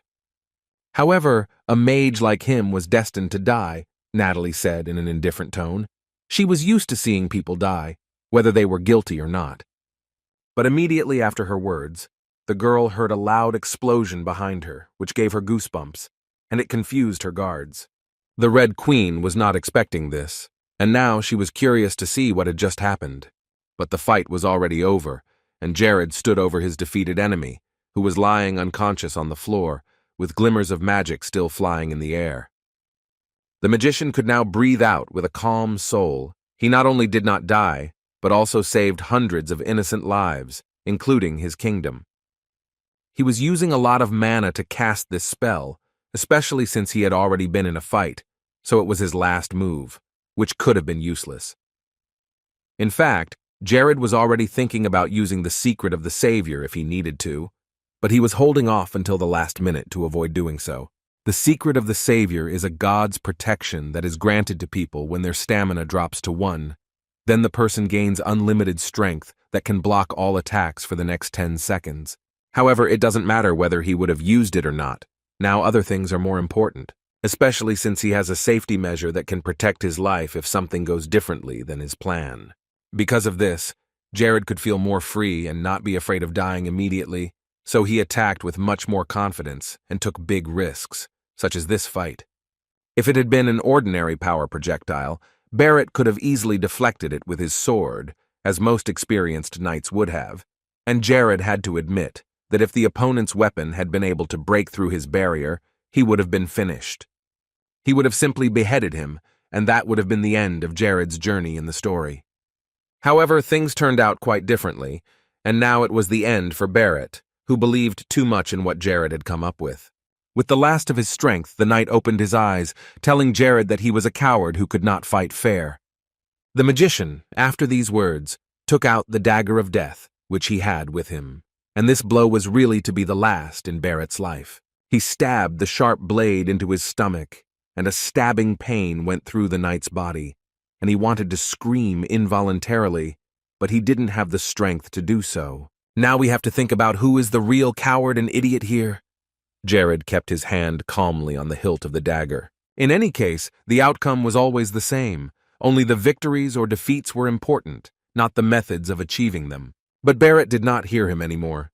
Breathing in the air for the last time, he closed his eyes forever. After that, the magician took the knight by his robe and pulled him along. Later, he used a teleporter to get away from the many faces that filled the room.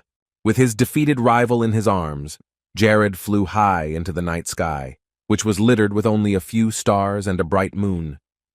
The guild members, who had just seen their master and leader killed in front of them, were very frightened.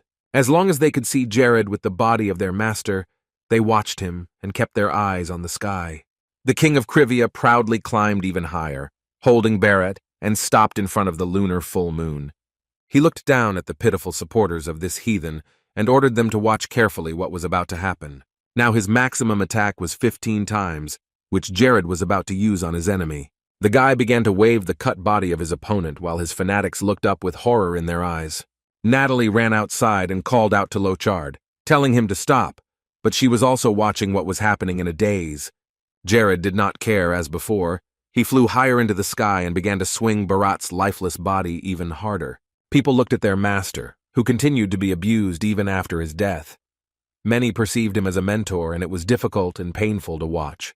When Jared got tired of it all himself, he threw the knight's body out and it quickly flew down. No one dared to say a word out of shock and concern, except that their leader had been taken away from them, and now they don't know what to do next. He had guided them, and now there was no one to fill that role. When the corpse fell to the ground, Jared also came down and landed next to the puddles of blood, which splashed everywhere. Now he wanted to take the artifact that belonged to Barat. Jared asked a rhetorical question to see if anyone in the crowd was okay with this, but then added that he didn't care what they said, especially since he was sure that no one would dare break the silence that reigned among the crowd. The winner had the right to take everything for himself after overcoming the opponent. After that, the magician turned his back on them, throwing a dry goodbye at the end. But the Red Queen did not let him leave so quickly. She and her guards caught up with him and asked him to stay. It wasn't the best time to talk, but Natalie asked where else she could see him, because she wasn't going to let this wizard go. This made Jared turn to her, and he thought about his answer for a long time. Finally, with a smile, he spoke to the Red Queen. The king of Civia said that they would meet again, and that it would happen someday, for today was certainly not the last time they would meet. Then Jared moved forward again to pick up Lacis and go to his kingdom together. But his words sounded too strange to Natalie. She didn't understand why the magician was so confident that they would meet in the world someday, but she couldn't get an answer to this question, since it was impossible to read Jared's thoughts. She would have been very interested to see at least some of the memories of this mysterious magician who had appeared out of nowhere. Natalie looked him over again, and Jared remained silent. Her special ability to read memories hadn't worked either, which was not surprising, because that trick would never work on higher-class mages. They both remained silent as Natalia's thoughts became more and more tangled together. But then she remembered the guy she'd met in Cinders a long time ago. Maybe it was him. At least it all fit.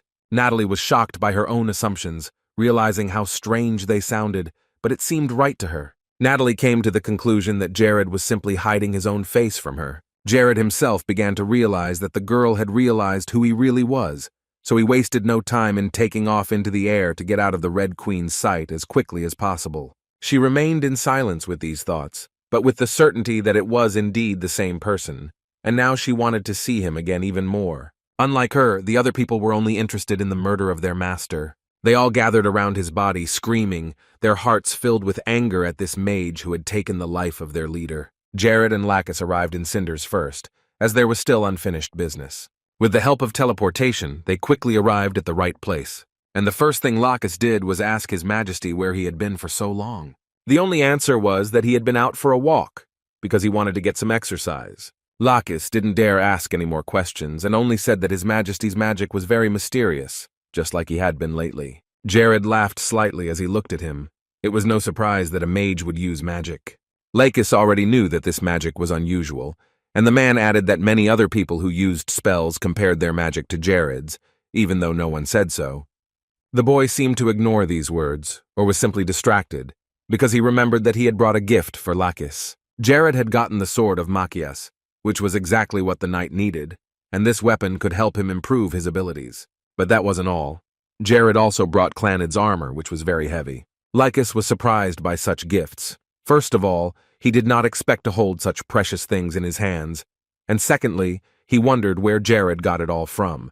But the boy beat him to it, and said that all this should not worry the man at all.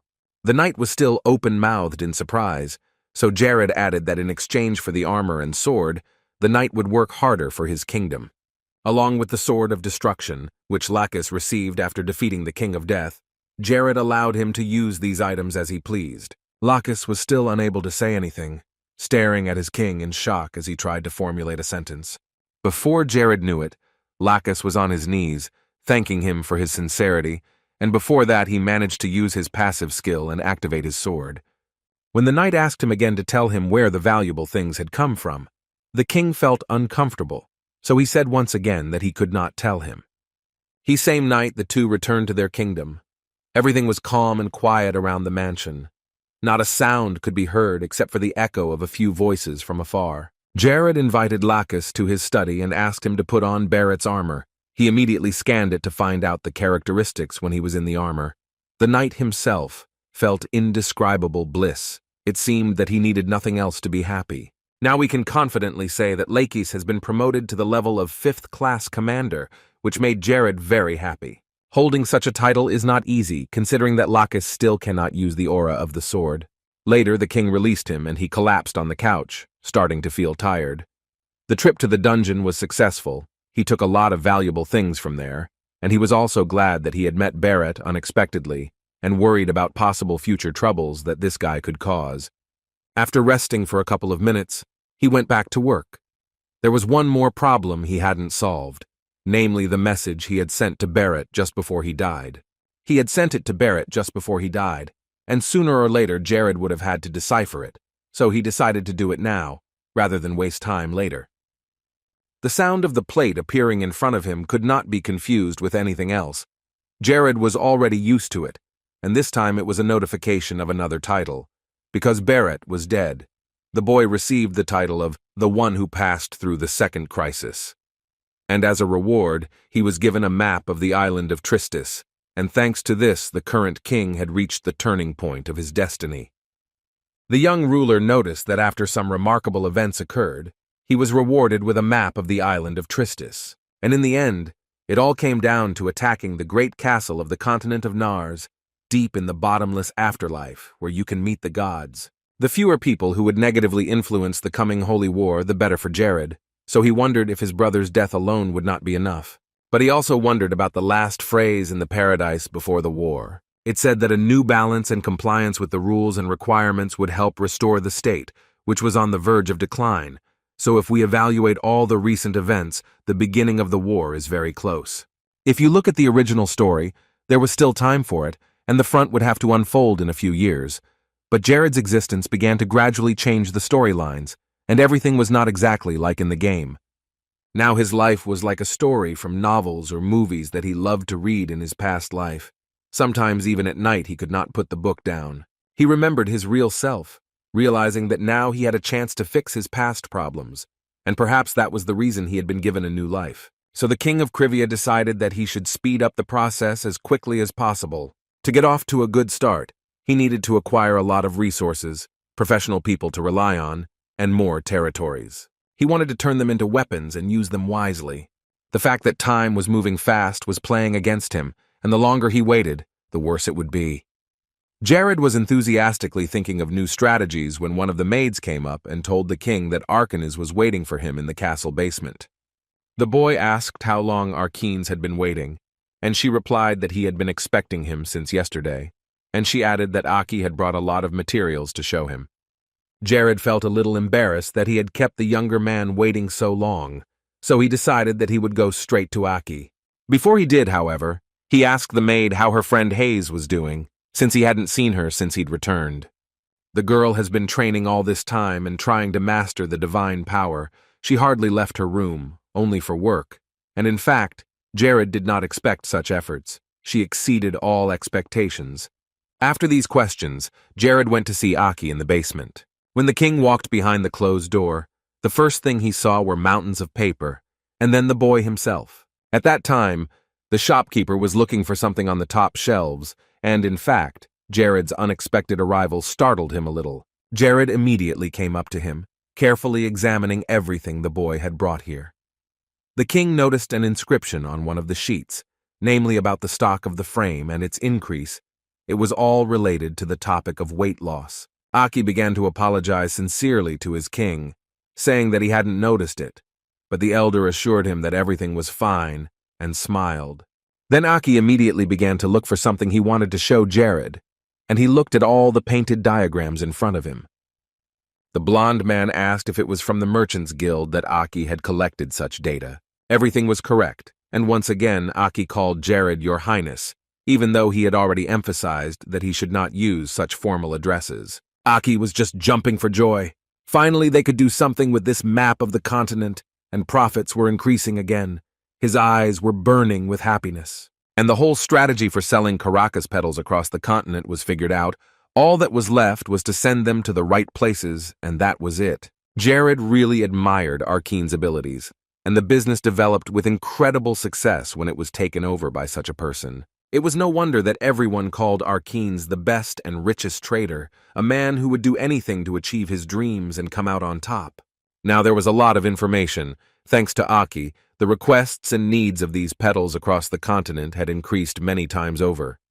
And also on Jared's desk was a complete analysis of recent contracts, all of which was written by hand. No matter who knows about Paradise and how much, no one can compare to Aki, and that was a great advantage for Arcunius. Aki had a lot to be proud of, because so much hard work had been done, and most importantly, it was all for a good cause and would benefit the whole country.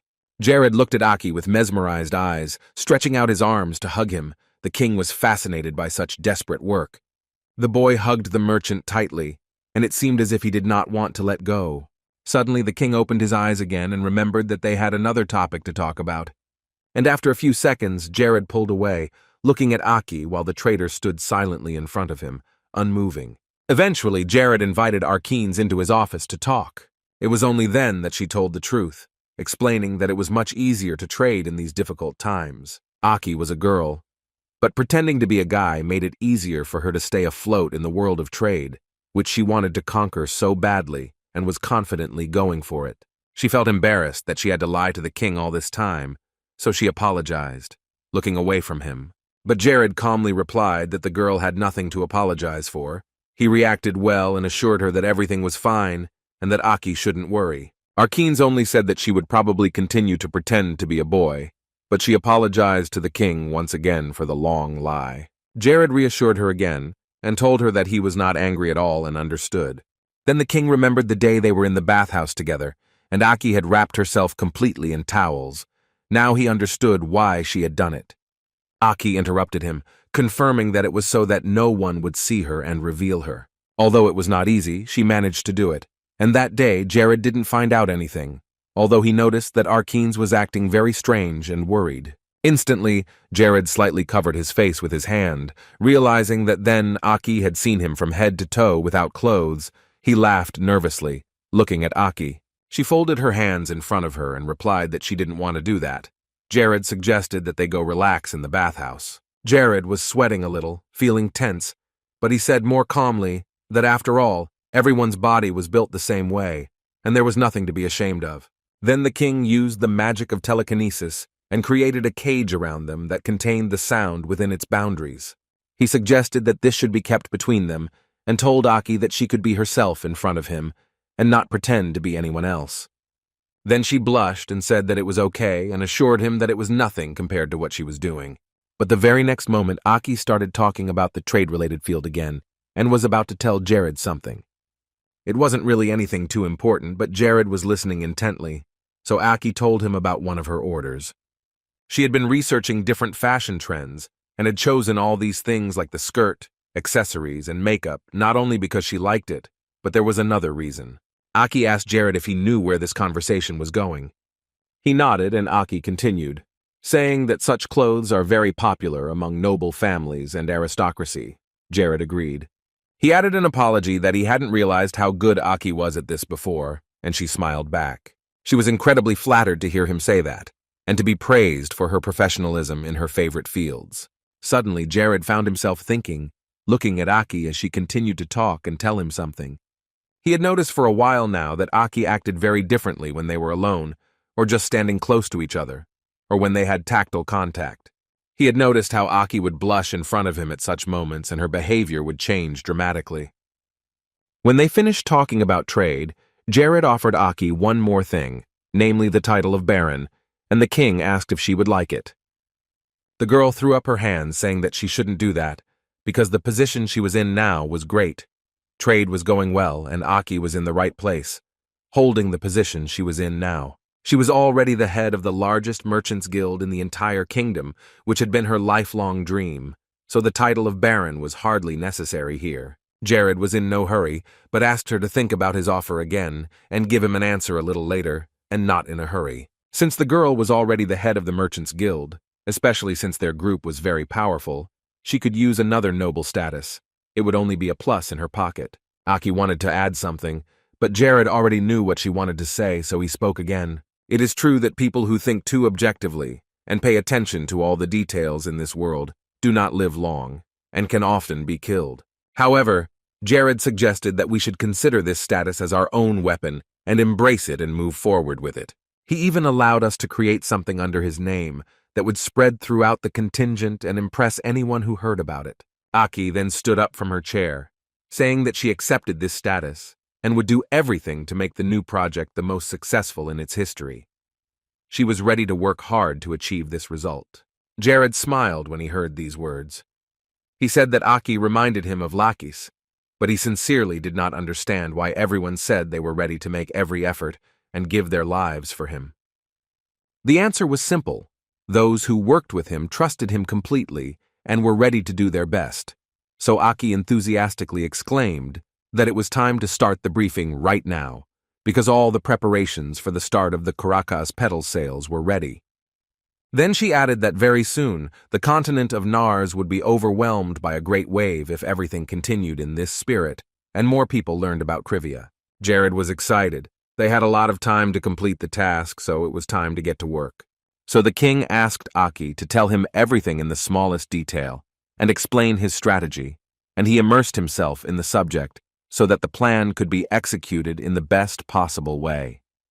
It got to the point that the petals of the Caracas flower became popular throughout the continent by 1417, and for anyone suffering from obesity, they became a ray of hope. And when Jared first saw them, he immediately had an idea. With her help, Jared was sure that he would be able to become famous a year earlier, so he asked Aki if she had gathered all the right merchants to showcase the entire project, which was now considered the most global in the country. The girl replied that she had not only gathered the entire guild, but had also hired security, as the demonstration was going to be long and big. Jared could rely on her in this matter, so he entrusted her to handle it all on her own, and he also entrusted Aki with the sales negotiations. Aki's spirits were rising with every word he said, and she was so happy to have so many tasks in the area where her heart was and where she felt so needed. And when all the preparations were finally completed, they jointly decided that they would start the briefing itself immediately, both of them in high spirits, thinking about the achievements to come. Very soon, the demonstration of the big project was going to start on the special challenge stage of the Kingdom of Civia. Many people were waiting in the hall, and Jared and Aki were preparing to perform. Many people had already gathered near the stage. Some of them could hardly believe that the Arcunius group had been the first to hand out invitations, from which they learned that they made unique weight loss apps. And currently there were only 2 known methods of losing weight: exercise or blessing through loss. So many were excited about the new product, because it took a lot of divine energy and concentration to use the blessing through loss. And everyone could use it only once a day, which explained the price that was attached to this method. All of this cost at least hundreds of gold pieces, but the problem was not only money. One could wait in line for months for this procedure, and it happened that people waited for 6 months or even longer. In the end, not everyone wanted to exercise on a regular basis, so people would sign up and wait for weeks for their turn to come. Of course, the requests were very different, and there were people who wanted to lose weight even while eating, which sounded quite strange. And that would never have happened. But this product, which had made Civia all the rage again, would be the breakthrough of the Arcane Guild. Jared stood behind the stage curtain and prepared to start the demonstration, with a parade of people standing next to him. He recalled events that seemed to have happened a long time ago, but in reality only a few months had passed. He saw the faces of the twins Marie and Marin in his mind. They had been eager to help him that day. The 2 of them had taken care of many patients at the clinic that had been built on the sacred land of Sanare.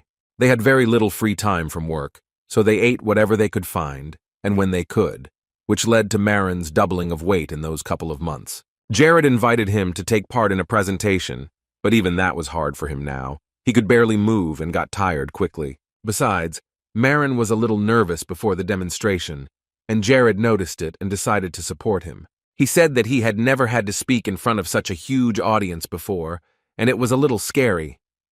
He apologized, shifting from one foot to the other and clasping his hands tightly. Tears fell as he said that he was sorry for his condition, but that there was nothing he could do about it. However, Jared gently asked him to trust him, and assured him that today Marin would lose the weight and look like he used to. Then the young man admitted that he had already tried some drugs from other vendors, but they had no effect. Marin sincerely hoped that Arcunius' medicine would really help him, but he did not believe that it was possible. The king replied that after taking these pills, he would need to wait a little bit. The effect would not be noticeable immediately. It would take some time. Then the boy asked if Jared had another way, and the hope in his eyes never faded. Jared told Marin that he had a trick to losing weight, but not everyone is able to use it. Thanks to his knowledge of paradise, Jared knew all the bugs, and there was one that distorted time, but it wasn't really a bug, because unlike the others, it didn't pose a threat to the system itself. It would have been very problematic if monsters had died due to this bug, but fortunately, everything was limited to water. This method did not cause any side effects or unpleasant sensations. Instead, this thing can improve the effect of food or other medicines. It could also be classified as a slimming product, and the bug was not a problem, because it allowed you to change your appearance in just a few seconds. But this is completely different, because such colossal changes can be observed by hundreds or even thousands of people. The only thing the bank needed to accomplish this was 20,000 units of magical energy. This is what stood in the way of many people, because not everyone is capable of obtaining that much. But Jared believed Marin could do it, so he took him by the hand and told him it was time to go. The king of Civia promised to make this day a great day for the whole continent, and for Marin himself, because if everything worked, he would look like he did before in a matter of minutes. This was something unique and new, because for the first time in the history of the Nars continent, the king himself would be presenting the product. Some people who had already lived into their 50s had still never seen a king appear in front of merchants to promote a product. A girl sitting next to him remarked that this was a bit much, even for the largest merchant guild in the kingdom. And what Jared was doing now looked too pathetic in her eyes for the title of king of an entire country. Suddenly someone spoke loudly behind the man, saying that he had wasted 50 years of his life. Apparently, he really had nothing else to do but lead a small guild of traders. He turned back in disgust at hearing such compliments in his direction, but what he saw there surprised him. He was not expecting to see this person here. Behind him sat two well-dressed men, whom the old trader made eye contact with. The supreme merchant of the Nars continent, Juck, mind you, is simply jealous of the Arcane Guild for making such a sensation. Yes, Jared is not a trader, but he is doing his best to support the Aki Guild to the best of his ability. Pattern, who was also a major trader on this continent, added that Jared is the king of the most open-minded people in these vast lands, and the decision to personally present the product is very good. Recently, the man read Jared's autobiography, and his personality impressed him even more. The king's strength came from his subjects and his entourage, not from the king himself. Pattern suggested that he should learn to think more broadly before saying such things. If they were called the leaders of the first generation of traders, Arcunius was the leader of the second generation, so he was curious what the king would show. After Jared took the new creation in his hands, the audience applauded, calling for him to start the presentation. The Arcunius group classified this product as a potion. In other words, it is a very good product for weight loss. People started shouting for Jared to let them see it. At first they didn't really believe that it would do any good, but they were willing to try it. The king of Civia spoke a little louder, saying that everyone should be calm so that they could see the effect of the potion. Marin walked over to Jared and stood a little behind him, waiting for him to call out to him. Jared turned to him and spoke in a low voice and told him to drink the potion. He also added that it was made from processed petals and that he should drink it a little at a time. Marin obeyed him and opened the jar of potion in his hands. It was clear that he was nervous, but the boy simply trusted his majesty. Marin exhaled and drank the entire potion, just as Jared had said, and he took his time and later showed the people the empty bottle. Everything had started out great, and now Jared was going to use the speed bug to show off the incredible changes that Aki's potion could make. Marin started to feel something very strange. The potion really started to work very quickly. He felt even more scared.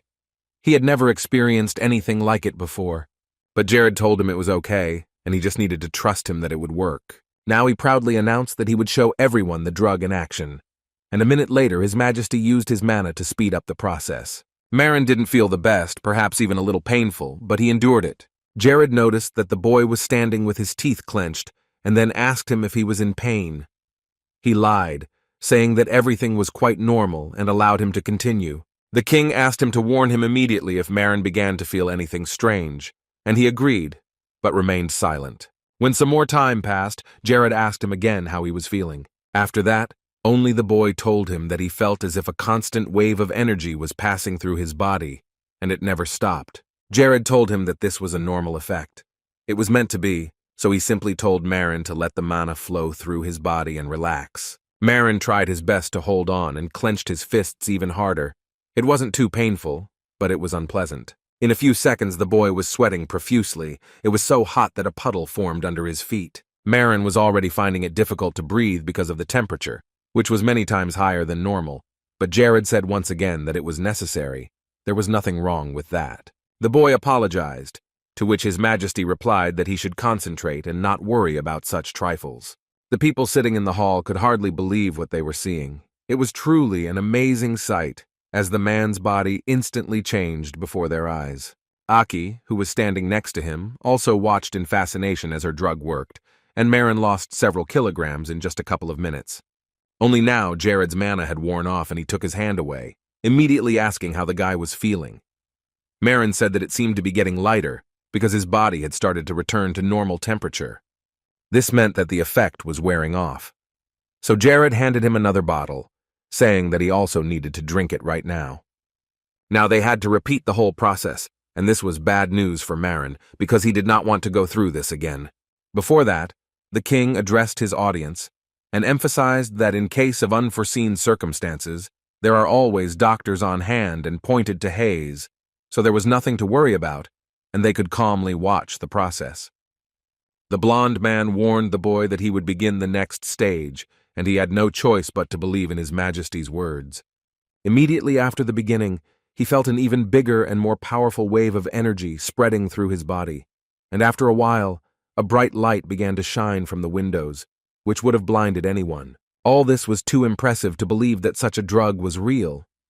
People began to wonder if it was a hoax, and if they were really being told and shown a true story. They could not believe in such a breakthrough so easily. Pattern and Juke were very surprised by this result. They still did not know how the Kingdom of Civia had the ability to attain such unique drugs. It was not the first time that this country had invented something so necessary and amazing.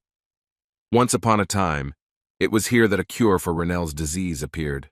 Within 1 hour, Jared had done something to him as if it were something out of a movie or a science fiction book from the boy's past life.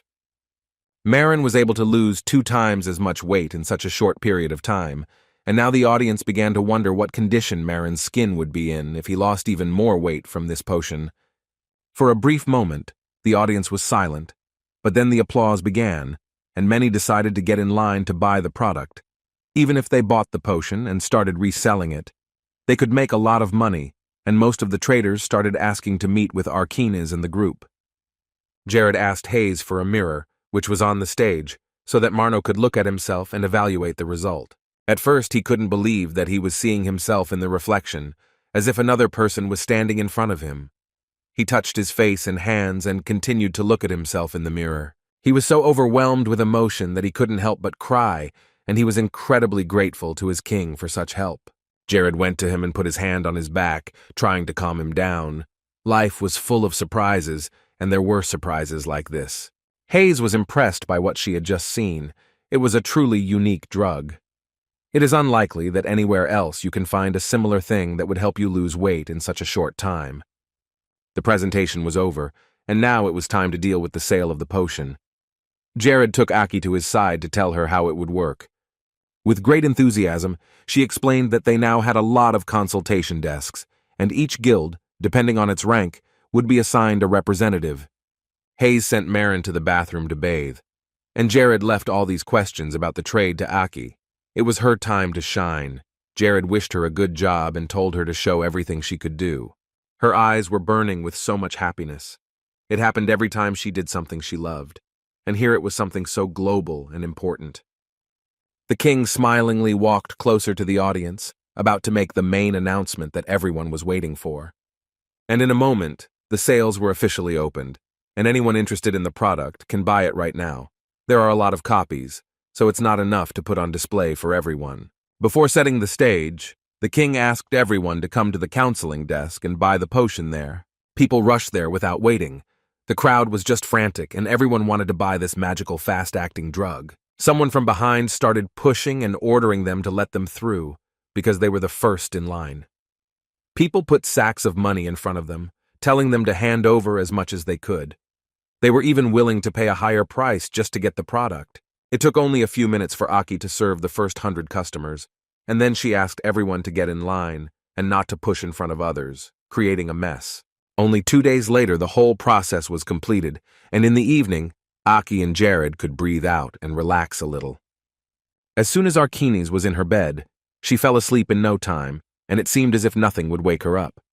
She was very tired, having had to consult a lot of people and sell a lot of potions in 2 days. The last 2 days had been full of various chores that had taken all her energy. Jared had left her alone in the room to let her rest and sleep, but not even a few minutes later, Aki came to him with some papers. She was very unsteady on her feet, feeling very tired, but she brought the final report of all the contracts signed with the various traders or kingdoms. Jared walked over to her, but before he could take the paper, she collapsed and instantly fell asleep on the floor. Once in bed again, Aki lay down comfortably on the pillow and slept just as soundly. While she was resting, Jared decided it was worth looking at the specifications of Barrett's boots. They were distorted boots, an artifact that increased physical defense but decreased agility and charisma. The knight wore such shoes because his feet were his weakest and most vulnerable point. Besides, such an artifact gave more advantages for the first attack. The boy put them on and thought that Barrett did not know about this possibility of these boots, because otherwise he would have put all his strength into the first blow. But the punch with which Jared's opponent started attacking him was only meant to delay him, so it was easy to dodge. It was just lucky that Barrett didn't realize this possibility, because then he would have thrown a 99.9% bigger and more powerful punch. But it would have been nice to give your old shoes to Naomi or Ellie. Jared set them down next to the couch and went back to his work. If Paradise's story was gradually beginning to change, he should act quickly too, before it was too late. He thought that it would be great to unite the kingdoms and empires in preparation for the Holy War, but for now, those plans would have to be put on hold. Now he had another urgent task to accomplish. Namely, the destruction of the Lantos Empire. This is a territory with an extremely large number of people who only encourage the troops to fight. As he thought, it would be easiest to deal with the kingdoms of Bonuso and Malus, although the foundations of both states are quite good and not weak. Jared planned to continue to maintain good relations with Cinders or similar countries that were willing to sign the contract, but those that would oppose it would have to be conquered. The king circled 3 kingdoms in chalk, namely Malus, Bonuso, and Fofer. These 3 countries should be disposed of as soon as possible to prevent future problems. He decided that he would take it one step at a time and soon deal with them all one by one, so that there would be no countries that would negatively affect other countries. A little more time passed and Aki finally woke up. She slept for a long time after those hard 2 days. There were many blacksmiths working in the forge, continuing to make weapons to prepare for another important battle. The shop was working overtime to create even more good swords made of Keldia, and the blacksmith Jared had hired not long ago was really happy here, because he was doing what he loved and was in a place where he was appreciated. All of them worked for their country and did their best for the king who had invested so much in Crivius. Every day there were more and more high-quality and durable weapons. Aki came to Jared overjoyed, telling him about the great success the presentation with Mr. Marin had brought. This weight loss product had indeed caused a huge stir among the people of Crivia and other kingdoms. But the king stopped such a rush by telling Aki to talk about everything calmly. No one was in a hurry, and she could barely finish a sentence because she was so emotional. After Jared's request, she stopped and took a breath, then walked closer to him and was about to tell him something. Jared realized, without further ado, that it would be better to create a barrier around them that would keep the sound out. He had a blue-colored drink in his cup, and Jared put it on a saucer, which made a thin and sharp sound. The boy invited Aki to sit next to him and talk, and now no one would be able to hear them. She walked over to a chair next to the couch where Jared was sitting. He asked her what was bothering her and what she wanted to talk about. Aki sat down at the table and started talking about Mr. Juke and Pattern, who were also present at the presentation. She asked if Jared knew who they were. The king said he did. They were two big traders on the Nars continent, especially known in the southern and northern parts of the continent. Once again, she could not help but exclaim with joy that they were going to visit again. At first, the two postponed the proposal, but recently they announced that they would come. It was quite a serious visit. The whole world of trade was very cruel, a place where anyone can easily be crushed. Aki was very happy about this news. The thought flashed through her mind that this might be a plan by the elders to keep an eye on that newcomer who had great potential. Maybe it really was. Aki has a lot of experience. Despite the fact that she is still young, she has already completed so many global projects. Whatever the real reason for the visit of the two famous traders to Kriviri, the guild was a leader in the supply of medicines. Not everyone knew about Caracas petals and their effectiveness. They could be used not only for weight loss. These petals also had a medicinal effect, and we had to thank Oberyn, because it was he who bred this type of plant. And because they cannot grow in southern climates, it is very difficult to grow them anywhere else. This was true. But there was a theory that eventually others would become interested in growing Caracas and competitors would appear. However, Jared was calm, because it would be difficult for others to learn about the cultivation of these plants. And that was right, because no one but Aki and Jared knew about the serum. Aki promised that he wouldn't say a word about it, and Jared did the same. He laughed. He said that there was no reason to worry as long as everything was going well, and the financial situation of Civia was only getting better. If you look at the plans that Aki has laid out, by the end of next year the country will be able to monopolize the supply, and in about 3 years, analogs from other manufacturers will start to appear on the market.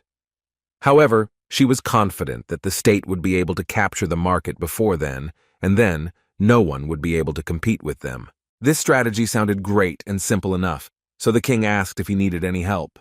The tactics and sales routes were just great, so Jared gave Aki full freedom of action and allowed her to do what she thought was right. The plus side was that a lot of things were ready to go. All that was left was to put them up for sale. Aki also promised to bring Jared a report as soon as possible. All of the girls' statements were filled with determination and confidence, and this inspired the king to have great confidence in her future plans. But then Jared asked about the contracts. He wanted to know how things were going with them. Aki took another piece of paper in her hands and told him that she had already received 500,000 gold from the contracts themselves, and this amount was very large, which inspired her to do even more. It was a good thing that Jared was sitting down when he heard the amount. He probably would have fallen over, because his legs would have definitely given out from such information. This is some kind of dieting madness. Of course, Jared had expected the excitement of a breakthrough, but he never thought it would bring in so much money in a few days. Aki laughed when she heard Jared say that, and then added that she would be doing it all on her own. For the sake of the king, who supports her, believes in her, and has given her the opportunity to be here and develop her favorite occupation, she wanted to be someone Jared could rely on at any time and do her best to further develop trade in the kingdom. In fact, the king was honored to have people like her by his side. He was surrounded by those who were professionals in their field, and most importantly, sincerely wanted what they were doing. This was the key to success. Aki was a little embarrassed to hear such compliments. It definitely lifted her spirits, and to hear that Jared trusts her completely in this area was really great. She was ready to get started right away. She didn't want to waste a single minute of her life and achieve the results she had planned as soon as possible. In the end, the presentation, which was supposed to actively promote the sale of weight loss potions and medicines, was successfully completed. Just as Aki had predicted, the product garnered a lot of fans in a short period of time and created a lot of buzz. At dawn the next day, Jared set out on a new journey. Putting on his tanics, he set off on a mission. He couldn't put off this task any longer. It had to be dealt with as soon as possible, so that there would be no unnecessary problems later. Still, a little nervousness followed him. This is a 6th grade assignment, and it is something new and challenging, so the boy prepared himself for all possible difficulties. He had to meet the King of Fire Spirits, Ignis. and Jared expected a warm welcome from His Majesty, so he was already mentally preparing for the fight. Of course, he had already met the Spirit Queen. He had seen Venus on the Anamua Plateau while training with Mia, but with Ignis, it was the other way around. He lived on the active volcano Portia, which made Jared's quest even more dangerous. And this king was notorious for notoriety. Many spoke of his evil nature and dangerous tasks when entering his home. It was more like a visit to hell. Ignis's personality was just the perfect description for the king of fire spirits. As fiery and powerful as the element of fire. He tests all those who want to get to him with great passion, especially people. That's why Paradise fans didn't like to face Ignis, and instead of trying to complete the tasks he set, most of them gave up and put the rewards that can be obtained here on the list of impossible for them. Easter eggs, bugs, or some kind of traps. Jared knew many ways that could simplify the task in such a difficult task. The solo bugger player, this nickname stuck to him for a reason during his lifetime. Ingus was no exception. In his kingdom, there were also a lot of bugs to use and simplify the task. Even though he is the king of fire demons, who looks down on people and is not as simple a character as those who appeared in the beginning. Jared's intention was to aim for the place where he would really be hurt. Ignis will meet his one and only love very soon. All she had to do was wait. There are always bigger fish to fry, so Jared came up with a good plan to implement. After flying for another hour or so, he reached the palace of Ignis, the king of the fire spirits, and finally set foot on the ground. He hadn't even gone inside yet, but he could already feel this eerie and powerful energy permeating his body from head to toe. The king had flown a long way to get here, so he decided to take a break and check things out before heading into the inferno itself. When Jared reviewed Lacis's stats, he noticed that the knight was still not up to Galadin's abilities. However, there was some good news. Lacis had definitely reached the rank of S-class, which was a very good result for this period. However, when he turned away from the scorecard, he realized that he had been focusing a little too much on Lacis alone. He seemed to be oblivious to what was going on around him at times. Jared thought that now would be a good time to give some artifact to Lena as well. She must be training her hardest, as she had been doing all this time, to reach a high level and become a strong knight. They hadn't seen each other for a long time, though Jared had nothing to worry about. Lena was always under Ella's supervision, so she was in good hands. All of them were developing, but he was the only one who was not developing his skills. This stumped Jared for a moment. He wanted to be an example for his wards, but it turned out quite the opposite. All the king could think was that when Lacis became captain of the guard, it would be like a blessing from above. The guy was very grateful to his knight for such incredible efforts. But it seems that at this point Jared's joking and relaxation came to an end. He was suddenly attacked. He was lucky that this time he fought back easily. Even though he was in Tanax and his mania wasn't too weak, that wave of fire energy nearly tore through the barrier he had created. As expected, the Fire King's den was filled with various traps, and even Jared didn't know where they were, even though he had a lot of experience in the game. The fire attack continued, so the boy had to continue to stand under defense. Even then, he thought about where he would go next. When the king of Curvia finally fought off the first attack, he walked a little further, and now came across the lava that was bubbling beneath him. He smiled as he found what he wanted, and now he had the benefits of the Tanax, because without the suit it would have been much harder. The boy sat down directly over the bench, staring into the distance. It would be almost impossible for an ordinary person to be here. First of all, the temperature in Ignis's kingdom was so high that no one could survive here, so only experienced mages came here to easily overcome the traps and not feel the pressure of the temperature. In a moment, Jared was flying over the lava and ordered the artificial intelligence to keep him at an altitude of 20 meters. And from that moment, the first and main stage should begin, which will make it clear whether Jared will be able to reach the King of Fire Demons. And only after he completes all the tests of Ignis, he will be able to open a spatial portal to the world of the king himself and meet him personally. Vina personally came to meet him and Mia, but only because they honored Her Majesty and were in a place that was comfortable for her. So before the gates open that will lead directly to the King of the Fire Spirits, there is a long and difficult path to travel. You will have to try again and again, and if there are any difficulties, you will have to go through them relentlessly, risking your life. When they managed to get on the ground, and not just float above the incredibly hot lava, Jared was able to rest for a while. Though the Tanax was not in the best condition, it had been touched by fire more than once, but at least Jared was alive thanks to this iron thing. If it wasn't for the suit, he would have been the one to get hurt. He flew past 7 attacks that almost killed him. It was just luck that he didn't end up fried, and he also had to survive 5 volcanic eruptions. This trip was really very fun and dangerous. If lava hit him at least once, he could have died. However, despite such difficult trials, King Civia still managed to get into the spatial portal and enter the world of Ignis. And this dimension, which was behind this gate, was significantly different from what was before it. Now he's in the territory of the Fire King, where only his laws apply. This is a real hell that will not give anyone a chance to be saved. And although everything here looked so violent, and Ignis seemed to be a real demon, little did anyone know that he was actually a very warm-hearted guy to talk to. When Jared walked onto his castle, which was all in flames, he was terrified. Although it was not surprising that everything was on fire, the sight was frightening for an ordinary person. In addition, this fire was not like any other. It was very bright, and the energy that was flying in the air was driving me crazy. It was too powerful. Suddenly, while Jared was standing peacefully away from the castle and looking around, he noticed that a sphere of fire was approaching him, and he was the target. The boy dodged, moving away from the fireball, but it scared him to death. He was lucky again that he noticed something approaching in time. The sphere crashed into the ground, which was blown to smithereens after a powerful explosion. If Jared had been caught in it, he would have been dead, never having seen Ignis. He recognized what was happening here. It was the Fire Spirit King's confidant, the guardian of the gate who did not let anyone in. In a short period of time, a certain entity appeared in front of Jared, which was formed from this sphere of fire. It looked like a human being, but it had no clear outline of arms, legs, or body in general. Everything consisted only of flames. The entity approached Jared, speaking to him. All that could be seen were the outlines of eyes and a mouth. Then the Guardian asked Jared if he wanted to meet with the ruler Ignis.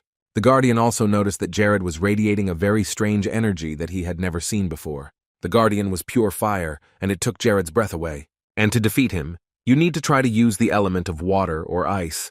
The main thing is that it must be the opposite element of fire. And Jared's water magic was pretty bad. While ice, wind, and fire were at a good level, water was only up to Class C, but he didn't want to drag this fight out at all. So he'd have to try to deal with the gatekeeper quickly. So Jared approached the entity with more confidence and prepared to attack to get rid of the one who was blocking his way. In addition, Jared asked the gatekeeper very confidently if he wanted to attack first. This behavior did not sit well with the gatekeeper. Calling the guest not the most pleasant words, he rushed to attack. Jared stopped for a minute, not having time to follow him, and turned back, surveying the space around him. The boy had already realized that the guard was quite strong, and it was not a fact that he would be able to deal with him as quickly as he had planned. An ordinary mage would have lost control from something like this. So Jared was happy that at least he had the Tanax and had at least some advantages over this guard, and a chance to get out of here alive. The demon wanted to pour out all the anger, malice, and revenge of the fires of hell on him so badly that Jared was afraid. His opponent was very strong, and besides, this was his territory, and he felt more confident on it.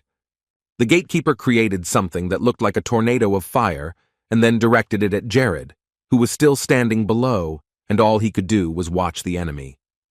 But he realized that he had to act immediately, and the closer the two opposing elements collided, the more powerful the effect would be, and the more likely he would have a chance to defeat this devil. It was quite dangerous, but Jared waited for the spell to get as close to him as possible. There was only a little more to go. Ignis, meanwhile, watched this exciting battle with satisfaction. Of all the people who had visited the port's volcano, there were very few who had captured his attention, and their deaths were quite ironic. Before his eyes, they died at the hands of nature itself, as they fell down and touched the lava, which helped them feel the pain of hell and killed them in the moment. But even if there were some lucky ones who managed to get to Ignis himself, despair dealt with them, and nothing remained of these brave individuals. But today the invincible legend lost like the last fool. Ignis was angry. He was not used to losing. If there was any life left in despair, he would rekindle the fire in him. The king of the fire demons was sure that fire would win, but instead, water won. A fiery aura appeared around Ignis, and he became more and more interested in watching Jared. He even wanted to see this magician personally, who was able to defeat despair and break through. He had to be worthy of meeting another deity. Ignis looked at his throne, next to which was another one with snow on it. He was beginning to be amused.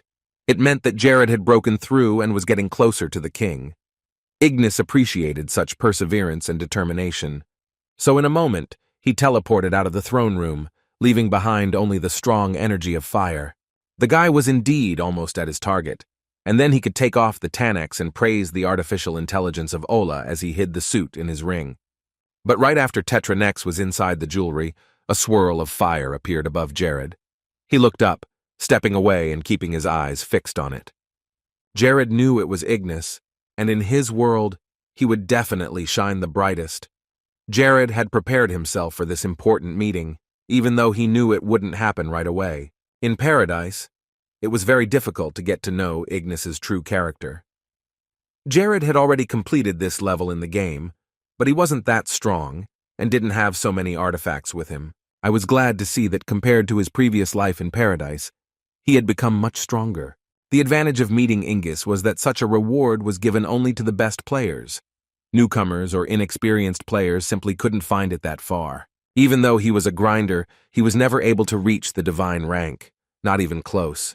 Jared managed to see Ignis only after he was weakened numerous times. And even when Ignis was so majestic and powerful, the players humiliated him and called him sucker. They wanted to attack him and catch him, not perceiving him as a strong opponent. But now none of that mattered, because at the very beginning, Ignis was like the brightest and most majestic star that could dazzle everyone with its radiance. This was exactly what the king of the fire demons was like in his world. This energy could not be confused with any other. It was so strong that only the presence of Ignis made one feel uneasy. The king landed on the ground, standing next to Jared, and looked coldly into his eyes. There was a fiery aura around Ignis that never left his side. Jared silently looked him up and down.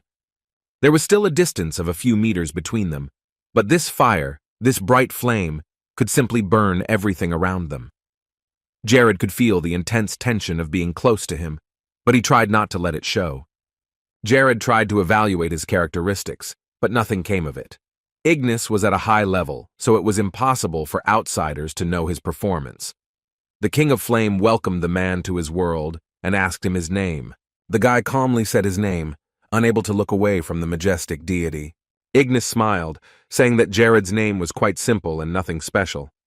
Jared wanted to add that the king's name was not special either, but Ignis didn't let him finish his sentence. He didn't care about the answer of such a simple man. The King of Fire asked him why he had come to his kingdom, because Ignis hates people.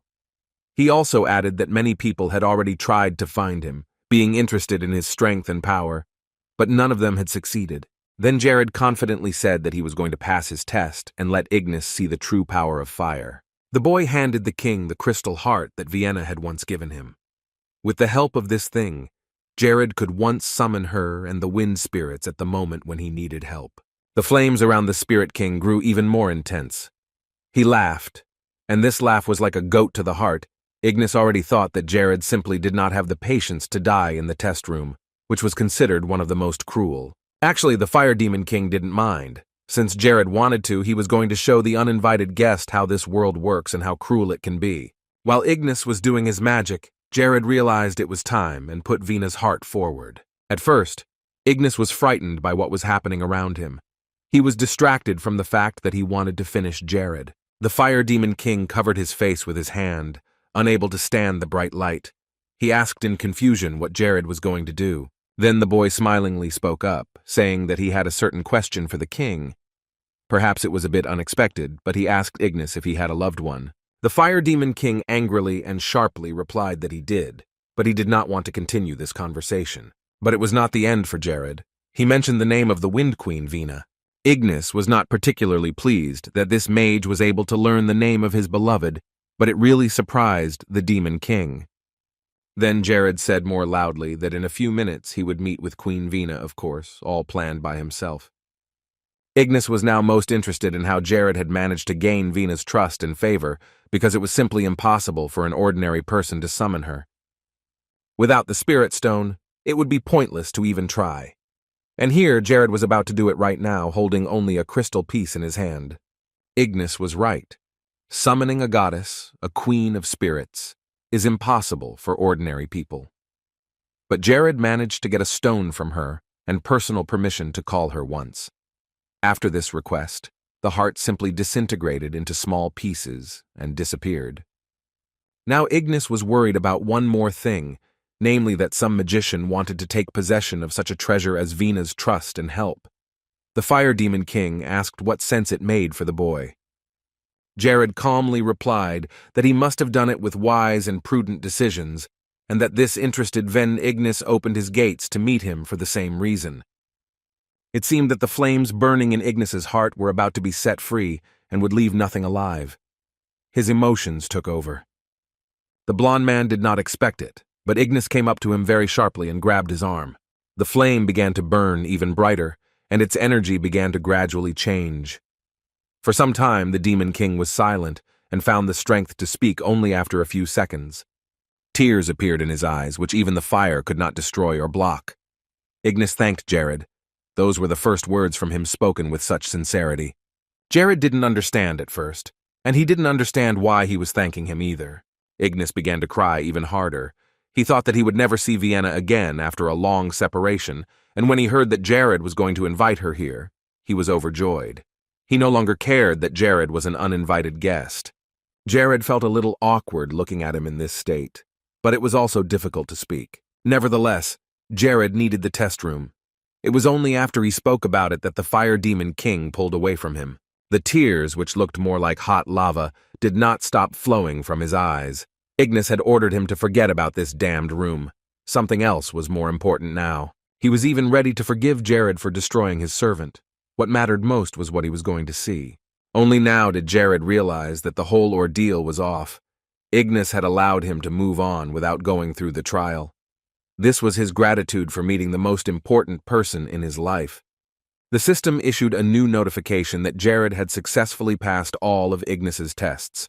The fire essence was not created, but all the conditions were met, so the magician could continue on his way. Everything was going quite well. He had not even expected Ignis to take such a step. However, apparently, he was now completely indifferent to everything that would happen. Meanwhile, Jared had also read that the god Assos applauded his success and had no regrets about giving him his blessing. When Ignis looked up, he spotted Vienna. The queen of the wind spirits was approaching the realm of fire, not believing her eyes. It seemed that nothing more was needed for his happiness now. When Ignis saw her, he felt so warm in his soul that he forgot about everything else. Nothing seemed as important as this meeting. She couldn't believe it was true, that they had finally met after so many years of hard separation. It was a meeting of fire and wind. They embraced as soon as Vienna flew close enough to do so. But on this long-awaited meeting, they had almost nothing to say to each other. Perhaps words were not needed here, because now the main thing was that they could see each other. It was only after a few minutes that Vienna pulled away from him, asking how it all happened, how it came to be that this meeting took place. It was hard for her to realize that it was real. She never thought she would ever see the man she loved so much again. Ignis immediately asked if she had asked Jared to set it all up, to bring them together. She was so shocked and overwhelmed that she didn't even notice Jared standing nearby, looking at them with satisfaction. He knew that Ignis was not the best person he had met here, but he was happy that Vienna was back together with him and that it made them happy. She thanked Jared for this wonderful opportunity, but asked him why he had done all this. The young man bowed before the queen, greeting her, and replied that he had summoned her because Ignis wanted this meeting more than anything else. But he immediately changed the subject, saying that he had one rather selfish request. In front of Ignis, he didn't care. The man was arrogant enough sometimes, and he didn't really like him. But in front of Vienna, Jared was uncomfortable. But on the other hand, everything went just fine. They are two spirit rulers who have loved each other for a long time. But because Vienna and Ignis became rulers of such different elements, they could no longer see each other. The spirits resisted them. It was passed down from generation to generation, and they did not allow the two rulers to come together again. At the same time, these were only their wishes, which had absolutely no subtext. The moment Ignis and Vienna arrange a meeting on their own, a curse will be placed on them. That was the first rule for those who were rulers of spirits. But their meeting now was completely different. Neither of them had any idea it was going to happen. Ignis held her hand tightly, each time worrying that at some point it would all end and any second could be their last. Vienna looked up at the sky, where her wards were, who had instantly hidden behind the clouds and returned to their home after her request. Then the queen turned to Jared and asked him what his request would be. She was ready to fulfill whatever he wanted after this meeting.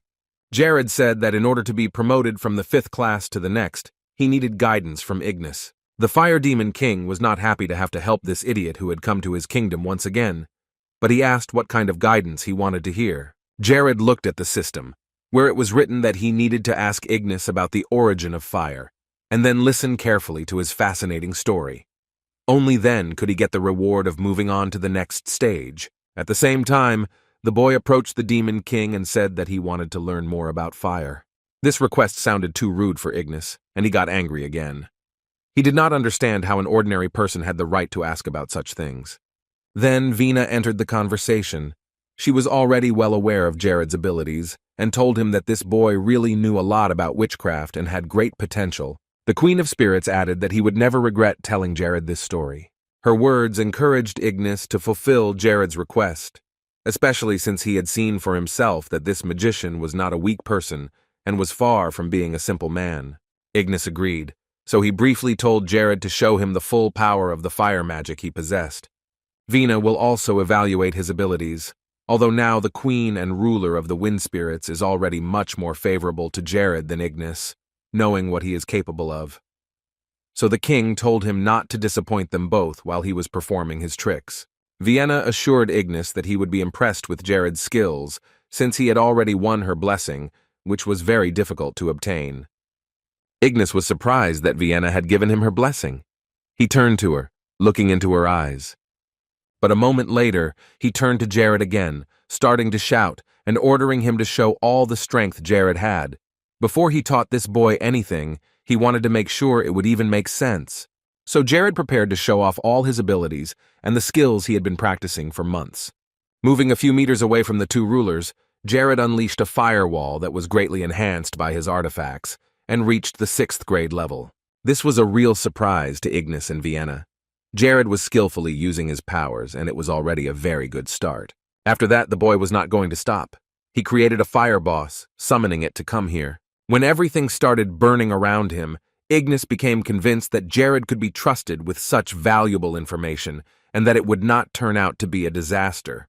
It is said that the gods bless only the most outstanding people who truly impress them with their abilities and deeds. But this was the first time Ignis had ever had to face this and make sure that such people existed. Vienna looked at her lover and asked him to help Jared with what he was asking for. This is truly the kind of person who is worth it. Ignis couldn't say that he was pleased to hear her say that. He was even a little jealous of Jared for being able to impress Vienna so much. He began to convince himself that everything was fine. Looking at her, Ignis said that love and mere interest in a person were completely different things, but he still needed confirmation from her. Still, Ignis decided to listen to Vienna and help Jared. He told him to listen very carefully, because he would not do it again. Like a little child, Jared was excited and jumped several times on the spot as he approached the Demon King. Then Ignis began his story. In the beginning, the first spirits in the whole world were fire spirits. With this, the king of the fire spirits began his story.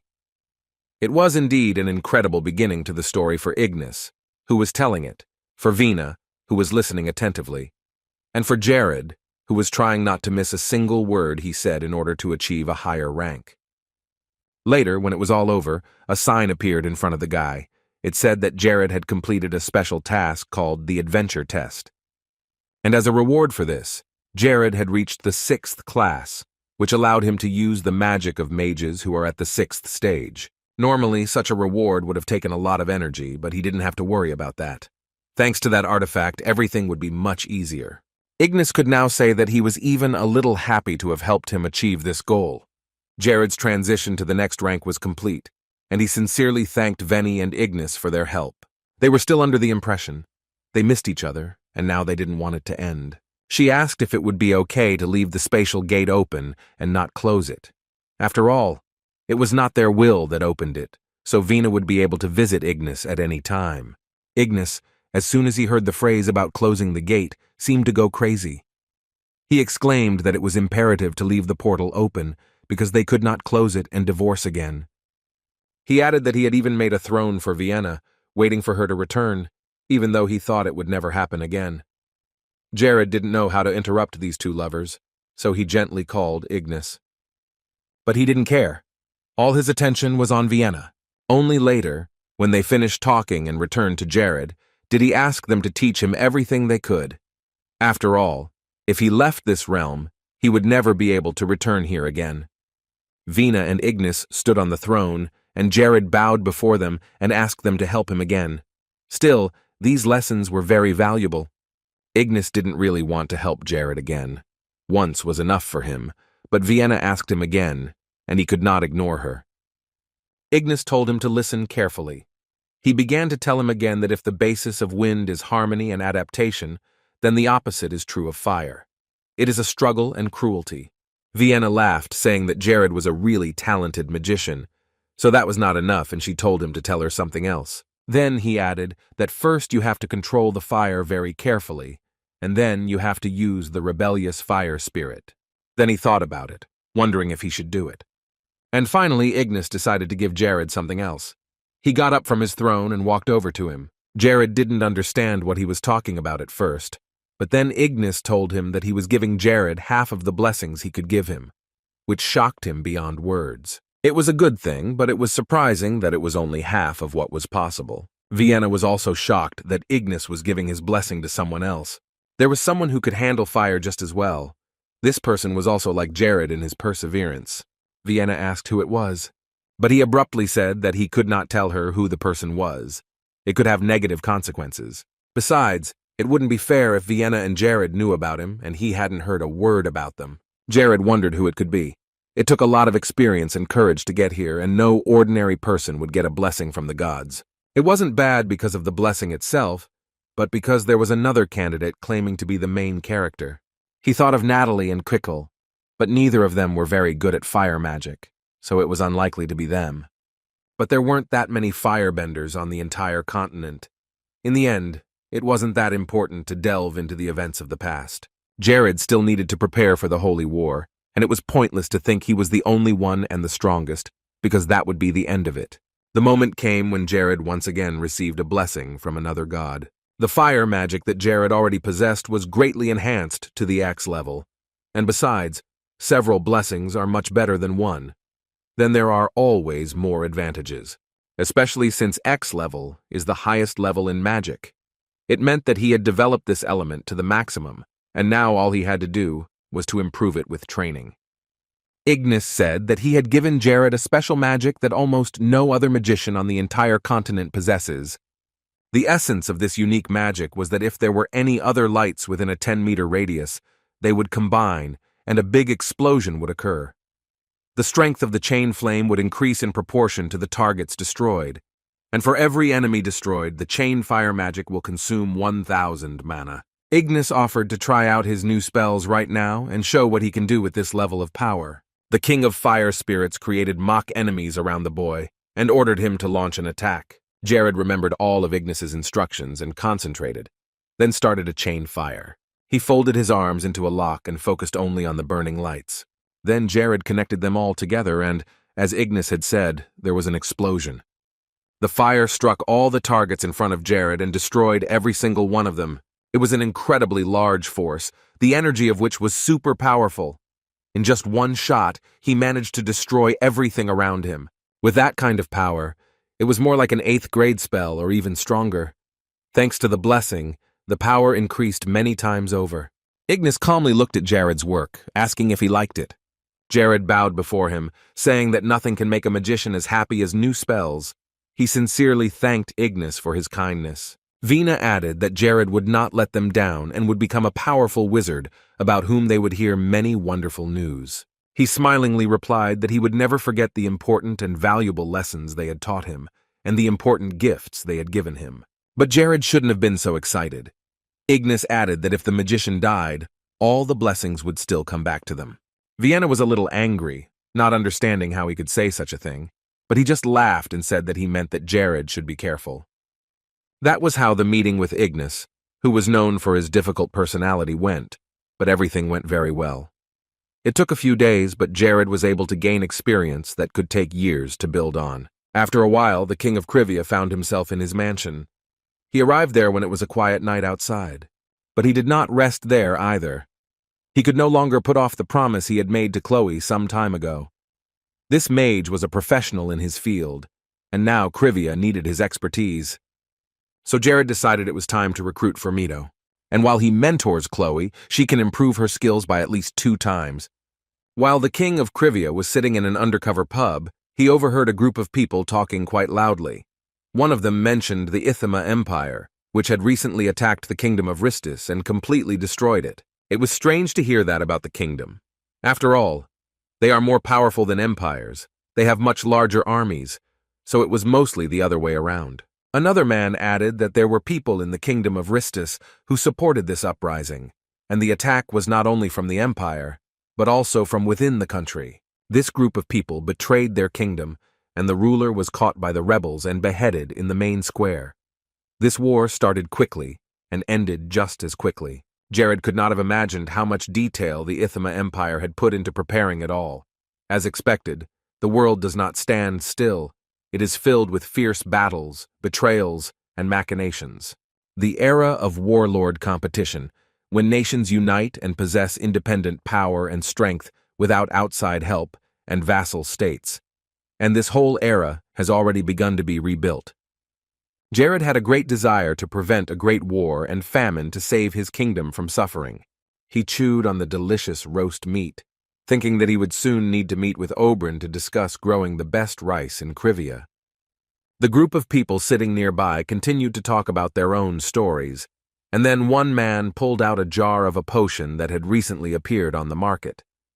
He enthusiastically exclaimed that this potion was made only in Civia and had no analogues. They had seen the king present it himself, and watched with their own eyes as Marin turned from a fat man to a thin boy. It was really impressive. Moreover, no one could have imagined that the king himself would present this product. Many people bought it because of that, because they trusted him. When the king himself guarantees the effectiveness of this potion, how can you not try it? With the help of Aki's aggressive sales strategy, the weight loss potion quickly spread across the continent. This was the beginning of a big income, and very soon the treasury of the kingdom of Civia would be overflowing.